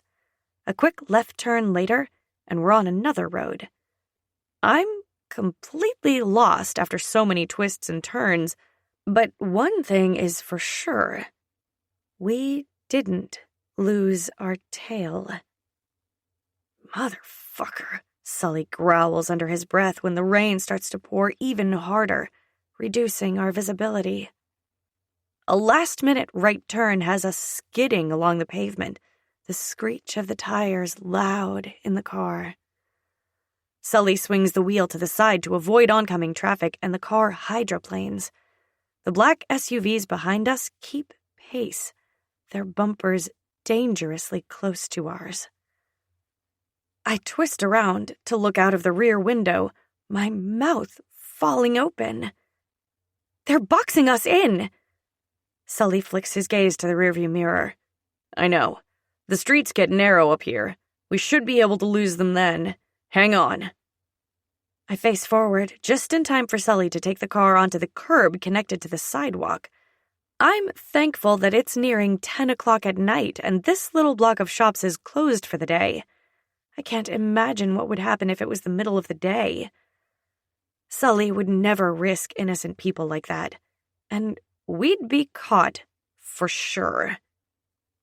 The car rumbles and groans as two of our wheels protest being higher than the others. I plant my feet on the floor and hold onto the handle above the window to brace myself. Watch out for the front bumper clips the patio table and chair from a closed cafe. Table! Sully grips the wheel, his knuckles white. Sorry, Princess. Call Wolf again, yeah? We should have heard from them by now.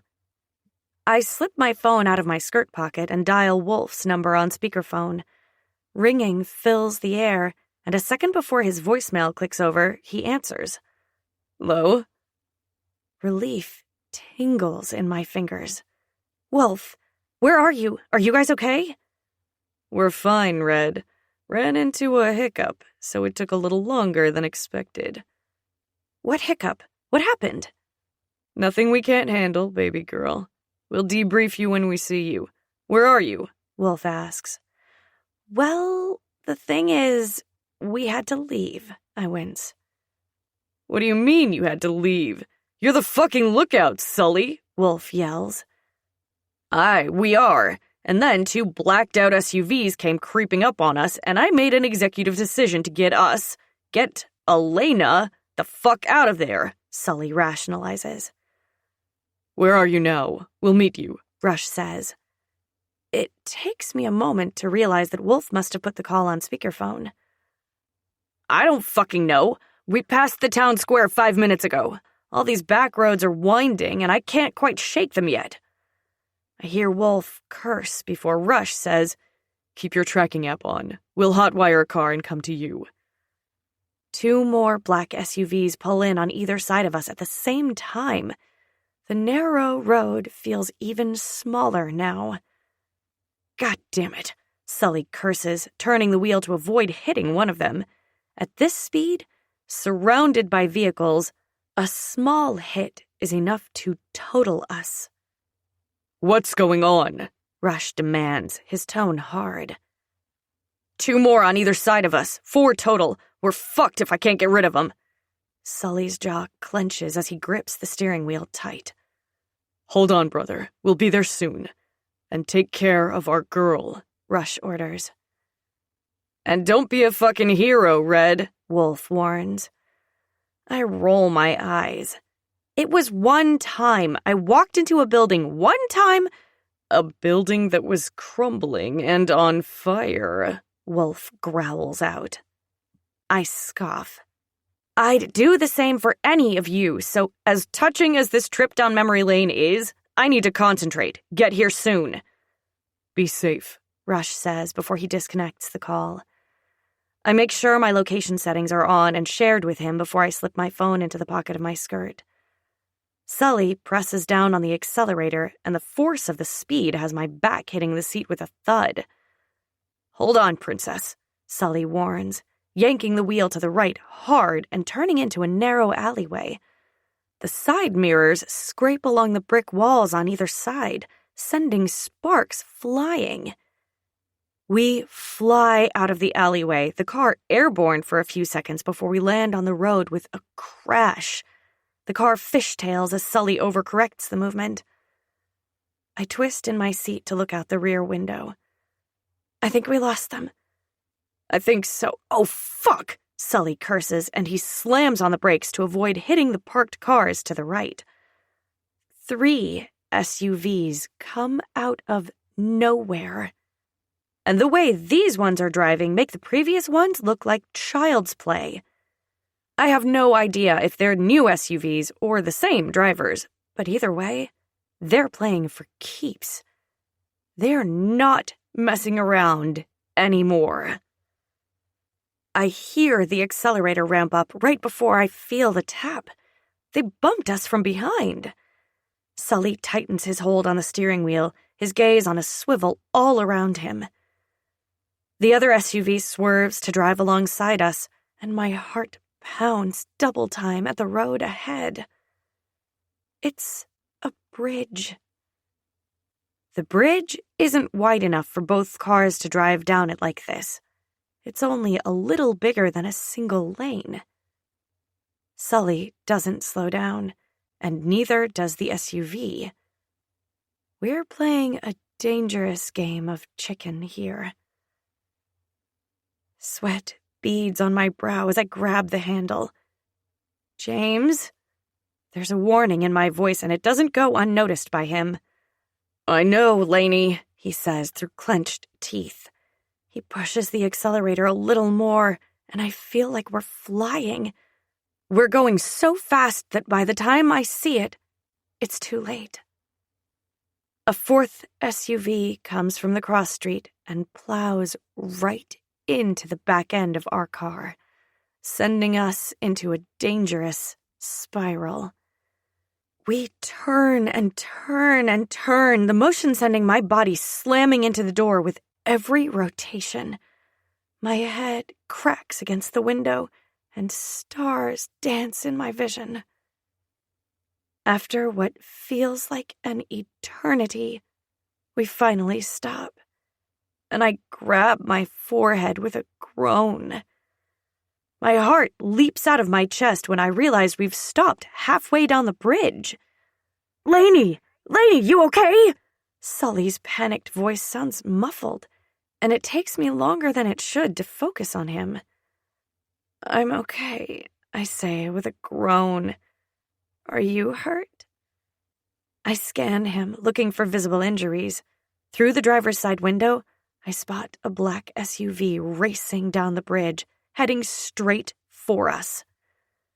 Sully spots them at the same time and yells, "Elena!" That's all the warning we get before the SUV clips our rear bumper. The car groans and something scrapes against the road, the sound shrill. It's not until we start to tip forward that terror, unlike anything I've ever experienced, races up my spine. The deep blue river beckons me into its icy depths. It taunts me with its promise of a watery grave. I push myself back into my seat, my hands flying to my window and the middle console and my feet pushing against the floor in a futile bid to stop our movement. But gravity isn't on our side, and we're trapped in a 2-ton machine that wasn't made to float. Oh, fuck! It's all I can say as my chest heaves and my vision starts getting dark around the edges. "Stay with me, Lainey! You fucking stay with me!" Sully yells. I cut my gaze to his and latch on to the commanding tone of his voice, begging my body to obey. The SUV hits our bumper again, this time harder than the last. It's enough to tip us over the edge. And then we're free falling. Chapter 34. Elena. The scream gets lodged in my throat as the car careens off the bridge. The seatbelt locks into place as my body fights gravity. My eyes feel like they're going to bug out of my face, they're so wide. Breath gets trapped in my lungs as something beyond fear takes over all my senses. "Brace, Laney, brace!" Sully roars, moving his hands to the steering wheel in the 10 and 2 position. I look at Sully instead of the impending river. His gaze is already on mine, and for a moment, it feels like time stands still. Nothing exists outside of him and me and this moment. Then we hit the water. I don't think I'll ever forget the sound of metal hitting water. It sounds like an ominous thunderclap. Streaks of my dark red hair fill my peripheral vision as my body flies forward with the impact. The seatbelt cuts across my chest, knocking the wind out of me, and it feels like my brain slams against my forehead. It takes me precious seconds to recover enough to talk. Panic threatens to overtake me, rising up my throat as we sink further into the river. "James?" I unclick my belt as I look over at him. My heart stops when I see his head hanging forward, the driver's side airbag expelled. Blood smears across the powdery surface, and I can't stop the tidal wave of panic. A sob breaks free as I reach over and clasp his face. "Come back to me, James!" He groans low in his throat, and it's the sweetest noise I've ever heard. "Laney." He cracks an eyelid, his gaze focusing on me. "Oh, thank God. We have to get out of here. We don't have much time." I unlatch his seatbelt just as a foreboding gurgle reverberates around the cab of the car. "Hurry, James!" "Oh, fuck. Okay. We can do this. Open the back window, princess." His voice is clearer than it was a second ago, and I imagine all the adrenaline flooding his veins is helping him focus. I climb over the middle console into the back seat. Because the car tipped over the edge like it did, it's sinking at an angle that's almost perpendicular to the water, and I'm almost kneeling on the back of the passenger seat. The water hasn't reached the rear windows yet, and I send up a prayer of thanks to whoever is listening. I push the button to lower the window, and my breath freezes in my lungs when it doesn't move for a second. I release and push the button again. Still nothing. "James!" My voice is shrill, echoing around the car. "They won't open! The windows won't open!" I look over my shoulder to see Sully pushing the limp airbag material away from him, fanning the powder away from his face. "Fuck, hang on, I think I saw..." He fiddles with something on the arm of the driver's side door. I try not to let my growing panic take over as I see the water rising out of the corner of my eye. 10 more seconds, and we won't be able to open it at all. 9, 8, 7. "Try it now." I slam my finger down on the button, and a sob of relief escapes me as the window rolls down. I eye the slow roll of the window and the rising water, mentally urging the window to go faster.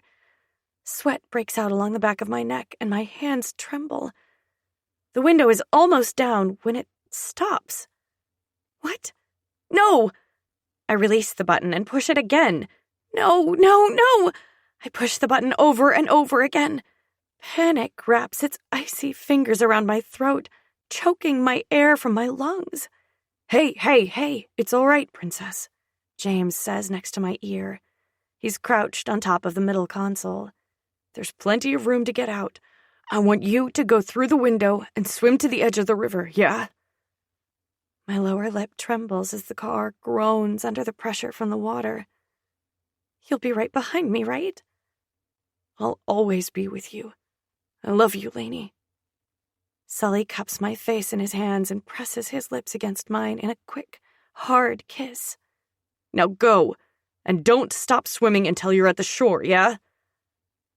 Water pours through the open window, splashing against the upholstery and filling the car up faster than I thought possible.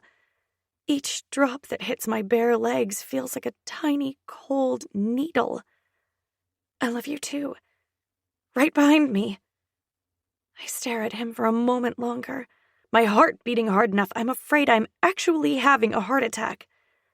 He nudges me forward and I wiggle out of the open window, half underwater. It takes a little maneuvering, but I'm able to kick myself free of the window, splashing like crazy as I tread water. I do as Sully says and swim toward the bank right away. I make it 2 terrible strokes before I look behind me. Fear chokes me when I don't see his familiar blonde head. Something's wrong. He should be out by now. The top of the car is still visible, but the entire window is submerged. I don't hesitate. I channel my inner mermaid and swim back to the sinking death trap. I take a deep breath and dive underwater. My eyes sting as I search the murky water for my boyfriend. He's hanging out of the window, stuck on something. He's yanking on his jeans and pushing on the sides of the window, trying to wiggle his way out. I swim closer and pull on his shoulder, but it's not easy to get any traction when you're underwater. Terror seizes me as my lungs strain, but I fight the urge to inhale. I swim closer to the window and see that he's stuck on the gun wedged inside the back of his pants. With quick fingers, I push him inside the car a little, wedge my hand inside, and take out his gun. Sully pushes against the car one more time, his muscles flexing and straining with the exertion, and like a rocket, he shoots out of the car. He grabs my hand and pulls me through the water and toward the surface. I break through the surface a second before Sully does, and immediately I wrap my arms around him. Oh my God! Oh my fucking God! My words are choppy and coming out in broken sobs. Sully wraps an arm around me and starts swimming the both of us toward the shoreline. It's all right, Princess. We're all right. Just hold on, yeah? I can swim, I say as I try to untangle my hands from around him. Your doggy paddle won't get you very far. Just hang on. I've got you. I don't argue with him, and 5 minutes later, he's pushing my butt onto the shoreline. It's a rocky little patch, and the drop-off to get to the water is steeper than a usual beach. I've never been happier to see land. I land on my knees, and Sully collapses to his back beside me.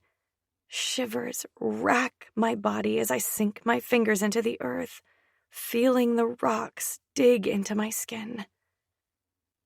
I've never been more grateful to be here than I am right now.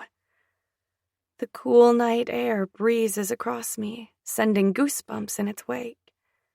It's not particularly cold here this time of year, not compared to New York, but I'm wearing 10 pounds of river water in a mesh shirt and tight skirt. I wring out the sides of my skirt as much as I can and watch Sully's chest rise and fall in a deep rhythm. Walking on my knees until I'm leaning over him, I ask, "Are you okay?" His eyes pop open, and something about the way the color shifted to an endless blue has me tongue-tied. He curls upward to wrap a hand around the back of my neck and guides my mouth to his. Our tongues tangle in a kiss filled with so much passion, the kind you experience after you nearly die, one that's rooted in a zest for life and love. I give him my weight as I lean into the kiss with everything inside me. I pour all my fear and hope and love into this kiss. It feels like a defining moment, this one. The kind that people write songs about. I'm not sure if it's because I really thought we were going to die, but an overwhelming sense of gratitude washes over me, and tears slide down my face. Sully pushes my face back an inch and searches my gaze. What's wrong, Lainey? Nothing. Everything. I think my adrenaline is crashing.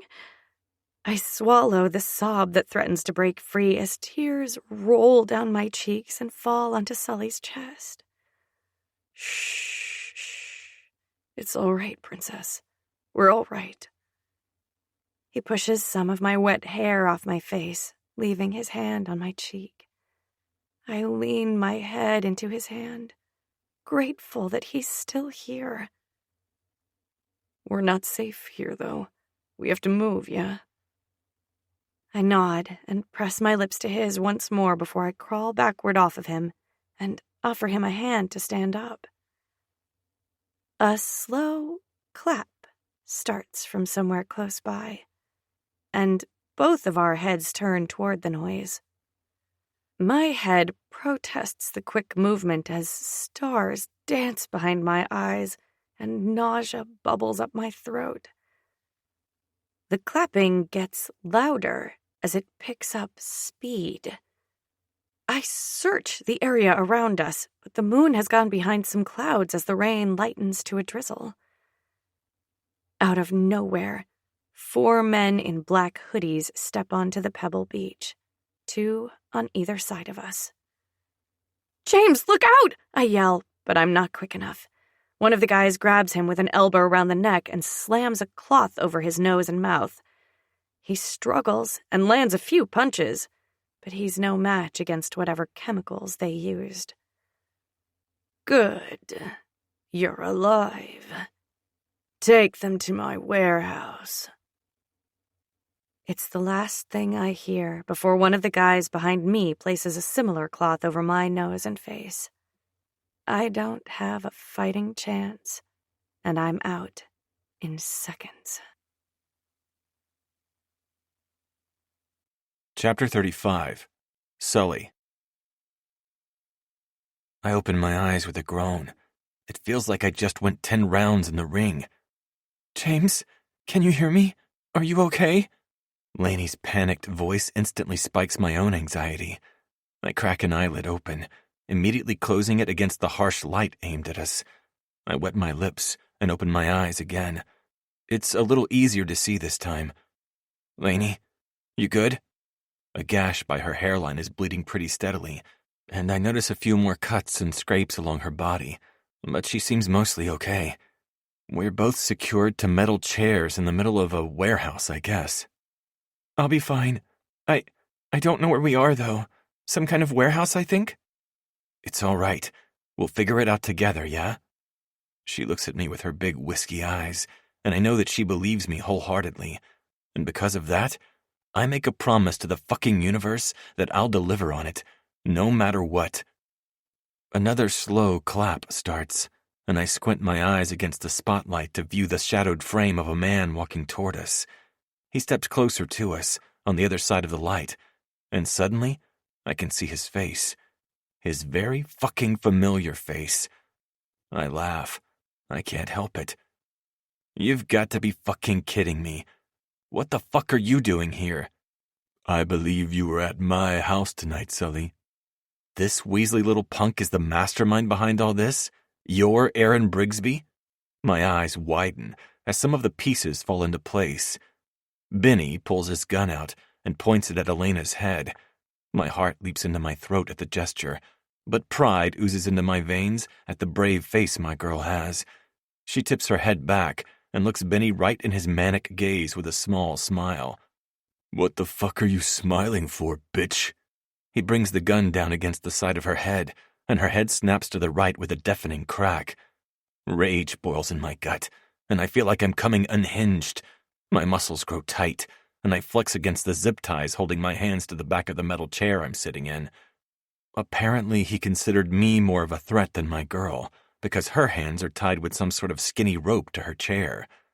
Ultimately, that will be his downfall. He's underestimated our girl, and she fucking loves a good challenge.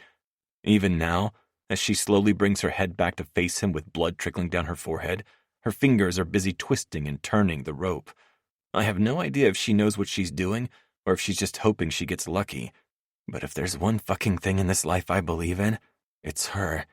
She's the most amazing thing I've ever met.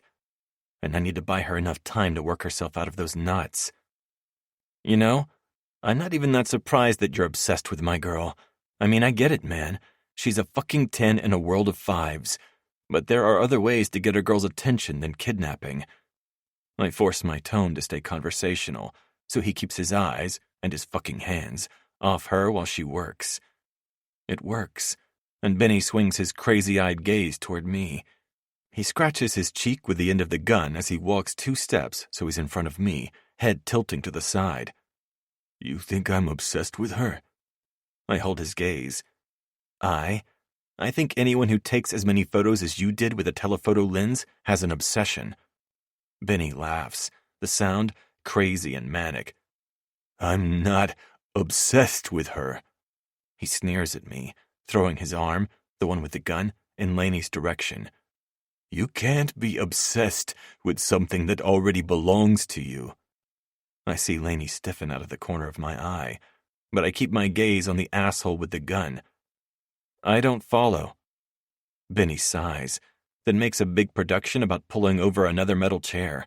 He drags it across the concrete floor, the noise cutting through the stale air with a screech. He situates the chair and sits down with a huff. Elena Gallagher, the lost princess of Gallagher Industries. He sneers at me.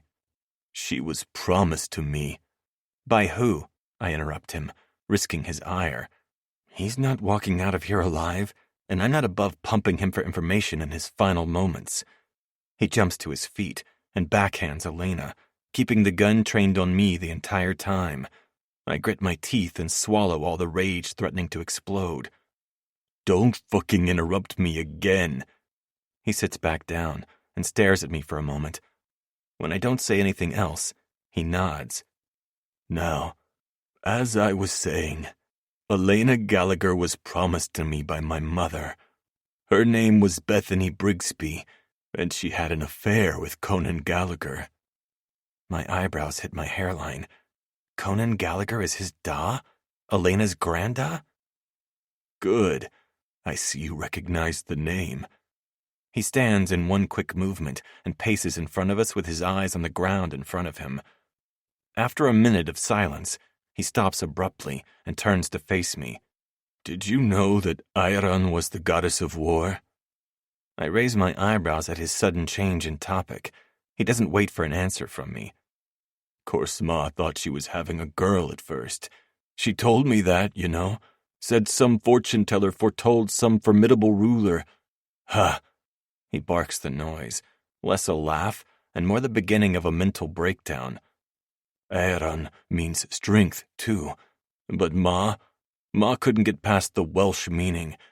She set her sights on Gallagher Industries. Benny spins to face Elena, eyes wild. I met you once. Do you remember that? No, I don't remember ever meeting you. Her voice is strong, despite the swelling around her eye and the blood dripping down the side of her face. Trepidation slithers inside me as I watch the exchange, the stale air. Something in the air shifts, and the hair on the back of my neck rises. Benny rounds on her, bending down so he's eye level. Stop lying, Elena. You remember it. I know you do. Ma said you'd always remember me. Spittle flies from his mouth, landing on her face. But my girl is strong, so much stronger than I ever thought, and she doesn't so much as flinch. She looks him in the eye. I've never met you before last year at O'Malley's. Something about what she said flips Benny's switch, and he lunges at her, wrapping his hand around her neck. Fear pounds against my skin, and I can't still the struggle that surges through my veins. I have to protect her. I have to. Hey, get your fucking hands off of her before I... He raises the gun and points it at me. You what? He moves the gun so it's against Elena's temple. What are you going to do, Sully? You're hurting me, Aaron. Elena's voice is thin. Don't call me that. He squeezes her neck before letting go. He steps back from her, smoothing his hair away from his face and shaking his head like he's resetting himself. I'm Benny, your friend. Lainey nods, never taking her eyes off of him. Okay, Benny. Tell me about the first time we met then. Good girl. Play into his delusions to buy us time. He widens his mouth in a twisted semblance of a smile. I was 10, and you were 5. Ma brought me to the Gallagher family picnic, and before we got kicked out, she pointed you out to me. You were wearing a yellow sundress with pigtails. You were nice to me, so I decided that I was going to keep you. He stares off to the side, his eyes unfocused and his smile almost wistful. But then Ma started yelling at my da, and I didn't have time to take you with us. I had to make sure you remembered me, though, to make sure that you knew I'd come back for you one day. Chills skate down my spine as I realize the ramifications of what he's saying. And I'm not sure if I was more afraid in a sinking car or tied up in an empty building with my girl and her psychotic uncle who thinks she's meant to be with him. Chapter 36. Elena.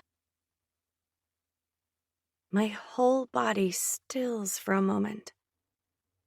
Then a light bulb goes off, and a long-buried memory flashes before my eyes. Hey, can I play with you? A little boy asks me from the drawbridge behind me. He's older than me, with shaggy dark blonde hair and dark brown eyes.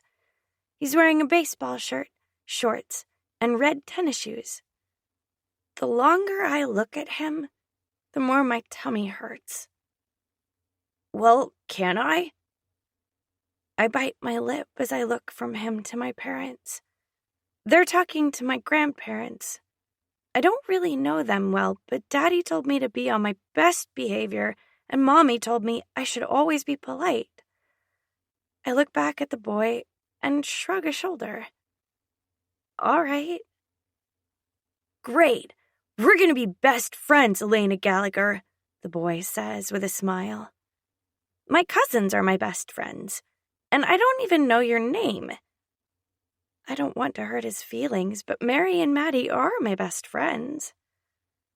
He opens his mouth, but before he says anything, a woman starts yelling. She waves her arms in the air before she picks up a plate of food and launches it at my grandparents. A gasp leaves me when I see Mommy wipe something from her shirt. Oh no, she's going to be so mad about that.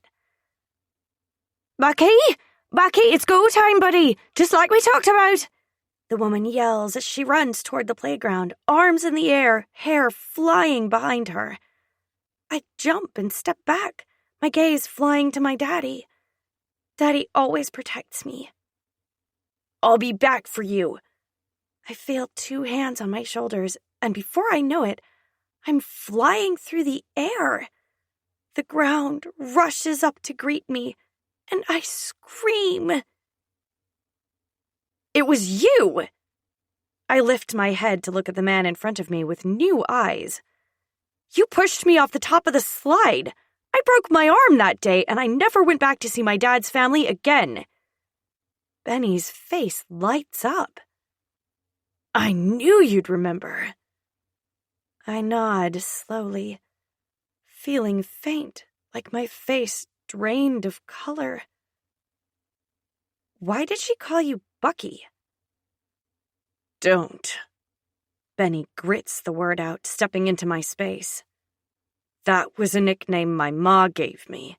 That's not a name for you. I will my hands to keep their exploration of the rope behind my back.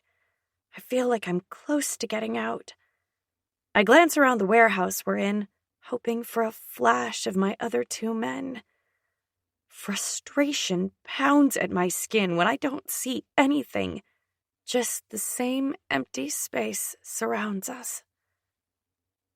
I've been waiting for you for a long time, Elena Murphy Gallagher. Now we don't have to wait for the loophole. Once we're married, your shares will automatically shift to me, so no one can challenge my paternity.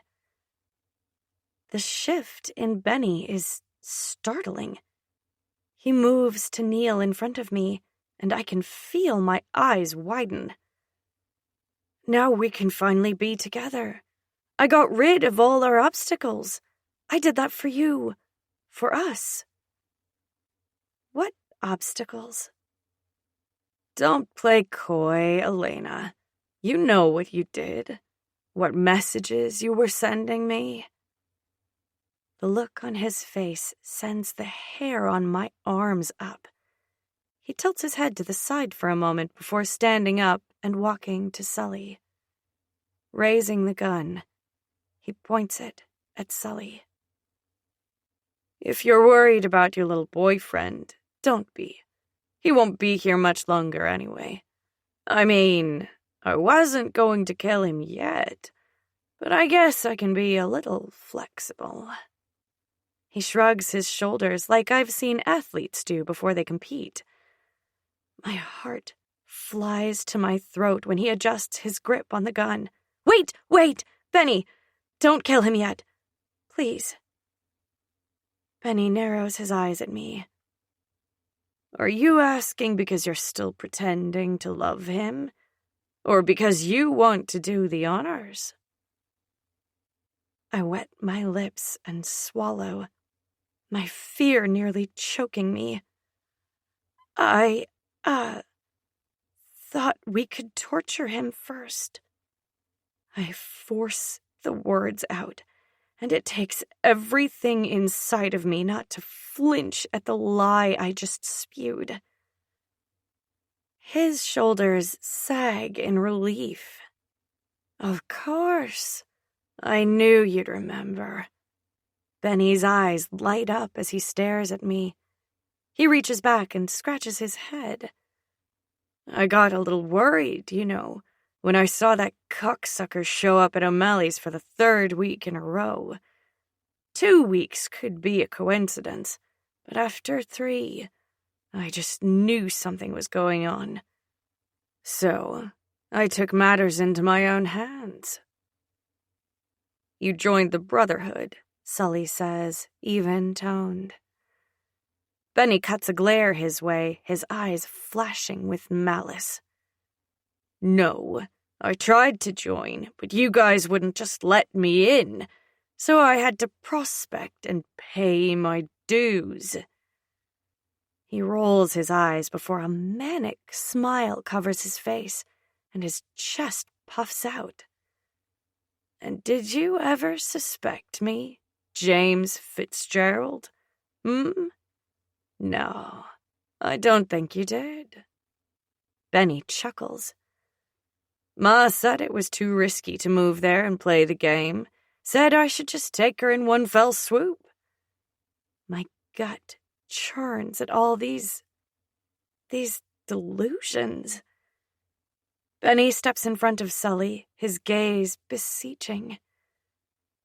But I wanted her to love me, Anyone can just take, but I wanted her to come to me willingly. Sully nods, his eyes guarded as he watches the breakdown happening in front of us. Can someone break down if they're already broken? My fingers twist, and I roll my wrist so I can widen the small amount of slack in the rope. My nails rake across the coarse material, and I feel one lift up. The bite of pain grounds me, and I refocus on Benny. I missed something he said, too busy focusing on freeing my hands. And it was going so well. I would see her every Friday night, but it was taking too long, and I needed to give her a push. So I hired some people to help me. People will do anything for the right price. So you hired Liam Mason to kidnap her, Sully says. Benny's back goes ramrod straight. No. Ma said the best way to get her to love me would be to become her hero. So I paid Liam to take her from O'Malley's. He wasn't supposed to hurt her. He pounds his chest with his open hand. I was the one who was supposed to save her. Me! He starts to pace again, 3 quick steps to the left and 3 quick steps to the right. But then Ma said I should just leave Elena be. But I can't do that. He pulls at his hair with one hand, spinning to look at me. His eyes are wide, his pupils blown. You were supposed to be mine, and then they fucked it all up. I freeze when he sets his manic gaze on me. I'm so close to freeing one wrist, and that's all it takes. Ava taught me that I shouldn't waste energy focusing on freeing both wrists at first, just one at a time. And sometimes, like this situation, I'm not actually tied to anything. So if I free one wrist, then it's all over. Of course, once I'm free, I have another problem to face. Fear threatens to drown me, but I shove that down deep. 1 breath in, and 1 breath out. First, free your hands. Next, get the gun. Then, untie Sully. That's it. Those are the only 3 things that matter right now. I can do it. I know I can. I'm so close to slipping my hand free. I just need another minute. I just need to keep Benny talking for 60 more seconds, and then it'll be okay. It'll all be okay. Benny extends his gun, pointing it at Sully's head. You had to go and ruin everything. I was the one who was going to rescue her from the cabin. You and your brothers who put their filthy lips on her. Now she's not perfect anymore. Spittle flies in the air as he screams at us. He licks his lips and takes a deep breath as sweat beads on his brow. That's okay. It's okay. I've got a plan to clean her up real good. But first, it's time to... At last, my hand slips free of the rope. Blood trickles down from 2 broken fingernails, and my wrists are raw and bleeding. But I fucking did it.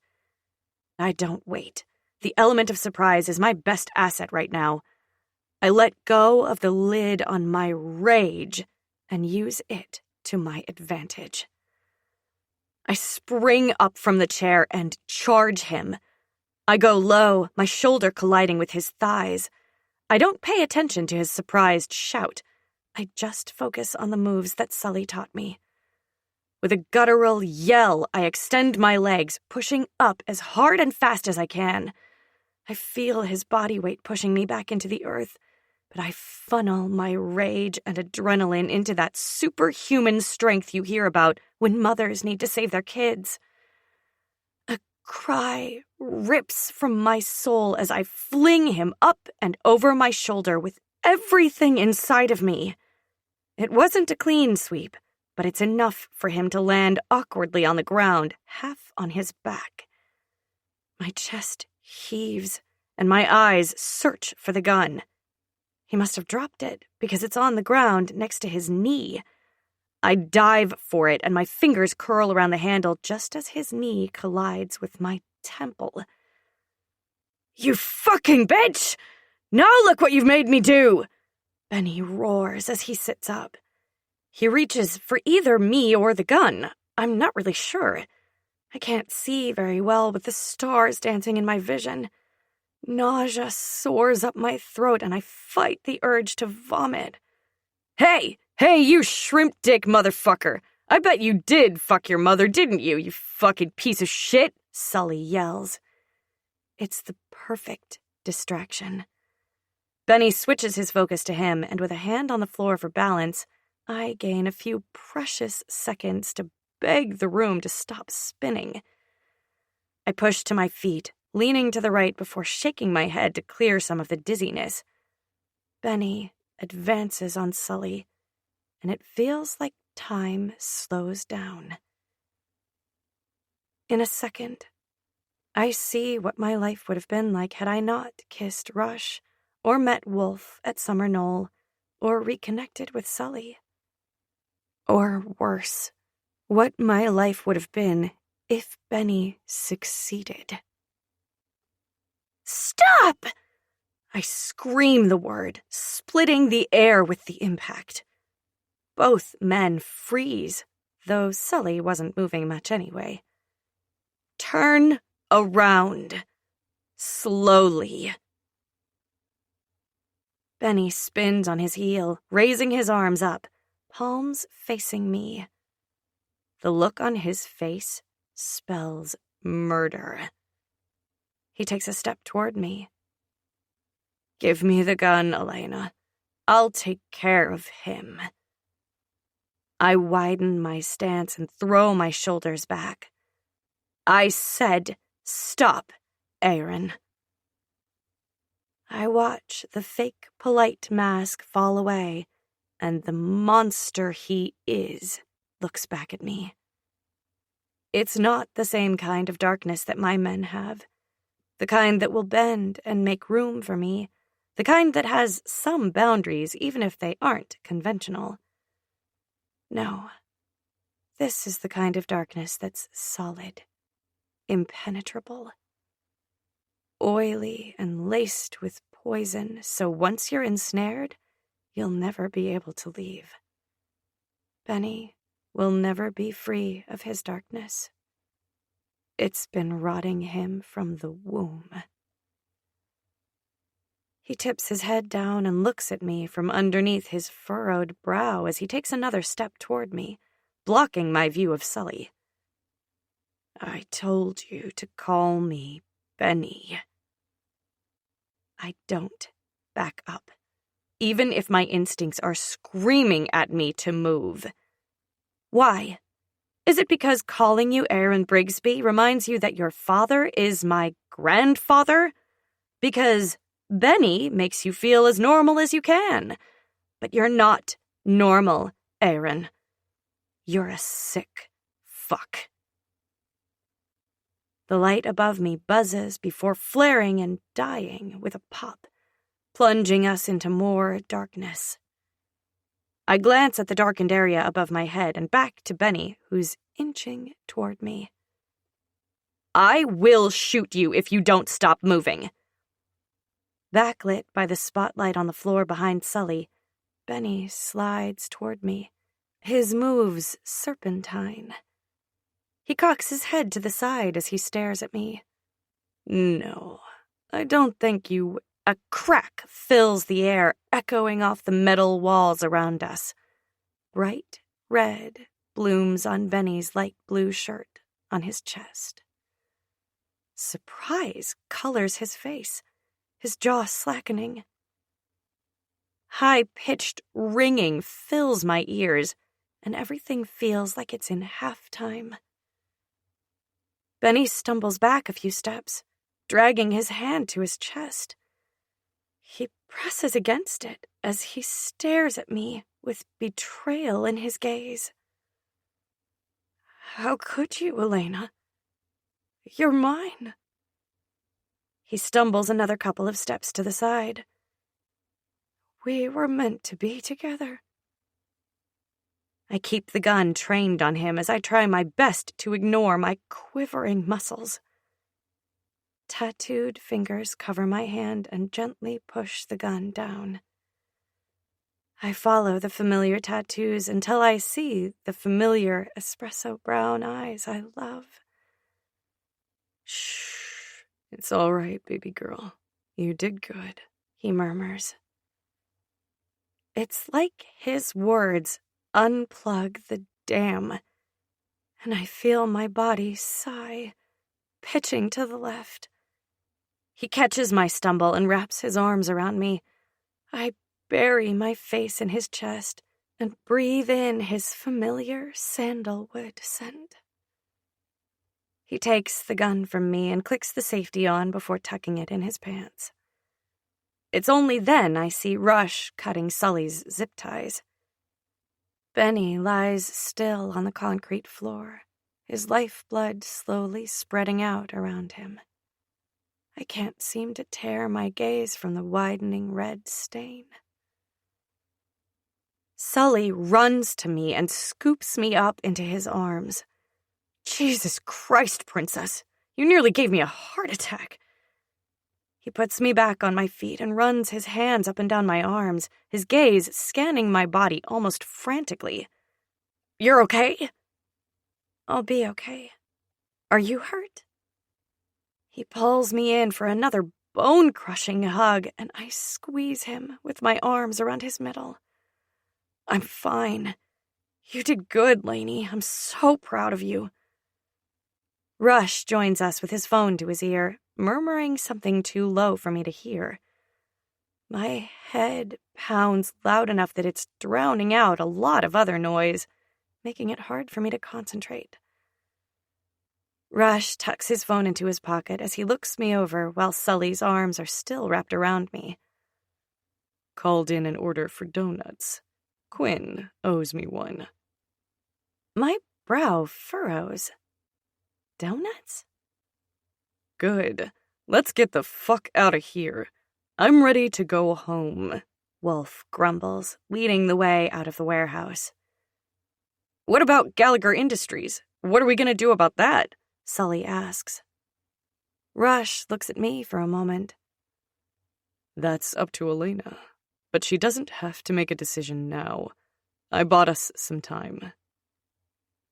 Another favor to Quinn? Wolf asks. Nah, I set Roisin free on their servers. She's going to freeze everything until we're ready to make a decision. What's left of the legitimate board has already been informed of the change. I nod, grateful for that. I don't know what I'm going to do with a company I didn't know existed until a few weeks ago, and I'm in no condition to make that kind of decision.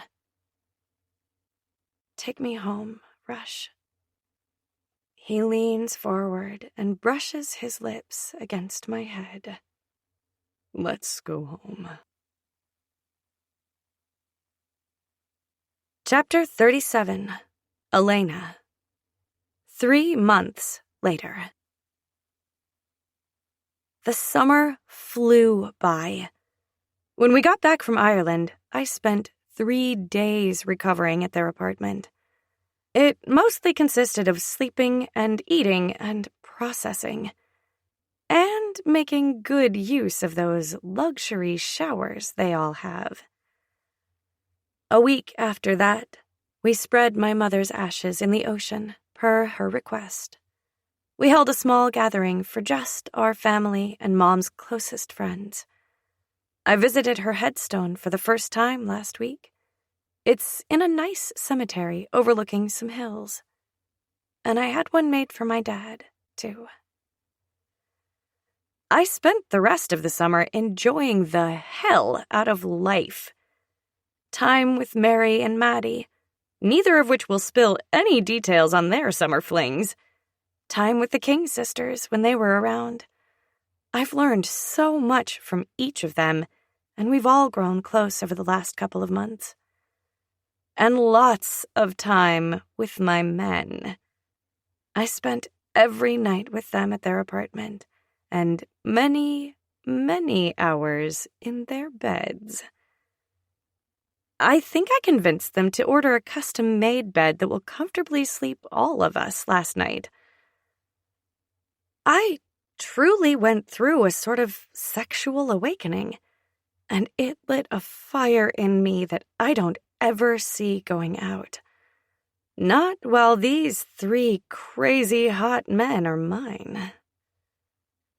After Roisin froze everything with Gallagher Industries, and Rush helped me understand all the reports she gave us, I decided to dissolve the company. I didn't agree with the way they conducted business, and I don't want any part of a company that Aaron manipulated and used to terrorize me. I'm still in the process of everything, but I think after it's all said and done, I'm going to donate a healthy chunk to a local mental health charity. Even though my craziness has calmed down considerably, things are still crazy, but not in the I'm getting kidnapped kind of way. More like the I have 3 boyfriends who all do questionable things way. And, I have 3 boyfriends. That's something that's hard to believe sometimes. Every day I feel lucky that I get to call them mine. And that's only increased tenfold since we got back from Ireland. You're awfully quiet. Get that good dick last night? Maddie asks as she waggles her brows at me. Jesus, Maddie. What? She shrugs. You've got 3 super hot boyfriends. You should be getting some every time you turn around. Her smile is mischievous as she seals another box closed. Are you speaking from experience? I tease Maddie with a twist of my lips. How are those Rossi boys these days? Men, Maddie sighs. They're men, and they're...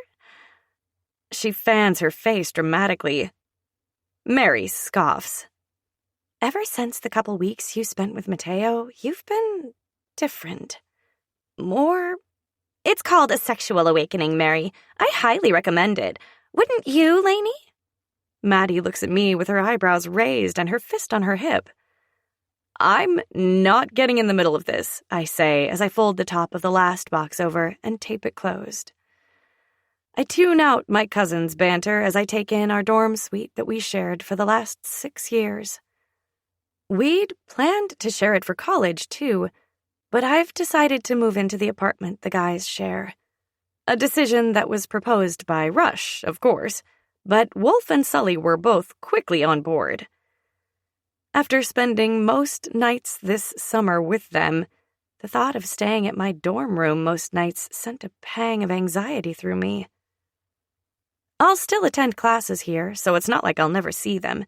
Plus, the apartment isn't that far away. But it'll be weird not to live with them anymore. The university already assigned them another roommate, and today's the day she moves in, so I have to get the rest of my stuff out. All that's left are these 2 boxes. Rush and Wolf already took the small rental trailer over, and Sully's here helping me pack up and move the last few boxes before we follow them. The man in question pushes open the door with a finger, his dark blonde hair hanging over his forehead in that messy way that makes me a little crazy. Just these 2, Princess? Yep, last 2. Careful, though, that one's heavy. It's all my books, I tell him as he bends down to pick it up. He flashes me a cocky grin. I'll be back for the last one in a few minutes. All right. Patting the top of the closed box, I turn to face my cousins. They're quiet now, both of them facing me with matching expressions of sadness on their faces. We're going to miss you, they say at the same time. A smile curves up the corners of my lips. You guys know I love it when you do your twin mojo thing. We know, they answer together again. Maddie rolls her eyes with a smile. I'm just across the city, and we'll still see each other during the day for classes like usual. Mary nods a few times, and my sinuses tingle, threatening tears. We look at each other for a moment before all 3 of us stride toward one another. We meet in the middle and throw our arms around one another for our favorite triangle-style hug. A watery laugh breaks free from my lips. I don't know why I'm upset. I'm happy, excited even, to move in with them. I'm just gonna miss living with you guys. Us too, Lainey. But you're right, we'll still see each other all the time, Maddie says with a sniff. A knock on the open door breaks our moment up, and as one, we turn to face the doorway. A girl with long, lavender hair stands in the doorway, a duffel thrown over her shoulder and a suitcase in her hand. But what captures my attention is the person behind her. Diesel? What are you doing here? Hey, Elena. This is Edie, my baby sister. He gestures to the girl in front of him. Edie rolls her eyes and steps inside the suite with an outstretched hand. Hey. Maddie's the first one to reach her, bypassing her hand and pulling her into a hug. Okay, then, so you're the hugging type. Maddie pulls back with a grin. Sure am. I'm Maddie, and this is my sister Mary. It's not until I turn my head and look at Mary that I notice all the color drained from her face. Are you okay? I'm fine. It's good to see you, Mary, Diesel says, his gaze roaming all over my cousin. My brow raises, and then I remember. That's right. You two spent time together earlier this summer. Not really. Mary's reply is too quick, her voice high-pitched. I forgot something. She turns on her heel and all but runs down the hallway to her room, slamming the door. Okay. I drag out the word as I turn to look at Diesel. A smile twists his lips, but otherwise, he doesn't say anything. Sully walks in then, breaking up this awkward moment. They do that guy greeting thing where they shake hands and half hug with chin lifts. I turn toward Maddie and Edie. Hey, I'm Elena. It's nice to meet you. Oh, I know all about you, girl, Edie says with a teasing smile. I tilt my head to the side. Good things, I hope. She steps closer to me and lowers her voice. Is it true you have 3 boyfriends? Mirth dances in my veins as I answer, sure is. Edie whistles. Damn. Teach me your ways. Ready, princess? Sully asks from next to me. He's holding the last box, and I take a moment to admire his muscles stretching his clash tee. No, really. Please teach me how to get that, Edie murmurs, her gaze going hazy as she stares at Sully. I get it. He's a walking wet dream. It's probably good that she didn't come earlier when Wolf and Rush were here. I laugh. I think you'll fit in here just fine, Edie, and I'm sure we'll be seeing lots of each other. Count on it. I walk out of the place I called home for the last 6 years with a light heart and a bittersweet smile. I'm ready for the next adventure life throws at me. I know with all 3 Fitzgerald boys at my side, it's going to be one amazing ride. Epilogue. 3 years later. Congratulations, graduating class! It's my absolute pleasure to be the first to wish you the best of luck in all your future endeavors. And may you use all your knowledge that you acquired to live a long and prosperous life. I tune out the guest speaker's words. Honestly, I don't find them all that inspiring. These days, I have something else that inspires me. I let my gaze wander the massive crowd as I discreetly wipe the bead of sweat rolling down the side of my face. These polyester caps are the worst, and when it's 90 degrees outside, It feels like I've got my head in an oven. There, sitting off to the side, are the faces I was searching for. Mary and Maddie sit next to some familiar faces. I look forward to next year when our positions are switched, and they're roasting in these polyester saunas while I cheer them on from the stands. All those extra classes paid off, and I graduated early. The Kings take up an entire section with their entourage. All 5 sisters insisted on receiving 4 tickets each, and somehow they figured it out. Wolf leans back against the bleacher seat behind him, spreading his legs wide, and Sully scowls at the people sitting down the bench from them, despite the wide berth surrounding all of them. But Rush stares right back at me, a small smile playing around his lips, eyes twinkling. I have a sneaky suspicion that he knows my secret, but he would never tell them before I'm ready. The guest speaker asks everyone to rise and move our tassels from one side to the other to signify change.